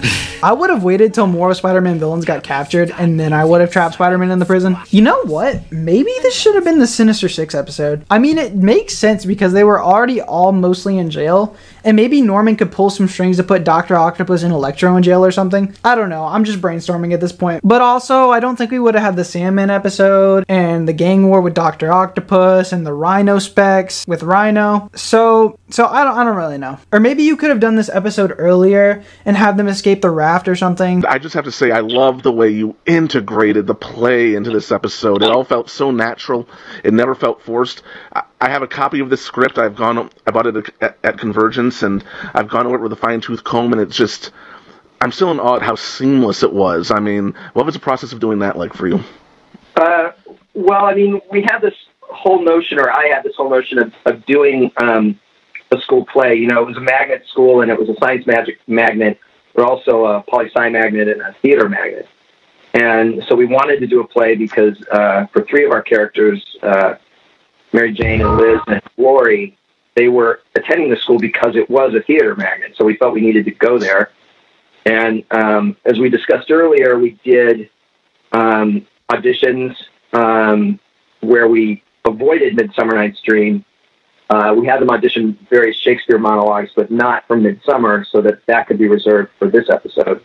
And then we did a rehearsal scene from Midsummer, and now we were doing the play, and it just worked out. You know, I went through the play with a fine-tooth comb and looking for points of contact between our plot line, our characters, and the play, and there were so many that I couldn't even use all of them, all the ones I found. But I mean, there was stuff that, you know, is visually obvious in the show. There's a character called Cobweb, so we figured that in St. John Devereaux's production, he would choose to make the play reach a modern audience by dressing up Cobweb as Spider-Man and dressing up Robin Goodfellow, Hobgoblin, as that is Puck, as Green Goblin, and create that connection there with the modern world. So we were able to make those connections between visually with Spider-Man and Green Goblin. And then there's just all these lines of dialogue that just fit with what we were doing, right down to the notion that there's a point where Titania talked about an ox, and we had a character named Ox in the episode. So it was pretty easy going, surprisingly. I didn't know if it would be easy, and I have a vague memory of having a conversation with Nicole Dubuque about whether or not I should use Midsummer, because I thought it might feel artificial, and it also is, you know, one of the most overdone Shakespeare plays, to be honest, as much as I love it. And I thought, well, this might be, might not want to do it, but ultimately when push came to shove, just the notion of having, being able to do the Cobweb and Green Goblin thing, and also the notion of having Flash Thompson with the head of an ass was too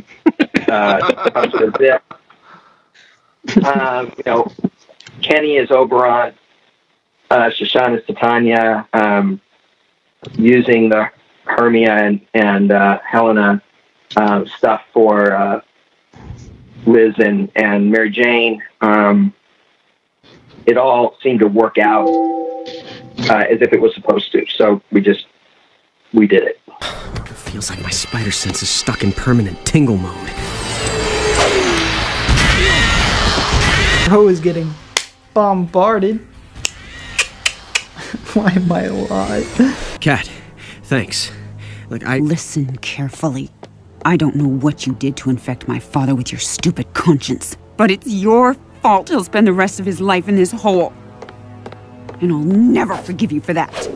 I feel like she could just get him out later if she really wanted to, but it seemed like he thinks he deserved it for killing Ben Parker and wants to stay there because of what he's done. This is again another interesting thing. We don't know where it would have went and how the relationship would have been affected. I mean, we know she was willing to help him out, so obviously she still cares about him, but I wonder if she would have kept hating him. I don't think so, because it's not true to the spirit of her character, and Dan Slott had not even made her a villain yet in the comics, but at one point she did hate Peter briefly before that, and that was only because he fell in love with Mary Jane. Sir, we've regained control. Gotta hand it to Spidey. This man here is Matthew Resnick. His first appearance is in Spider-Man Unlimited #1. He's a cop that transfers Cassidy to Ravencroft, and he talks 2 times but quickly dies by Carnage, and that's his character. Also, that's basically the end of the episode. This episode easily deserves a 9 out of 10. Spider-Man is trapped in this prison with a bunch of inmates, and it creates this really fun scenario where he has to try and escape this prison. This is also the only episode where we don't see Peter, but that's completely fine because for this type of story, we didn't really need to see Peter. Green Goblin is obviously fantastic as always, and I love how crazy he is reciting Shakespeare lines.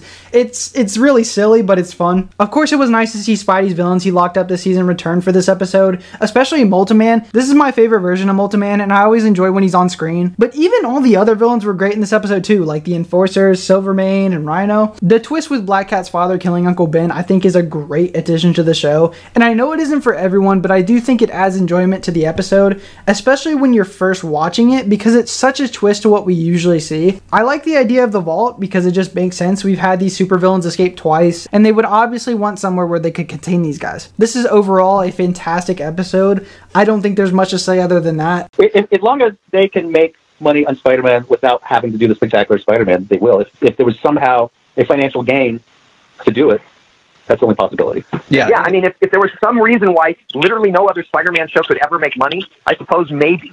But I doubt it. But I suppose it's possible. But that's a hypothetical that's so unrealistic because Spider-Man is always going to make money. And the fact of the matter is, and I know we've talked about this before, but when we were announced, before we were on the air, before anyone had seen our version of Spectacular, I got all this, and this was pre-Twitter, I got all this crap on the internet over, why aren't you making more MTV Spider-Mans? That show was great. And I'm looking at that and I'm like, okay, these guys are like 13, 14 years old. And then, someone else picks up on that and goes, what are you talking about? That show was awful. It's the 90s Spider-Man show that was great. And those people, I'm like, okay, they're 19, 20, 21 years old. And then someone else is going, you guys are all nuts. I know it had a silly name, but the only really good Spider-Man show that felt like Spider-Man was Spider-Man and His Amazing Friends. I'm like, okay, those guys are in their late 20s, early 30s. And then someone else writes in and says, you're all crazy. There's only one good Spider-Man show, the only one with the good theme song, the only one that matters, and that's Ralph Bakshi's 60s Spider-Man TV show. And I'm like, okay, that guy's my age. And what that means is that, when you're a kid, whatever Spider-Man show is your first great show is going to be the one that you have a passion for. Now, you can get older and then sort of look at Spectacular and go, well, I really appreciate this version of the show. But there's certainly a generation for whom this was their Spider-Man show. Spectacular. And then, yes, I like to think that we were better than that and that there were plenty of people who, even though it wasn't their show generationally, it's still a show that they love and appreciate because we got to the core of the characters and the core of the concept and all that stuff that we've been talking about now for 26 episodes. But there's no doubt in my mind that there are kids for whom Ultimate was the first show that they ever saw with Spider-Man, and they're going to love that show with the kind of passion that any kid who's exposed to Spidey for the first time will have. And that's what, I can look objectively at the Ralph Bakshi Spider-Man show and go, yeah, this isn't really that great, but you're never going to convince me that I don't love it because it was my Spider-Man show. It's the one that I grew up with that first exposed me to the character, even before the comics, and made me want to go buy the comics. That was my Spider-Man show. And So yeah, next to Spectacular, which I love for very different reasons, my second favorite Spider-Man show is the 60s backseat Spider-Man show. Because that's the one that as a kid meant something to me because it's the one that introduced me to the character. So we've made it, a 26-episode series that has been true to the spirit of its characters and has fans to this day for how it adapted its source material, even doing things better than the source material itself. We love it for that. We love it for its memorable characters, its fantastic storytelling, its great character designs, and the work that all the people who put into the show have done, because we know how much they love these characters. Every single detail in the universe has been thought out. Every character has something more to them, and it shows through every episode. Spectacular Spider-Man was made specifically for the fans of Spider-Man and its history throughout the years. This show did incredible things in just 2 seasons of the show, and unfortunately we will most likely never see it brought back. But I'm still grateful for what we have. This show is something that will go down in time as one of, if not the best Spider-Man adaptations. I hope you enjoyed this video. I put a lot of work into this series, and especially this episode. I would appreciate it if you would hit that subscribe button and like these videos so they can reach more people. And yeah, let's do this.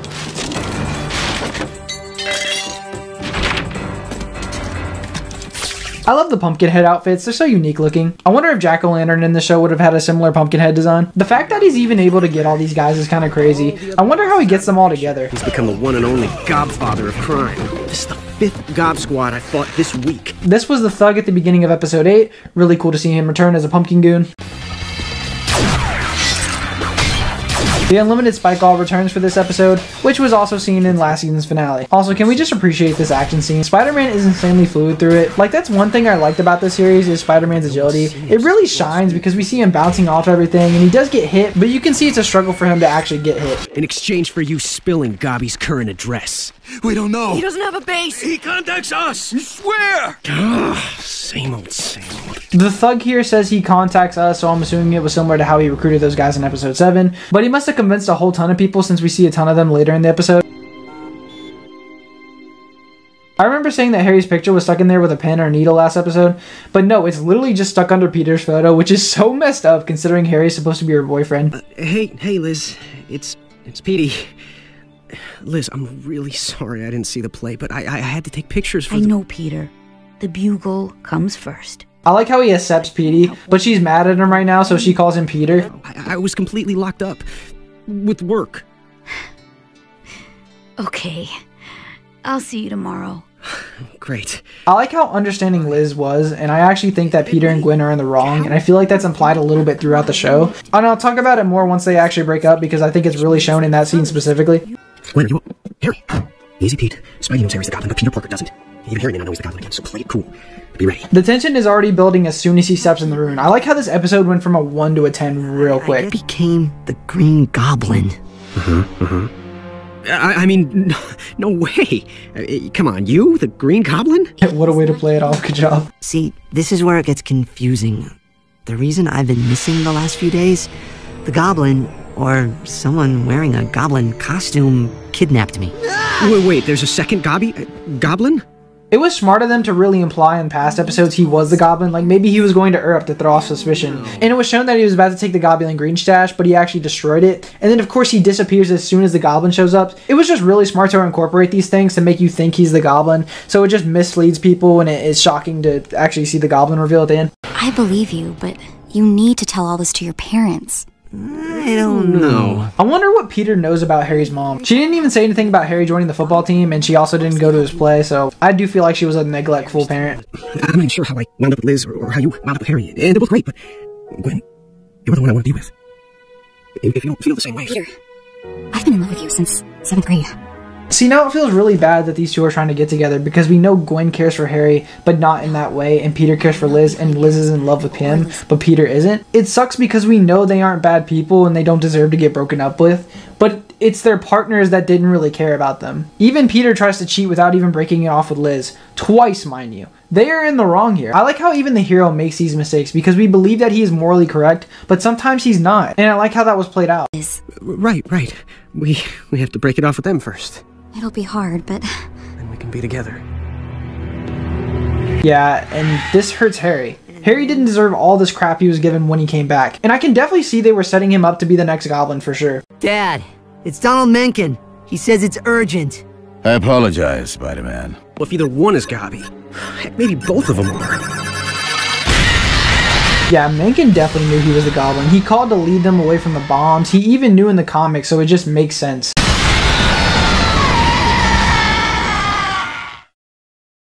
I think it's funny how it cuts to commercial after it just fucking explodes.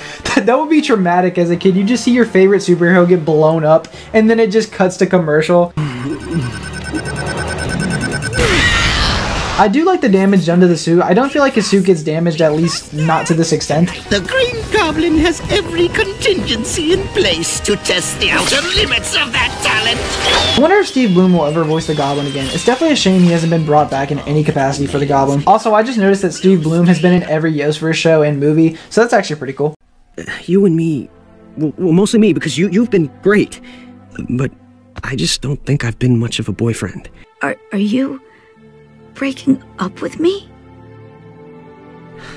I'm sorry. I want to bring it back to Peter and Gwen are the bad guys. The only reason Peter and Gwen are breaking up with Liz and Harry is so they can be together, which isn't fair for their partners. Even the situation they're going through right now with Liz losing Mark like a week or two ago, and Harry having to deal with all this bullcrap he's been going through, it just feels really bad for both parties. And they both weren't even good boyfriends or girlfriends. We are shown that they could be, but Peter and Gwen were already in love. Peter wasn't always there for Liz, missing dates, leaving dates, missing the show that was really important to her, and him showing that he's into Gwen more than Liz. He was terrible, but Liz was always there for him. And then on the other hand, you have Gwen, who basically just doesn't care about Harry at all and was just kind of pressured to be with him, but it's shown that she cares for him, but not in that way. That's it, Petey! We're through! You can see Minnie McPherson, Hobie's girlfriend again, which we went over not too long ago. Finally! This is a parallel to MJ saying finally, but for the reason that Gwen and Peter are getting together, whereas Sally was saying finally because Peter and Liz were breaking up. Bye. Finally. Dr. Connors, what's going on? Kurt and I are leaving ESU. In fact, we're leaving New York.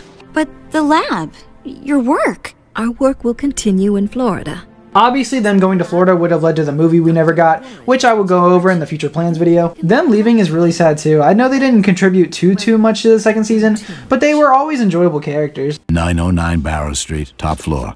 Thanks, Gargan. Checks in the mail. The person he was talking to is obviously Matt Gargan, aka the Scorpion. Oh, where's the pilot? You're the one who insisted I get my license. Nice little hint to show he's not actually Norman. Also, the knockout gas did return. I totally forgot about that. The little girl from the intro appears again. Oh, this can't be good.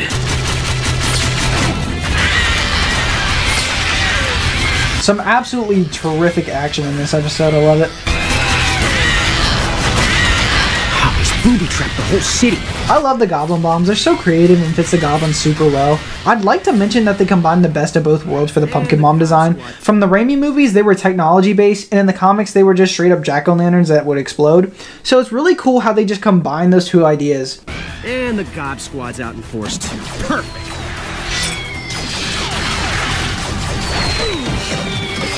I like how he planned all of this. He brought back everything, the goons, the spike ball guns, the bombs, the goblin webbing, and even new stuff like this flying machine. It's just a bunch of really cool stuff they're using in this episode.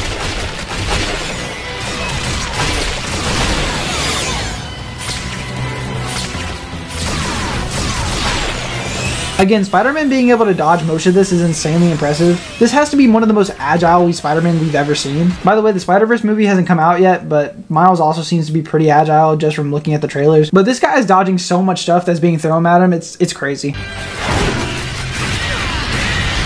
This has to be one of the biggest hits he's ever taken because they're basically grenades, and he just took the impact of multiple of these grenades or bombs or whatever. It's again crazy how much endurance he has in this show. I also like the resemblance from the Raimi movies where you can see his mask coming apart and you can see one of his eyes, which was also caused by one of the Green Goblin's bombs in the Raimi trilogy. Very cool little parallel. I just like the look, and then of course his suit looks great battle damage. A lot of little details in this episode that I really enjoy.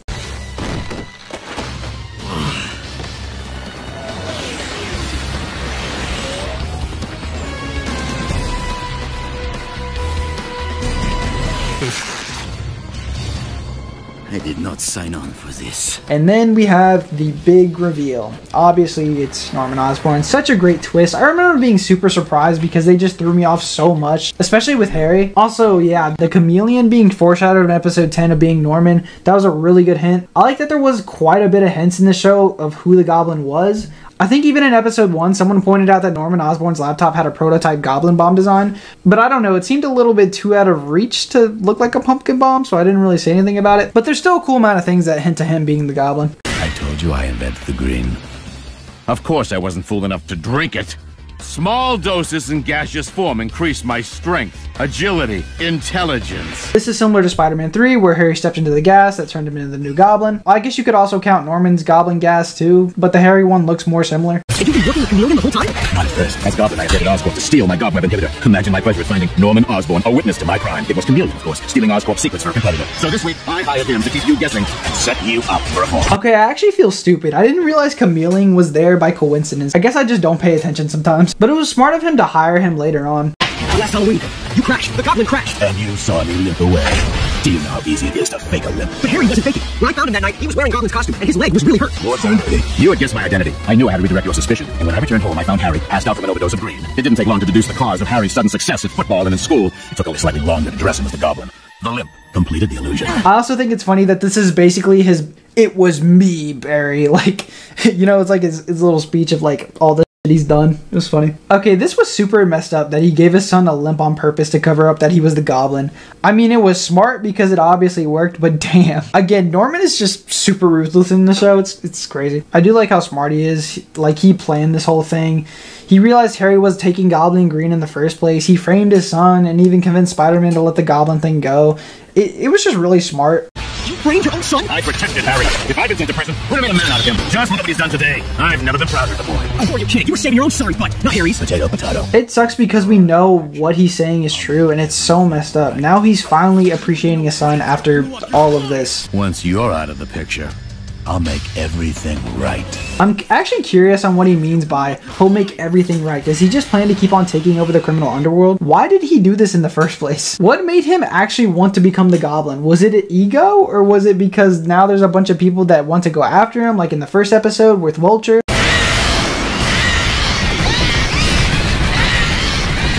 Now the real question is, how did he survive? We'll never know, but he did somehow. This one's from Lockdown again to aim to Greg. It says, considering the success of the 90s series and the failure of Spider-Man Unlimited a few years ago, are you hoping to break the 65-episode record with Spectacular Spider-Man? Yeah, I want them to pry this series out of my cold dead hand. You know, I'm not kidding when I say I could. This is a job I could do for the rest of my life if they let me. I mean, they probably won't, but I love this job. I mean, I love it, and you know, and there's no shortage of stories to tell. Not even close. The issue for us is going to be, geez, we've only. You know, in the first 2 seasons, the issue is like, I don't know, we've only got 26 stories we can tell, and we've got like 600 in our heads to do. And the characters are so rich, the cast is so rich, and both, you know, what a great rogues gallery. I mean, one of, you know, got to say, one of maybe the top 2 rogues galleries of all time. And yet, what a great supporting cast. What a rich supporting cast. I mean, how many superheroes? A lot of superheroes have great villains. A lot of them do. How many superheroes have this kind of supporting cast? No doubt. I don't think Batman has as big a supporting cast as us. I mean, Batman has some great supporting characters. I love Commissioner Gordon, I love Alfred, but who has the scope? Exactly. That Peter has. Right. That, you know, as a human being, that defines him not just by who he is, but by his relationships. Right. And beyond Spider-Man, I mean, Peter. So yeah, you know, do I hope I'll break the 65 record? Yeah, I hope I break it, double it, triple it. I mean, it's not up to me. But if the question is, do I want to? The answer is absolutely. Dad was sick. A victim of the green. No one knows how that stuff changes you better than I do. Spider-Man should have helped him. Not... I don't know what I'd do without you, Gwen. You're all that's keeping me from going back on the green myself. Oh, I got your messages. Was there something you wanted to tell me? It was nothing. His hate for Spider-Man feels valid in this show compared to some other media, and I can easily see him becoming the Goblin because all the things that have happened to him. I still like that he really cared about his dad, even though we know what he did to him. And all he really wanted was to be appreciated by him, and he also manipulates Gwen at the end here. It just makes sense because of the path he most likely would have went down since they set him up for that. Also, this is kind of a parallel to Spider-Man 1 where Peter and Harry are talking at the dad's funeral and MJ's there. Harry's left with no father. I'm left with no Gwen. At least the city's safe. The Green Goblin's gone forever. It's a pretty dark ending to the show. We got a hero standing above New York, a protector, and I think you can definitely parallel this to the beginning of the show, where he's excited to be Spider-Man and happy things will change. But here, he is a different person. He's experienced the hardships of being Spider-Man and the hardships of being Peter Parker. It's just a really sad ending. Now boarding flight 1057 to Miami. The flight number 1057 is a reference to gargoyles. It's Damona's clan of gargoyles that got destroyed in the year 1057. Flight 994 to Grand Cayman Island is now boarding all first-class rows. The second flight number is 994, which is another reference to gargoyles. It's the year the Wyvern Massacre took place, where a bunch of gargoyles got destroyed. You know, I was always a little jealous of Greg making an appearance as Minkin, so I made a cameo too. I'm in the airport. Yeah, with your kid. Yeah, with both your kids. I'm in the airport with my daughter and my son. So, a little trivia for you guys. Sorry for the delay, Mr. Roman. Don't apologize. I never do. And then the little tease with Mr. Roman here implying that the Goblin is still out there somewhere. Such a lovely ending to a show. This also shows what kind of man he is. He's a planner, he takes his time, and he plans. Mr. Roman's appearance is a homage to John Castaway from Gargoyles. Here's a side-by-side picture just for you guys to see. Well, where did Mr. Roman come from? The name. I never heard it before this, before the series. I would assume there was go on. And this is so obscure and stupid, but what did you think it was, Greg, before I reveal where I got it? I was about to say the Norman conquerors, the Roman conquerors, is something more esoteric. That's clever. What? That's cleverer than my answer. Uh-oh. To some extent, it's just a play on, what's Norman spelled backwards. And it's not quite Roman, but it's close. But the thing is there was a character in a comic called the Disco Dazzler, whose name was, I'm forgetting how to pronounce it. Oh, yeah, Roman Nekoba, which backwards was Namor Hoboken. And so I was always struck by, and it was, I feel like, I want to say Jim Shooter wrote that, and it's like, that's where you got, it was just so weird that it was Hoboken spelled backwards and Namor spelled backwards. And so that always just really stuck with me as just like supremely goofy.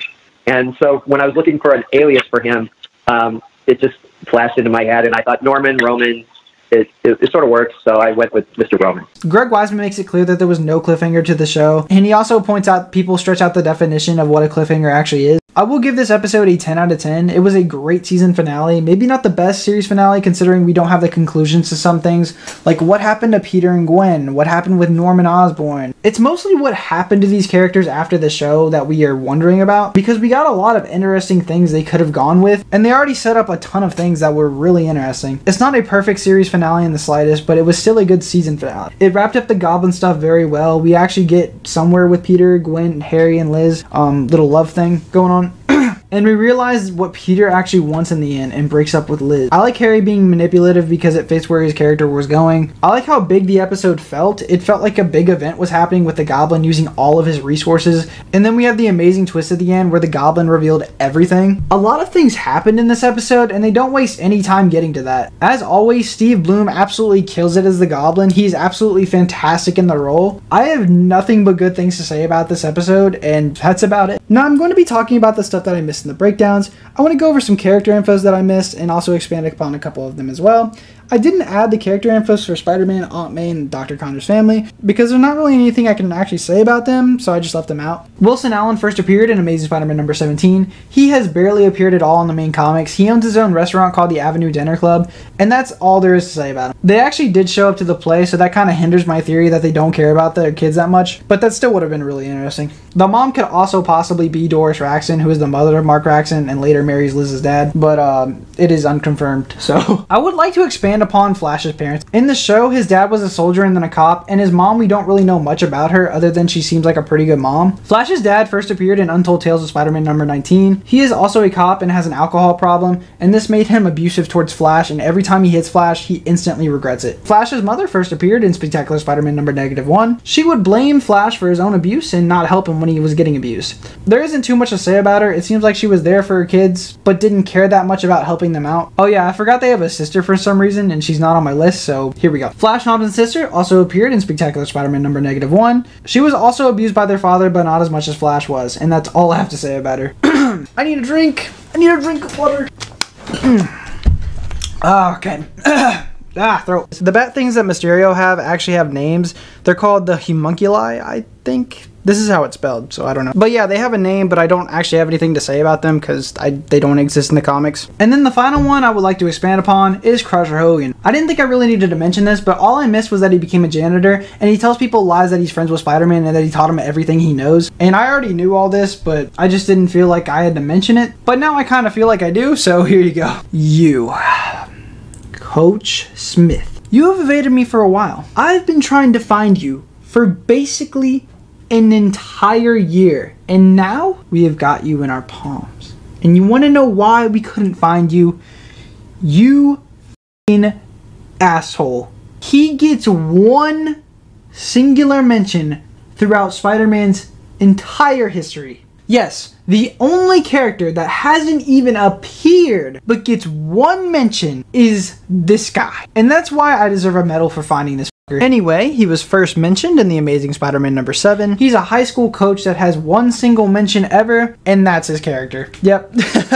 I hate you. Alright, so the first person we missed was Sullivan Edwards, which is the guy that screwed over Spider-Man in the origin story. He's actually not from the comics nor anything related to Spider-Man. He was a homage to the newspaper and television personality, which is confirmed through the Ask Greg archive. Next one we have is Mayor Waters. She was one of the politicians on the cruise ship who was friends with Tombstone. She/he first appeared in Spider-Man Reign number 1, and this is the only person that was taken from the comics that was gender swapped for this show. A lot of the other characters were just race swaps, so they are actually the only character that got a full-on gender swap, which is cool. He basically made this technology that would keep the city safe for the next 100 years. It's a dome to prevent terrorist attacks. That's literally all it is. But it actually wasn't that. It was like this thing that makes more symbiotes or something. I really hate this story. Basically, Mayor Waters was... I don't know if it's Mayor Walters or Mayor Waters.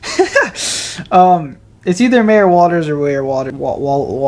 Whatever. You know what I mean. Walters or Waters or something. I'm just gonna say Waters. Basically, Mayor Waters was working for Venom and they released symbiotes into the world. Long story short, it's not a good story. I can see Spectacular doing a way better job of implementing that story, but of course we'll never know if they would have. So next one we have is Aunt Anna, who actually didn't appear in season 2, so we never were able to get back to her. Anna first appeared in Amazing Spider-Man number 15. She's the aunt of Mary Jane and Aunt May's neighbor / best friend, and they try to get Peter and Mary Jane to get together. Next one we have is Dilbert Tribley, who reported a couple of the news reports in the show. He first appeared in Spider-Man Unlimited number 3, and he was an obituary writer for the Daily Bugle. Next one we have is Theodore Twaki, who worked at Tricorp. He first appeared in Amazing Spider-Man Volume 2, Issue 1, which is technically issue 442, but they renumbered the book for the first time. He also worked for Tricorp. His former job was at the Atomic Research Center, where he was overseeing the works of Dr. Octopus. There is one character I missed in Season 2, Episode 1, and his name is Josh Killings. Josh first appeared in Amazing Spider-Man number 68. He is Randy Robertson's friend who is processing for this exhibition hall to be a low-rent dorm for needy students, and that's his character. Next one we have is Myrna, who is Hammerhead's chauffeur. She first appeared in Amazing Spider-Man number 114. She is Hammerhead's girlfriend, I think. She really doesn't do anything, and I'm pretty sure she only has one singular page that she's in her entire existence, because that's Greg Weisman for you. But I love the show for that. The last and final one is Joe Robertson, which somehow I just did not manage to get to in the breakdowns, but I'll finish it here anyway. Joe Robertson first appeared in Amazing Spider-Man number 51. He's an editor for the Daily Bugle. He's friends with Peter, and he's just a really nice guy, and that's all the character infos. Greg didn't slack on the character mythos at all. He used every single person to his advantage. I like that he can take stories from these obscure characters. I think that's really cool, and he can even expand upon some of them himself. Like Coach Smith, who he actually just made on a full-on character out of a single name drop. Spectacular took inspiration through so many things, and I'm glad I didn't shy away from that. Alright, now it's time to get to the actual stuff I missed. I mean, the character infos I did miss, but like just the other stuff I missed, which is actually quite a bit. So in the first episode, Vulture yells, "You idiots! You doomed us both!" This is also taken directly from Spider-Man Blue number 5, where he says the same exact line. In episode 2, Electro gets created by electric eels, which could be a reference to him being an electric eel in Spider-Man Unlimited. Maybe they got the idea from that, but that's not confirmed or anything. I missed a parallel of Spider-Man in episode 10 hanging in the red suit with Black Hat, and then he hangs upside down in the black suit with Black Hat too. There's a couple lines that are taken directly from Gargoyles in the first episode of season 2. Fulminus Benitez! Oh, come on. What are you gonna do, bite my kneecaps off? What are you going to do? Bite my kneecaps off? And then also in season 2, episode 5, where he's fighting Sandman. Great, how am I supposed to beat up a beach? You beat up a beach! Greg Weisman also played this guy in the first episode of season 2. I'm thinking it's safer inside. And in Season 2, Episode 6, Colonel Jupiter uses the same jump sound effect as another fictional astronaut called Colonel Steve Austin, who was in The $6 Million Man. I've never heard of it, but that's apparently where it's from.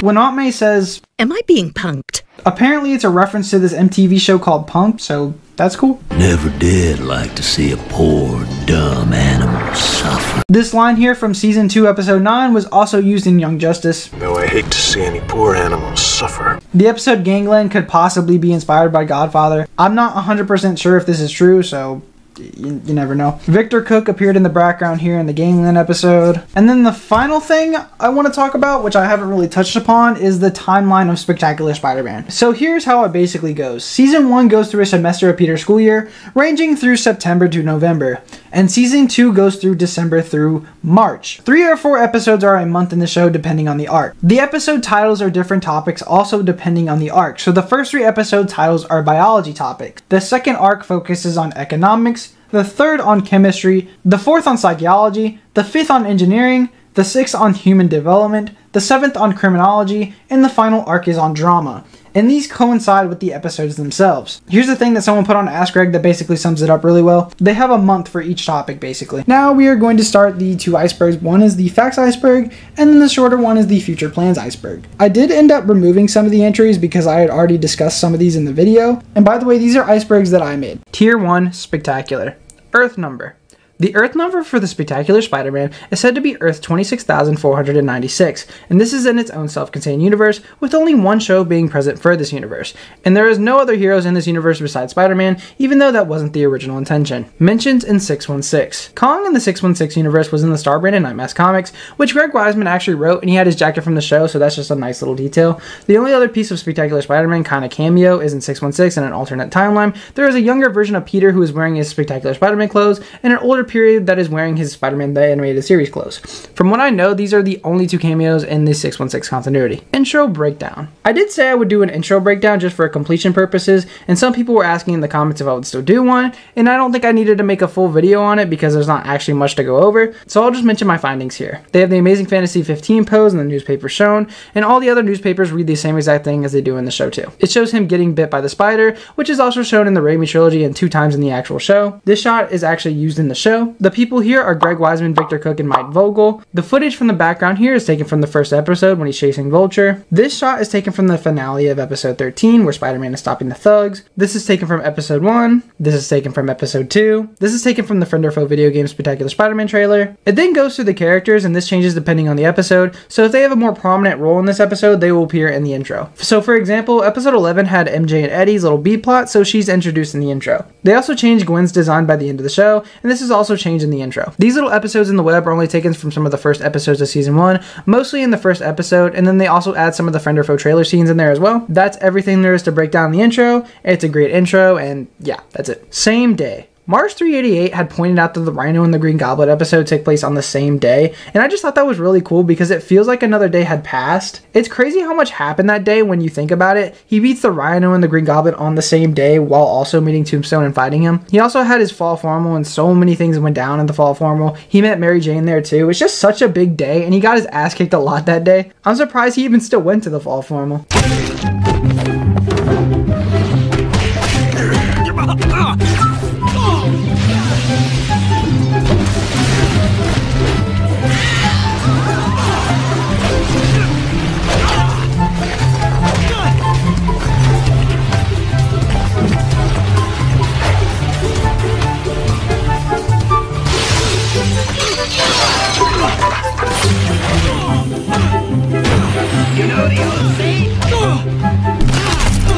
Tier 2, The Joke's on You. Lizard episode.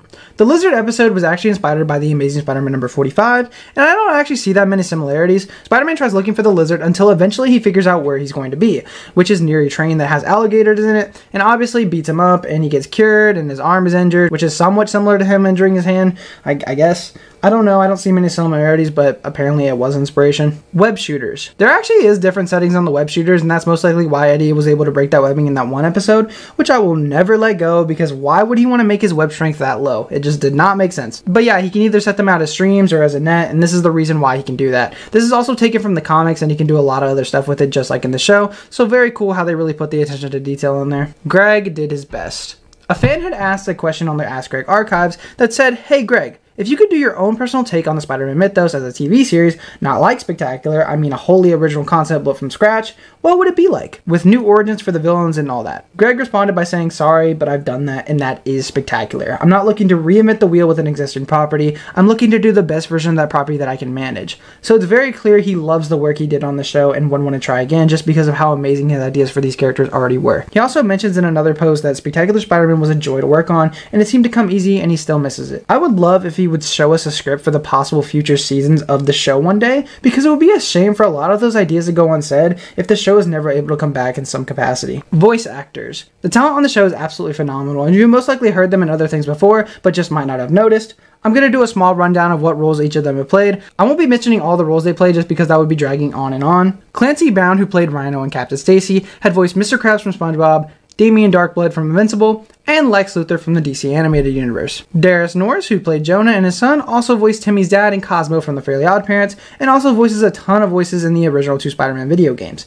Venom, Mysterio, Scorpion, Punisher, Human Torch, Captain America, Shocker, Sandman, Beetle, and Professor X, which is crazy. I guess they couldn't afford too many other voice actors. I have no clue. James Arnold Taylor, who played Harry in Frederick Fazio, also voiced Spider-Man in the Friend of a video game and in LEGO Marvel Superheroes. He voices Johnny Test, the Flash from Young Justice, and Leonardo from the 2012 TNMT show. Lacey Chamber, who played Gwen Stacy, also voiced Meg from Family Guy, but just in the first season. Zatanna from Young Justice, how did I not notice that? And she also voices her in Justice League Action and the Injustice video game. She was also Supergirl in the Harley Quinn show. Vanessa Marshall, who played Mary Jane and Flash's mom, also voiced Black Canary from Young Justice, Black Widow from Avengers Earth's Mightiest Heroes, and Wonder Woman in the Harley Quinn show. Peter McNichol, who played Dr. Octopus, also voiced Professor Ivo in the Amazo in Young Justice, the Mad Hatter in the Arkham games, and Kronos in Justice League Unlimited. Tricia Heller, who played Black Cat, also voiced Black Cat in Web of Shadows. How did I not notice that again? That is insane. She also voiced Sonya Blade in Mortal Kombat X. Xander Berkeley, who played Mysterio, has some voices in Gargoyles. He was Captain Atom in the Superman and Batman Public Enemies movie, and he was also Gregory from The Walking Dead. Kevin Michael Richardson, who played Tombstone and Coach Smith, also voiced Jon Stewart, Martian Manhunter, and Dr. Fate in Young Justice, Juggernaut in Ultimate Spider-Man, and Shredder from the 2012 TNMT show. I also wanted to mention this because I thought it was funny. He also voices Happy Birthday from that one regular show episode. I just think that's really funny. Eric Lopez, who played Molten Plan, also voiced Blue Beetle and the Scarab from Young Justice, and he has some more roles in other things. Gray DeLise, who played Savvy Arrow and Betty Brant, has a massive amount of roles, and I'm just going to pick the most notable for me. So she voices Shrinking Ray, Monster Girl, and Adam Eve's mom in Invincible, Daphne from Scooby-Doo, a lot, Vicky from the Fairly OddParents, Azula from Avatar The Last Airbender, Catwoman from the Arkham games, Sam from Danny Phantom, and Mandy from Billy and Mandy. Crispin Freeman, who played Electro, also voices Mysterio and Spot in the 2017 Spider-Man series, Arsenal, Red Arrow, and Guardian in Young Justice. He was Scott Lang, Ant-Man in Avengers Earth's Mightiest Heroes, and then he was also Iron Man in Marvel Ultimate Alliance 2. Robert Englund, who played Vulture, also voiced the popular horror character Freddy Krueger, Anti-Pops in Regular Show, and Scarecrow in Injustice 2. Jeff Bennett, who played Shocker and Mr. Devereaux, also voiced Brooklyn from Gargoyles, Azimuth from Ben 10 Alien Force, Ultimate Alien, and Omniverse, and also Red Tornado in Young Justice. D. Bradley Baker, who played Dr. Connors, also voiced Perry the Platypus from Phineas and Ferb, Appa and Momo from Avatar The Last Airbender, Squilliam from SpongeBob, Mr. Fantastic from Avengers Earth's Mightiest Heroes and LEGO Marvel Superheroes, and then he also voices Stinkfly, Wild Mutt, and Eye Guy in the original Ben 10 series. Steve Bloom, who played Chameleon, Blackie Jackson, and Green Goblin, also voiced the Goblin in Ultimate Alliance 3, which I actually did not know. He is well known to play Wolverine in a bunch of different things.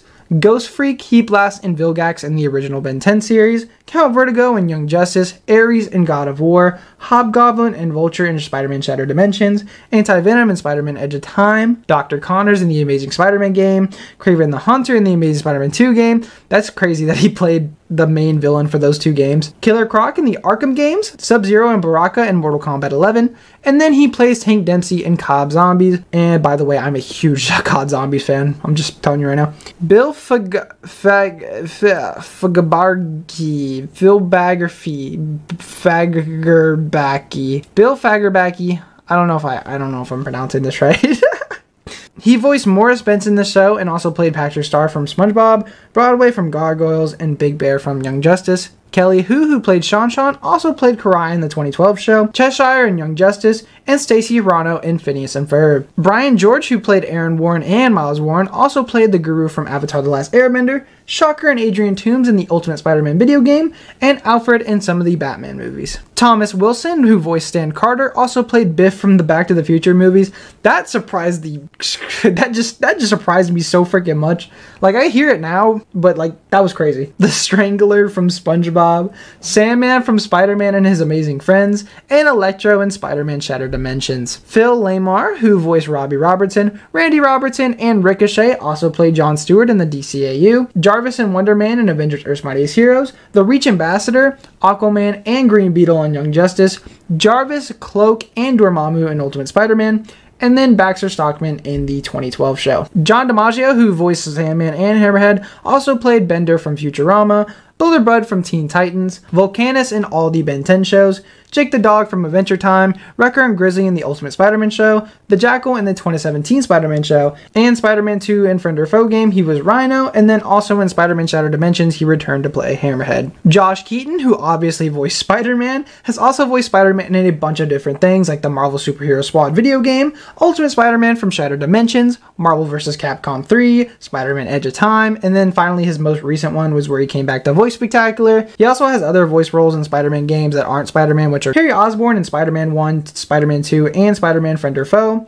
Electro in the Spider-Man 2018 game, Norman Osborn and J. Jonah Jameson from the Spider-Man 2017 show. He's also Green Lantern from that super underrated Green Lantern animated show. He played a spider-themed character known as the Black Spider in a couple of episodes of Young Justice, which is obviously a nod to him playing Spider-Man since Greg Weisman also created Young Justice. I didn't mention everyone here, but that's mostly everyone. Everyone on the show did a great job. They really pulled out the A-team on this one, and it really shows. They all fit the characters really well. None of them feel out of place, and all of them are just fantastic. Show name. We'll talk a bit about one of the classic comic books, is Spectacular Spider-Man. Talk a bit about the decision to call this show Spectacular Spider-Man instead of Amazing. Well, I knew I didn't want to just call it Spider-Man. I just felt like there's been so many shows out there where that was the name of the show, and the movies are just called Spider-Man without any adjective. And to me, it doesn't capture the fun of those early days. Mm-hmm. And I knew that I wanted to have the adjective. Mm-hmm. The question of which adjective had nothing to do with creative and everything to do with legal. So, I mean, I don't know if I should say this, but I guess it can't hurt. Again, just based on my background, the first thought out of my mind was Amazing Spider-Man. Right. And just for various legal reasons that I don't even pretend to understand, but did not have to do with creative decisions. Amazing Spider-Man was not available to us, so Spectacular Spider-Man seemed like the natural second choice. Yeah, I like that title better than Sensational or Web of Spider-Man or something like that. Spectacular had a really good run. Yeah, someone mentioned the stupendous Spider-Man. We got a lot of goofy suggestions at one point, but I think basically once we learned that Amazing wasn't on the table, everyone again it wasn't like a fight. We just all said, well, then Spectacular. Right. Well, there's and now it's been months, and I'm so used to it that I can't imagine us calling the show anything else. Yeah. Tier 3, Heading Out to Sea. Wrong description. For some reason on iTunes, they have a couple of episodes that have the description names wrong, and it's actually pretty interesting. For the 5th episode Competition, it reads, as Norman Osborn and Hammerhead have Otto Octavius turn Flint Marko into Sandman, Spectacular Spider-Man and the Human Torch meet in a superhero showdown. But when Sandman shows up too, they must join forces to stop him. I'm assuming this was originally going to happen, but it didn't. And then the other ones are basically you just swap out the name Tombstone for Kingpin.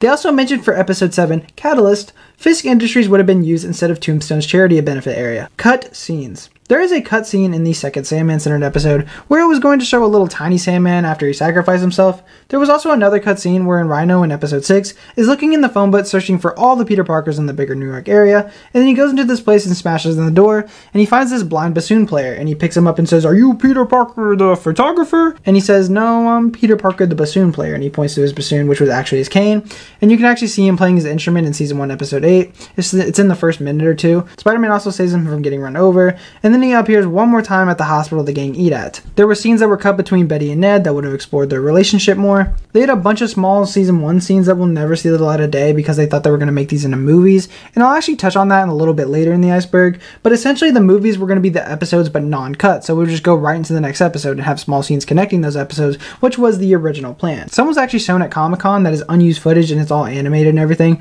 where you see in group therapy that Fancy Dan and Ox are dressed up as cops and they help Shocker escape, and that's why we already see him out of prison in season 2, but no one really recorded stuff back then, so it's just footage that will never see the light of day. They were putting things into the DVD extras too that got cut as well. I'm not sure if he's talking about like behind the scenes stuff, like stylizing Spidey and Reanimated would show quite a bit of the behind the scenes stuff, which is actually really interesting. It's all on YouTube, so you can check them out if you want to. Greg Weisman work. Obviously the three main shows Weisman had worked on was Gargoyles, Spectacular Spider-Man, and Young Justice, which are all fantastic shows. But did you know that he tried working on the show Arrow when it first aired, but he didn't get the part? That is actually just crazy to me. They let go of a genius, which is sad. This also means we probably would have gotten a whole different version of Green Arrow, most likely the one more similar to the comics. He also did this really good 10-minute short of Green Arrow called DC Showcase Green Arrow, and that's also on YouTube if you want to check that out. Voice of Uncle Ben. I specifically didn't mention Uncle Ben's voice actor on purpose, so I can mention him here.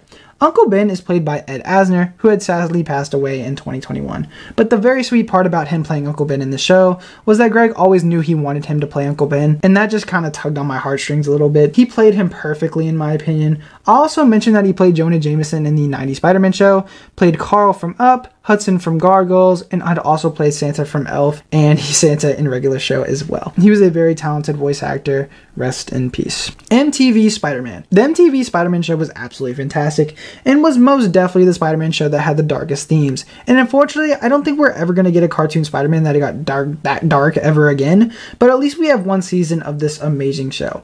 Greg Weisman was actually jealous of this show, but his jealousy grew away quickly once he started Spectacular. Tier 4, Say No More. Goblin Glider / Vulture Wings. The flying tech that is used from the Vulture is also used for the glider, and I like that everything is condensed, like how the cobwebs are connected to Spider-Man's webs. Everything feels like it's not coming out of nowhere. Also, a great little touch is the glider also has the same sound as the Vulture wings, which is just some great attention to detail.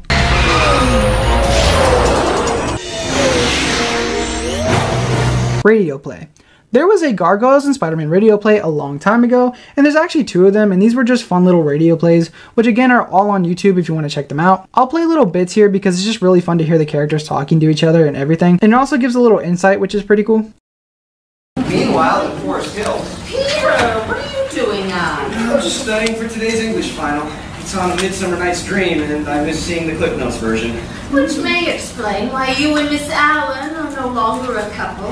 Aunt May, you know we didn't break up because I missed her play. All right. I shouldn't be glib.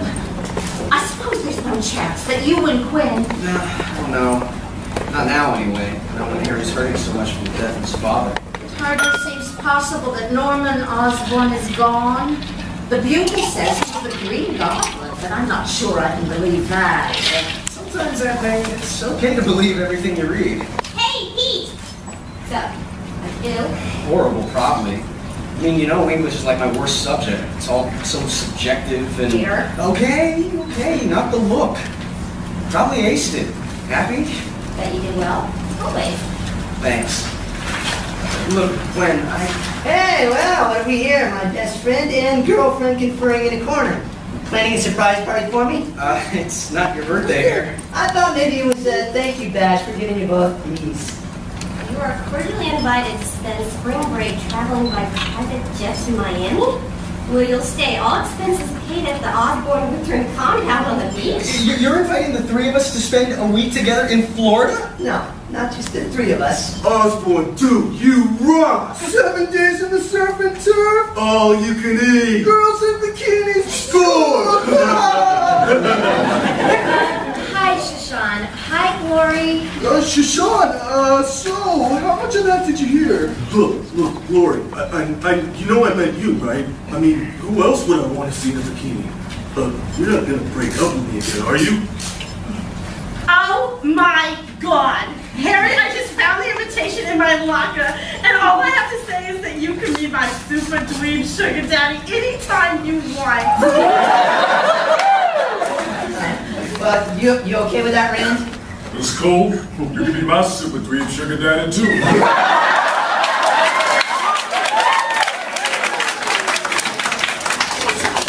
Exactly how many people did you invite to this thing? A handful. Kenny and Glory, Flash and Shashawn, Rand and Sally, Obi and Mindy, MJ, Gwen, oh, and you and Liz, of course. Harry, it's okay, we're broke up. Oh, you did? Wow. No, I had no idea. Guess I've just been so focused on my own problems. My dad dying and everything, you know. That's why I need this trip. I gotta clear my head, you know, but maybe you two can reconcile. I don't think so. It's too late for that, Harry. I'm with Jason now. We totally fell in love doing the play together. We did? Yes, you did. You don't mind if I bring Jason instead of Petey, do you? Hey, the more the merrier. Thanks, Harry. You're a doll. Kisses! Pete, you're still invited too. Of course, it's more of a couples thing, but hey, MJ's guy's in prison, so... Okay, thank you, Harry. Hadn't been reminded of that in the last 5 minutes. Sorry. It's just that I can't help remembering the fall formal. You two made such a great pair. Don't you think so, Gwen? Oh, yeah. Great. Well, I suppose we could go as friends. Just as friends. We'll talk later, Tiger. Listen carefully, humans, for I have listened to you. I can make all your petty little dreams come true. Dominic demands respect. Yeah. John craves power. Yes. Eddie needs hate. Yes. And all Cletus desires is a little carnage. Or a lot. I'm not picky. And stick with me, boys. Respect, power, hatred, carnage. These are things I know. Hello, Robbie. I've got something. Is that Lee? Put him on speaker. Now, Jonah, stay calm. Don't you tell me to stay calm, Joe Robertson. It's not your son at risk. Lee, you there? I'll give you exactly 3.7 seconds to tell me where John's all right. Wish I could, Chief, but he disappeared with the rest. There are 6 inmate patients missing. It's not clear if they busted out or were kidnapped. Well, of course John was kidnapped. You think my son? All right, Ned, give me the whole list. Who cares about the list? It could provide a lead to John. Doc Ock, Electro, John, let's see, Edward Brock Jr., Cletus Cassidy, and Dominic Dracon. Dominic Dracon? The old mob boss? Yeah, this name I haven't heard in a while. Boswell, you know that world. Find out where Dracon might have gone. You got it, JJ. Lee, you stick with the damn supervillain angle. Huh? Electro, what's their next move? Right, boss. Robbie, I want every old man on this. No, damn it, I want every man, woman, and child on this, available or not. Call Parker.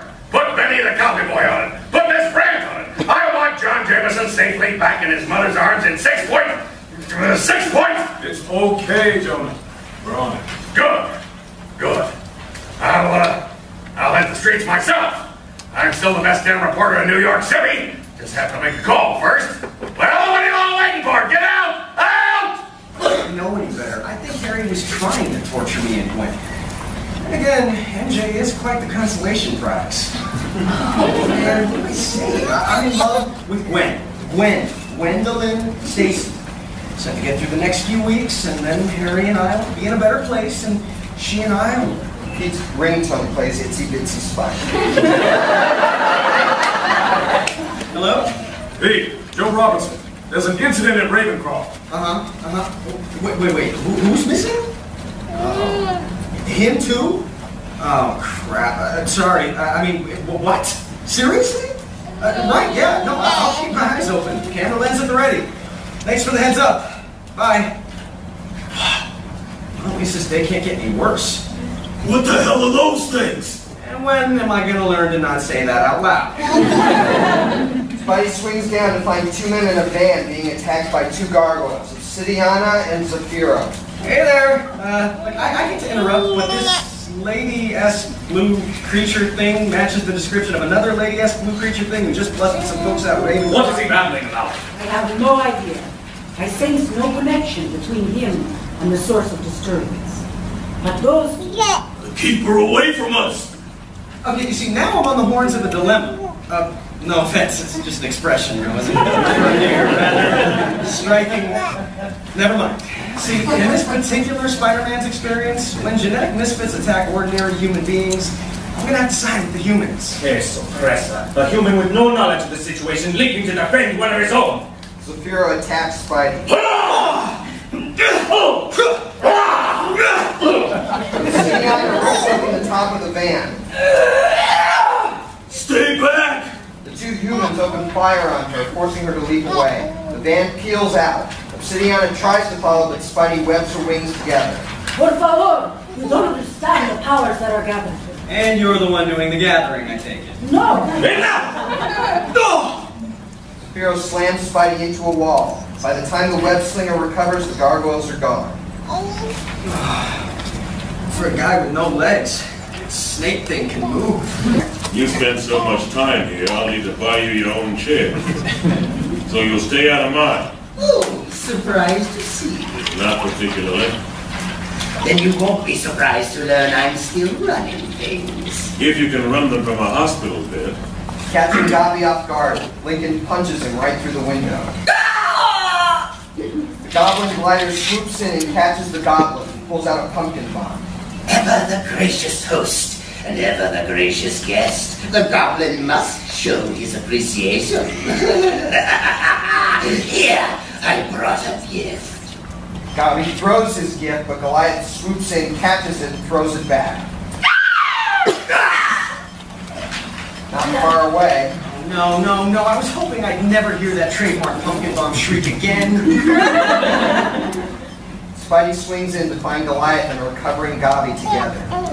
That's what these gargoyles are. More of the goblin's Halloween creations. Spidey swings into action against Goliath. The bugle was right about you. You are a threat and a menace. Wait. You can talk and read? And what you read is the Jolly Ones editorials?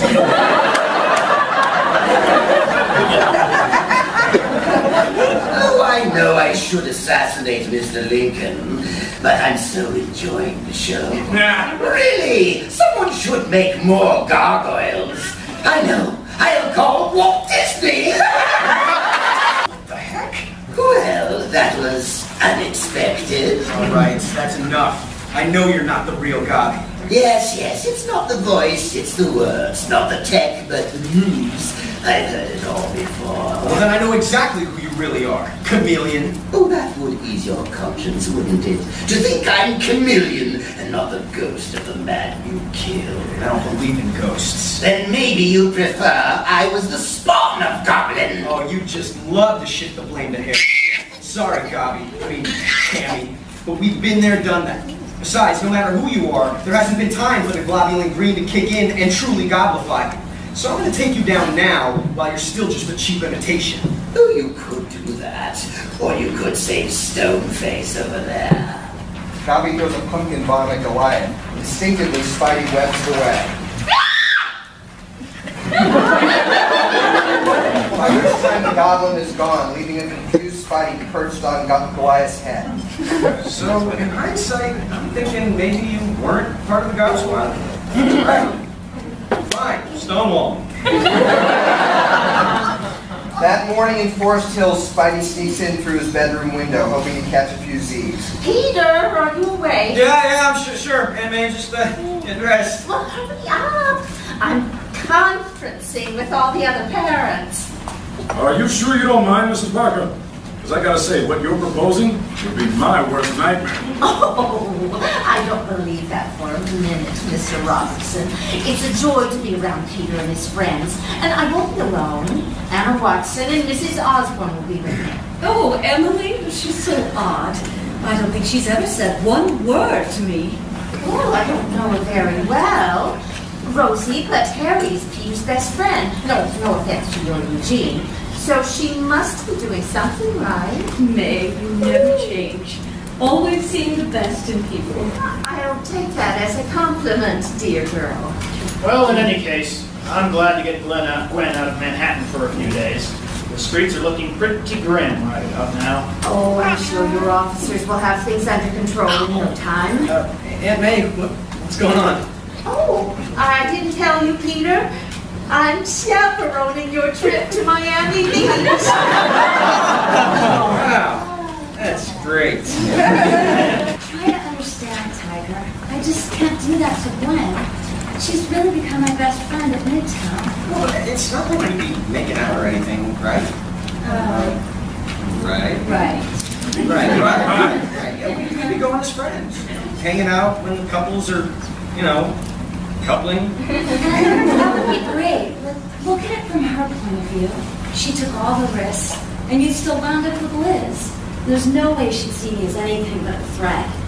Oh, that sounded really conceited. Well, have you looked in a mirror? It's not conceited, it's fact. Oh, next one. Such a player. You're right. The world's loneliest player. Stop it. I know you don't want to hurt Gwen either. Not after all the two of you've been through. Yeah, I wonder if Miss Brandt likes Miami. I'm kidding.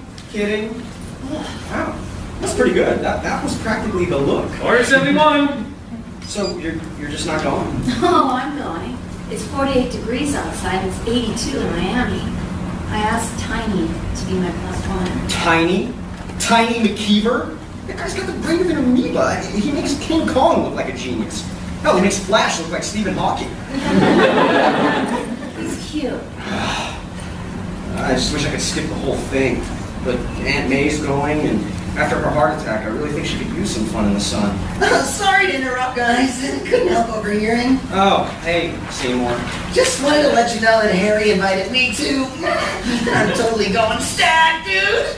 I mean, who wants a ball and chain when Miami Beach is full of hotties, right? Just don't expect to hang out, okay? You'd fully cram my style. Of course I would. It is time, Calypso.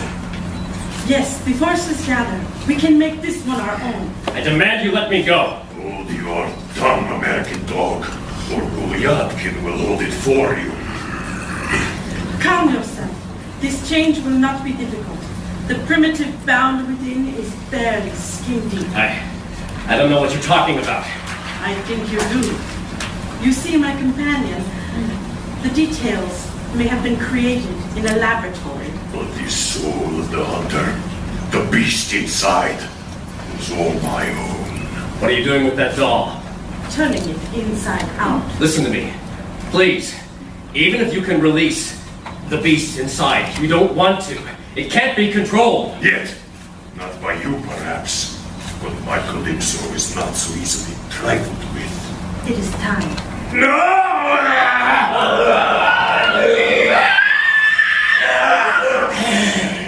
Okay, Captain.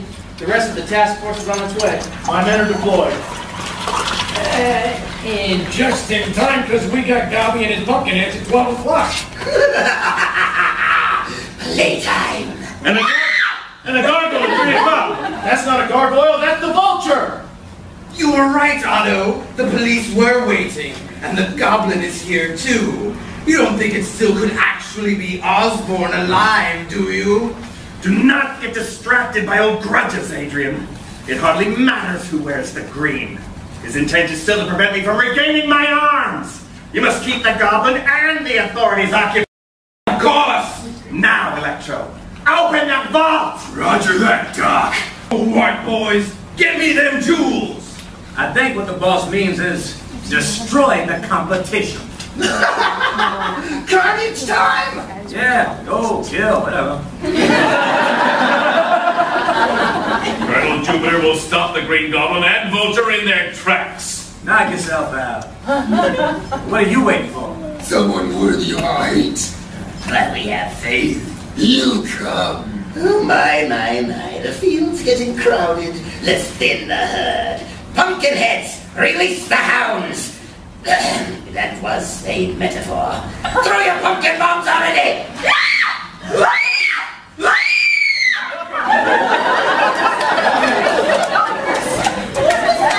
It's something the Bugle will want pictures of. Open the door! Peter Parker, I am not letting you off this bus in the middle of the expressway. Aunt May, we are at a complete standstill, and you don't have to worry. I'll use my telephoto lens. I won't be anywhere near the action. I suppose it is your job. Open the door. Yes, ma'am. Thanks, Aunt May, you rock! Peter Parker's going. I'm going too. Eugene Thompson, you sit your backside down in that seat right this minute. Yes, ma'am.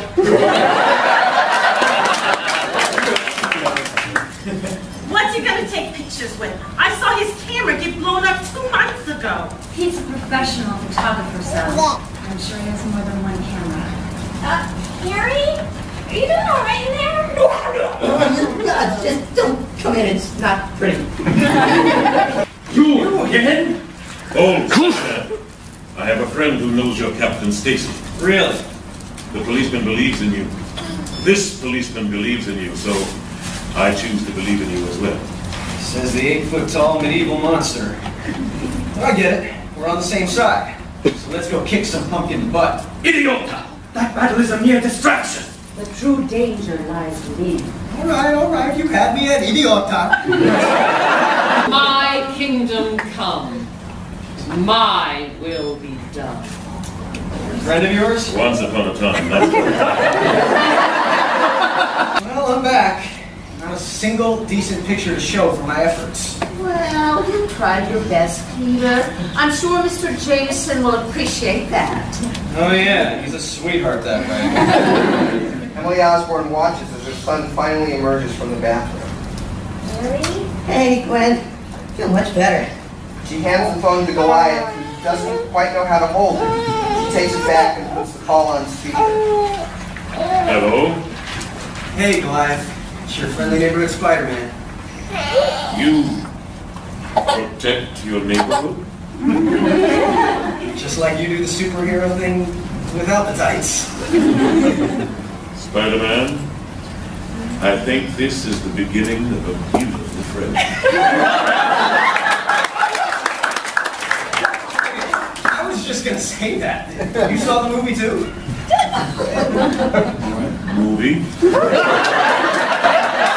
EMH situation. In Avengers Earth's Mightiest Heroes, the Spider-Man that appears in the show was supposed to be Spectacular Spider-Man, and that was the original plan with Josh Keaton even doing the lines, but unfortunately his lines were cut because the new Ultimate Spider-Man show was coming out, and they replaced Josh Keaton for Drake Bell, because I assumed they were going to have these universes connected, but that all fell apart once this show was cancelled and replaced by the worst Avengers Assemble show, and they also had a lot of inconsistencies with Ultimate Spider-Man, so this Spider-Man from this show is not Ultimate Spider-Man nor Spectacular, but its own version. I think in my opinion, this can be completely headcanon to think he's Spectacular, even though the creator had confirmed he isn't Spectacular.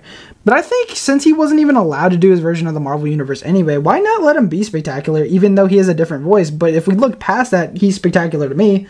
I think if Greg ever showed his version of the Marvel Universe, then I would take back my claims at saying he is Spectacular. But again, I don't think we'll ever actually see his version, so my headcanon will always be he is Spectacular Spider-Man. Flash's mom. Flash's mom was modeled after her voice actress, Vanessa Marshall, which again is also the voice of MJ, which is just a pretty neat fact. Tier 5. I'm about to arrive. Merchandise. Spectacular Spider-Man had its fair share of merchandise, and I would like to look at all the merchandise for the show. So the toys here are pretty cool. So they have the casual big Spider-Man, which are 3 different versions of actually. So this is the Spider-Sense Spider-Man that has some pretty funny looking armor pieces, and then we have the electronic Spider-Man, and you can connect a web to him, and it looks like he can make web sounds from the button that you press. And finally, you have the wisecracking Spidey, which I actually had at one point, but I just have no clue where it went. And this one does the same thing as the last one, but can also talk and has different web set things you can do with it, and Josh Keaton does the voice for the figure, so that's pretty cool. Then we have the vehicles, and for some reason there's actually quite a bit of them. So we have the Spectacular Spider-Man car that shoots 2 villain blasting rockets. Then we have the rocket plane, and it shoots 2 rockets as well.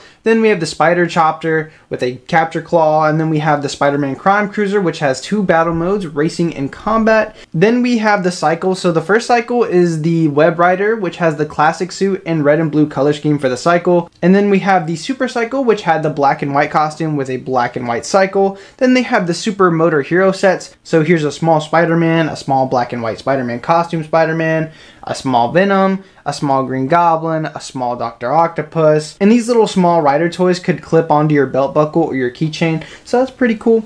They also had the basic things like stickers, plates, a Lexi book, a ball, lunchbox, pencil pouches, and then finally shirts.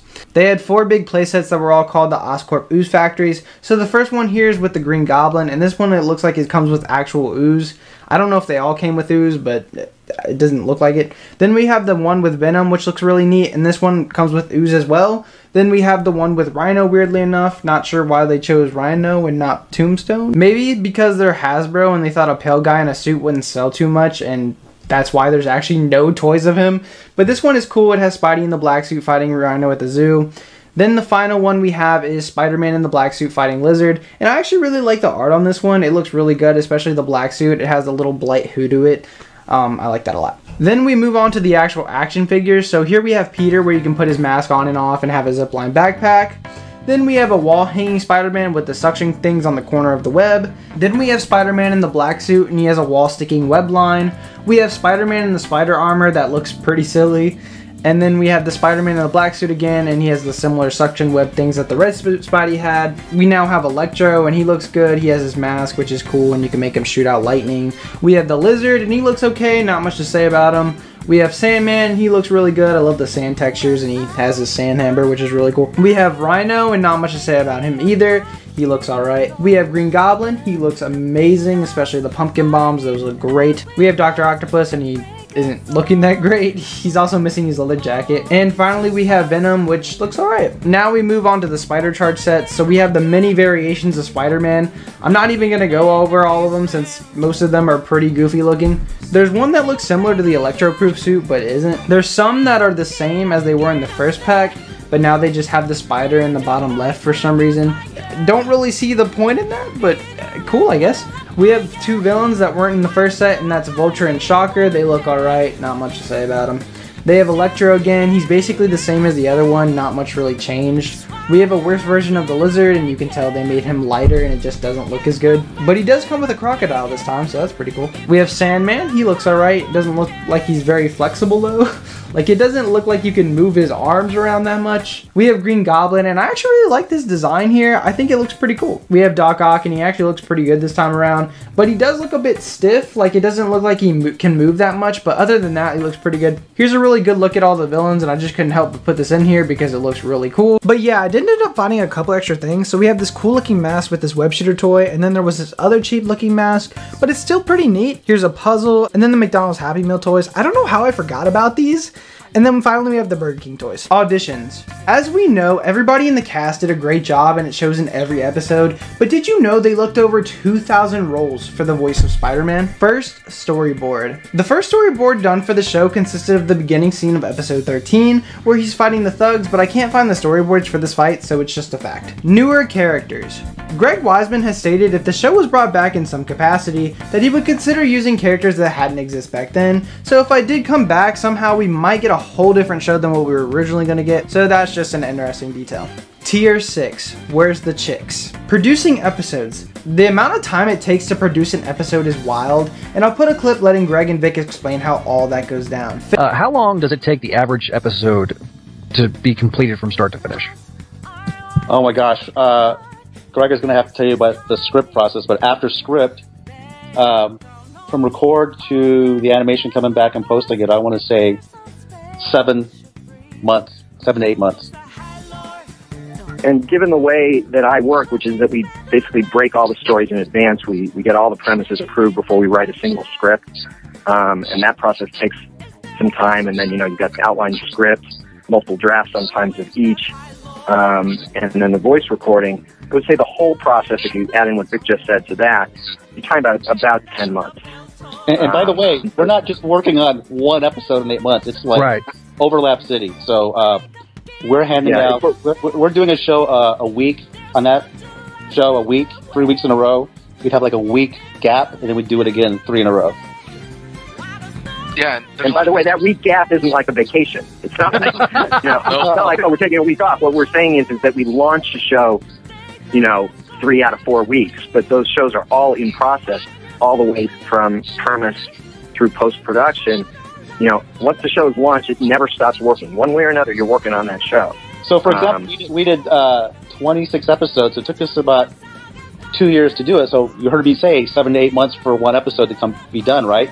So what that really means is in that 2 years you're making the show, around the 8-month point, now you're doing double duty because the shows you've already written and storyboarded are now, you're posting those while you're still handing out new episodes, you know. So it's a lot of work. Greg, I remember go ahead. Yeah, I remember I was living in Los Angeles at the time the show was on, and my brother came out to visit me, and we had a tour of the studio, and this is right after the Sandman episode aired, but before the Rhino episode aired, and you were doing post-production on this very episode. And when it aired, my brother said to me, I had no idea they were still working the episodes that close to the air date. And yeah, that's air not date. By the way, that's not normal. That's not usual. That's not usual. They agree to these air dates, you know, way ahead. Most studios will factor in padding. So, in other words, they'll have episodes in the bank, like 3 or 4 episodes in the bank, long before they'll even air the first episode. But yeah, we were in a situation where I think our first episode came back and we posted it just in time for a WonderCon presentation. And then, like, it seems like within a week or so later, it was on TV. And episodes were coming almost a month before they would air. I mean, back from overseas. So, yeah, that's not an ideal way. I mean, we were there at that Stony Apple building once Post got started. We were there till way into the night working with our editors who were Bruce and Ralph the first season and Bruce and Damon the second season. We had a lot of takeout Thai food. I saw way too much of Greg Weisman during that time. Failed fan project. There is a failed fan project for the Spectacular Spider-Man Season 3. They keep saying that they will come out with something very soon, and have been saying that since July 2019. But they seem to be making absolutely no progress. They were going to do the Spring Break movie with the Lizard in Florida, but again, not many updates. They did release a teaser trailer in 2021, and plan to release the second one supposedly soon, which was stated in July of this year. But again, this project seems to be dead, and it doesn't look like we're going to get anything from them anytime soon. They actually did give me an update saying that this project is still being worked on, and that it just takes a long amount of time for, you know, animation, which makes sense, so thank you guys for the update. And I apologize if I sounded rude in this entry. Glad to hear you guys are still working on it, and hopefully it all goes well. Spider-Verse. As we all know, hopefully by now, that Spectacular Spider-Man appeared in Across the Spider-Verse, but did you know that he also appeared in the Ultimate Spider-Man Spider-Verse event as one of the Spider-Man that was being drained by Wolf Spider? Chris Wyatt had said that license restrictions prevented them from expressively using the Spectacular Spider-Man, but if they didn't have those issues, then he would have been featured prominently in the show's Spider-Verse arc. So that means maybe we would have gone to his dimension and he would have had an episode based around it, but we'll never know since they weren't allowed to use him. The Spider-Verse comic writer Dan Slott wanted to use Spectacular 2, but wasn't allowed to due to the same licensing issues, but they were also not allowed to use MTV, 90s, Toby, and Andrew Spider-Man either, which I'm guessing they weren't allowed to either for the other Spider-Verse event. Future Crispy here, Greg and Josh actually did reveal how they felt about Spectacular coming back and going on to Miguel's side, and I find it very interesting, so I'm just going to add it here to the Spider-Verse part of the iceberg because it just makes sense. The only way I could see it is that the way I rationalize it is that if Captain Stacy did die, that's another massive male figure in his life that's now gone. And Peter blames himself for absolutely everything that happens to people. He takes it upon himself and you know, really just tortures himself over these things. Tortures himself over Uncle Ben, saying, you know, not my problem. And so it's, if somebody comes from the future, another Spider-Man, and basically explains to you, hey, you know, this is all part of a bigger thing, it's hard for me to not believe that a young, impressionable Spider-Man, who every time he has somebody that he really looks up to and cares about, being just taken from him that way, is not going to now look up to this other person who seems to have all the answers and believe that, you know, maybe this is possible, and maybe this is part of the sacrifice that I have to make as Spider-Man, that I can't save everybody. I can try, but I can't save everybody. And you know, like, and again, who's to say that that decision holds? To see a version of Spectacular Spider-Man with Josh Keaton voicing him for the cameo, was how'd that make you feel when you were watching it in the movie theater? So I knew from Josh that he had recorded that, and I was beyond thrilled for him. So I knew it was the question became, yeah, but did it survive? Is it on the cutting room floor, or is it actually in? So when I went to see it, I had a lot of anticipation. Is it going to be in there? Is it not going to be in there? Will it be in there for half a second? And then, and I had no idea. I am of two minds on it. On the one hand, and this is just me being honest, this is not a comment on the filmmakers. I love both those movies. I want to make that really clear. But what I will say is that as great as it was to hear Josh in the movie, I did not for a second buy that our version of Peter Parker would have taken Joaquin's side on that. Wait, that's not his name. It's Miguel. Miguel, yeah, sorry. Miguel's side on that. Joaquin, who I know, co-directed the movie. That's why I got mixed up. Yeah, I didn't buy that Miguel would come down and try and convince Miles to let his father die. I didn't believe that for a hot second. We've had in our show the whole thing about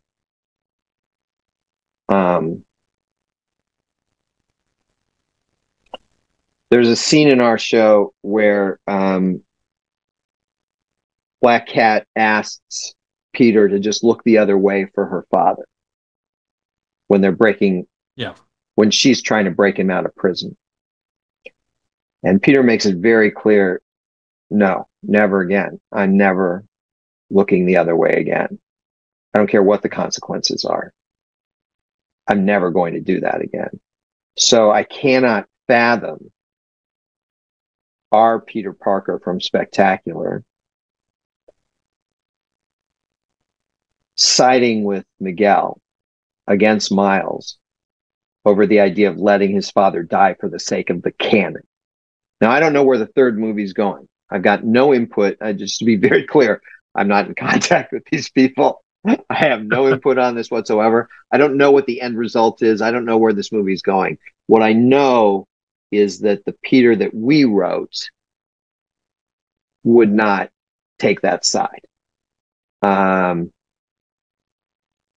I think I can buy that there are plenty of, in an infinite universe of Spider-Man, there are plenty that would. And I can buy that right next to the Spectacular Spider-Man universe is another one that's almost exactly the same, so close that it's also voiced by Josh Keaton. And the main difference is that Captain Stacy had black hair instead of white hair for some goddamn reason that I couldn't figure out. And so how I made this work for me in a movie that, again, I really liked a lot was I just said, this isn't ours. This is the one universe right next to it that still has, that is so similar that the voice still sounds like Josh Keaton, but is with a Peter who could be swayed over to Miguel's side. I don't think our Peter could have been swayed to that side. I don't think our Peter would in a million years say to Miles, I'm sorry, it's horrible, but you've got to let your father die. Our Peter would have been one of the guys at the end of the movie jumping through that hole to help Miles. And it's not like I expected that. It's not like I'm like, oh, Spectacular should have a much bigger role in this. I was pleased that they, again, did anything with it at all. And I'm thrilled for Josh, period. But yeah, I had mixed feelings about it because I felt like if you watched our show carefully, you would not have made him the mouthpiece for that moment. You would have done something else with him, but not for that moment. That would not have come out of our Spider-Man's mouth. It's a nuancy thing, but that's how I feel about it. No, I'd seen you kind of talk about it online, but I hadn't heard anybody like address that with you, like we just did, and you could I actually explain didn't yourself ever beyond. talk about it online. Never talked about it publicly before now. And the difference is that on a tweet, I didn't feel I could. I felt like it would just be taken out of context and make it sound like I was bad mouthing the movie. This could, with a clip, they could probably do that still here, but at least in the fullness of this podcast, you get the context of what I'm saying.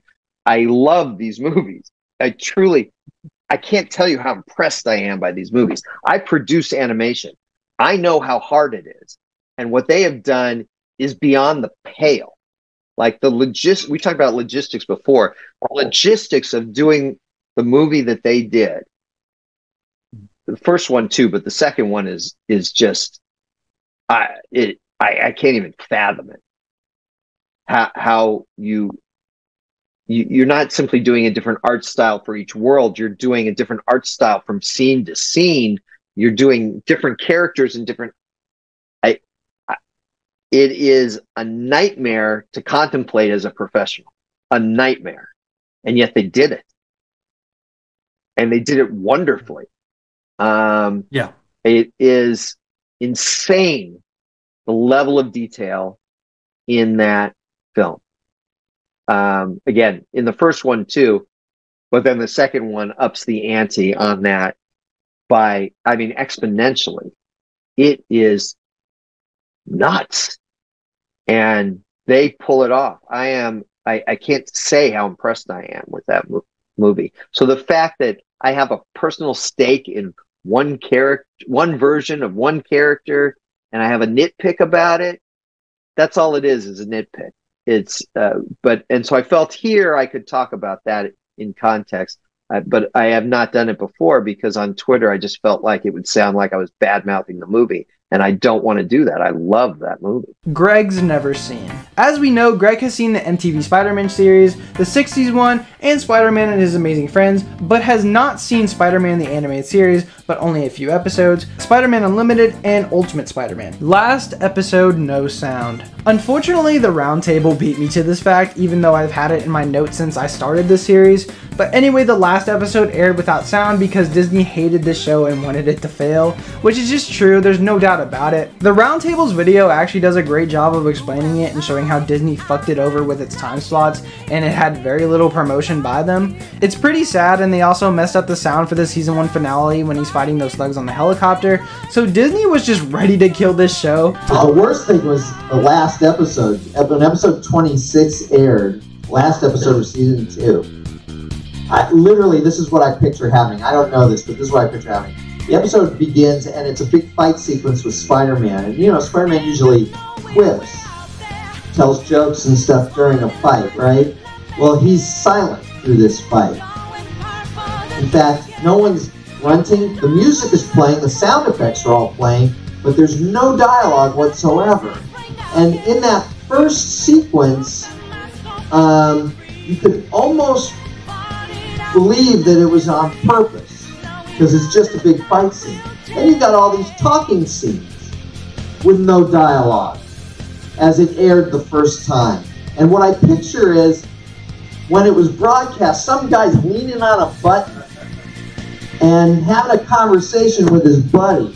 And at some point the buddy says, "How come those characters aren't talking?" And the guy looks over and he goes, "Oh shit." And he takes his arm, and so for the last 5 minutes of the episode, the dialogue just cuts in. But for the first 18 minutes, there is no dialogue when it aired the very first time.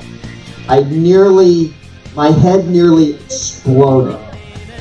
And at first I thought it was a problem with my TV, but I couldn't figure out how that could happen. In other words, how is it that the music is playing and the sound effects are playing, but the dialogue track isn't playing? And of course, it was a problem at the broadcast. Luckily, it was a broadcast. So the second time it aired, by the second time it was fixed, but the very first time it aired, we were getting, postings on message boards saying, I like that they tried this cool thing with no dialogue. I'm not sure it really worked. It's very artistic choice. Yeah, and we're like, no! Tier 7, The Deep End. Attack of the Lizard. Attack of the Lizard was one of the DVD movies that I had originally talked about. This is the only one that had actually came out, so it does have some differences, like they changed the title of the episode to September. The ad breaks are completely cut instead of fading into black like in the volume cuts. It cuts right into the next episode with zero cuts at all.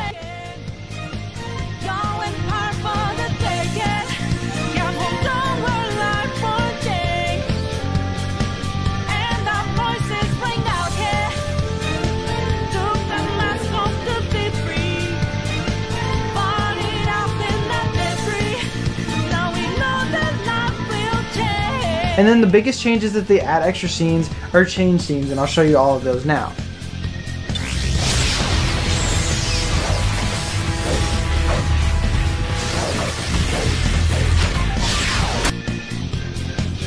Come on, quarterback, can't you complete a single...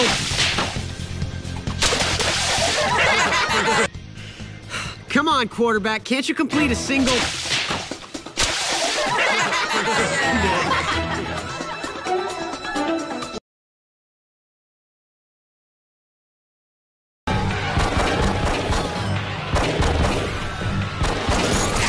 The YouTuber known as the Skeleton Man 939 shows all of the changes, so if you want to check that out, I'll leave it in the description. Organic webs. Organic webs were originally going to be used in the show, but luckily they had changed their minds due to one person, Joshua Fine. Joshua Fine has a pretty funny story actually on him convincing the team to switch to organic webs, and I'll play that now. Probably my biggest contribution to the series, and I don't even know if Greg or Vic know that it was me that was responsible for this, was that they were originally intending to use the organic web shooters from the Tobey Maguire Spider-Man movies.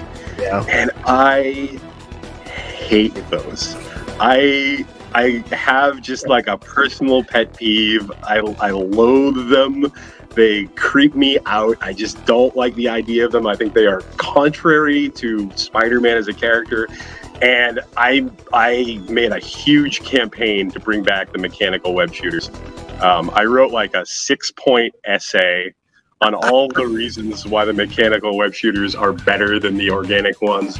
And my boss at the time, Craig Kyle, when I first was lobbying, he was not convinced, and then he read my like short essay on the subject. He's like, actually, you've got a lot of good points. He passed it on to Kevin Feige, who was kind of overseeing animation at the time. Nice. Kevin read it. Kevin agreed. He's like, yeah, do the mechanical web shooters for sure. That essay got like passed on to Tom Cohen, who is overseeing our licensed live action movies, like the Fox and Sony movies. So they went into production on the Andrew Garfield Spider-Man movie shortly thereafter, and they were looking for any way to make those movies different than the Tobey Maguire ones, and he suggested, based on my essay, like doing the mechanical web shooters. They're like, yeah, we're definitely going to do that. So like, I feel a little bit responsible for the fact that the mechanical web shooters again supplanted the organic web shooters across all media. That's crazy. We brought them back in the comics too. Like they transitioned back from the organic ones, and yeah, it's something that probably would have happened anyway eventually without me, but I don't know. Your push changed it. Yes. I mean, and I don't know because I haven't seen your 6-point essay. I would love to read that, but I'm assuming one of the reasons you probably put down is the fact that it raises the stakes because he doesn't have endless amount of web. At some point he's going to run out of cartridges, and then also too, when Kevin Feige got the joint deal with Sony for Tom Holland Spider-Man, not organic, they went with cartridges. Like you're probably thinking, yeah, that Josh guy, he suggested let's keep that. We're gonna reboot Spider-Man again. Let's keep that. I feel like it also distinguishes Spider-Man from any other hero at Marvel, because when they're organic, he starts to like skew very close to a mutant in terms of just having all of his powers be powers. Yeah. I was just thinking that mutant. Yeah, it's a good point. The mechanical nature of them highlights his genius, and it's a very unique weapon because it's not just a weapon; it's a tool. It's something that he can use in a variety of different ways, and with all of the different functionality that it can do between like web balls and creating spider webs and, you know, parachutes and whatnot, it makes more sense for it to be mechanically based, I think, than not. To say nothing of the fact that, you know, if it was actually derived from the spider bite, I think Bendis made a joke about this in Ultimate Spider-Man. It's a good thing that that wasn't one of his natural powers, because there's no telling where that web would be coming out of. You've seen Spider-Man No Way Home, I'm assuming. Have you seen the film? I haven't seen it yet, believe it or not. Oh, okay. Because there's something that was actually mentioned about that, but I won't bring it up. But you should see the movie. I think you should. This interview is from the Chainsaw Reacts channel on YouTube, and I actually didn't realize how many YouTube videos I would be mentioning in this video, but I'll leave everything in the description if you want to check any of them out. Writing Ultimate Spider-Man. In the Ask Greg archive, someone had wrote if Greg would have been open to writing an episode of Ultimate Spider-Man, and he says he would have been despite not having watched the show. I think it would have been pretty interesting to see him write an episode of Ultimate Spider-Man. Nobody wants Josh Keaton. Josh Keaton unfortunately has been dogged over quite a few times. So first was the previously mentioned Earth's Mightiest Heroes as Spider-Man, where he was replaced by Drake Bell, and he wasn't even told. Maybe 3 episodes? I can't remember. It was either 2 or 3. And this was after Spectacular Spider-Man I had already finished recording for, and I knew it wasn't going to get picked up because, you know, Disney... we didn't know that Ultimate Spider-Man was even going to happen yet. We just knew that when I recorded it. We just knew that we were kind of aware that the show was not going to get picked up because they were really taking a long time to tell us. And they never told us it was going to be canceled. They just didn't tell us it was going to be picked up. And they had initially said that they wanted to have us on their network, on Disney XD, because it was a new network and they wanted it to headline the network or whatever. But then what ended up happening is that they started showing the show out of order. They never had it on the same time. They never did any promotion for it. So we're like, they're putting it on here to die, aren't they? And then when we didn't hear anything about it, we kind of knew, you know, they're probably getting rid of the show. But Avengers Earth's Mightiest Heroes was going to be the kind of like my send-off. So I was like, all right, sweet. Well, at least I get to play Spider-Man in this last thing. That's cool. That's cool. Awesome. And then the night that it aired and I was going to watch it, I watched it and I was like, wow, that is not my voice. That is not my voice. He's hitting all the same beats I'm hitting because, you know, the animation was probably already done. So they had to just have him kind of listen and repeat to what I did and say, okay, now you do it. And I was like, that's not my voice. And then when I looked at the credits, it said Drake Bell. I was like, wow, okay. And then that's right around then is when they announced we're coming out with Ultimate Spider-Man and Drake Bell's going to play Ultimate Spider-Man. And I was like, that sucks. That sucks that they did that to me. Like, they could have at least called me so I wouldn't have gotten so excited. Yeah, as you can see, he got absolutely fucked over. And the sad part is, he auditioned for the role in Ultimate Spider-Man as well, and obviously didn't get the cut, as we get a horrible performance by Drake Bell. Your friendly neighborhood Ultimate Spider-Man reporting for duty, sir! Oh my god, bro. Oh, hell no, man. What the fuck? And then the final time he got cut out of something was in the Spider-Man 1 video game, where he got all of his lines cut that he had already done for Spider-Man because they were actually able to get Toby later on. And instead, he was just Harry Osborn in the Goblin suit, which is, at least he was still in the game. Tier 8, the beginning of the end. Aaron and Benny. Aaron and Benny were characters that were in Spectacular Spider-Man Season 1, Episode 6, and Season 2, Episode 5. Benny and Aaron are Greg Weisman's kids' names, and that's why they are named in the show, because every named character is an actual character in the Spider-Man mythos, besides these two. I actually didn't know this, and this man right here, Merman7775, let me know in the comics. Thank you, friend. I very much appreciate it. Live action fan project. There isn't much to say about this fan project since not much has happened with it yet, so this might potentially be another failure, but I have hope that this will actually come out. But my hopes have always been led abroad since the Spectacular Spider-Man fan-made Season 3 seems to be going nowhere, and the MTV Spider-Man fan-made Season 2 got cancelled. From this first concept look image we saw in June, it looks to be pretty promising, and we'll also have some changes compared to the animated version, like things they couldn't add, like Kingpin, but other than that, there isn't much to be said about this, since they are still very early in development. Fantastic fan comic. There is a fantastic fan comic of season 3. I only read about the first 2 issues, but it is absolutely fantastic. I need to read the rest soon. It has some phenomenal artwork that has the show's art style,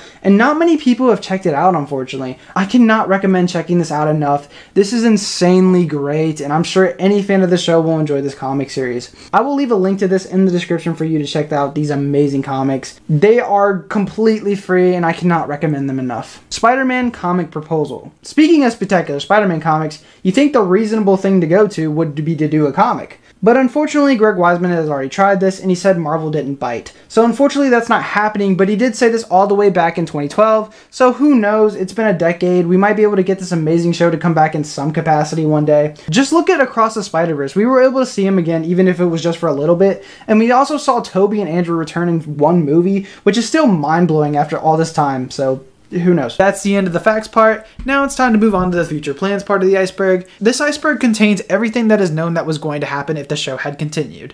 Greg Weisman had said that he wouldn't want to reveal everything he had planned because you never know, there's always a very small possibility that the show might continue. So he might reveal more things as time goes on. So as of July 2023, this is everything that was known that was going to happen if the show had continued. Tier 1. No b****s. Original plan. The original plan for the Spectacular Spider-Man was to have 5 seasons with 65 episodes in total going throughout Peter's high school years, as shown him starting his junior year in this show. And then once he graduated, he would go to college and have direct-to-DVD movies going through his college years. So I feel robbed because of how much material they wanted to do, because that is a lot of material, and it's just unfortunate we'll most likely never see this happen. Villains. As you know, Spectacular Spider-Man usually had their villains appear before they actually became supervillains, and the same goes for these characters that were already in the show, like Roger Kingsley or Ned Leeds, which one of them would have become the Hobgoblin, more likely Kingsley though, since he's like the main one, and Hobgoblin was also confirmed to be in Season 3. Mark Gagin, aka the Scorpion, was mentioned in the final episode, and he was also planned to be in Season 3. Hydro Man was also supposed to appear in Season 3. He was a demolitions expert in this show, and that would have been important later on. Miles Warren would have become Jackal. Stan Carter has also appeared multiple times throughout the series along with his partner Jean DeWolf, so we would have gotten him as Sin Eater, and Jean DeWolf maybe would have been killed because I just don't know the rules of killing on these networks. Obviously they can't really show that too much, so I don't know how that would have been executed. They had Cletus Cassidy, he would have become Carnage, and then finally you have Hobie Brown, who possibly would have been the Prowler, so it's cool how they set up these guys. And again, it's just unfortunate we'll never get to see these guys become who they were going to be. Spring Break movie. There was a Spring Break movie that was a direct-to-DVD movie that was planned for the show, and it either would have been before Season 3 or it would have been incorporated into the show for the first arc. So when you think about it, that would have been immediately what we would have seen after Season 2 in some way. It was about Spider-Man fighting the Lizard in Florida, which is taken directly out of the comics, and a big chunk of the cast would have come down there in some way. Obviously, the Connors family was seen going down to Florida in the finale of the season, so they had it set up. They actually had a little bit of an Easter egg of this in the Gargoyles and Spider-Man radio play, and that's on YouTube, which I'll go over a little bit in my facts video. But basically, they sent the gang down to Florida for spring break, so that's just a nice little Easter egg. This is the only movie we actually have any information on. Harry becomes the Goblin. Harry becoming the Green Goblin definitely would have happened since they set him up for that at the end of Season 2, with him manipulating Gwen and then all the things that had happened to him throughout the season. Like Gwen being in love with Peter and not him, and then his best friend being in love with the girl that he thought liked him, and then the whole football team hating him. He literally has no one. His dad is gone, his friends are there but are jerks for what they've done to him. He's just alone, and I'm thinking he would have become the Goblin at the end of Season 3, but that's just my opinion. Across the Spider-Verse. Obviously, our boy came back. This was awesome. He came back, he's back, and we got him back. Kinda. Not really. But it's so awesome to see him again, man. This is technically part of the future plans because we learned his Captain Stacy had died, which is kind of crazy to know. We obviously don't know much about what else happened to him other than that, but it's still insane. Greg's opinions are unclear at the time of this recording, and he hasn't seen the movie as shown in this tweet posted in early June. And then he also said he had no involvement whatsoever with Spectacular coming back. So Captain Stacy dying, I don't know if that was part of his plans, but I'm assuming it was going to be anyway. But that's not confirmed, that's just speculation on my part. And we still don't know his thoughts about him coming back, but I'm sure he probably enjoyed it, or will enjoy it, since he loves this version of the character and he helped create who he is in the show. But as of this recording, we don't know yet. Tier 2. Get back here, shocker! Human Torch. The Human Torch from the Fantastic Four was originally going to appear in the first season, but due to legal issues he was not allowed to be used. Greg Weisman states that he really likes the friendly rivalry between the two characters and would have liked to use him. So there is a slim chance that he was able to use him later on down the road, but we'll never know for sure. All we really know is that he wanted the Human Torch to be in the show. Other heroes. As I said last, the Human Torch was the one Weisman really wanted to use, but this isn't the only character he wanted to use. That's just the one he wanted to use the most. Greg wanted his version of the Marvel Universe to be like an early version of the 60s comics set in 2008. So the Fantastic Four existed in New York, but they were dealing with big cosmic problems. This would have also been before Tony Stark ever put on the armor, before Don Blake ever picked up a hammer. Ant-Man was around somewhere, but he's just not a big superhero yet. Namor was still a bum. Hulk was in the urban Southwest jumping around, but people don't actually know if he's real or if he's just a myth. And then obviously Captain America is still frozen in ice somewhere. So they all exist in this universe, but they don't at the same time. Like, they're there, but they haven't become who they are supposed to be. And I like that idea, but I never felt like this would have gone anywhere, just for the fact at the time they were not able to use these characters, and I feel like they were just stricter on characters back then, like on the licensing. Sinister Six. There was supposed to be a Sinister Six episode in each season, so we would have gotten 3 more different variations of the Six. There's not many details that say who would have been on each team and everything, but it would have been really cool to see a different variation of the Six each season. I would actually like to hear your guys' opinion on who you would want on a Sinister Six team, because I just like all the different combinations of the villains. Had plans for everyone. I mentioned this a lot in my breakdown series. Weisman has said he's had plans for everyone. He's very open about it. He has said this at a con. And then he also says this in the Ask Greg archives. And it's just, again, another really disappointing thing to hear, because that's just a lot more material we will most likely never see. Tier 3. Where's the Emily Osborn. Emily Osborn's role would have increased in the 3rd season, and she most likely would have been voiced by Marina Sirtis? I think it's Sirtis. Sorry, I don't know her last name. It just depended on scheduling and all that. She voices Demona in Gargoyles, and that kind of gives you somewhat of an idea of what the character would have been like. She's evil, and she's not a good person, and mischievous. We must be united and strong, and willing to deal with the humans as they would deal with us. Greg also says she would have filled that void when Norman left, but not in a good way, and that's all we know about her. For some reason, I thought she was going to be the Hobgoblin. Maybe I saw a fan art of it somewhere or something. I don't remember. Or maybe that was just like a theory or something. I don't know. Gwen's fate. There was no intention of killing Gwen Stacy, which is crazy because that's what everyone thinks is going to happen. This Spider-Man is lucky because that's what usually happens. It's most of the Spider People's canon events and all that. Marriage. Greg has said that if he did get like 200 episodes, then he probably will get married. So I think that if he was just given enough episodes, he would have kept doing this for a long time beyond his original plan, and he would have married Mary Jane. I don't know how this would have worked since he had no plans for Gwen to die, but Greg has also said that Peter and MJ would have eventually came together. He also said that grief would have brought them together, so I'm not totally sure how this would have happened at all, and we'll never know what would have happened, unfortunately, but I do think it's an interesting concept that Peter and MJ would have still managed to get together with Gwen still being alive. Betty and Ned. Betty and Ned would start to build a relationship in season 3 and probably would have kept building as the seasons progressed. They have a relationship in the comics and even get married, but he ends up dying. They were going to build their relationship in season 2, and we even see just the tiniest bit of that, but they had to cut the other scenes due to time. It wasn't animated or anything, it was just written, but that's pretty interesting. Boxing match. Peter and Flash's boxing match from The Amazing Spider-Man number 8 would have been adapted if given enough episodes, which is just a fun moment in the comics. More like the comics. Gwen, Mary Jane, and Harry were characters that appeared in Peter's college issues, so Greg took those characters and put them in high school with Peter, but he went backwards in their development. He was thinking, what were these characters like in high school? So what he was trying to do was make them more into their comic counterparts and give them more development and all that. So it's actually a really smart idea. He sort of did the same thing with Silver Sable, like she would have also developed more into her comic counterpart if the series had kept going. And he also does this with Flash too, where he would have become a good dude and just a better person like his comic counterpart. Tier 4. Please send me to territory. What are these names? I couldn't think of names, okay? Eddie Ravencroft. As we know, at the end of season 2, Eddie is sent away, but we don't know where. But Greg Weisman had shared that he would have wound up at Ravencroft in season 3. And I'm assuming we would have saw Cassidy with him as well. So again, just some really cool info because we know they were setting up Carnage and all that. More movies. The Spring Break movie wasn't the only movie planned. As you know, there were supposed to be movies after the series with Peter in his college years, but they had also planned to do a movie between season 4 and 5. But there isn't any information that has been shared about what these movies would have been like. We only have some details about the Spring Break movie, but if these movies didn't go as planned, they again would have been adapted into the show, and they would have gone on for one more seasons if the movies didn't get approved. Peter's parents. Greg Weisman had plans for Peter's parents. Not much has been said about this, and I'm assuming this would have been in season 4 or 5, or maybe even in the movies, but I don't think it would have been in season 3 just because of everything that was planned already, because already so much is happening in season 3, like, just, I don't know, it just seems like they didn't have really much room for that. In the comics, Peter's parents were agents of S.H.I.E.L.D. and died because the Red Skull had figured out that Richard was a double agent, and he dies by someone who had tinkered with the plane, so this story could have gone anywhere in the show, so you never know. John Jameson and Craven. There were plans involving John and Craven specifically together, and I'm assuming this would have to do with John Jameson becoming Man-Wolf and him hunting him for some reason,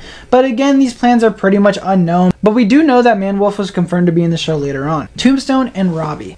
There were also plans for Tombstone and Robbie, and these ones we can actually speculate a lot more on what would have happened since they have a lot more history together, so I'm assuming it maybe would have been more similar to the comic dynamic, but not completely since Tombstone is very different in this show. I'll do a brief description of what happens between these two characters since I already mentioned it in my breakdown series. Basically, Tombstone and Robbie went to school together, and Robbie was about to publish something in the school news about Tombstone, and Tombstone beats him up for it, and he doesn't publish the story because he's scared of Tombstone. A few years later, Tombstone kills a man in front of Robbie, but again, Robbie doesn't say anything because he's scared. Robbie follows his career as a Philly mob enforcer, and other things happen, and more things, and even more things. Let's just leave it at that. Tier 5. No, seriously, I'm down bad. Musical episode. Greg Weisman said he would have loved to do a musical episode of The Spectacular Spider-Man, and this is again something we have pretty much no information on, just that he wanted to do one. Captain America memorabilia. Greg has stated in podcasts and even his own website that Uncle Ben was a huge Captain America fan, and that in the attic of the Parker household, Uncle Ben has this Captain America memorabilia collection, and as we know, he was still in the ice. If there was an episode of him getting out of the ice and Peter seeing Captain America, he would look up to him as a connection to Uncle Ben. We would also learn that Peter's inspiration for putting on the costume in the first place was really Captain America, which would have been really cool, but again, it's another thing I'm not sure if they would have had the rights to at the time, but you never know. In an alternate universe somewhere, maybe we got all the seasons of Spectacular and they were able to use all the other Marvel characters, and it would have been amazing and be even more praised than it is now, but life stopped that from happening, so thank you. Eddie's backstory. There was plans to go deeper into Eddie's backstory more, and what happened between Peter and Eddie's parents. Of course, there isn't much information on this, but I'm sure we would have gotten something similar to the Ultimate Spider-Man comics, but they would have dived a bit deeper into it since there's not actually that much story to go off of. Mary Jane knows. In the comics, Mary Jane knows Peter Parker was Spider-Man the day Uncle Ben died, so she's basically known this whole time. Greg has briefly stated that he liked that idea and he maybe would have used it because it makes sense. You know, just one day she might have seen him crawling into his room or him changing into Peter while she's staying with her aunt because she lives right next door. Maybe she looked out the window and saw that he was Spider-Man, and he just thought that was a cool idea, but he wasn't sure if he was going to do it, but still would have been a really interesting idea. Tier 6. Dirt in your eye. Spider Tracers. There were plans to introduce the Spider Tracers. I always liked the idea of the Spider Tracers, and I think it's one of the things in his arsenal that makes the most sense since he's smart. I'm sure these would have been incorporated in a smart way and would have been really cool to see. Spider-Mobile. The Spider-Mobile was also a thing he had plans to use. We all know it's silly because he shoots out webs, why does he need a car? But I think this could have been a fun little thing, but he says it wouldn't be a main thing he uses. Stan Lee. Stan Lee was set to return sometime, most likely in season 3, but Greg just knew he wanted Stan back as a cameo at some point. Miss you, Stan the man. Spin-off shows.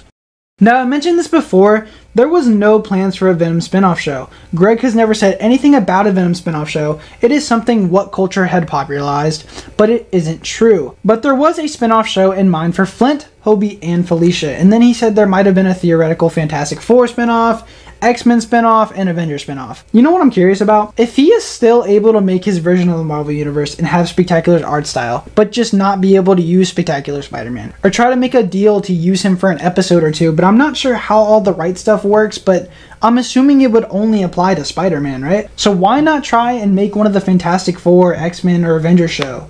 I think it would have been cool since he wanted to tell stories with these characters anyway, and even wanted to do a spin-off show with them too, so why not do it? I think that would be the smartest decision. X-Men. The X-Men exist in this universe, but again, this is the universe reset in 2008. So Charles Xavier has just opened his school, but only has 2 students, Scott and Hank. Greg has said that he definitely had plans for all of these characters and maybe even Iceman and Firestar too, which would have been really cool. We could have a little Amazing Friends team-up episode, which would have been awesome. Tier 7, Finding the Titanic, Web Fluid. Greg had a whole story in mind with the web fluid, and it basically goes like this. So Eddie and Peter's dad were making the web fluid formula, but before they could finish, they died. And Peter finishes the web fluid formula that his dad was making and wants to sell the web fluid and make money off of it. By the way, this is also taken from the comics, but not as smart as what they were going to do with it in this show. But anyway, he can't sell the web fluid because Oscorp had something similar, like the gobwebs that the Goblin uses, but he doesn't actually know that the formula was stolen from his dad. So the Green Goblin's gobwebs were also made from his dad's formula, but Peter doesn't know that. He just knows that they have similar stuff to his webs, and that's why he doesn't want to try to make money off of it, because they patented it. I would assume his dad and Eddie's dad worked at Oscorp, and they had a falling out with Norman, and he made the plane crash, but that's just speculation from me. But I think they had a great idea with the web formula, which sucks because it seems like they were going to be one of the first people to actually give a deeper meaning and backstory behind his webbing, but they just weren't given enough seasons to do so. Lover subplot. The couple that gets saved in episode 8 and gets engaged in season 2 would have returned to get married in season 3, with them being married in the St. Patrick Cathedral and them getting interrupted by a Spider-Man fighting a bad guy. And then in season 4 it would show the girl being pregnant, and then in season 5 we would see the baby. Man, this hurts my soul. We could have seen this whole background couple just be happy. That would have been so cool. Uncle Ben's death. Uncle Ben's death happened in late spring or early summer, and someone had said if there were plans to either acknowledge or have an episode centered around Ben's death, and Greg just says sure. So if we did get an Uncle Ben anniversary episode, I think we would have gotten something similar to the Amazing Spider-Man number 181, and Josh actually did some dialogue for it, so we can just imagine in our heads what an episode would have been like. I brought you this, Uncle Ben. For years I've cherished it. It symbolizes everything you ever meant to me. Your belief in Peter Parker. It's the only fitting memorial for you, who were my father, teacher, friend. You always built me up when others tore me down. I'm returning your gift to you, Uncle Ben. It's the only way I know I can express my gratitude for whatever I am, whatever I've become, the good. Whatever good I've done with the powers that fate gave me, the best of me came from you. You didn't die in vain, Uncle Ben. You died that Spider-Man might be born.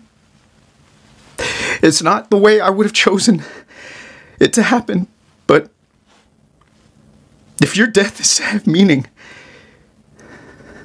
then I must rededicate myself to your faith that one day Peter Parker will do something to change this world. For the better. Briefly touched upon. These are just some things that are just like briefly touched upon. I mean, I know some of the things in here were briefly touched upon, but I kind of don't have room in my iceberg. I mean, I could extend it out, but I can't really expand on these as like anything, so let's just get these done with. Dr. Bromwell has a crush on May. Gwen and MJ were going to keep developing as friends as the series went on. Flash and Peter would have become friends, which makes sense, and they also said they were going to reveal why the rivalry started, and I've gone over that in my breakdown series, so I'll just leave that there. They had plans to explore Mary Jane's backstory. Norman would have returned eventually. We would have gotten into the love triangle between Harry, Gwen, and Peter. Sandman would have most likely had a redemption arc, since Greg has said in the First Steps episode that was just the beginning of his character. Jonah had a reason to hate Spider-Man, and he would have started becoming a quote-unquote bad guy, as Greg has said, and I'm assuming that would have led to the Scorpion and the Spider Slayers. Kurt is still working on the cure for Electro. The Mudman story would have happened at some point where Sandman and Hydro Man combine and they become the Mud Creature thing. When Peter was being mentored by Norman, it would have had long-term implications down the road. And guys, that's it. Lots of interesting things here and a lot of great stuff. I would like to end on some fan art here just to show that the fans still love this character and still adore him to this day. So enjoy all the artwork that these amazing people have made, and let's keep Spectacular Spider-Man alive and maybe somehow bring it back. Thank you guys. I'll see you guys later. My throat freaking hurts right now. Hopefully you guys can't hear me struggling through the end of the video here.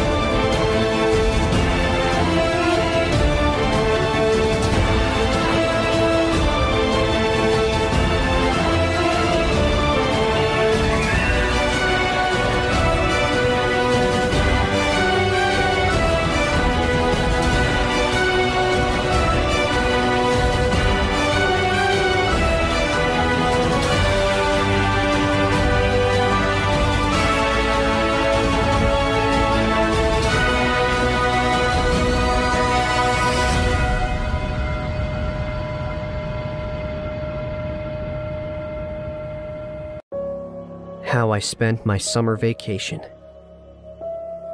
by Peter Benjamin Parker. I can sum it up in one exhausting hyphenated word.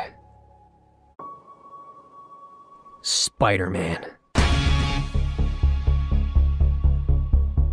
Harry, I'm sure it was a misunderstanding. No, Pete. You see, this is why I don't trust you anymore. People really didn't expect me to stay dead, did they? Help me, Spider-Man. The times are changing, ladies and gentlemen.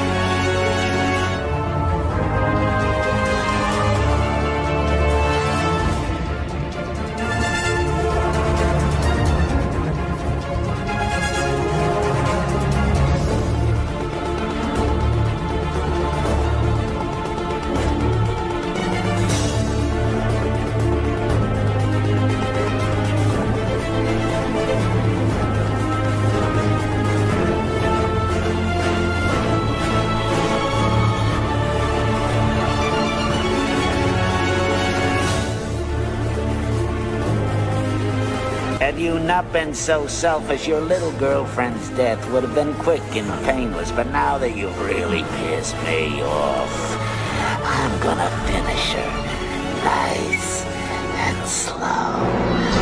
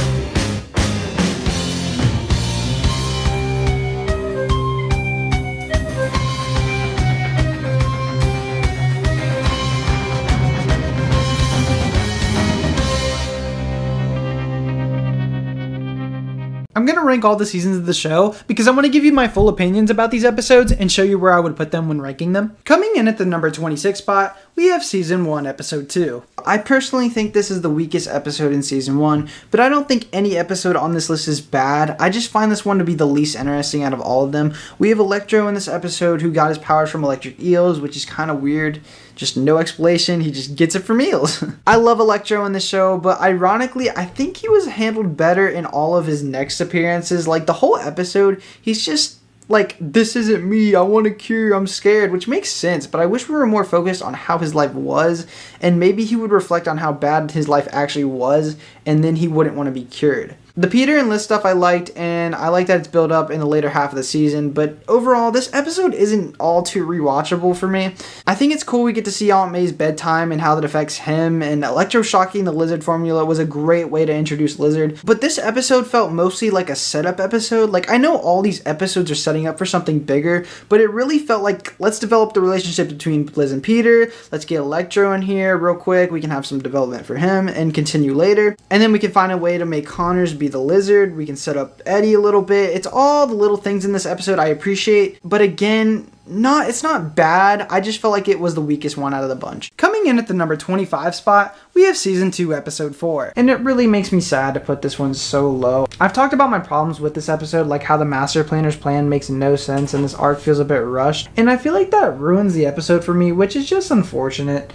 And all that's happening kind of takes the fun moments out of this episode. Like, it's still entertaining, but it's just dumb. Peter's in this episode for maybe 2 or 3 minutes, and that's not a bad thing as shown in the prison episode, but this one seems poorly executed since it's all about Peter, Gwen, Liz, and Flash. And Liz finally makes the decision that she doesn't want to be with Flash, she wants to be with him, but man, does this get dragged out. Like, the Peter and Gwen thing, just make up your damn mind. Him holding up the debris and him lifting it up because of Gwen, I thought was the best moment in this episode. It really shows what kind of man Peter is. He's not willing to give up on his loved ones, and that's just amazing. The Captain Stacy stuff was pretty entertaining, even though you didn't use the Sinister Six so your plan could work. You know, let's not do that, I guess. Anyway, this is a flawed episode for sure, but enjoyable nonetheless. Coming in at the number 24 spot, we have Season 2, Episode 2. Not a bad episode. In my opinion, there's not a bad episode of Spectacular Spider-Man, but this episode, it has things going for it. Like, we see Miles Warren's darker side, and we have Flash getting injured from his game,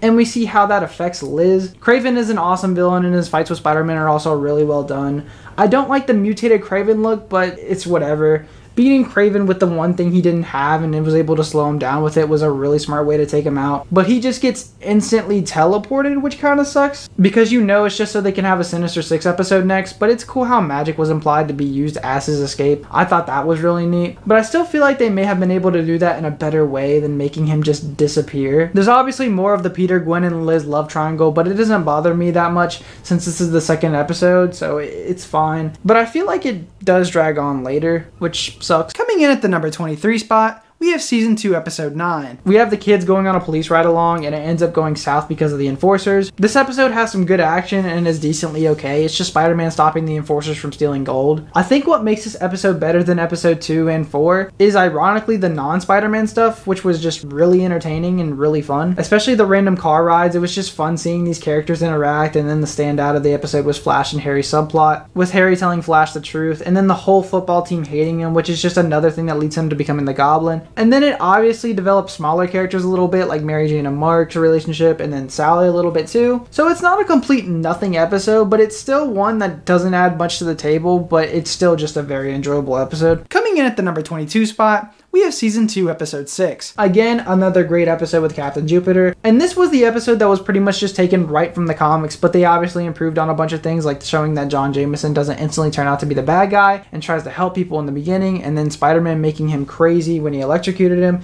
giving Jameson an actual reason to hate him. All stuff that is just great. It's just sad to see John Jameson, a guy that was so nice and that always did the right thing, made aggressive by the Spore, and he just gets a sad ending, which is just messed up. As always, Venom is a treat to watch in every episode he's in, and is also done very well here. The auditions were nice, especially Flash's. That one was really funny. The ending with Peter is great, with Venom revealing his identity. It's just a great cliffhanger. And yeah, that's all there is to say about this episode. It's a good one, but again, not much things that makes this one special, but it's still very good. Coming in at the number 21 spot, we have Season 1, Episode 1. I know that I made this a 10 out of 10 in my breakdown videos, and that's just because it really is a great setup to the show. We are introduced to almost all the characters in the show, and we saw how most of them operated before they turned into supervillains, which is just great, and they really have an amazing start for this show. Peter is just starting school, and he's been Spider-Man for 3 months, and we see how, when he gets back to school, he thinks everything will be different. But no, everything stays the same, and he is still struggling through life, and that is the character of Peter Parker. He's looking for a job to help his aunt, he's getting grounded for staying out late, he's getting bullied in school, he's lost his shoes, he's trying to stop the Vulture and protect Harry's dad, and so much happens, and they tie it all together so well. Everything has a starting point, and everything leads somewhere bigger, and we're showing the responsibility Peter has, and I love that we get mentions of Uncle Ben here already, the first episode of the show. And they're showing already how important he is to Peter. And again, the only reason this episode is so low is I just don't find it as entertaining as it used to be. I've watched this episode a dozen times, and I'm basing this all on my entertainment and the value of the episode. Coming in at the number 20 spot, we have Season 1, Episode 4. Notice how all of the beginning episodes are at the lowest, because this show just gets better and better as it goes. Everything is set up so well, and in this episode, we are introduced to Shocker, one of my all-time favorite villains, especially in this series. He's threatening and funny and all around an amazing character. And again, I like how this first episode sets him up. He just wants to get the job done and take out Spider-Man. I love that this episode actually teaches you a lesson. Simple truth is, if a man's a man, he honors his responsibilities, and you're one of mine. I love that line because it really ties into the episode because Peter is trying to help out his aunt. And I like that they kept that from the Steve Ditko era of Spider-Man. I like the Daily Bugle scenes. J. Jonah Jameson is always a treat to watch. I like the development between Peter and Betty. I like that we see how Harry wants to be his own man, and Peter's just forgetting about him. A lot of stuff happens in this episode. And again, this show ties up everything perfectly. I know I keep saying it, but it really does. Nothing really feels rushed to me. They take time with every character, even smaller characters. And again, this felt more like a setup episode, but that's obviously not a bad thing if they're doing a great job at it. And yeah, there's not really anything bad to say about this episode. Again, I just don't feel it's as entertaining as the other ones on this list. Coming in at the number 19 spot, we have Season 1, Episode 5. And this was a very close pick between 4 and 5. And I just find this episode to be a little bit more entertaining than 4. I had a lot of fun with the football stuff in this episode, and I thought it was great that the only reason he actually took football is because he wanted to have Harry's back. And that just shows how considerate he is and what kind of friend Peter is. He doesn't want to hang out with the popular group, he wants to hang out with Gwen, making this relationship feel a lot better because he's so considerate of his friends. And I enjoy that he's so oblivious that Gwen likes him. Liz encouraging him to do football and he just forgets about Sandman, I did feel was a little bit out of character because he let Uncle Ben's killer get away and now he's just letting Sandman run loose. But he's a teenager and I completely understand what they were trying to do. And I still enjoy it. It's just a little nitpick I have about it. It's not really a big issue. Sandman was great in this episode, played by the wonderful John DiMaggio, and he really does a great job. All he really wants is a big score, and I'm glad everyone in the show has some sort of motive.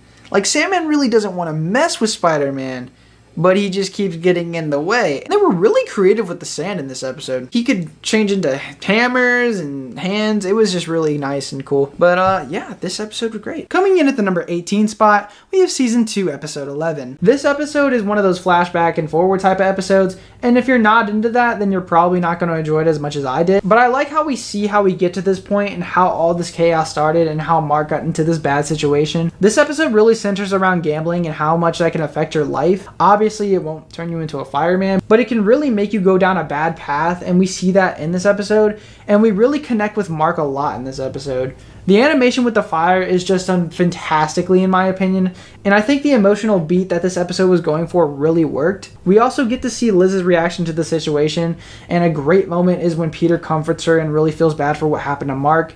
It just again shows what type of person Peter is. Also, Miles Warren is another great addition to this episode. He's just great. Blackie Jackson is also a pretty fun character. Just a lot of great things in this episode. Coming in at the number 17 spot, we have Season 1, Episode 8. This is probably the funnest episode in the show. The football team goes to Coney Island after winning a game, and we see some great moments of Peter and Liz just having fun, developing a friendship, which will eventually lead to a relationship. Then we have Dr. Octavius trying to get the power pack, and it just so happens that the place where the power pack is directly next to Coney Island.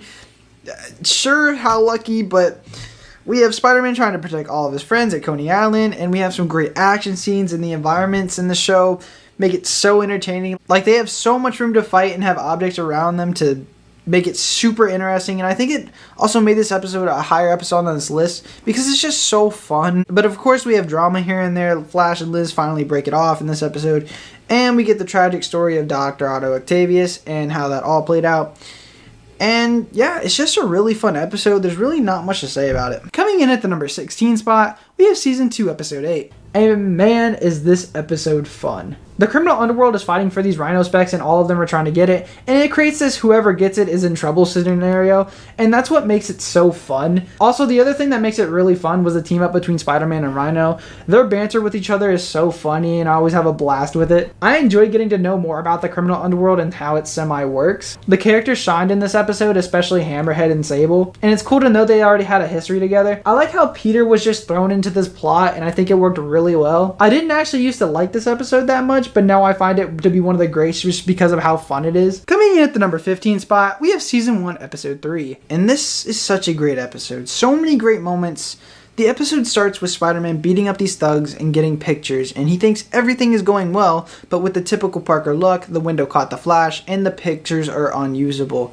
Peter loses. Peter is getting bullied at school and he can easily stop it, but for him not to reveal his secret identity, he lets it happen. Peter loses. Peter finally gets pictures and wins the Daily Bugle photo contest, but then his friends hate him because he wasn't there when they needed him. Peter wins by getting the money, but Peter still loses his internship at ESU and his friends don't trust him anymore. Peter loses. Everything that Peter does, he ultimately still loses. He tried to help Connor's family, but in return, he loses their trust. And that's why I love this episode, because everything puts Peter down in this episode, and at the end of the episode where Peter is at his lowest, he doesn't want to do this anymore, and Spider-Man is ruining his life. But when he looks at the picture of Uncle Ben, he remembers why he's doing this. He doesn't want anyone to lose someone like he lost Uncle Ben. Billy wouldn't have his father without him, and that's why Uncle Ben is one of the most important pieces in Spider-Man media. But enough rambling about how great the Peter Parker and Spider-Man stuff is. Let's talk about the Lizard. They were able to make this episode feel like a horror movie, and I really enjoy it. We see Dr. Connors slowly transform, and the Lizard design is so great. We didn't really see the Lizard's goals. I don't think he had any because he couldn't really talk, which was weird. But I do feel like you can't really do much with Lizard as a villain. I feel like he's just a one and done villain. Like, just get him a cure and he's all good for about 100 issues and then he's back. But it is tragic to see Dr. Connors fail by him being so happy in the beginning and him holding his kid. It's just really sad. I wish we got to see Connors a little bit more after the Lizard encounter because I would have liked to see more of how he's dealing with the situation. But I'm fine with what we got. Coming in at the number 14 spot, we have Season 1, Episode 13. An amazing finale with a bunch of great action, a lot of emotion, and a lot of great character moments and impact. And I like that in the beginning of this episode, he's wondering why he's Spider-Man. Is it because of the thrill or the escape? And he figures it out by the end of the episode. It's his destiny, it's his responsibility, and that's just really great. Let's get to the meat of the episode. Venom is an absolute fucking beast. This is why people love Venom. This episode is perfect for Venom. We're shown how scary he is. He's big, he's threatening, and you know it's bad when he just wants to toy with them and then take away his loved ones. Like, it makes you feel genuine fear for Peter. What also makes him terrifying is that Peter doesn't have his spider sense, so he can literally come out of nowhere. Venom is great, and I love this whole season set up Peter and Eddie's dynamics so perfectly. Their brothers turn into enemies, but it is slowly set up and it's understandable why Eddie is doing all of this. And it's kind of insane the lengths he'll actually go to just to break Peter. He'll kill Gwen, someone he knew and someone that was nice to him. It's just crazy how he went from protecting Gwen and Peter from Electro, then from going to trying to kill them both. His development is done so well. The way he beats him is good. I think it's funny that they took how he was beaten from the comics, but they just did it better. Because in the comic, it was bonded to Eddie so much that it pretty much knocked itself out trying to get onto Peter.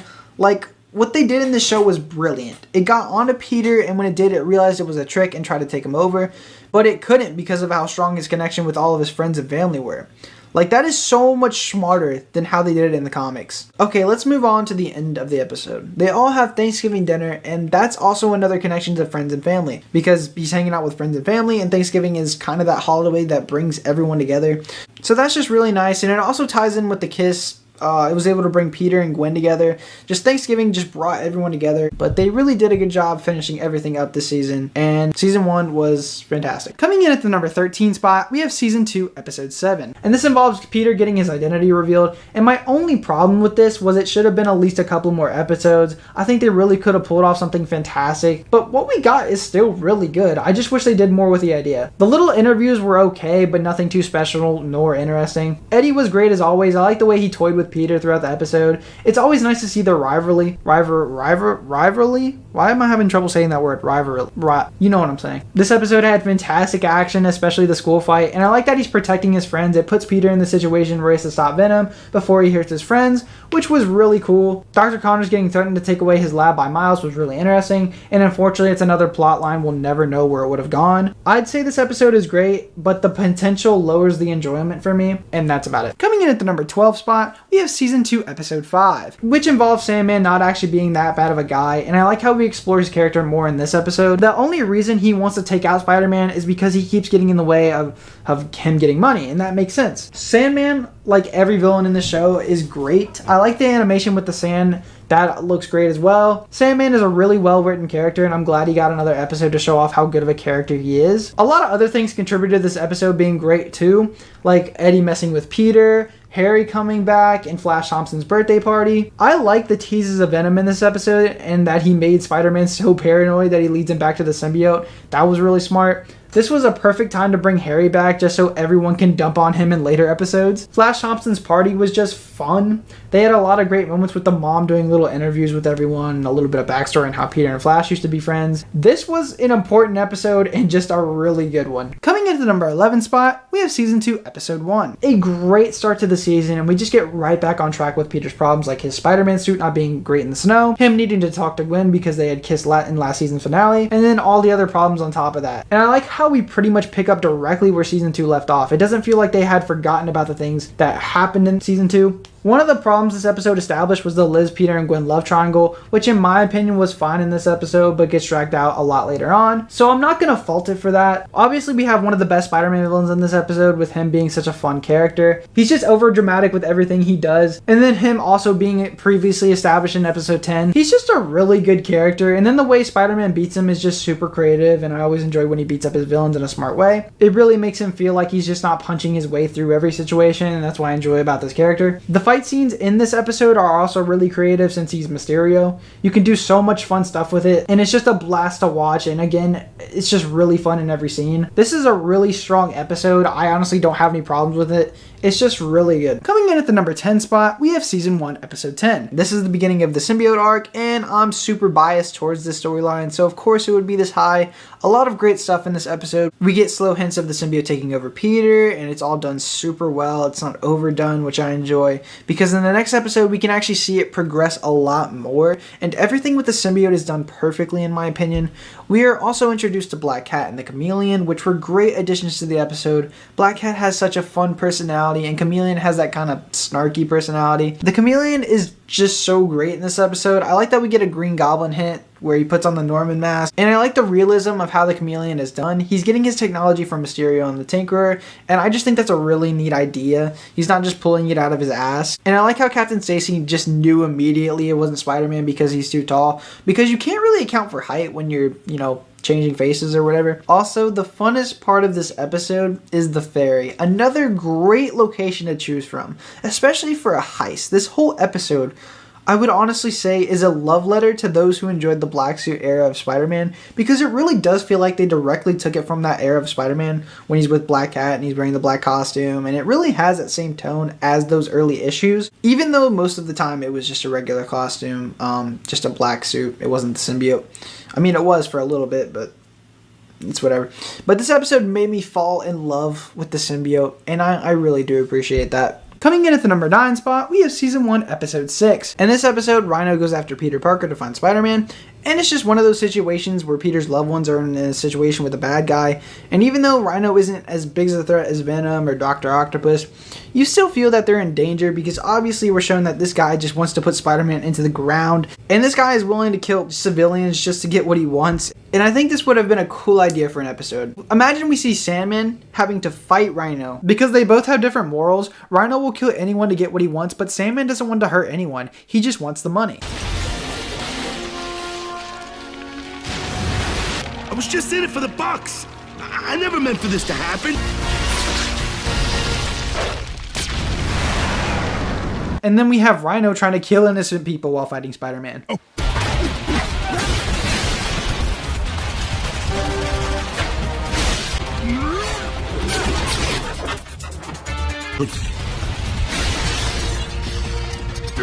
Stupid cop! You spike free!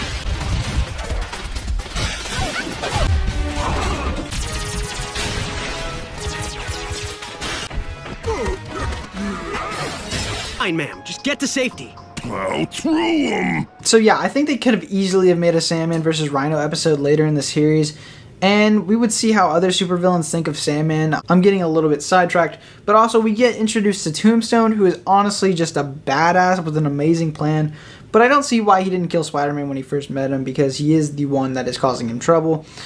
It's honestly whatever, it just doesn't really bother me that much.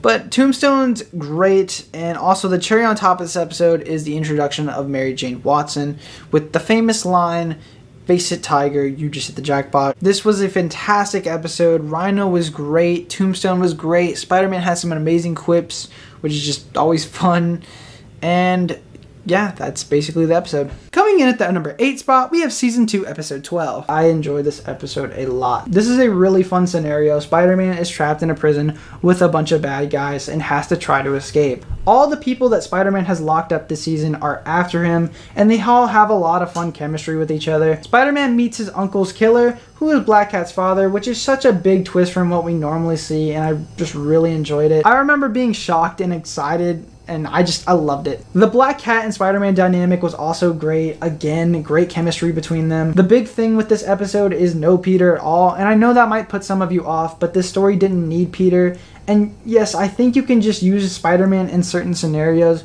but I definitely wouldn't like it if every episode was like that, because that's not what makes Spider-Man compelling. It's the man behind the mask. And even then, we have the connection with Uncle Ben's killer, so it still ties in with Peter. The theater parts were all good, not much to say about them. I like how we cut back and forth between the prison and theater parts, so we know what's happening at the same time. Just some really great stuff, and yeah, that's pretty much it. Coming in at the number 7 spot, we have Season 1, Episode 9. Can I just say, this episode has the absolute perfect vibe. It's Halloween night, and this episode really fits the Halloween aesthetic, and I can really appreciate the show for adding holidays. It really makes the whole world stand out. But this is the second time we're introduced to the Goblin, still very threatening, and I'll say that this episode definitely has one of the best action sequences ever in the show. I love every second of it, and again, they picked an interesting place to fight.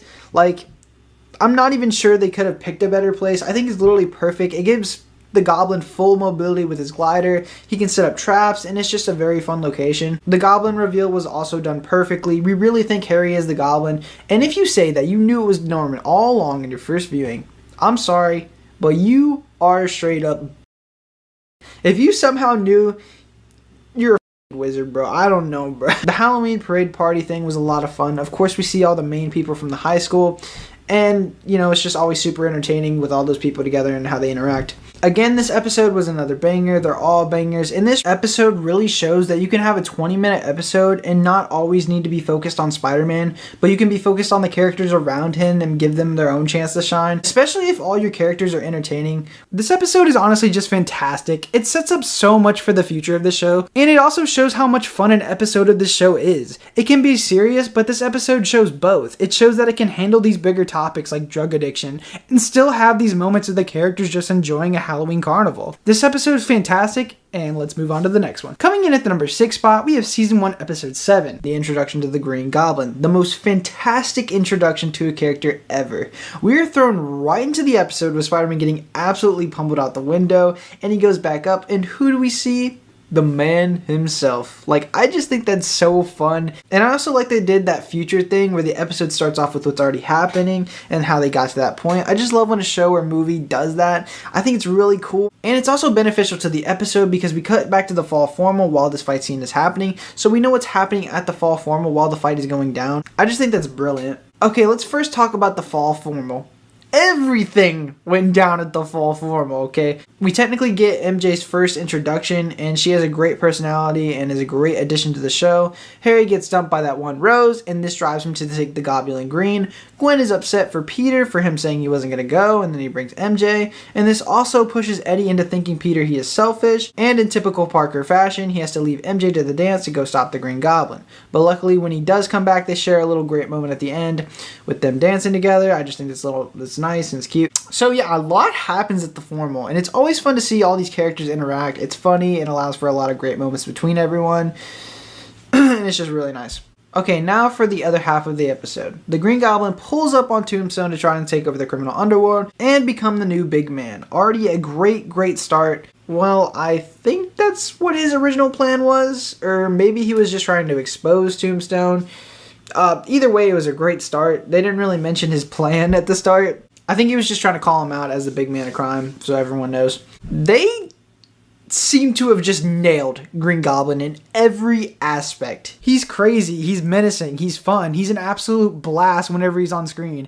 And you could just tell Steve Blum is having the time of his life voicing him, just going all out. The action scenes were also really great in this episode, and I love that they really went all out with this episode. They had some fantastic moments, and that's about all I gotta say. Coming in at the number 5 spot, we have Season 2, Episode 13, the finale of the season. And yeah, it's the reveal of the Goblin, and it's done well. I like his explanation of him tricking Spider-Man and him becoming the Goblin. It's all great stuff. This episode also has some of the best action in the series. Like, look how fast he is. Look at the man move. The Goblin uses everything in this episode. It feels like a big event is happening. They keep the viewers guessing on who the Goblin is, which is just, it's good. We actually get somewhere with Peter, Gwen, Liz, and Harry, blah, blah, blah. You've heard it 1,000 times. And, you know, it's just handled really great in this episode. I know I've given it crap in previous episodes, but I feel like it's mostly just the beginning episodes because other episodes make the breakup feel like Peter and Gwen are in the wrong, and I like how that's made clear throughout this season. Just the things they've done just make them feel like they're really bad partners, and I've gone over that in my breakdown, but yeah, anyway, everything leads up to this episode. All the smaller Harry things, all the big Goblin things just make this episode fantastic. Like I said, this isn't a good series finale, but this is a good season finale. Coming in at the number 4 spot, we have Season 2, Episode 3, which is the Sinister Six episode, and man, did this episode rock. First of all, it's Christmas themed, which is even better. This Sinister Six cast is just a little worse than the last one, but it's still great. We see them in pairs of 2 this time. They're not all tripping over each other like in the first one,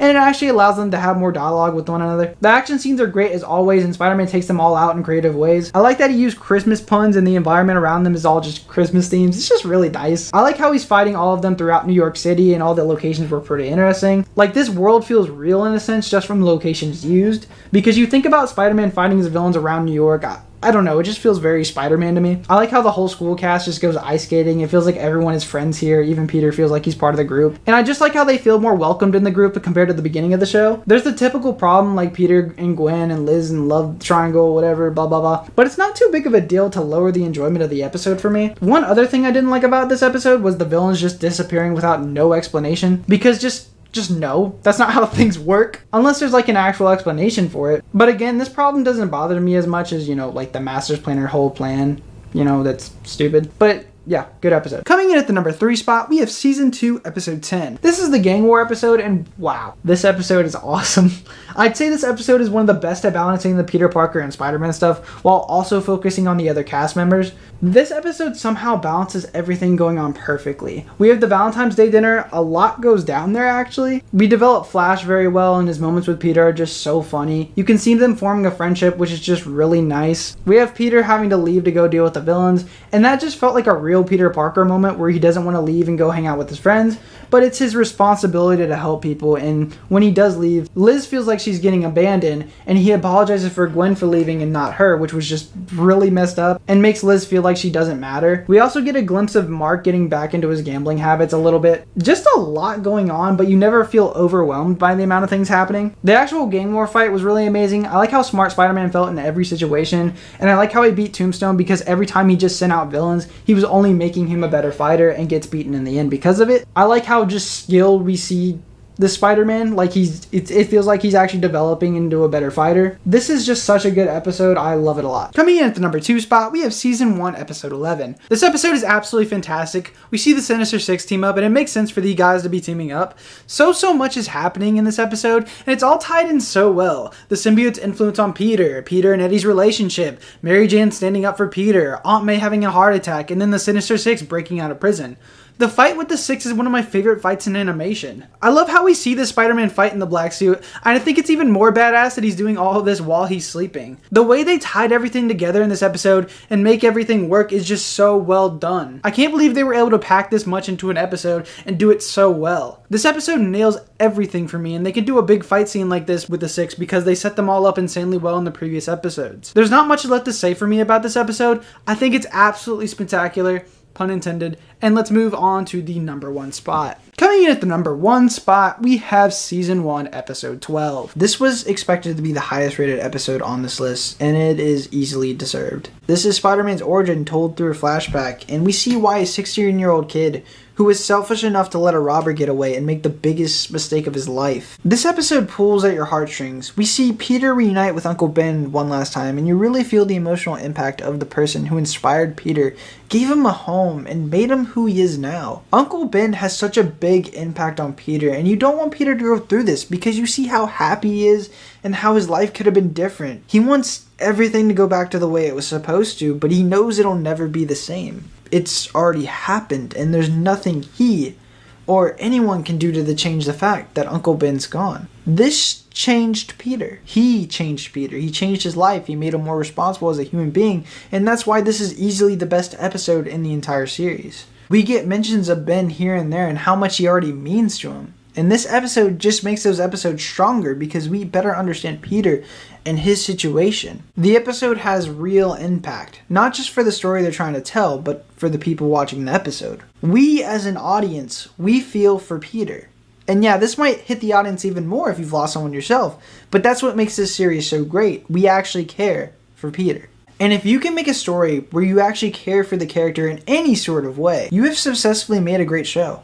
I gotta give credit, obviously, to the whole crew behind Spectacular because they really achieved something truly great. And I definitely have to give major props to Josh Keaton in this episode because he really brings this episode to life. You hear the anger in his voice, you can hear the sorrow in his voice, you can hear all of his emotions come into play. And he really is one of the greatest, if not the greatest person ever to play Spider-Man. Josh Keaton is my Spider-Man.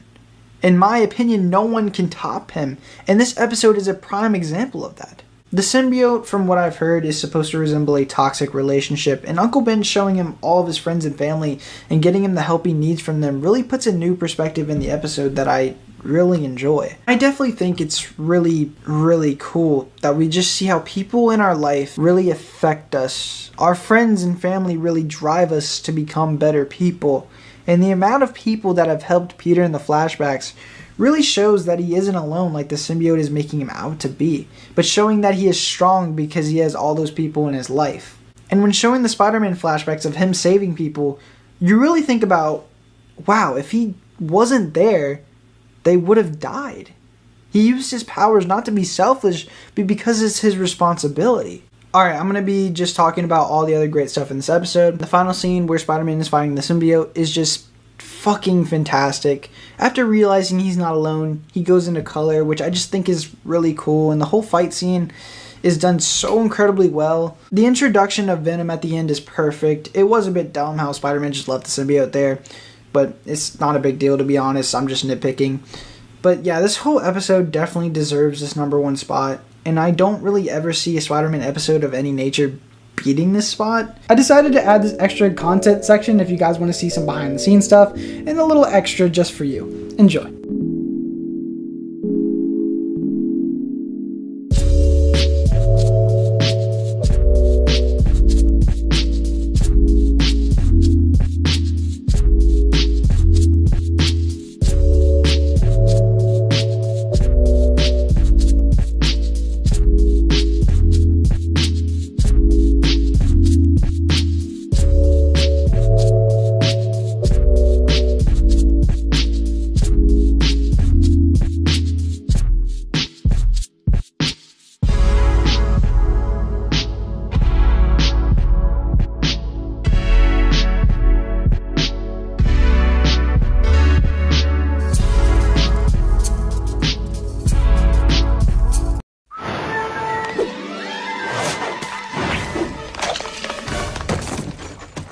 okay. You can swing into Burger King and get a BK Kids Meal with a spectacular Spider-Man toy. 1 per kids meal now at Burger King. I'm okay. 你嘅開心樂園餐。唔該。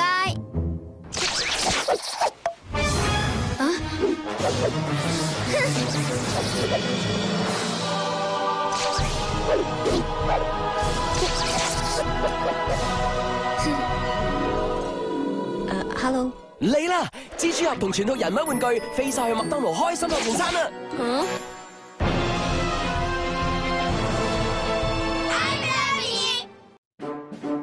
！I got the spectacular Spider-Man. I got Doc Ock. The Spectacular Spider-Man, one in your McDonald's Happy Meal. Tommy. The Spectacular Spider-Man, one in your McDonald's Happy Meal.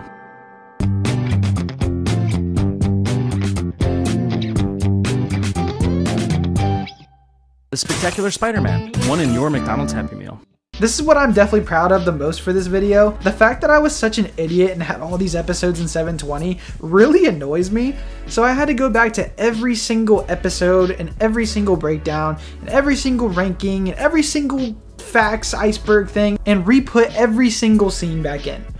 This part is what took me so long because of how much work that is. If I just originally had these in 1080p, this video wouldn't have taken me this long. I'm also happy that I was able to redo a lot of my older episodes since I wasn't happy with how they turned out originally. I'm glad I could bring this to you guys, and yeah. I also wanted to say that all the original breakdowns have been unlisted from the channel because I think this is the definitive way to watch them all, but I did still keep a public playlist for whatever reason. Someone might want to, compare them or whatever. I want to give a big thank you to everyone that supported these breakdowns and everything involving this show. This really has been a great experience, and I'm glad people still talk highly of the show and how it's still standing the test of time. And I think this will be a timeless cartoon that anyone can enjoy. I'm sad that this is the end, but I'm going to keep making breakdowns, and if you enjoy these ones, then you actually might enjoy my Invincible ones. So hopefully you check those out. I also wanted to give a special thanks to Marsh388 in the comments. He's given a lot of information that I didn't know, so I really appreciate that. I honestly don't think I would have gotten as much as I did without him, because a lot of these characters are insanely obscure and